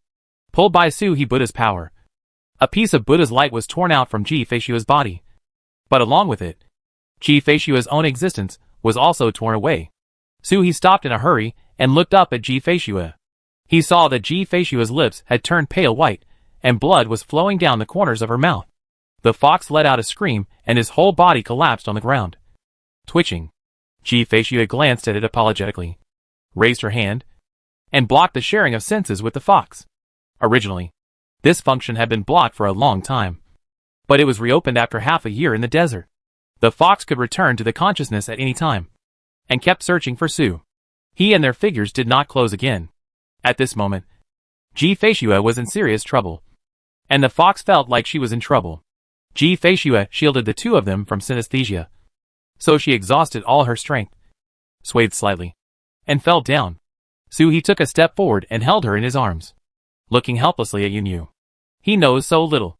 Apart from being reckless, he can do nothing. Yun Yu was hovering in the air. His eyes dimmed slightly. The calculation runes above his head were circling and flashing, and the afterimage had already flown out. The monk from Gujingzai below let go of the young monk Sishan and slowly came forward. Amitabha! This fellow disciple, Fairy Ji, was injured by monks in the Buddhist world before? His voice was calm. The mark between Suhi's eyebrows is the mark of the ancient Jingjai Buddha. The so-called Buddha is a person who is qualified to be the abbot of the next generation. But I have never heard of it. When did such a Buddhist disciple come to my door? But looking at this white-faced, black-haired man, who has a long-term relationship with Fairy Ji, he must be from the same sect of the Beiyuan. There are very few people in the Beiyuan who eat fast and chant the Buddha. There is even only one commandment that is actually followed: do not deceive the teacher and destroy the ancestor. Only the North Courtyard was brave enough to look for Taoist companions. Suhi was startled when he heard the words, and everyone looked at the monk at the same time. The monk looked at Ji Feishue and bowed slightly and said, "What is that black aura?" The poor monk doesn't recognize it. But this Buddha power is not the power of one person. It belongs to the Buddha world. The Buddha power of 100 monks was condensed into a ball, and was personally touched by the Bodhisattva Mahasattva Bodhisattva before his death. He raised his head and looked at Suhi.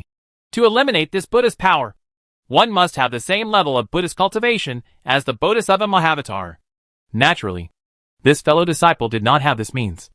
Apart from the Buddha's mark, he had never sensed the slightest trace of Buddhist aura on the Buddha's body. This is rare in the North Courtyard. No matter how free and easy the North Courtyard disciples are, they eat meat, drink wine, and even go to flower houses. Even if they don't read Buddhist scriptures, they will always be influenced by the power of Buddha when they are in contact with them all day long. Just like an old monk who never reads scriptures. Future generations are not sure whether he can memorize a complete scripture, but his surging Buddhist power and vast Buddhist rhyme make people admire him.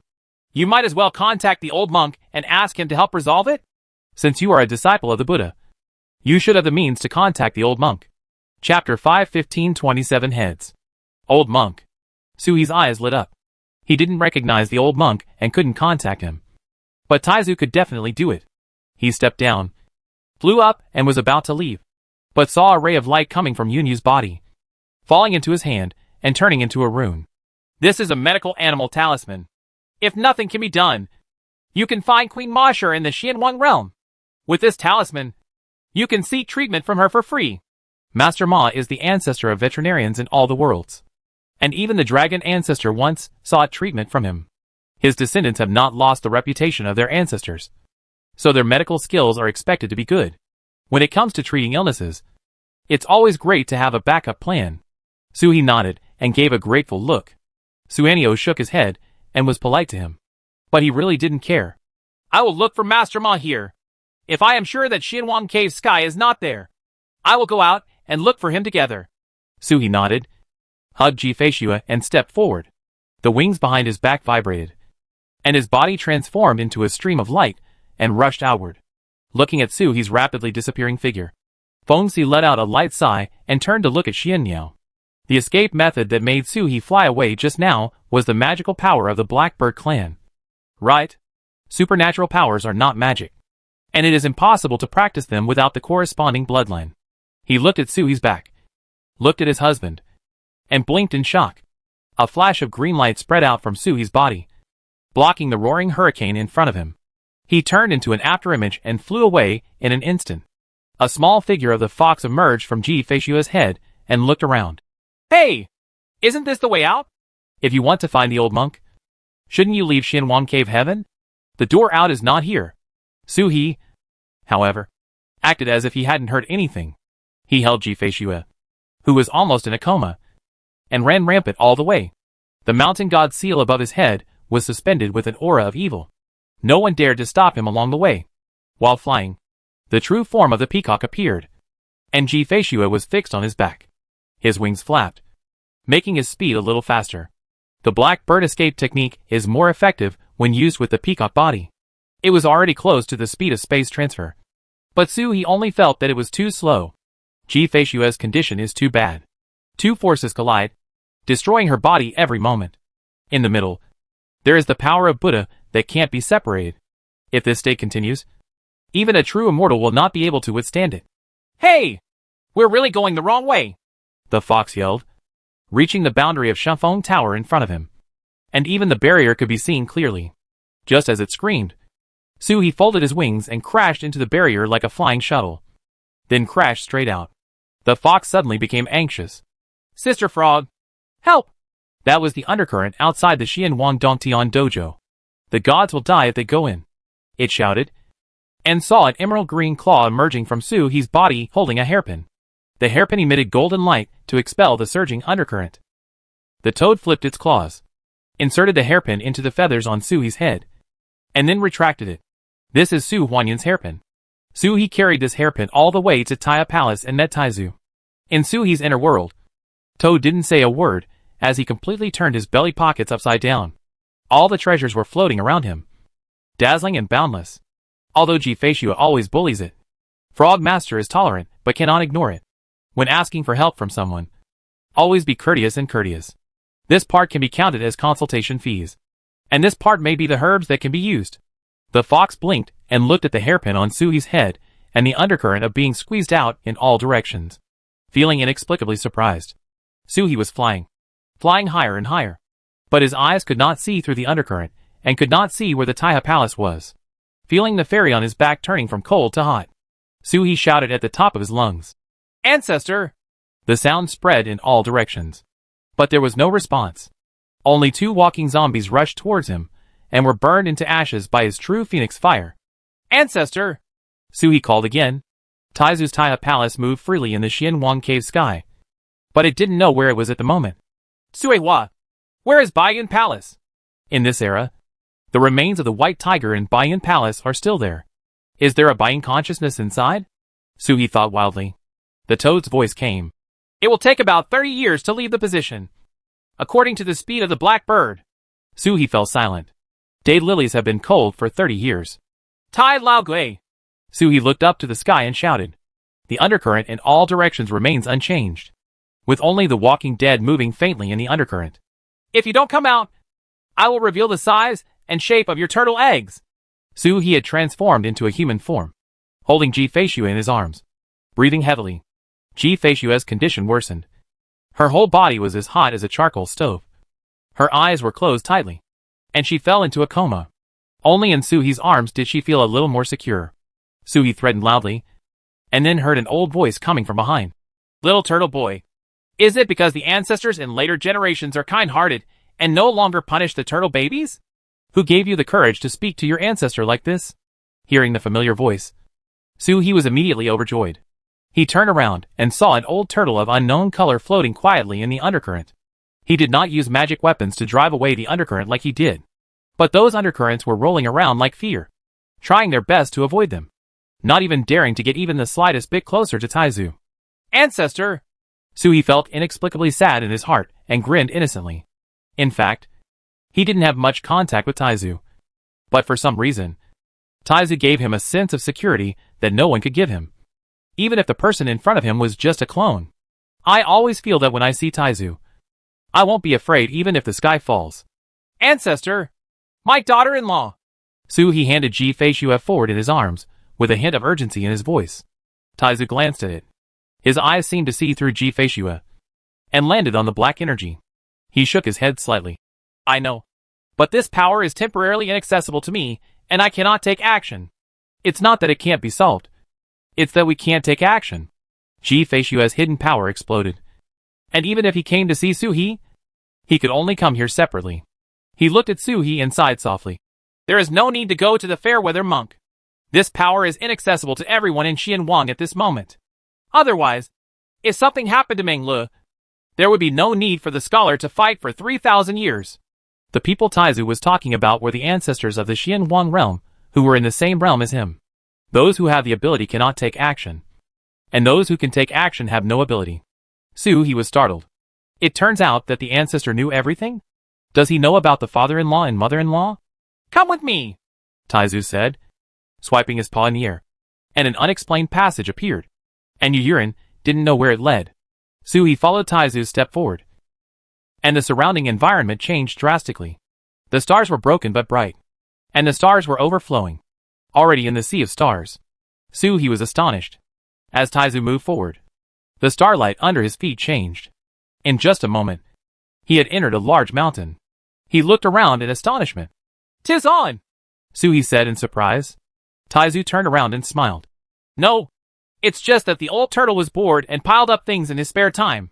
As he spoke, he led Suhi all the way to the passage between the two realms of Dishan. And all there was silent. It was the place where Suhi saw Taizu's turtle eggs.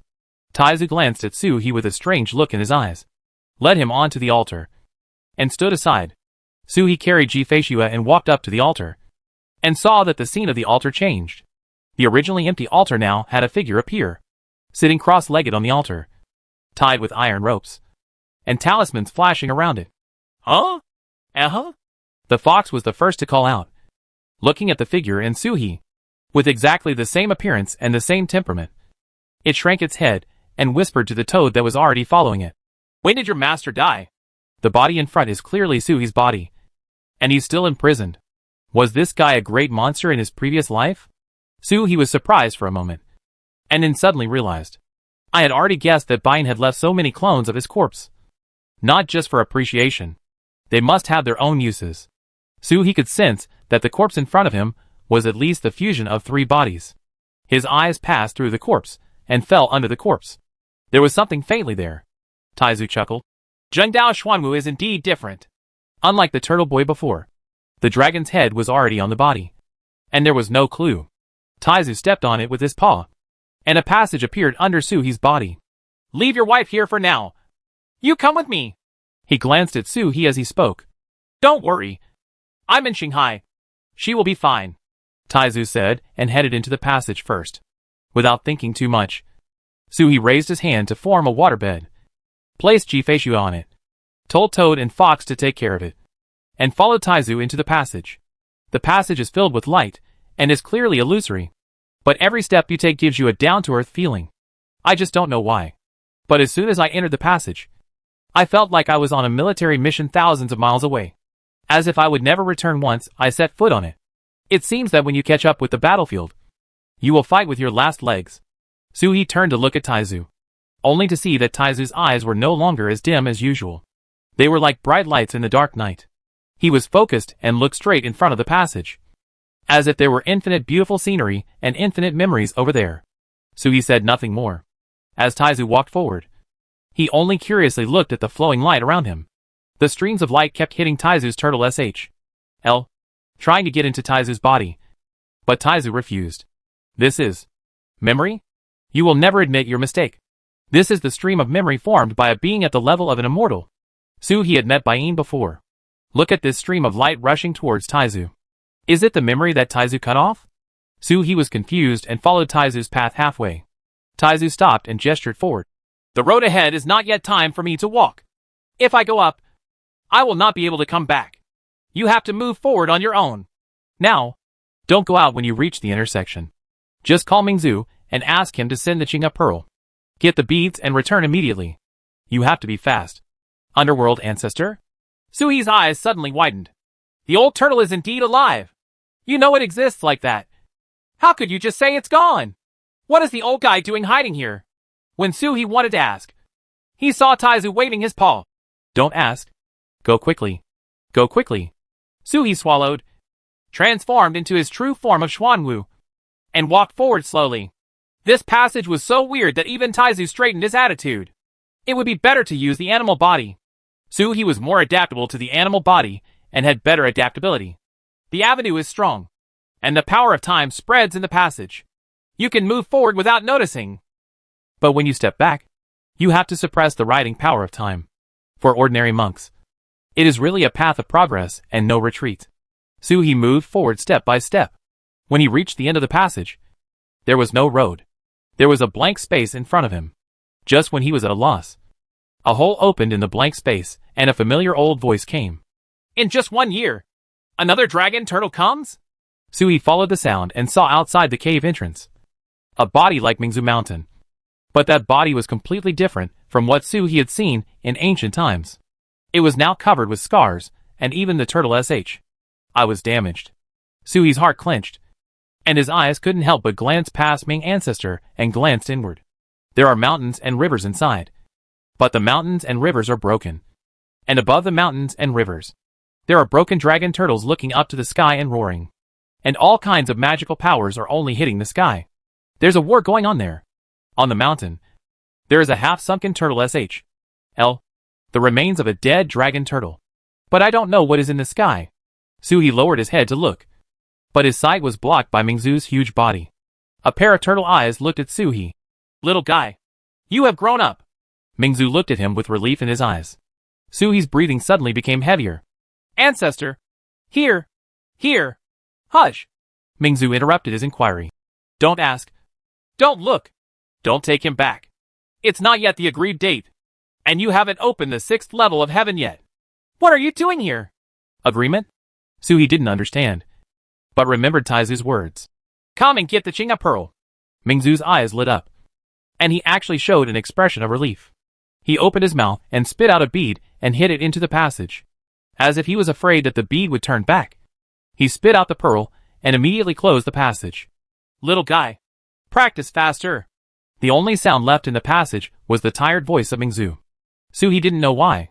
He looked at Mingzhu and looked back at Taizu, only to see Taizu's eyes staring blankly at the passage.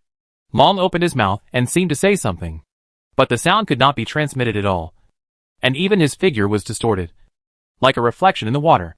Suhi put away the Qing'e pearl. The star ring on his body was revealed, suppressed the power of time under his feet, and jumped back.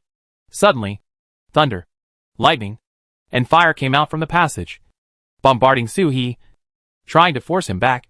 But the powerful thunder, lightning, and fire fell on Suhi and disappeared. There was no obstacle at all.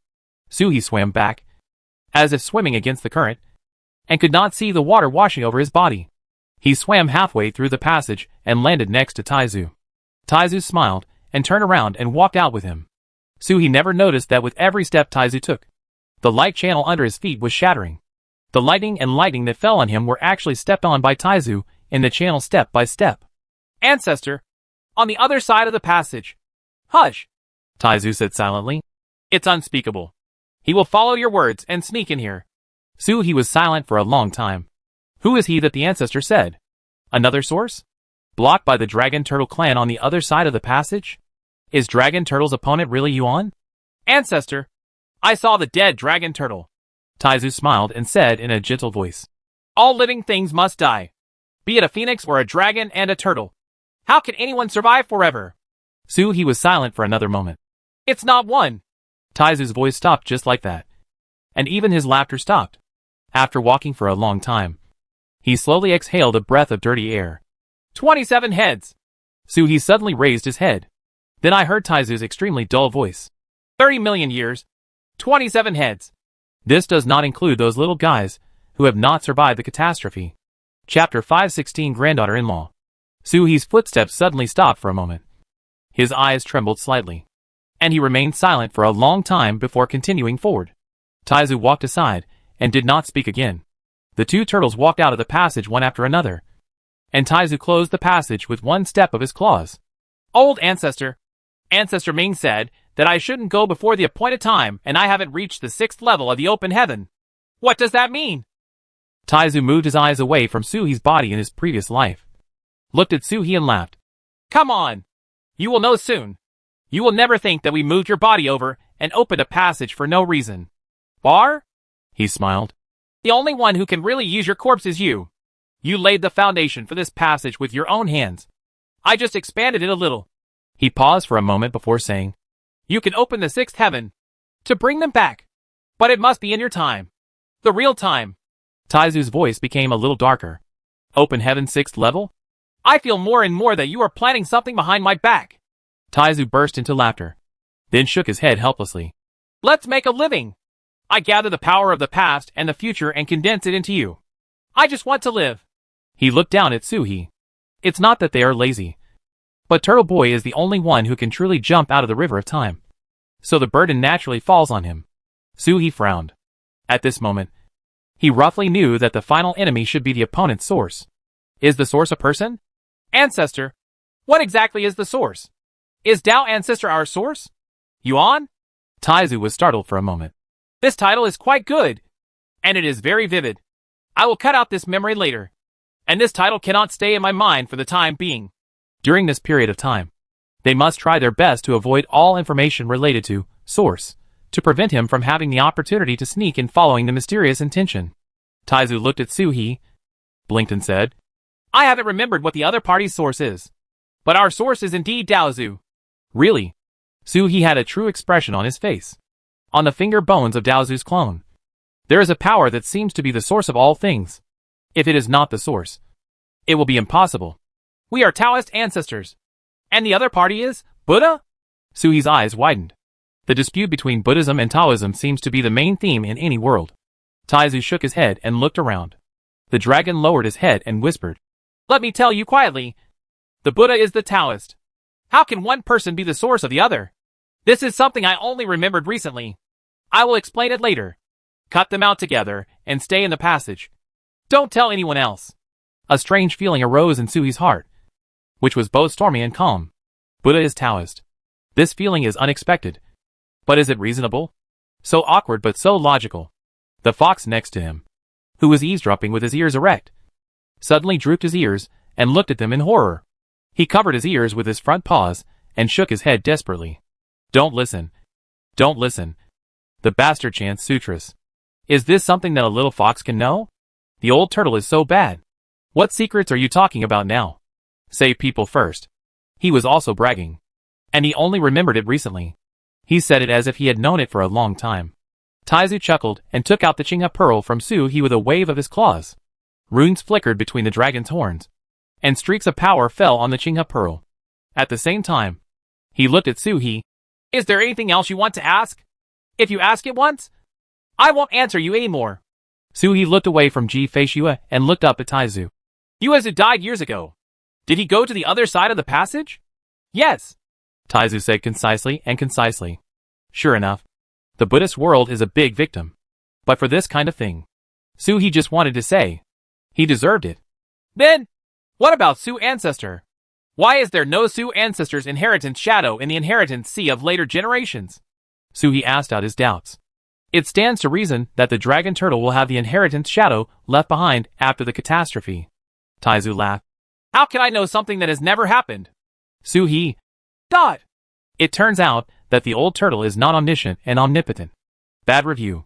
As Taizu spoke, he had already refined the Qinghe pearl. The pearl squirmed like a water ball, and in a moment it turned into a small dragon that was more than a foot long, circling. When Taizu tapped it gently, it hit Ji Feishua with a dragon roar, and ahead of hitting concubine Jishua's eyebrows, she got in like a soul beast. Taizu's dragon beard waved. and a curtain of water rolled up, completely submerging Ji-Fei. While doing this, he looked down at Su-He and warned, "I can't take action. I can only use the Qing-Up Pearl to suppress the rioting power in her body. You should go elsewhere for medical treatment." Su-He was stunned and suddenly raised his head. "Ancestor, please show me a clear path. I don't know anyone in this era, and I don't know who to ask for." Taizu glanced down at him, with a strange look in his eyes. "You can try dual cultivation and see if you can absorb the mixed Buddha power in her body into your body." The power of Buddha in Ji-Fei body is not a problem, nor is the power of Yuan. But the combination is the problem. If you eliminate one of the two, you will be fine. Su-He's breath tightened. "Yes. Is it useful?" There is no black energy in his body, and he is not afraid of Buddha's power. He can be refined at any time when he comes in. Taizu chuckled. "How did I know? You won't suffer any loss if you try." Su-He. This old turtle.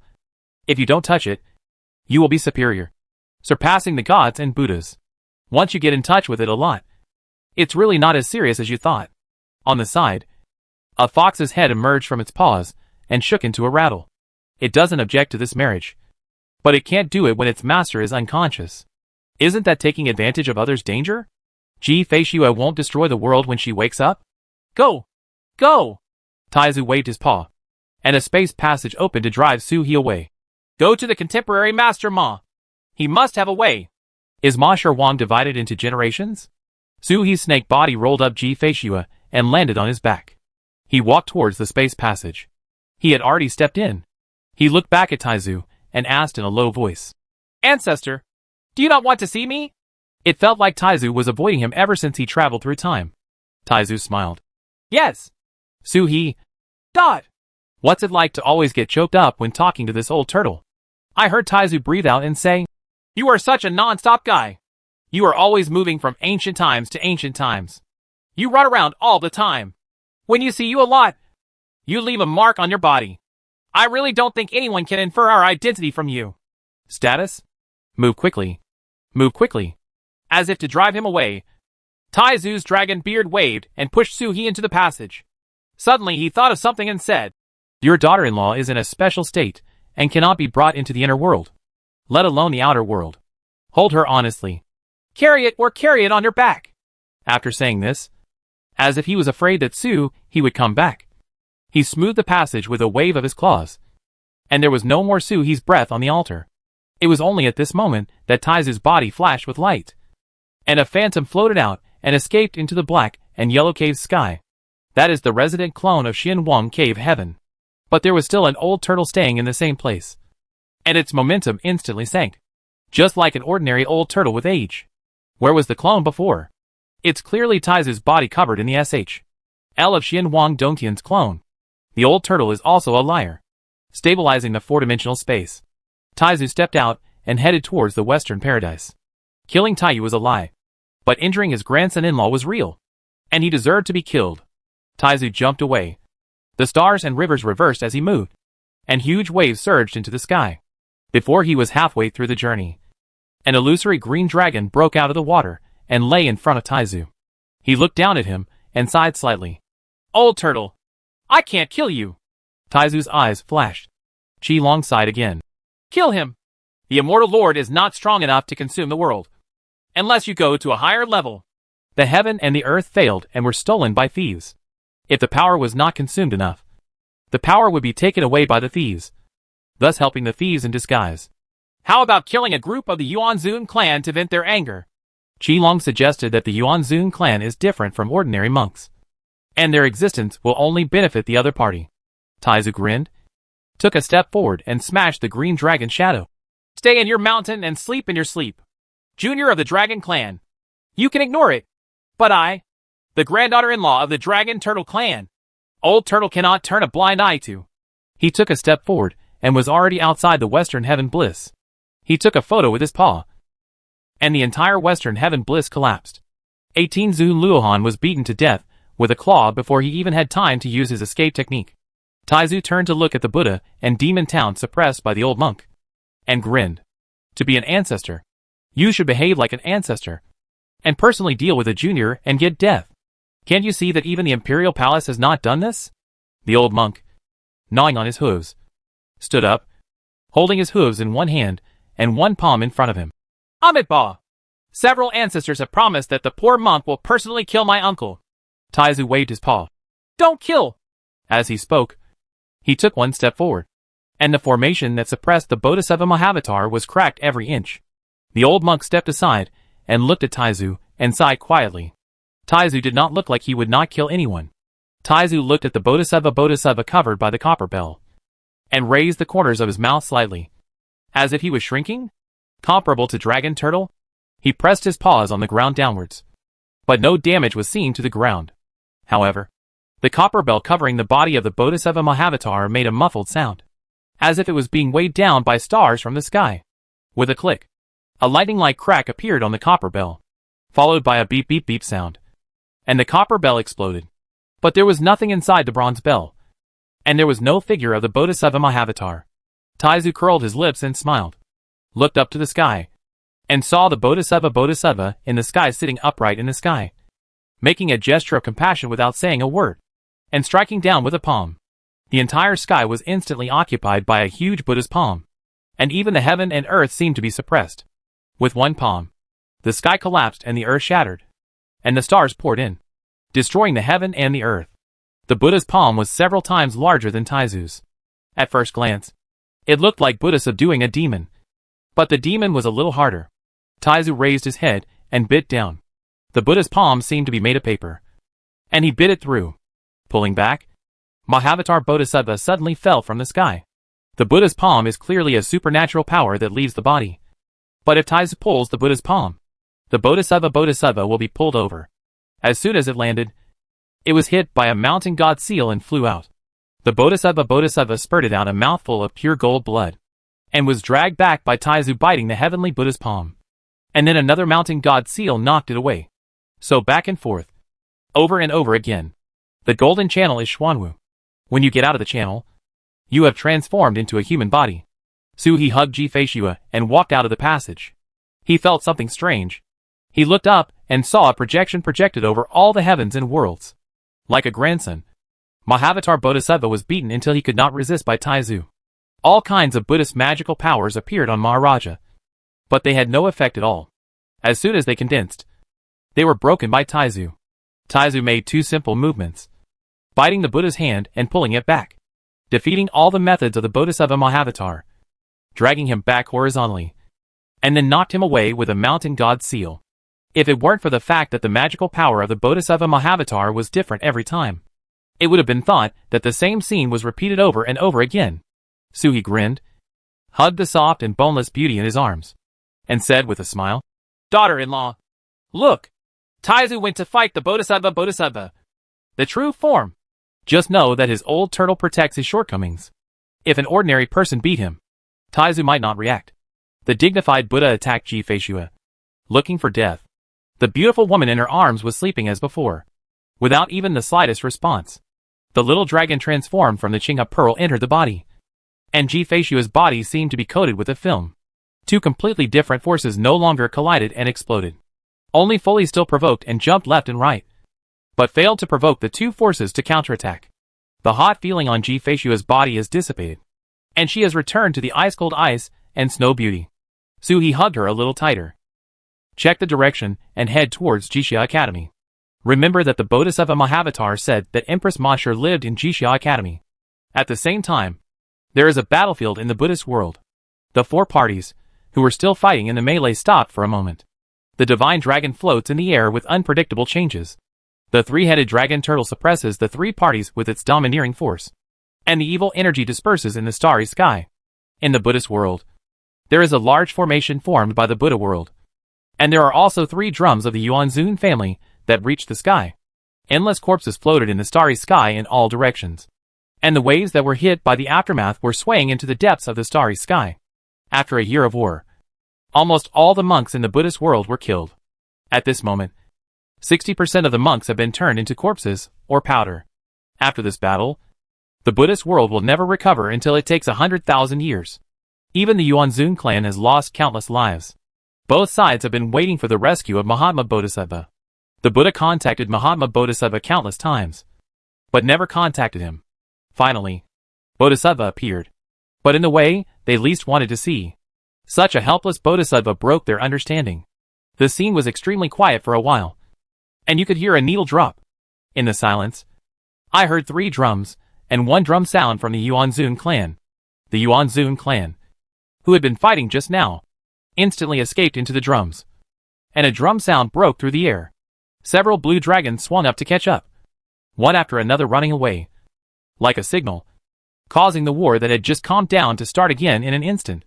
The sharks from all directions immediately attacked the besieged Buddha realm. The 3 dragon turtles roared at the same time, and the 3 mountain god seals blasted towards the Buddha realm barrier. He vowed to work hard to completely annihilate the Buddhist world. At this moment, a golden light rose into the sky from the depths of the starry sky, and from the direction of the imperial world, a battle formation came beating drums.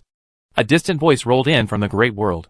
Fellow Taoists, this battle has been going on for a long time. Isn't it enough to vent your anger? I saw a female general holding the battle scene between Taizu and the Bodhisattva on her head, stepping up from the great world of the emperor and sitting down. The dragon cult in the eclipsed sun realm holds the spear upside down, with a heroic appearance. He looks like he will join the war if the war doesn't stop.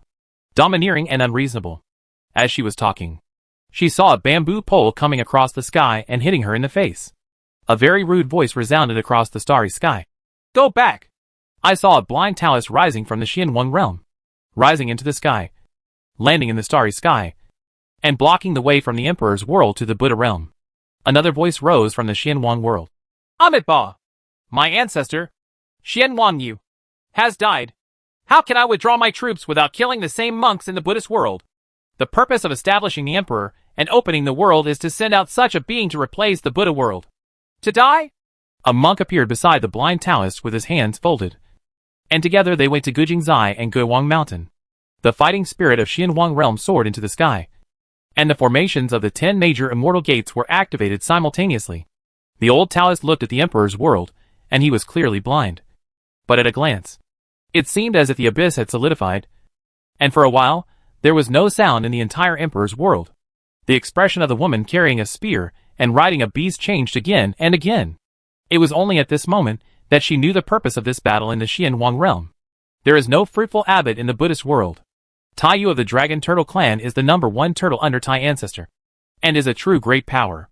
Previously, he single-handedly killed 2 great powers, Yuan Zun, in a single battle. The only person who can compare with him is Abbot Wugua in the Buddhist world. At the moment when the blind Taoist said his purpose, the picture reflected above his head began to shatter. Only Taizu's mountain god seal could be seen pressing on the body of the Bodhisattva, sealing the Bodhisattva. He turned around and looked at the world, seeming to smile. Then the picture shattered and no more movement was heard. Amitabha! In the Buddhist world, the old monk Wugua clasped his hands together and fell silent for a moment. It turns out you want to kill me. Sea of Stars. Taizu sealed the Bodhisattva again and turned away. He snorted. If you hurt my junior with external force, I will use the same method to you. If you have the ability, you will remove the power that penetrates into your body. If you don't, you will suffer the pain of millions of years of skinning and bone removal. The Bodhisattva is not like a monkey who is pressed under the seal of the mountain god. Instead, he is sitting cross-legged on a mountain rock with the seal of the mountain god suspended 3 feet above his head, preventing him from moving or getting out. The Bodhisattva Mahavatar clasped his hands together and said not a word, but his eyes were staring at the direction Taizu left. Amitabha. All things today are due to the consequences of other days. Since there is today, the Taizu of that day will naturally be suppressed and sealed by him for tens of millions of years. Taizu left, and a green dragon phantom slowly appeared beside him.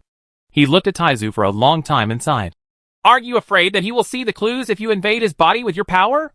To be able to have the fighting power of an immortal lord, the Bodhisattva is naturally a person with unparalleled qualifications. Taizu waved his dragon beard casually. He will die within 1,000,000 years. Long Ancestor looked at him. Why didn't I see that in 1,000,000 years? Who could prove to be the immortal lord and be a substitute? Wugua in the Buddhist world does have this talent, but Xianwang will never allow him to do it. This time Wugua will die. If the little guys below are not killed, then they will do it themselves. Dozizai can take action against Junior, but he can't. Don't talk about that turtle of yours. He has always cheated in his practice. Even if he has enough practice, he cannot truly replace an immortal. What they want is an immortal who will always be in this world, rather than a lazy guy who runs around casually, and whose time in the long river is no shorter than the time in this world. Taizu burst out laughing. I can't do it with my grandson, but I have a grandson-in-law.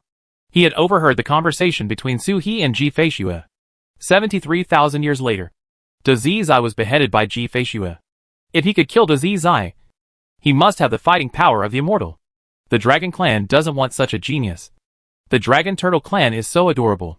Chapter 517 South China Sea Ice Cliff. Sui kicked in the air, and a space passage led directly to Jixia Academy. This was probably not a good time to go to Jixia Academy. He had never heard the voice in the starry sky. There would be a war in Xinhuang at any time. But Ji Feishue was unconscious, and He couldn't wait. I don't know how long Qing Zhu can protect her. The sooner she finds Empress Ma Shi, the better. Taizu said that he wanted to find the contemporary Ma Shi Wang. Perhaps Ma Shi Wang is like the great son of the Ma's family. Whoever is the leader is the great son. And the same is true for Ma Shi Wang. No matter how you find Queen Ma Shi, you can contact her. He stepped into the space passage and shook his head in a funny way. In the end, even if he and Ji Feishue cultivated human bodies, the doctor they saw would still be a veterinarian. He walked out of the space passage, and a sword light hit his eyebrows. The battle in the starry sky is about to begin, and all the schools in Jixia Academy are preparing for the battle. At this time, a space passage opens directly in front of the gate. It would be strange not to strike with a sword on the head.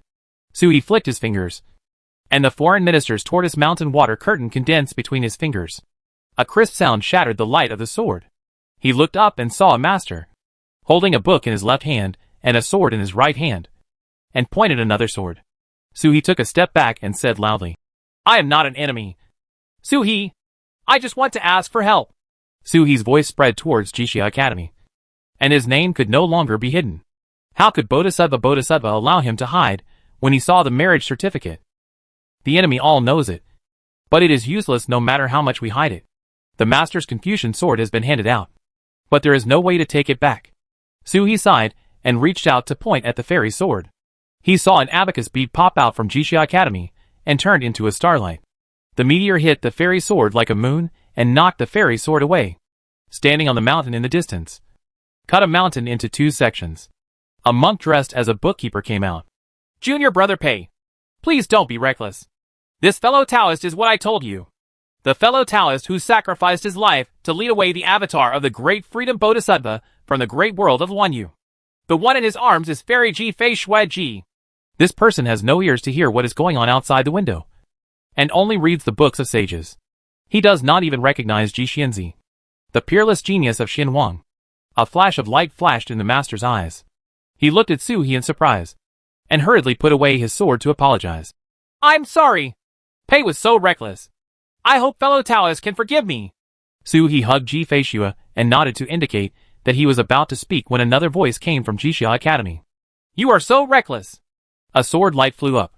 A young man looked at He and introduced to the two people next to him with a bit of admiration. This one just beheaded the Bodhisattva Freedom in Xianhuang Cave half a day ago. Clone, Junior Brother Pei, if you point out your sword, you will probably die. As soon as these words came out, there was a sudden gasp of air from the scene. Senior Brother Wan, is it true? Junior Brother Pei looked at the new senior brother in surprise. Senior Brother Wan bowed his hand to He, then turned back to look at his junior brother. I saw it with my own eyes. How can it be false? As he spoke, he turned to He. Everything on the Xingxian platform has been witnessed by me with my own eyes.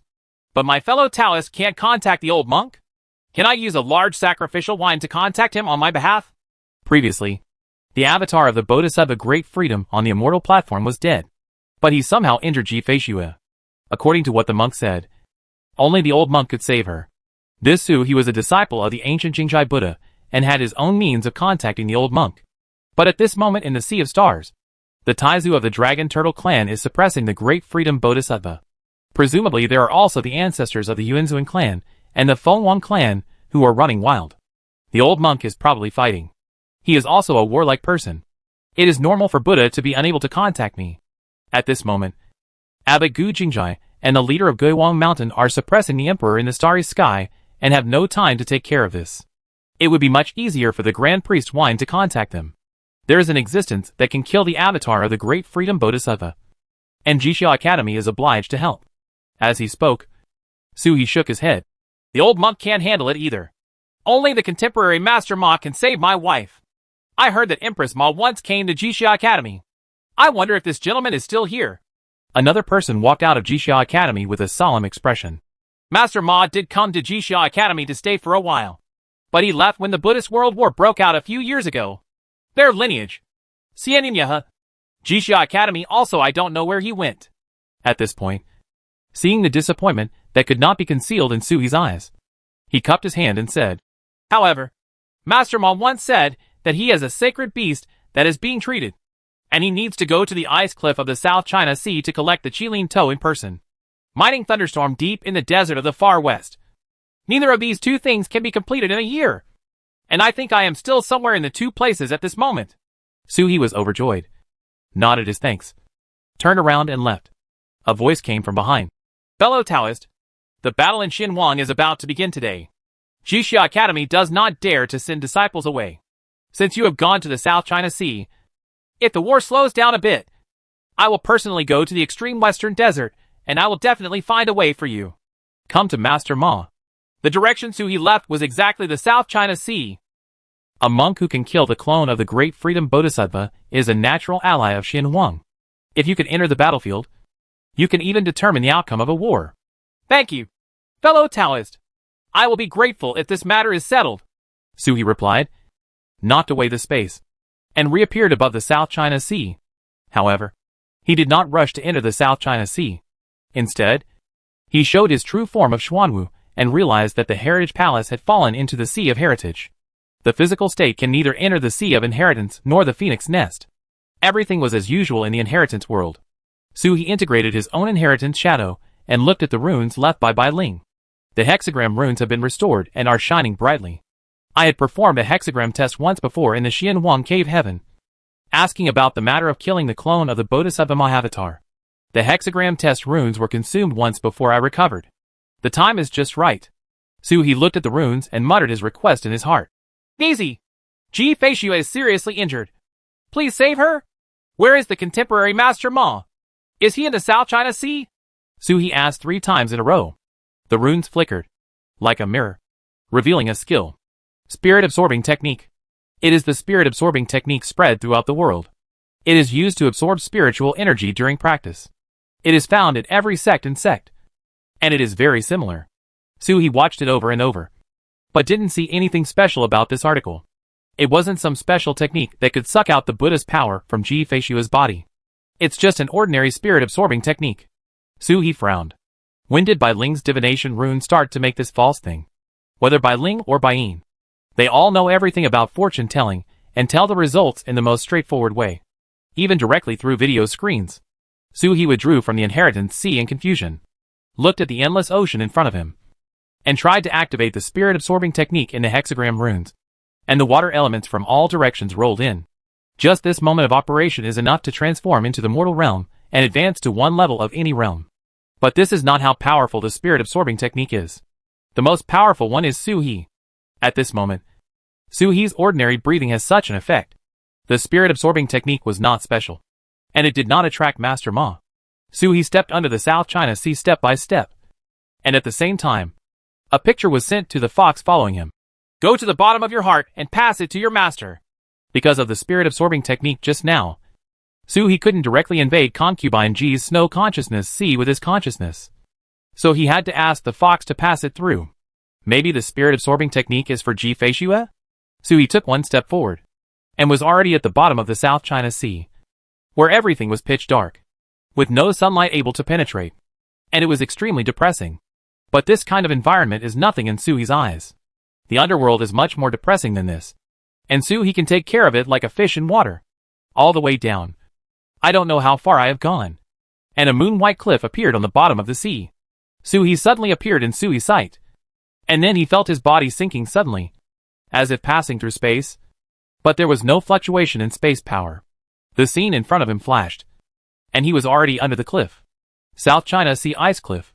Xinhuang Realm ice is one of the polar regions, and is as famous as Luofeng Valley in the far north. Of course, Luofeng Valley has not been formed yet. He was previously chased by Ji Feishue. The two fought in Luofeng Valley and fell into the netherworld of Fengsheng. I don't know when Luofeng Valley was formed. This South China Sea ice cliff has existed for unknown years. It was rumored that even the 5th level of the sky could freeze to death here. If that was all, Su He would be able to walk on flat ground. Su He stepped out and realized that the space transfer method was blocked here. He can't even fly away. He can only use water techniques. But he didn't know where the unicorn's toes were. As Su He walked forward, there was endless ice and cold meaning rolling in from all directions. The killing intention in this cold meaning was not the killing intention of a certain living being, but the killing intention of a certain living being. It's the entire ice cliff. And the ice cliff targets all creatures that come in. Su He's eyes narrowed, and a curtain of water rose up in his arms, forming a barrier to protect Ji Feishue. As soon as the body transformed into Xuanwu's real body, the spirit snake curled Ji Feishue up onto the turtle SHL and coiled it up. Even the toad and the fox went back to their houses to find their masters. An icy coldness fell on his body, even to the bones. Is this the kind of power that can freeze to death the 5th level of the sky? The 6th level of the sky is strong enough. Right. Su He muttered in his heart. Toad curled his lips. You protected your wife so tightly. The chill that should have fallen on her also fell on you. With 2 chills, it is naturally different. The toad's voice rang in Su He's heart. This is not 1 + 1. But the ice-cold meaning is doubled. Su He walked forward and curled his lips. 2 words? I'm afraid it's the 4th path. The toad got into his mind. And what belonged to the toad naturally fell on him. And the same thing happened to the fox. For times the frost came, but it never froze the seawater. The seawater remained turbulent. Only there was ice on the ice cliff that even Su He could not see through. This ice can be refined into a magical weapon with the rough ice in the shallowest part. And it is enough for the 3rd and 4th levels of skywalking. Su He's spiritual consciousness spread out and searched in all directions. But the place was so quiet that there were no fish, sea shrimps, or even a single person. Su He moved his 4 claws and went inward. It is unknown how many Empress Ma there are. But from the words spoken by everyone in Jixia Academy, it can be heard that the person he is looking for is obviously the contemporary Empress Ma. I'm afraid his Taoism is not low. Otherwise, he wouldn't be able to come here to collect medicine. Su He moved forward slowly, like a turtle swimming in water. The name of the ice cliff is actually a canyon, or a trench, with cliffs on both sides. Su He was at the beginning of the canyon, sliding his 4 claws inward. The farther inward, the stronger the cold feeling. Even the light in all directions dimmed. Occasionally, ice-type treasures of heaven and earth disappear in a flash, ready for anyone to take. It became quieter and quieter as we walked. Even the sound of running water disappeared. Turtle Boy, do you think this place is very similar to the forbidden place where Grandma is worshipped? The idea of a toad appeared in Su He's mind. This sea area is strange, blocking all sounds. Even the direct sound transmission from the heart is blocked, and only spiritual thoughts can be transmitted. The toad is talking about the sycamore tree planet in the Xianhuang Cave Desert, which is dedicated to Grandma, and turns the thousands of miles of desert into an ice field. Forbidden area? There shouldn't be any beast that can condense such a forbidden area. It's not about power. If Taizu condenses the forbidden area, it shouldn't be any worse than here. It's about time. The ice cliffs in the South China Sea already exist now, and they will still exist 730,000 years later. Who could not move for so long? Su He walked forward step by step. After all, he saw neither Qilin To nor Master Ma. He couldn't help but feel anxious. However, it had been a year since Master Ma left Jixia Academy. If he came to the South China Sea, he had already penetrated deep into the ice cliffs and was collecting herbs along the way. It is normal to delay the search and not be able to find it for 3 or 2 months. Su He was speechless all the way. He moved forward with all his concentration, rushed through an arch under a cliff, and suddenly froze on the spot. As soon as I passed the arch, my eyes suddenly turned dark. Su He formed a mountain god seal and struck forward. I clearly felt that I had successfully condensed it, but there was no golden light. The snake hissed and spat out the message, looking in all directions, but couldn't see or hear it. Everything fell into silence for a moment. Even if the upper and lower teeth bite each other, they cannot feel each other's existence. And the 2 claws touch each other, and they cannot feel it. The snake body cannot sense the turtle body, and the turtle body cannot sense the snake body. Even Toad couldn't be contacted, let alone Ji Feishua, who was unconscious on her back. It was as if his consciousness had been snatched out of his body and thrown into a dark space. He remained motionless and silent for a moment, then suddenly smiled. This feeling was not new to him. It was very similar to this feeling when he was sealed off by the monks from the Imperial Palace in Dongyin Mountain. Based on the feeling, he moved his 4 legs and jumped forward, suddenly breaking through the darkness. The scenery in front of me flashed, suddenly enlightened, and all the disappearing feelings came back again. He didn't have time to look around, so he looked behind him first. After making sure that Ji Feishua was lying on the turtle SHL, he looked around. If the canyon just now was the mouth of the gourd, this place is the belly of the gourd, which suddenly became countless times wider. There are icicles and waterspouts coming down from the sea. It fell to the bottom of the sea and froze the bottom of the sea. For the first time, seawater was frozen through the ice cliffs. He looked back, and behind him was the arch he had just passed through. There was still a canyon on the other side of the arch. But looking at this view from the other side of the canyon, it is not this scenery, but an endless canyon. From the other side of the arch, you can't see the real situation here? A toad's voice came from the bottom of my heart. Ya! What on earth is this place, and what was the situation with the darkness just now? As it spoke, the fox poked its head out from Ji Feishua's body, looking in all directions with a bit of fear. It wasn't until it saw Suhi that it breathed a sigh of relief and then retreated back. He thought that the turtle had lost his wife. But suddenly darkness fell, and the sky and the earth stopped working. The turtle thought that he was no longer in Ji Feishua's body, and wanted to commit suicide and return. An ice pillar fell from the sky. Suhi jumped to avoid it. A trace of ice spread and brushed against the turtle SHL. The snake rolled Ji Feishua and stepped aside. The icicle hit the turtle SHL. Even Foreign Minister Guishan was shocked. Freeze one piece. Suhi's expression darkened slightly. This ice is the 7th level of the sky. It can be frozen even if you are not careful. Right. He won't freeze to death, but he will definitely be sealed in the ice, and it won't take long before he can get out. Why is the South China Sea ice cliff more famous than Luofeng Valley? It is clear that Luofeng Valley can even be entered by Su Huanyan, who is at the 2nd level of skywalking, and can stay in seclusion in it for 20 years. Toad thought for a while and said, Is it probably not difficult for those who don't know? People are always like this. They only know the hardships in front of them. They don't know how difficult things are that they can't see. How stupid is the emperor? How can ordinary people know? They only know how terrible the bullies in the village are. When ordinary monks come to the ice cliffs of the South China Sea, they cannot go deep inward and can only hunt for treasures on the ice cliffs outside. Of course, few people know the horrors within the ice cliffs. On the contrary, Luofeng Valley had too many people who knew about it. This spread made Luofeng Valley famous. Suhi walked forward, avoiding the icicles falling from the sky. But the further he walked, the more unusual he felt. What Toad said may be true, but it's not like Binjia is so powerful, and yet no news can spread at all. It gets colder and colder inside. Even Suhi felt chilled to the bone. Suhi transformed into a peacock, and the phoenix true fire clung to the feathers, letting Ji Feishua lie on the feathers to warm her. Suihua, tell me, could we have gone astray?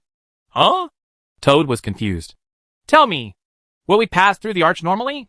It won't be the sea area with death icicles, but it will still be a canyon. It's just that we accidentally walked in here. Otherwise, the darkness under the arch will be outside. It's impossible not to have a reputation. Toad was silent for a moment, then whispered, No way. How could something go wrong wherever you go? Who do you think you are? The reincarnation of the broom spirit? Suhi was silent for a long time, then suddenly turned his head, flapped his wings and turned back toward the arch. But just after he shot 100 feet, hundreds of icicle arrows shot in front of him, completely blocking the road. Now? Suhi asked with a smile in his heart. It was obvious that someone didn't want him to leave. The toad opened its mouth and stopped talking. Trouble marker. Suhi looked around, and the phoenix real fire swayed out, instantly boiling the seawater around him, turning into steam and blasting on the icicles, causing countless icicles to collapse suddenly. But when one collapsed, 2 new ones sprang up, spitting like tornadoes, rushing straight to the bottom of the sea, calming the boiling water and freezing it in all directions. On top, Suhi suddenly raised his head. The icicle's root power was on top of his head. Suhi turned around and returned to Xuanwu State. He stepped down with his claws and lifted them up. The sea rolled back and attacked upwards. "Get down!" Sui shouted loudly. And the rolling sea caught something, pulled it down, and pulled down both ends with a crash. Kirin! Water unicorn. Just like the ancient ancestor. His body is transparent, lurking under the sea and blending into the sea. Sui frowned. "Why are the two fellow Taoists blocking the road?" Qilin and Dragon Turtle both belong to the Four Spirits and have a very good relationship. During the battle at Fengzhong, Feng Qiaofei called Sui Jun of the Qilin tribe with a cry. The two unicorns did not answer, but were dragged down by Sui, howling and killing them. Sui dodged and looked at them with squinted eyes. Fake? The two unicorns exuded a majestic aura of unicorns, but they were like mindless alien beasts. Worse than alien beasts. Like mindless puppets. Kirin that has been sealed with intelligence. Or some other creature? Sui was puzzled. These two unicorns did not have the aura of opening up the sky and could not tell their realm. But they gave him the feeling of a 7th level monk who reached the sky. The two unicorns missed a hit and turned over and stepped on the water. Ice strands stabbed out from his body, hitting Sui with a cold light. "Quiet!" Sui stepped down with his paw, and a streak of ice flashed across. Jifei Shuya.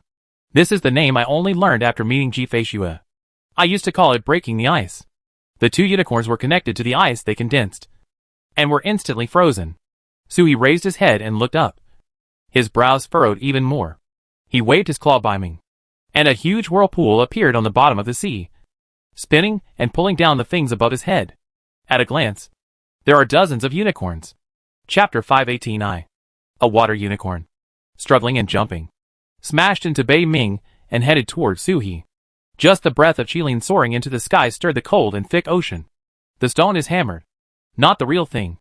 If there really were dozens of unicorns, the unicorn family would have long been the emperors of all heavens and realms.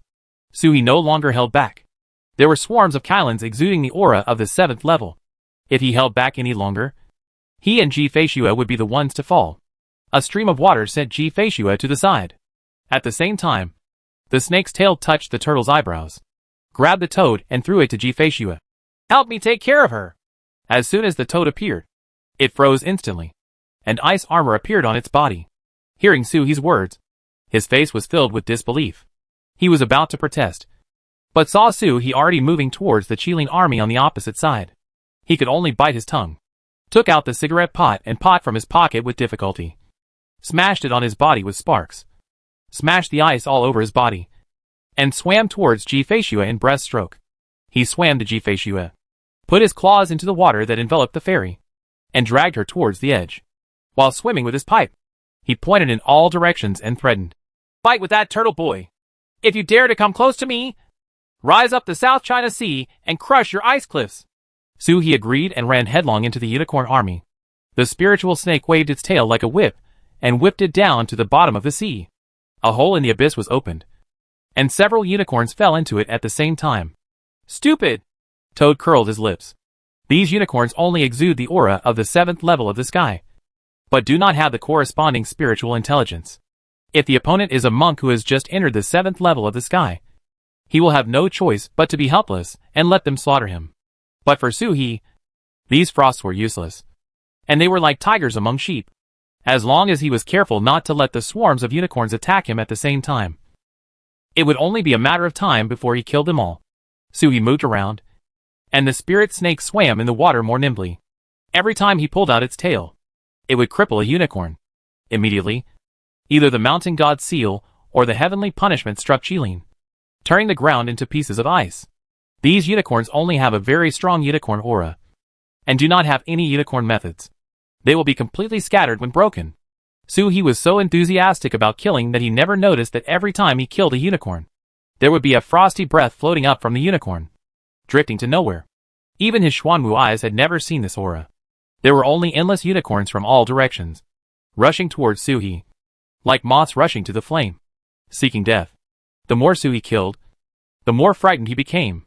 Dozens of unicorns, even at the 7th level of pseudo-treading the sky, were invincible on the battlefield. Staying here but not knowing what the purpose is? "Come!" Sui shouted loudly, and the Forbidden Law flag was lowered with a bang. The unicorns in all directions trembled, paused for a moment, and then acted again. It's not just magic that shapes Kirin. However, after only a moment's pause, Suhi had already jumped into the group of unicorns, mouthing gluttonous eating methods like a dragon.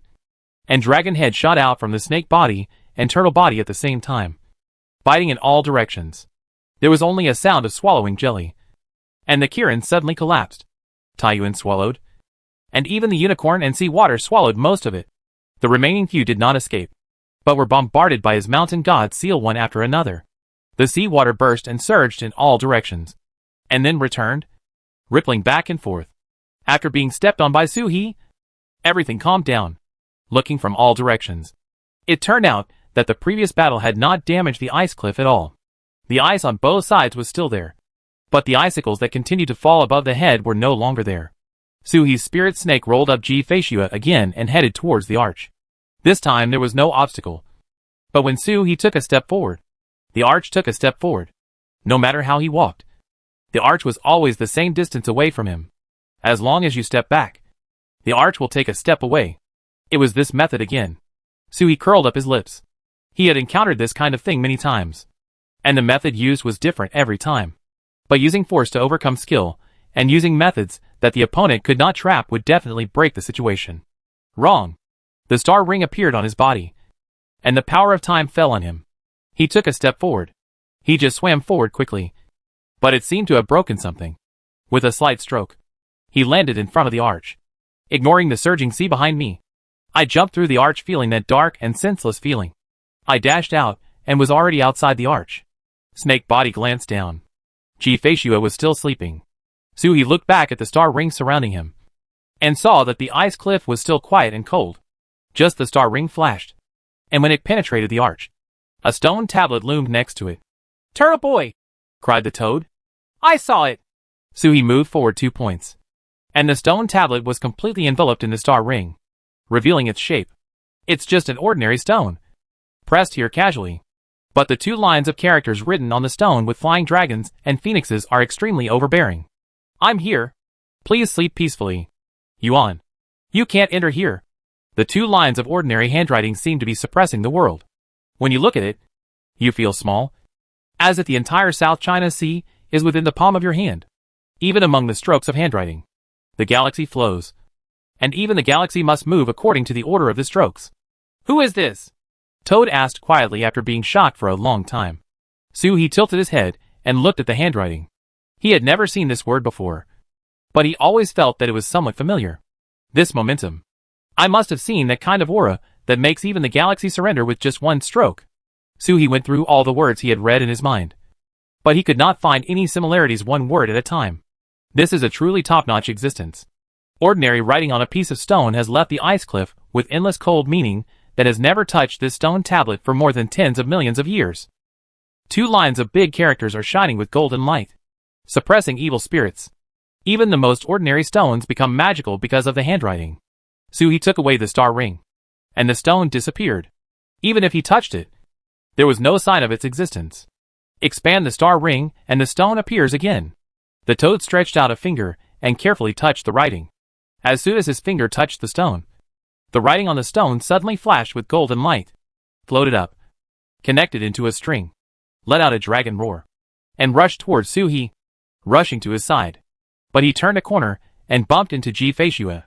Suhi retreated in an instant, appeared in person, hugged Ji-Feishua and walked away. But the word immediately accelerated and appeared directly beside him. He looked at the barrier Suhi had placed outside Ji-Feishua's body as if it were nothing, and directly passed through the barrier. Got in. It turned into golden light and rushed into Ji-Feishua's body, scattered to the limbs and bones. Suhi was so anxious that he grabbed Ji-Feishua's chest. The golden light at the center of his heart was the most concentrated. He grabbed it, but heard a scream inside Ji-Feishua, and the black and white auras that had returned to calm began to tumble at the same time. The black energy rolled and condensed into a twisted figure, emitting an aura that was indistinguishable from the black dragon Ming Xiao. Suhi frowned. It wasn't that the black shadow Ji-Feishua cut had no consciousness. It was just that it was hidden too deep and Ji-Feishua never noticed it. After all, they all witnessed with their own eyes how the father-in-law pulled the black dragon out of Ming Xiao's body with one knife and a knife, and also witnessed how Suhi threw the black dragon into the netherworld, being cut out by Ji-Feishua. Knowing the consequences, it happened to be disease causing trouble. How could it expose itself when it had room for recovery? She pretended to be unconscious and let Ji-Fei-Xue control her. Black Shadow is a being who has the same means as Ji-Fei-Xue, but is completely negative. It was well hidden, but at this moment, for some unknown reason, it was forced out in the golden light. Su-He grabbed Ji-Fei-Xue's hand and stopped on her chest. She didn't know what to do for a while. Mingmei looked carefully, staring intently at the condition inside Ji-Fei-Xue's body. This black energy has its own consciousness. Didn't Taizu realize it? No. It is normal for this black energy to be conscious, just like Mingxiao. Moreover, Taizu was deliberately avoiding this black energy. The black energy condensed into a twisted figure. If you look carefully, you can still distinguish Ji-Fei-Xue's form. As soon as he appeared, he roared at the golden light. Hysteria. The golden light wandered around, seemingly deliberately expelling and condensing the black energy. Then the golden light gathered and formed a line of characters in Ji-Fei-Xue's body. Yuan. You can't enter here. As soon as this word appeared, it turned into a shocking blow, roaring and crashing into the black shadow. The black shadow roared and bared its teeth and claws and rushed towards the golden word, but was pierced through the chest by the golden letter. Under the golden light, the black shadow dispersed little by little, opened up and returned to black energy. The black shadow dissipated, but the black energy in Ji-Fei-Xue's body was still the same. But something was missing. It fell into the waterways formed by the Qinghe beads and drifted with the current. The large golden characters once again dispersed into golden light, illuminating Ji-Fei-Xue's body. After making sure that no more black shadows were gathered, they gradually dispersed. The golden light on Ji-Fei-Xue's chest also turned into a line of words, slowly drifting into Ji-Fei-Xue's heart. I'm here. Please sleep peacefully. Ji-Fei-Xue, who was in a coma, just calmed down. Her face turned rosy, as if she had really fallen asleep. The golden light completely dissipated. Su-He and Toad looked at each other, and then looked back at the previous stone at the same time. The inscription on the mountain stone is still there, but it just seems like it has lost its soul. It has lost the meaning of suppressing the sky, and even the stars flowing between the pen and ink have disappeared. The soulless handwriting suddenly shocked Su-He. Without that layer of meaning, this word, he has seen it. Even the Toad's eyes widened.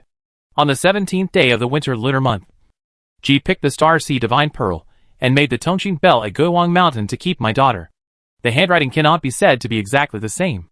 It can only be said to be from the same hand. My father-in-law. Seeing this word, Su-He suddenly remembered where the familiar feeling came from. Yuanmu is looking for fish.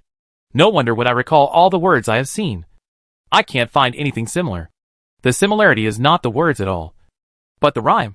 Previously, in the starry sky, my father-in-law was fighting against the clone of the great Isla Bodhisattva. He punched out, and the stars flickered in the wind of the punch. That's how the boxing style is. The boxing intention is extremely domineering. Heaven, earth, stars, and sky must all bow their heads and obey your orders. The handwriting was the same as today, although there was something missing in the fist style. But definitely the same thing. Toad also thought of this, turned his head and looked at Su-He, and then performed a blessing ceremony as if he were mischievous. Prince-in-law, you are lucky. Su-He. It seems that some great secret has been discovered. A turtle and a frog fell silent at the same time. What now? Toad asked softly. Su-He was silent for a long time, and the snake body carefully checked Ji-Fei-Xue's condition. He was convinced that Ji-Fei-Xue's condition was much better than before, and then gritted his teeth and said, Go in again! From this word, it seems that something is really sleeping in the ice cliff. Toad was right. This is a forbidden land, and it should be one of our own. My father-in-law left a message to protect me. Naturally, it cannot be an outsider. The outsider is the Yuan. The Yuan Zun clan. Su-He somehow thought of those rats. A turtle and a frog jumped through the arch, experienced the dark land, and returned to the place where they hunted the unicorn. As soon as he came in, he was startled. There were dozens of tornado-like icicles falling from the sky in all directions. And they were not icicles like Poseidon needles stuck in the ground. Instead, the seawater is frozen, spreading rapidly toward the bottom of the sea like icicles. Su-He looked up, and sure enough there was something on top. Come down! Su-He grabbed the seawater and pulled it down. On the ice cliff, in the seawater, like dumplings, Water unicorns rolled down. Before they fell completely, a snowy night spread out, freezing several people in an instant. Head broken! Suhi shouted, and the frozen Qilin instantly shattered into dust, scattered into the sea and disappeared completely. Invisible auras flew out from Qilin's body and condensed above. If you look closely, it looked like an eye pattern. Suhi had never seen this thing before. But with magical powers like rain, he roared and killed dozens of water unicorns again. After a long time, a field of broken ice slowly melted into the water, and 49 unicorns were killed. Suhi looked at the empty seabed, panted slightly to calm the water, calmed himself, and walked inward again. This water unicorn should be just a defense. Once it is broken through, it will not condense again. Unless you go out and come in again, the place will be refreshed again.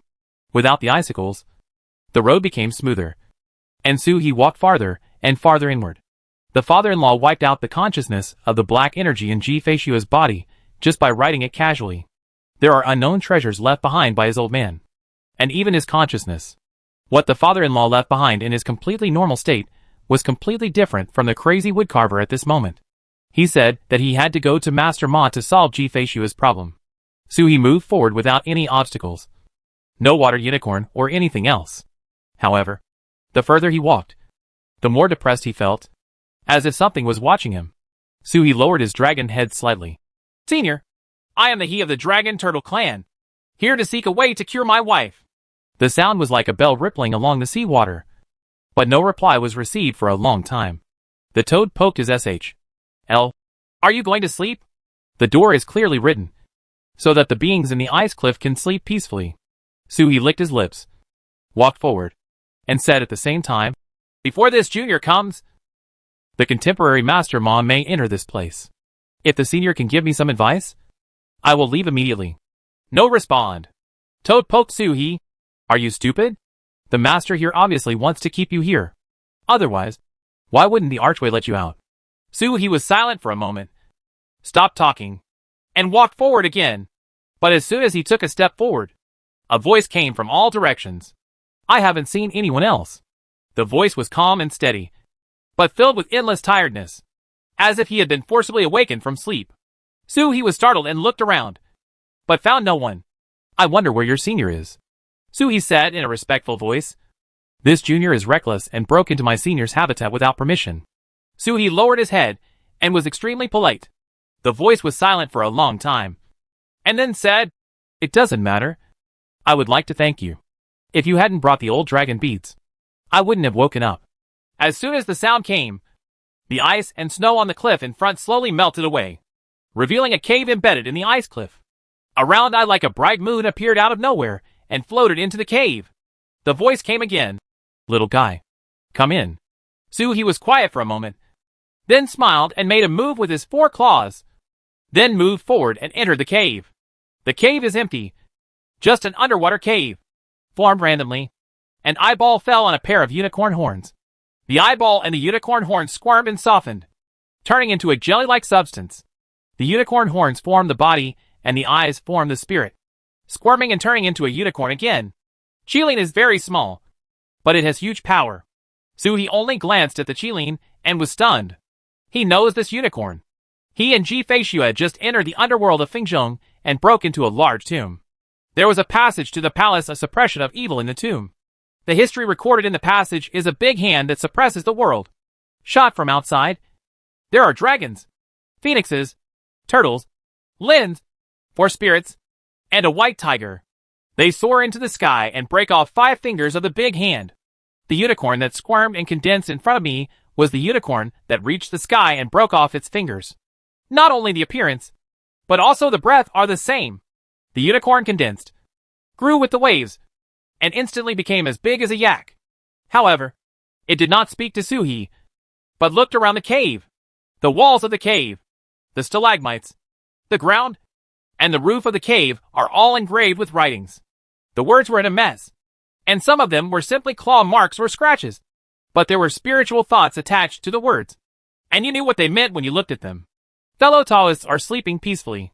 You have broken off your left hand. Your Majesty fights alone on his body. We will cut off his right hand. This is the idea carried on a big seal with the word Yunyang. printed on it. Just 2 words convey the aura of a lady who controls the reign of heaven and earth. Reign among the 4 elements of wind. Rain, thunder and lightning. Suhi looked away from the big seal and looked at a tiger paw print to the side. Ancestor Lin still has a broken body. But I don't know what I am like. Ancestor Tiger? The spiritual thoughts left by the paw prints were filled with worry and hesitation. There was another one next to him who responded. Dragon Ancestor. Also missing. It is words. But it looks like it was clawed out by an animal. It is extremely ugly. The words next to it are much more beautiful. Fellow Taoist, please feel at ease. The emperors of the 4 directions are breaking through the boundaries and slaying the evil spirits. The handwriting is square and straight, like an official document. All the handwriting is probably like this, and they are all remembered by future generations. Until Suhi saw a chicken claw mark. Guzi! Sister, wake up! When will you come back? This aura. Fengzhu? Definitely Fengzhu. Although Suhi had never seen Fengzhu's face, he had been saved by Fengzhu and felt this aura. He took a deep breath and moved his eyes away, looking at the large horn-shaped hole next to him. The hole was so big that it seemed like a separate courtyard was being opened in the cave. His eyes fell on the big hole, and the scene of a dragon turtle slowly inserting a claw into the stone wall inexplicably appeared in his mind. Not 1 dragon turtle, but 2. Looking at the horns, 2 thoughts came to my mind. Huh? The old guy didn't even come to pay his respects? Unworthy descendants. Today, I hope that Ancestor Lin will bless our dragon turtle clan to have many children and grandchildren. Suhi suddenly remembered that there was a rumor among the Qilin group that it could increase the chances of the birth of mythical beasts. Return to the present world and find a way to have a good relationship with Muhu or Suakun. As he thought this, another idea came to him. Ah, are there ready-made finger holes? Then I won't poke it. I've been here before. This thought came slowly, as if he was weak and didn't want to speak. This is Taizu. There are many similar messages throughout the cave, including sword marks and fist marks. Qilin looked around, one by one, and finally stopped at Fengzhu's paw prints. He seemed to smile, slowly closed his eyes, and let the water in the cave flow through his body. Suhi stood aside and waited quietly. After a long time, the Qilin slowly opened its eyes and murmured softly. The wind has changed. You can smell it through the thick sea water. The wind in your hometown has changed. It is no longer the wind he blew. Chapter 519 Qilin. Xian Wang has changed. He is no longer the Xian Wang before the war. Xian Wang, why are you so young? Qilin's voice was a bit deep. Such a Xian Wang could step out of bounds in 1 step. It was so small that even the name, Xian Wang, couldn't bear it. Couldn't it? During the ancestors' time, was Xian Wang very big? Suhi asked. Not big. Qilin shook his head. It's less than 1,000 times now. Suhi. Dot. Ancestor Qilin shook his head slightly. It's really not big. His era, Xian Wang, was much younger than the era of Zulong and Zufeng. Xian Wang seems to have been decomposing himself and achieving success for others. It's not that one piece is broken or split apart, but the whole thing is getting smaller. The South China Sea is not as good as the South China Sea as it used to be, and the 100,000 mountains is not as good as the 100,000 mountains of the past. Still wanting to slander him, Suhi was shocked. The current old Qilin didn't even know whether he had been resurrected successfully. His body was still somewhat illusory, and not a physical entity at all. He even had a feeling that he could kill the Qilin ancestor in front of him. Just such a being could measure the size of Xian Wang by closing his eyes? That ancestor! Suhi waved his dragon beard like 2 fingers with no place to place. Can you help me find the contemporary Master Ma? Ancestor Qilin's eyes became a little brighter, and he turned to look at Suhi. Which generation of Master Ma is this now? Suhi shook his head. Previously, he didn't even know that the Ma Shi Wang society had been passed down from generation to generation, and it was impossible to know which generation it was now. Old Qilin sighed and shook his head. I'm sorry, little guy. Ancestor, I have only gathered a little bit of consciousness, and it's still too early to be resurrected. How can I have the ability to see all the worlds with one thought? It's just a smell. The wind in the South China Sea can only detect the size of Xian Wang. He shook his head and chuckled. The wind is a good thing. It blows from east to west, from south to north, in spring and summer, in autumn and winter. The wind knows everything. It's a pity that we belong to the ice family. He looked quite sighing. And then his eyes lit up again. He with the ice attribute was already dead. The dead cannot die again. How can they change their attributes after rebirth? He was immediately disappointed. Lin Zhu looked at it and laughed. Master Xuanma is the girl on your back? Which clan is this girl? Jiao. Dragon? How can the dragon clan be born with a human body? There are thousands of Tao bodies in the world. And you cannot get another one if you get one. The dragon clan itself is the Tao body. So how can it have a human body? The human body is an innate Tao body. Old Qilin frowned and looked at Ji Feishue. His eyes suddenly lit up. Yuan! This girl has the power of origin in her body, which is deep-rooted and innate. I won't admit my mistake. After all, that's the one I fought with my life in that battle. Although it has been weakened a lot, it is not as powerful as Yuan itself. He looked at Ji Feishue and felt a trace of murderous intent. What's going on with the Yuan aura in her body? Yuan? Not Yuan? He took a few steps back, got defensive, looked at old Qilin and asked, Who is the Yuan that the ancestor mentioned? Ancestor Qilin looked at him and raised the corner of his mouth. He didn't mind Suhi's defensiveness, but rather appreciated it. Do you know who the ancestor is? Suhi shook his head. I am still young and don't know much about it. I have only seen you and 4 other ancestors fighting against the sky by chance. The ancestor of Qilin looked at Suhi in surprise. The little guy is very well informed. But that scene has been passed down? That's right. The bird woke up long ago, and it is normal for the scene to be left behind. He smiled, said, The owner of that big hand is Yuan. Suhi understood and nodded slightly. Yuan is the source. There are 2 sources. One is Daozu, the big boss on his side who has disappeared, and the other is Yuan, the big boss behind the Yuanzun clan. It's their final boss. Things gradually became clear. Suhi nodded and said, Thank you, ancestor, for informing me that the power of my wife's body is probably the enemy's plan. However, there are ways to deal with it, but it was only caused by a bald donkey. He could see that the Qilin ancestor was not murderous towards Ji Feishue, but towards the power of Yuan. If he had the means during his lifetime, he should have taken action to eliminate this power. Having said this, Suhi thought for a while and then reminded, Ancestor, this name cannot be mentioned. My ancestor has something to say, and the other party may sneak over here by following the induction. Ancestor Qilin smiled, with a cold light in his eyes. Then let him come. If ancestor can kill him once, he can kill him twice. Suhi said nothing. Old Qilin was so imposing, but he honestly didn't mention that name again. After all, when old Qilin was victorious, he only cut off the 5 fingers of one of the other 4 great beasts. The difference is simply huge. Old Qilin's eyes fell on Ji Feishue again. What means do you have to deal with this power? Suhi smiled and asked meaningfully, Ancestor, do you recognize Ji Tianxin? Ancestor Qilin took one look at it, and his eyes burst into light. How can we call him by the name of the Emperor of Heaven? Even the 4 spirits are convinced by the Emperor of Heaven. Suhi's breathing suddenly tightened. Really? I had actually thought before that my father-in-law might be Qinglong, one of the 4 emperors in heaven. Of course, I have vaguely guessed this result, and I am even more inclined to this. After all, Taizu said that my father-in-law had a very high status and was a direct disciple of Daozu.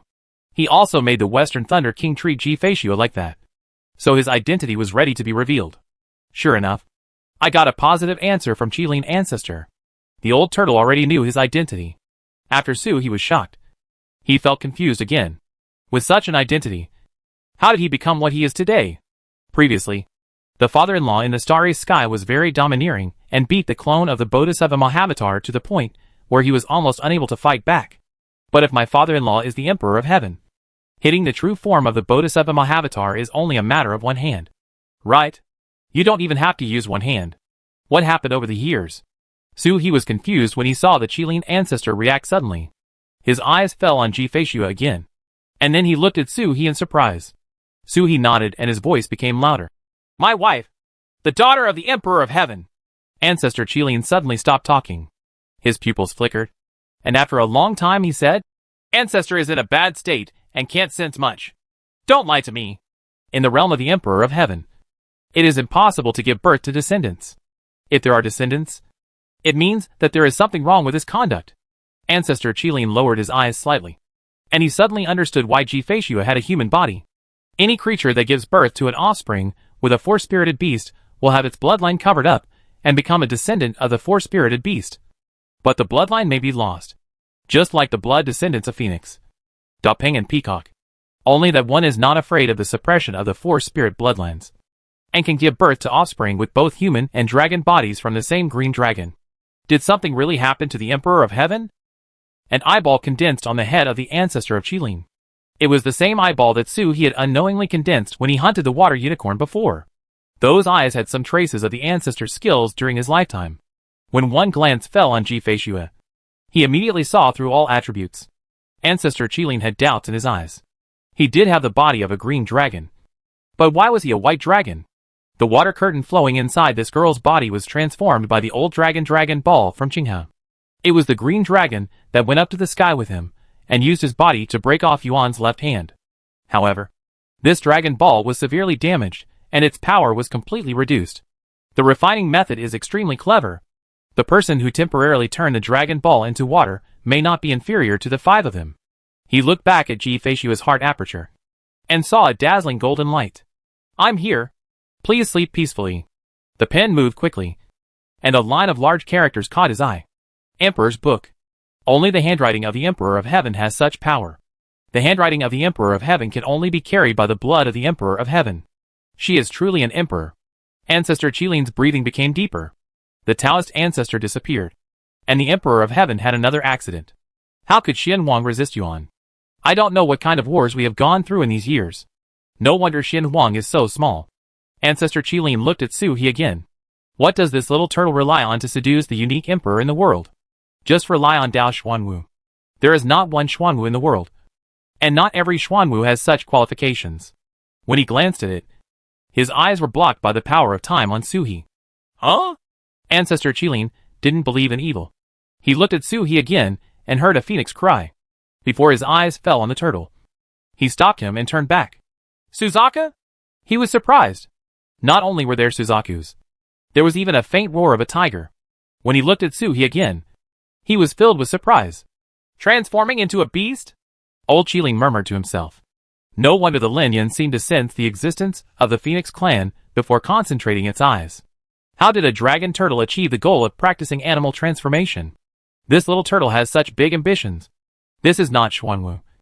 This is wanting to unite the four holy beasts into one. Can you still do this? Are the people of later generations so bold? Let's ignore the beast transformation chapter for now. But the attributes of the four holy beasts are completely different. Xuanwu suppresses water. Suzaka creates fire. Green dragon palm tree. And white tiger holds gold. How can we unite the human body with four completely different attributes? He looked at Su He again in surprise. Su He shook his body. The feeling of prying eyes made him feel as uncomfortable as hair growing all over his body. The star ring swayed out uncontrollably, and with a flash of light, it swallowed up the eyes of the Qilin ancestor. A star condenses on the star ring. The floating eyeballs above the head of the Qilin ancestor flashed, becoming more and more illusory in an instant, and crashed into the old Qilin's body as if fleeing. Old Qilin suddenly became excited when he looked at Su He. Time. Real time. In his era, although the power of time was also a forbidden area for monks, there were also talented evildoers who broke into this forbidden area and could use the power of time to fight and become invincible. Su He has always had the power of time that never dissipates. And the Qilin ancestor originally thought that he was also such a talented and evil person. But I didn't expect that it was not using the power of time, but dot control? Or break away. Time seems not to fall on him. With such an existence, he jumped out of time? Ancestor Qilin only thought it was a fantasy. Moreover, this little turtle is not even strong enough. Shouldn't a turtle that's no bigger than a turtle be held in its hands and chewed on its edge? Having a wife is too much. He lived tens of millions of years without a spouse. Ancestor Qilin closed his eyes slightly and opened them after a moment. He no longer tried to spy on Su He and Ji-Fei-Xue. These two, in any era, are the monsters among monsters. It is a sure thing to prove the Taoist immortal lord. The Emperor Ji has a dragon body and a human body. This little turtle is not bad either. The four kinds of beast bodies, regardless of their priority, can all condense the innate Tao body. A good match. Little guy, who refined the dragon beads on Emperor Ji's body. This refining method made it impossible for him to tell the race and attributes. Thinking about it this way, The refiner's moral conduct should surpass him. Suhi was confused. Dragon Pearl? Chinga Pearl? This is the only thing Ji-Fei-Shua has on her body. Maybe it can be related to the Dragon Ball? It can't be the forbidden divine beat of Kongming. Good. It was made by my Taizu. Suhi replied truthfully. Tai! Qilin ancestor was startled, and a trace of surprise flashed in his eyes. He saw the tip of the spirit snake's tail on Suhi's back pointing at the big hole poked by the dragon tortoise's nails in the cave. The second way. That lazy consciousness. Then it was left by Taizu. Old Qilin looked at Jidong and then smiled. This fellow Taoist is quite interesting. If the ancestor can be resurrected successfully, I will go to him for tea. However, the name Tai is not something that ordinary people can afford. Long neither can ancestor turtle. He smiled, looked at Suhi again, and said, I see that the second body has been condensed, and the third body also has some meaning. But white tiger? Suhi smiled. Whichever comes first. The white tiger or the green dragon? It should be white tiger. Qinglong doesn't have any clue yet. Then you can go to the Western Land. In the battle that year, the Tiger King was so brave that he was the first one to be killed. Some of his body ended up in the Western Land. At their level, as long as there is still a body left, there is a chance to be resurrected. The resurrection of the white tiger should be of great benefit to the little turtle. Suhi's eyes lit up. He didn't expect that the Nanhai group would have unexpected gains. He nodded and saluted. Thank you, ancestor. Qilin shook his head. Let's go! You should have given me a thank you for waking up my ancestor. But my ancestor is now dead and has nothing to offer. If I can really be resurrected in the future, I can thank you again. Suhi was startled for a moment and shook his head. Ancestor is out of touch. The Qilin clan also owes me a great favor. Back then, Shuai-Jun participated in the battle at Phoenix Tomb. Yuli was his mother in peacock body. No matter what happened, the battle at Phoenix Tomb was his business. He was too weak to hold up the scene. The Taoist friends who helped each other. In fact, he owed all the favors. Besides, this ancestor fought directly against Yuan's left hand before eternity. So how could he possibly want to thank him? When the ancestor gives a reward to a junior, he can ask for it without any psychological barriers, and even want to give more of it. But he cannot ask for a thank you gift. Maybe this junior knows the name of the ancestor? Suhi raised his head and asked with a blink of an eye. The ancestor of Qilin was quiet for a moment, shook his head and said with a smile, It's not the old guy's show. When the five of us broke his fingers, the name naturally fell into his heart. It may be inappropriate to say it now. When I am resurrected, my old name will be I gave it up. But I didn't think of a new name. Suhi also laughed. When the ancestor comes up with a name and comes out of the mountain, as long as I am still here, I will come to celebrate the ancestor. As he spoke, the seawater gathered under his paws and condensed into a water ball. Ancestor, I am looking for the contemporary Master Ma in all directions and learned that he might come here to pick unicorn toes. If he came here, I happen to miss him. I'm sorry. If the ancestor breaks this thing, the younger generation can come over in an instant. As Suhi spoke, he nodded again and said, Okay. The spirit snake wrapped around Ji-Fei-Shua and slowly exited the cave. Suhi didn't bother him much. The ancestor of Qilin was indeed not resurrected yet. After being broken by the star ring, there was death energy permeating his body. It was emanating from the previous Qilin horn. The Qilin ancestor had to break and stand again, and go from death to life in order to live another life. During this period, he was extremely weak and could easily be taken advantage of, leaving a water ball behind. He can sense the broken water ball even from far away and can move quickly. Call the parents. Of course, it would be best to leave a co-born water ball for Taizu or the Qilin tribe at this moment. When Patriarch Qilin popped the water ball, Taizu would have noticed it immediately. But Suhi had to think about what to do with this method.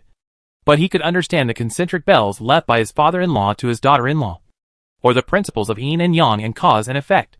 Suhi slowly exited the cave, walked through the arch, and left the ice cliff. In the cave, Qilin ancestor looked at the water ball left by Suhi and curled up his mouth. The wind has not completely changed. At least the four spirits are still the same simple and honest people. Well, they are a little more flexible. This little guy wants to protect his ancestor? When did the old guys need the little guys to protect them? He laughed, and then coughed. His body twitched, collapsed inward, and turned into two unicorn horns and fell to the ground. There was also an illusory eyeball on the branch. There was a sigh in his eyes. Resurrection is never that simple. Especially if you die at Yuan's hands. In the sea of stars, Taizu wandered around, giving him a good beating, and then sealed him with his own hands, feeling comfortable all over his body. Sure enough, the turtle has been lying down for a long time, and it needs to move occasionally. Taizu glanced into the depths of the sea of stars, where several eyes retracted at the same time. You need to move around. The ancestor of Fengwang Palace is a bit too much. Cut off half of it. An old dragon next to him kept chattering. Old guy, you don't allow your little turtle boy to bring Ji Feishua into the derivative space or the inner world. Do you have a bad idea? Taizu Longxi waved. How can there be so many bad ideas? It's normal for a young couple to be together and cuddle until they die. As he spoke, he suddenly looked in one direction of Shanghai. His dim eyes condensed, and the corners of his mouth slightly curled up. It seems that an old man has woken up. Longzu looked in the direction Taizu was looking at, and it took a while for his eyes to gather together. Ancestor of the Qilin family. But he was not as happy as Taizu. The 5 ancestors broke the giant hand of the thief, and the cause and effect were intertwined. Linzu wakes up, which means that the thief will wake up if he has a force, or even has already woken up. And Linzu will wake up only if there is a sense from somewhere. A mixed blessing. Chapter 520 Husband. A war is about to begin outside the starry sky, and the Xianwang realm is ready. But the South China Sea is relatively loose. In this era, the South China Sea is in a window period. The 7 Han Mountains were destroyed 800 years ago, and no new top 10 immortal sects have been born in the South China Sea. The sea surface is blue, and the swimming fish are still having fun, unaware of the catastrophe that may strike at any time above their heads. Sui broke out of the water and looked back. There was only an endless ocean under his feet, and no ice cliffs on the bottom of the sea could be seen. Only when you dive into the water and get close to the ice cliff will you be actively pulled over by the ice cliff. Let's go! Go look for it in the desert. Master Ma didn't come to the South China Sea, so he probably went to the desert first. Sui opened the space and was about to leave. Toad's doubts came from beside him. Do you think that if Master Ma has finished his work in the desert, will he fly to the South China Sea, or will he come directly through space teleportation? Sui was startled, then smoothed the space passage and flew to the northwest honestly. Master Ma should be a human monk. At least not a divine beast. Ordinary people are in a hurry and rarely use space to teleport, unless the human monks can push open the immortal gate. The space transmission distance is limited, unstable, and may even cause harm to the body. Just like when Zhang Xiu split the space with a knife and teleported away in order to pretend to be big, and then recuperated for 10 years. Under normal circumstances, a monk's spatial ability is used for fighting and emergencies, not for rushing. Even ordinary mythical beasts cannot be used to travel. There are only 4 spirits flying around in the starry sky. If Master Ma comes to the South China Sea, he will probably fly directly from the desert, and Sui may hit him if he goes retrograde. Sui smoothed the space passage and turned into a peacock, fluttering its wings and flying northwest. At the same time, in Dongyun Mountain, Tian Jun and Ma Sherwang of the Tiandi clan came out of the mountain nook. They looked at each other and smiled bitterly at the same time. Behind them was a monk who had just been killed by the 2 of them. There were traces of animal bites all over his body, and his death was extremely miserable. I haven't seen fellow Taoist He since I've been looking for him for nearly a year. I didn't expect that fellow Taoist Su he would actually hunt down the avatar of the Bodhisattva of freedom and enter the Xianwang cave. This is the secret that Master Ma just stole from the dead. The 2 of them were originally looking for Su He in Dongyun Mountain, but they were followed by this guy at some point. Not a Xianwang monk, but a monk from Wanyu World. I don't know how I got here. It stands to reason that flying from Wanyu World to here would only be at the 6th level of the sky. But it would not be possible for decades. That's not important. Who hasn't had some adventure yet? Maybe walk away from the wasteland of the past. Once upon a time, the Xianwang world was the holy land of all heavens and worlds, and there were direct passages to Xianwang everywhere. Now it has all been closed and turned into a wasteland. Or is it occasionally opened? Especially when there is a big battle outside Wanyu World. It is normal to break through the wasteland. The 2 of them didn't pay attention to the dead monk. They looked at each other, and at the same time took out a banned Xianwang order, unlocked the ban, and disappeared with a flash of light. The relocation of the non-destructive realm was imminent, and they could not wait for fellow Taoist Su He to return from Xianwang Cave Heaven. Dare to hunt down the avatar of the great self-contained Bodhisattva. Suhi's words become more credible. He really wants a place where he can hide the entire indestructible realm. Suhi flew all the way, and his grandfather taught him the flying escape technique of the Suanio clan. His speed was so fast that it was hard to estimate. And thousands of mountains and rivers pass by in the blink of an eye. The speed is still above the Liuguang River, all the way to the northwest. And at the same time, the spiritual consciousness spreads in all directions, not falling anywhere. If there was not going to be a big war in Xianwang, Liuguang River would have stopped. And Suhi would be the first to search for Liuguang River. After more than 10 days, we have entered the desert. The sky is filled with yellow sand and fire poison all day long. The sun seems to take special care of this place. Not a leaf of green can be seen for thousands of miles. Suhi walked westward, heading towards the place where the thunderstorm gathered. The road is accompanied by wind and sand, and occasionally there are strange animals or scattered monks. Deep in the desert lies Huangqiu Temple, one of the top 10 immortal sections. At this moment, the desert is almost closed, and all the monks in the temple are preparing for war. Suhi had already appeared in human form, and jumped in with Ji Feishu in his arms.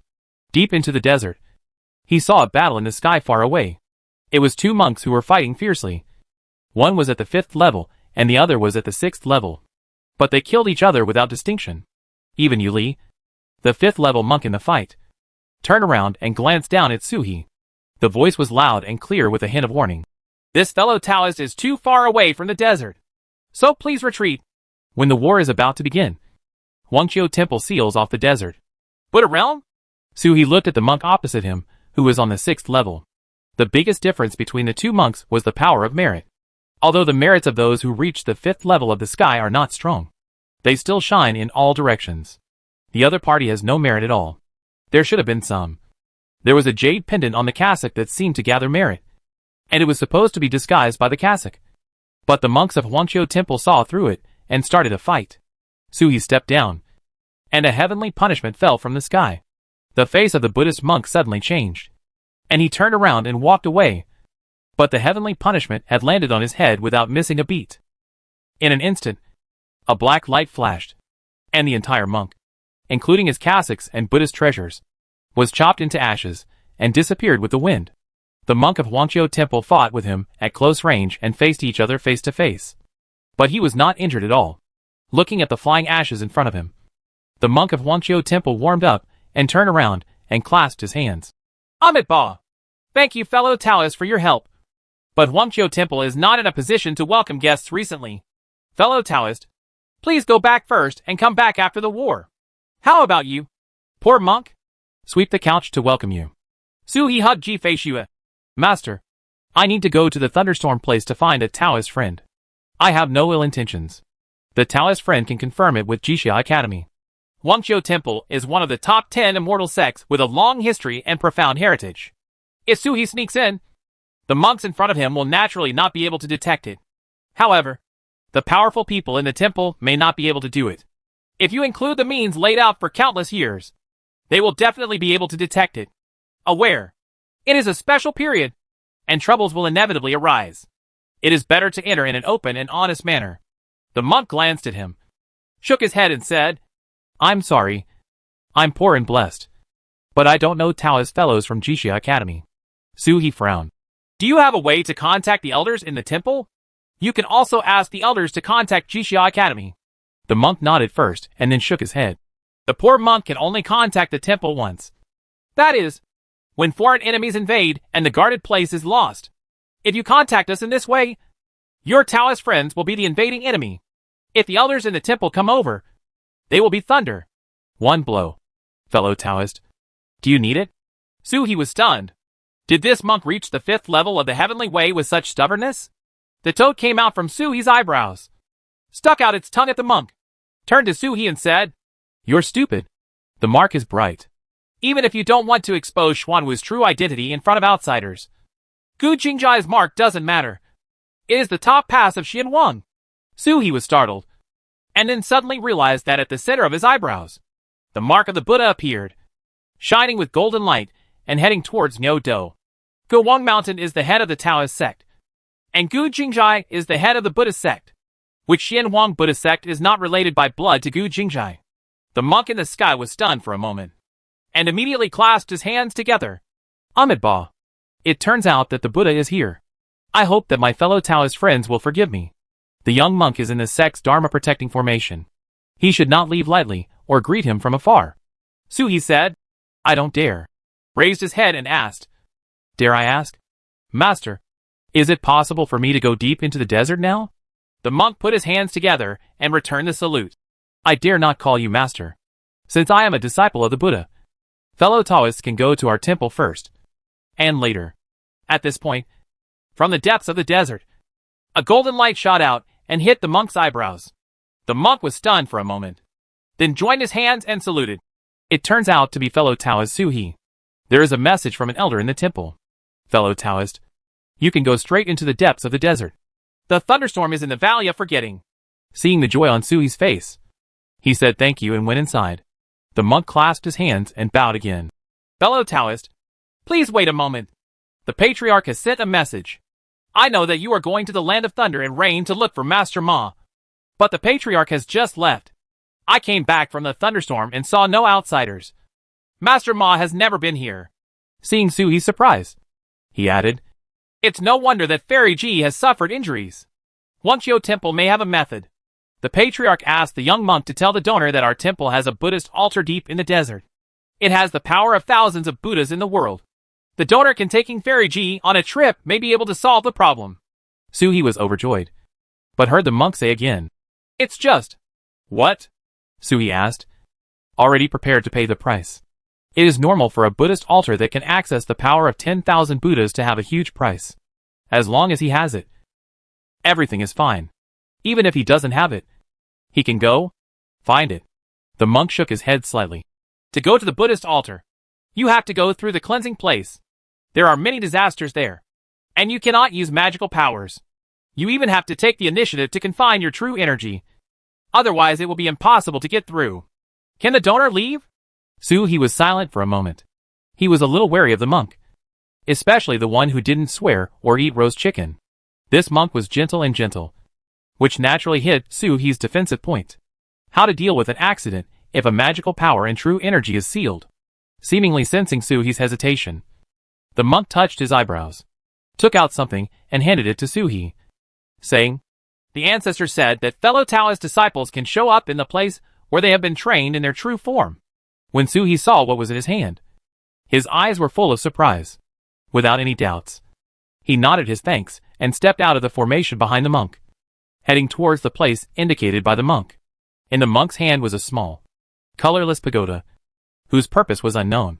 But the small tower is made of turtle SHL. It is the tortoise that naturally recedes as it grows and advances. And there is still a trace of the owner's consciousness on the tortoise SHL. That tortoise SHL belongs to Taizu. No one can fake Taizu's aura. Wangqiu Temple is related to Taizu. Old Wugui had long known that there was a way to solve his grandson's daughter-in-law's troubles. But he didn't tell her until they came. Suhi jumped inward. In a very far place, deep in the desert, there is a green mountain standing abruptly. On the green mountain, a thatched house is built like a small temple. There was an old monk sitting in meditation under the thatched hut. A novice monk next to the old monk looked at the old monk whose breath was like a desert, and asked, Grandmaster, do you know that fellow Taoist with wings? The old monk smiled. Maybe you recognize it. Don't necessarily know each other? Then why did the Patriarch trick him into coming here? Where in our Wangqiu Temple is there a Buddhist altar that connects 10,000 Buddhas? The old monk burst into laughter and seemed to be very happy. All the Dharma in the heavens and all Dharma are Buddha's Dharma. All Dharma can lead to the Buddha, and all can realize the Buddha. If the Patriarch masters all Dharma, doesn't it mean he has access to 10,000 Buddhas? The little novice monk blinked. The Patriarch was just being sophistical. Isn't this something that only fake monks in the Buddhist world like to do? The founder's body was taken away by demonic monks in the Buddhist world. Bah! The old monk gave him a shock. The little novice monk rubbed his head and asked in confusion, Ancestor, what should I do when that winged Taoist friend comes and you don't have a Buddhist altar? Although the man was very obedient at the moment, he could probably see that the donor would definitely go crazy once he found out that he had been cheated. That master is by no means easy to talk to. He knows how to judge people. The old monk chuckled. He is here. Even if the poor monk gives up his life and practice the Taoism, he will still draw out the Buddha's power from his wife's body. The little novice monk curled his lips. Grandmaster is lying again. Grandmaster really wants to save people. Shouldn't he fly over and save people directly? Why do you want people to break into the training ground? That lish place will kill people if they encounter strong ones. The old monk made a loud sound, knocked on his little bald head, and scolded. What do you know? No matter how much you try to mix up the Buddha's power, it is also the method of the bald donkey. Old monk, no matter how conceited I am, I dare not say anything more. That wild monk's ability. The place of training is as its name suggests. For thousands of years, I, Wanchio Temple, have constantly refined the Buddhist charm, and have already condensed the Buddhist charm that surpasses all the monks. The place of training is like being sacrificed once in a refining furnace. Although it is difficult and dangerous, there are endless Buddhas. The rhyme can be refined into the body, and only with the help of this Buddhist rhyme can the old monk be 50% sure of eliciting the mixed Buddha power. Facing the methods of the Bodhisattva great freedom. A 5-point certainty is already ridiculously high. Suhi took one step forward and arrived at the place guided by the monk. Looking ahead, he saw nothing unusual. It was still a desert full of fire and poison. But the sand dunes were like mountains, and there were mountains and ravines in the desert. At this point, magical powers can no longer be used. You have to walk in step by step until you reach a place beyond your reach. There are green hills standing there, and the Buddhist altar is on the green hills. Suhi took a deep breath, blocked his true energy, and stepped in with Ji-Feishu in his arms. Without the automatic body protection of true energy, the desert heat wave hit his face, burning like a flame. Taking a step forward, the weather suddenly changed. The sky was clear just now.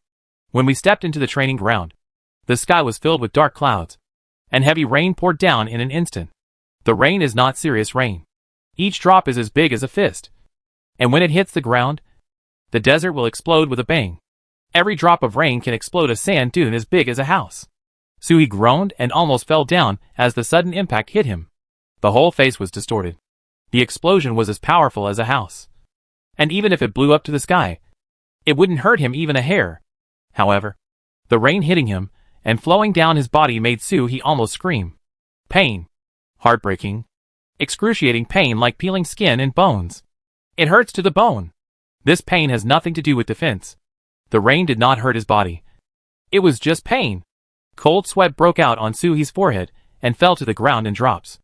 Every drop that falls breaks through the desert beneath your feet, invades the ground, and forms a pond. Suhi is a dragon turtle born in the water genus, and his body is dominated by Xuanwu at this moment. And he controls the water system in the world. Even sweat is also the essence of water. It is pure and refined. It can only be turned into a pond or be dragged down by the peacock body. Otherwise the effect will be more obvious. Rainwater flowed down Suhi and onto Ji-Feishu. The sleeping fairy groaned, trembled, and frowned. Suhi instantly spread his wings and wrapped them in front of his body, completely shielding Ji-Feishu. She looked like she was wearing a peacock-colored core raincoat, with a fairy wrapped inside the core raincoat. The wings spread out to cover a larger area, and the crackling heavy rain hit Suhi. Suhi trembled for a while. His two buttocks trembled, and it was so painful that he could hardly walk. On top of the green mountain, the little novice monk trembled as he watched Suhi move. Feeling the same fear, he looked at the patriarch. Grandmaster, how much does it hurt? This is the first level of washing in the training ground. Just like when making a weapon, you first wash the materials to remove the lead. The higher the realm, the stronger the pain you endure.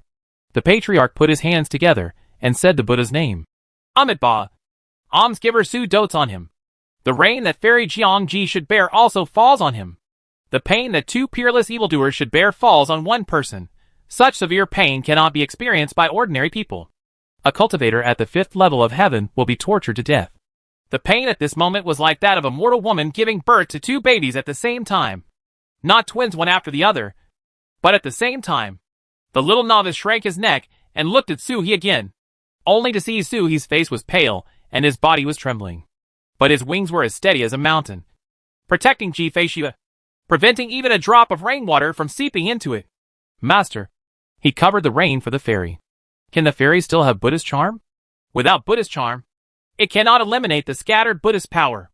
Isn't it in vain? The patriarch did not answer him, but just smiled and asked, in the future, when you turn into a 6th level demon to survive the thunder tribulation. I will go through the tribulation with my own body and bear the thunder for you. Can you still advance? The little novice's eyes suddenly lit up. My ancestors? Monks? Don't lie. This is what you said. Don't lie to others anymore.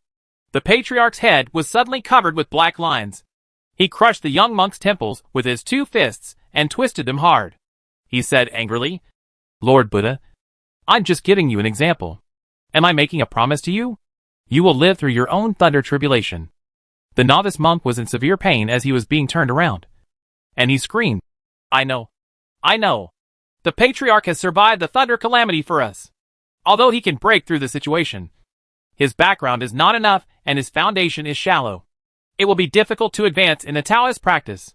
He screamed and asked curiously, Then what should I do if fellow Taoist Su blocks the training for the fairy and the Buddhist charm is not enough? The patriarch snorted and said, Fairy Ji does not want to worship in my Huangqiu temple. The lack of floating clouds will hinder the practice of Buddhism. She just wants to heal her wounds. The Buddhist rhyme is enough. And the patriarch is called fellow Taoist Su. Are you also called fellow Taoist Su? What a senior person. Do you want me to call you patriarch and count out to you every day? The old monk's fist turned faster, and green smoke rose from the temples of the little novice monk, while his feet fluttered in the air. Grandmaster, have mercy on me. Grandmaster, have mercy on me. Later you save Fairy Ji and die after exhausting your skills. I will never throw your body into the desert to feed the insects. He didn't say it was okay, but when he mentioned the ancestor, he became even more angry. His eyes were like fire, and his fists flew up. There are bursts of green smoke. Sui took a step forward, and his feet fell into the rain. Severe pain hit him immediately. His feet went soft, and he knelt down on the ground. His body flashed forward. Panic flashed in his eyes. But he didn't care that he was lying on the ground and was contaminated with more dirt. The heavy rain made the pain double in an instant. But he hurriedly tightened his wings to protect Ji Feishua tightly. This girl's body was seriously injured, and she was in coma again. Her instinct was fighting against the Buddha's power and black energy. If she endured such pain again, her rhythm would most likely be disrupted, and the situation would get worse. Feeling that the beautiful woman in his arms was fine, Sui breathed a sigh of relief, struggled to get up, and walked forward step by step. The toad in the inner world blinked and shivered when he saw Suhi, but a little curious arose. He stretched out his paw between his eyebrows and temporarily connected with Suhi's disconnected synesthesia. It's not a masochist. It's just curious about what the pain turtle boy is feeling right now. As soon as his synesthesia opened, Toad's eyes suddenly focused, and then he lost consciousness. His body tensed up and he fell backwards. Then with a bang, it fell into powder. Then a burst of green smoke condensed again in Suhi's mind. When he appeared again, his eyes suddenly filled with panic, and he shivered, completely sealing the connection between himself and Suhi, and strengthening several more seals.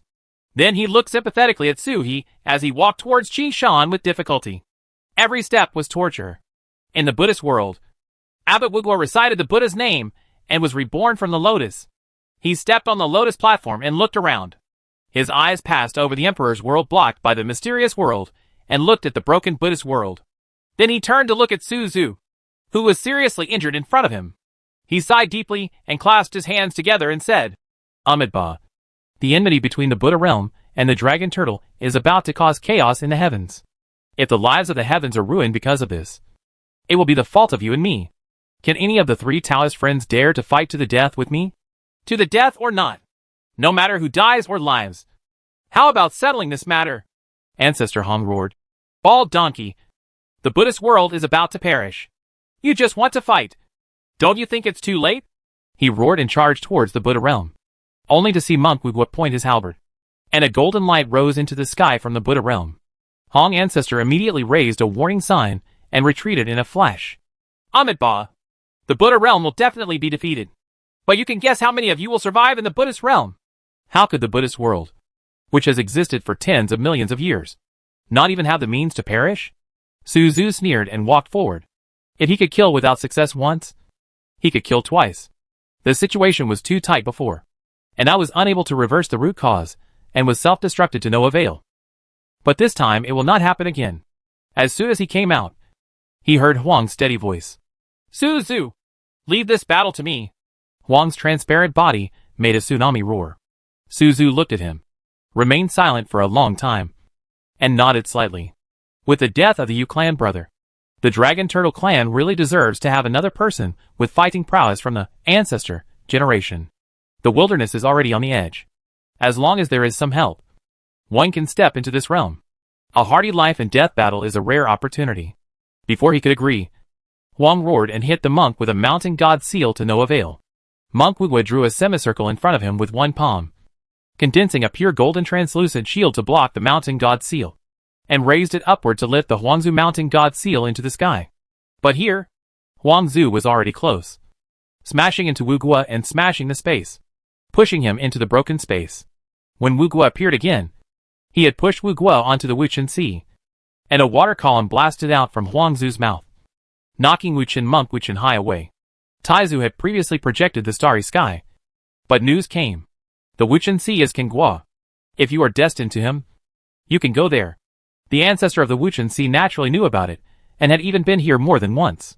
He never felt the hexagram, but it was filled with water poison. If you want to break through the water poison, you have to either refine it bit by bit and sink all the way to the core, or have a real war and completely destroy the elemental structure of the dust-free sea water. Huangzu looked at Monk Wugwa falling into the Wuchen Sea and rushed down with a roar. In an instant, the dust-free waves rolled. The rain was pouring down, and Suhi's whole body was numb from pain. Only when he hugged Ji Feishua tightly in his arms did he feel like he was still alive. In severe pain and numbness, I moved forward step by step, leaving footprints and claws of varying depths behind me. The human body could not be maintained long ago, and the turtle body could not hold his wife. Suhi had already appeared in the peacock body, still protecting Ji Feishua under his wings, and moved forward. I don't know how long it took. Maybe 10 years or 100 days. Or 10 days and 100 days. When Suhi's body was incredibly used to the severe pain, the rain in the sky gradually became lighter, and even the dark clouds dispersed. After the rain, the sky clears up. Suhi was stunned on the ground, at a loss for a moment, and he was a little uncomfortable with the sudden pain that disappeared from his body. After being stunned for a long time, his dull and numb head slowly came back to consciousness. He slowly opened his wings and looked at Ji Feishua under his wings. His wife was still asleep, but her brows were slightly furrowed. Suhi checked carefully and made sure that the rain had not fallen on her, so she relaxed a little. Putting Ji Feishua aside, he took a deep breath and the Phoenix True Fire ignited in his body. For the Phoenix clan, Phoenix True Fire is the best means of healing. Suhi was not injured, but he was physically and mentally exhausted from walking through the rain. Every cell is tortured to the limit. The Phoenix True Fire soothed the whole body, and it took 3 days to recover after sunset and sunrise. After retransforming into a human form, Suhi picked up Ji Feishua and looked at the Green Mountain, which was already 30% closer. Suhi smiled and set off on the road again. In the Green Mountains, the little novice monk tilted his head, carefully holding his head full of bumps, and looked at Suhi without blinking, with surprise in his eyes. Ancestor! Ancestor! It's not a demon! How can a human become a peacock? The old monk had a kind face and kind eyes. Even his eyes were that of a gentle old man. He smiled and said, The world is so big, and there are a few strange things. But what does it matter? The little monk opened his mouth, always feeling that the ancestor was fooling him. But he did not dare to refute, as refuting would give him a headache. He could only look directly at Suhi. Ancestor, what is the second training session? I haven't even entered it. Those who could enter the second round are all senior brothers with a stable Taoist heart and high talents. He is afraid of pain and cannot even pass the first level. The old monk laughed and said, The place of washing and training is like a forging tool. Since it is a forging tool, it should be burned and beaten to wash away the lead. The little monk blinked. It didn't sound like a bad word, but it still felt awkward. He asked in a low voice, Does it hurt in different ways? Burned with fire and beaten. This is a punishment. The old monk smiled and said nothing. Suhi took the second step and walked in, but didn't notice anything unusual. There was no pouring rain, no lightning or thunder, just an ordinary desert. Just walking, there was a faint sound in my ears. It sounds like the sound of forging iron in a forging fire. But if you listen carefully, it sounds like the murmuring of Sanskrit sounds. The two sounds are intertwined and difficult to distinguish. The less you want to hear it, the louder the sound becomes. Suhi held his breath and ignored the sound. But suddenly there was a crisp sound. When? It was like a heavy hammer hitting the forged sword embryo. The voice comes directly from the bottom of my heart. Flames suddenly erupted under his feet. And a sharp pain that was completely different from the rain suddenly hit him. It is like a red-hot iron that leaves a mark on the body. Suhi's eyes narrowed, and before the scorching heat fell on Ji Feishua's body, she turned around and was already lying on the ground with a turtle body. With a slight movement of the snake's body, Ji Feishua had already landed on the turtle SH.L. There is a turtle SH.L. of Taizu in Huangqiu Temple, and it is known that he has a real body, so there should be no hidden dangers in showing his true form here. The water rolled beneath him. The waves in the water beneath Suhi were not the condensation of magical power or true energy. It was after hibernating for the first time, and even before he had to go through the heavenly tribulation to condense his true energy, there was already this wave of water. The water waves fell on the sand and made a steaming sound. As soon as this heat wave appeared, it reached its peak. Suhi stepped down with his paw, and the water wave rolled back, flowed to his back, condensed into a ball, and wrapped Ji Feishua inside. Suhi stood on all fours and walked forward. The smell of roasted flesh and blood rose up beneath his feet. Suhi trembled slightly, paused for a moment, and then continued moving forward. There had been heavy rain for an unknown period of time, and even though it was a different kind of pain, he was able to adapt quickly. It's just a change from hydrochloric acid corrosion, peeling and deadening, to throwing into the crematorium. Suhi gradually became able to bear the pain, but the sound of hammering made him miserable. It is indeed blacksmithing. He is that piece of iron, and every hammer hits his heart, and a figure inexplicably condenses in his mind. On the lotus platform, there is a female bodhisattva dressed in white, holding a pure vase in one hand and holding a flower in the other. The sound of hammering hammered the appearance of a bodhisattva one after another into Suhi's heart. The imprint of Gu Jingjai Buddha appeared uncontrollably in the center of Suhi's eyebrows, and the Sanskrit sounds resounded through his heart like a dense buzz. Suhi breathed heavily and moved forward step by step. The further he walked, the stronger the smell of burnt flesh was. He was clearly not burned, but he felt like half of his body had been cooked. The pain was no less severe than the first ride. Suhi clenched his teeth and staggered forward. Halfway through the journey, the figure of the bodhisattva in my mind will be completely condensed. At this moment, a cold voice passed into Suhi's ears over the sound of forging. Don't go any further. Suhi was startled. His eyes emitted an incredible light, and he suddenly turned his head and saw Ji Feishua in the water ball on her back had opened her eyes, separated from the water, and sat up on her side, leaning on the turtle SH.L. and looking at him blankly. Suhi was stunned for a moment, and was overjoyed. He turned around and turned into a human body. He held her in his arms and spun her around twice. Ji Feishua's body was cold and frosty, as if she had just stepped out of a land of frost and snow. She was hugged by Suhi. A flash of panic flashed in her eyes, but she didn't break away. She only waited for Suhi to put her down, then stretched out a finger, and the real energy condensed between her fingers was about to explode. But at this moment, an old voice came from above the green mountain. Fairy! Wait a minute. It was the old monk who spoke. The fairy broke through the training ground, and the Buddhist rhyme was broken here. The poor monk no longer had the means to draw out the Buddhist power in the fairy's body. And fellow Taoist Suhi suffered the disaster in vain. You can't use real energy to refine the ground.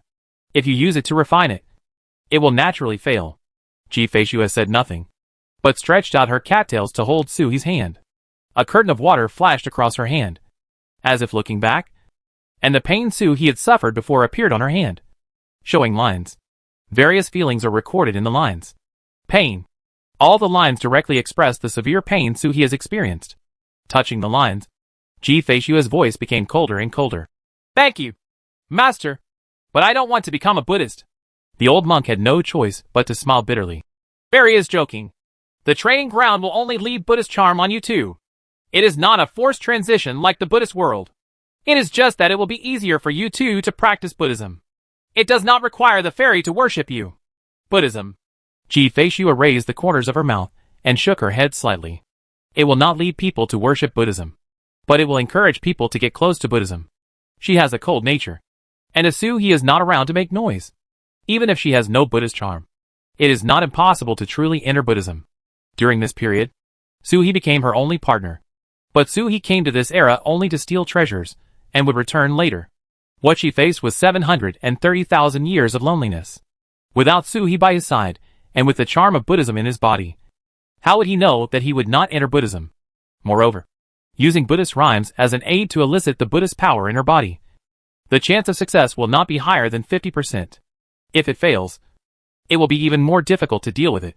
Ji Feishu had touched the marks on Suhi's hand, looked at Qing Shan, and raised the corner of her mouth slightly. Sorry, I have a husband and cannot enter Buddhism. As she spoke, the true energy in her hand spread out, turning into flowers that filled the sky and fell on the desert. The sound of hammering in my mind suddenly stopped. Even the burning that fell on his body subsided instantly. Suhi was stunned, shocked by her words, and even more alarmed by Ji Feishua's actions. Daughter-in-law, you? Ji Feishua smiled faintly at him, and the flowers bloomed in an instant. Thank you, Ji Feishua said, and lowered her head. Bully, I have a way to eliminate it.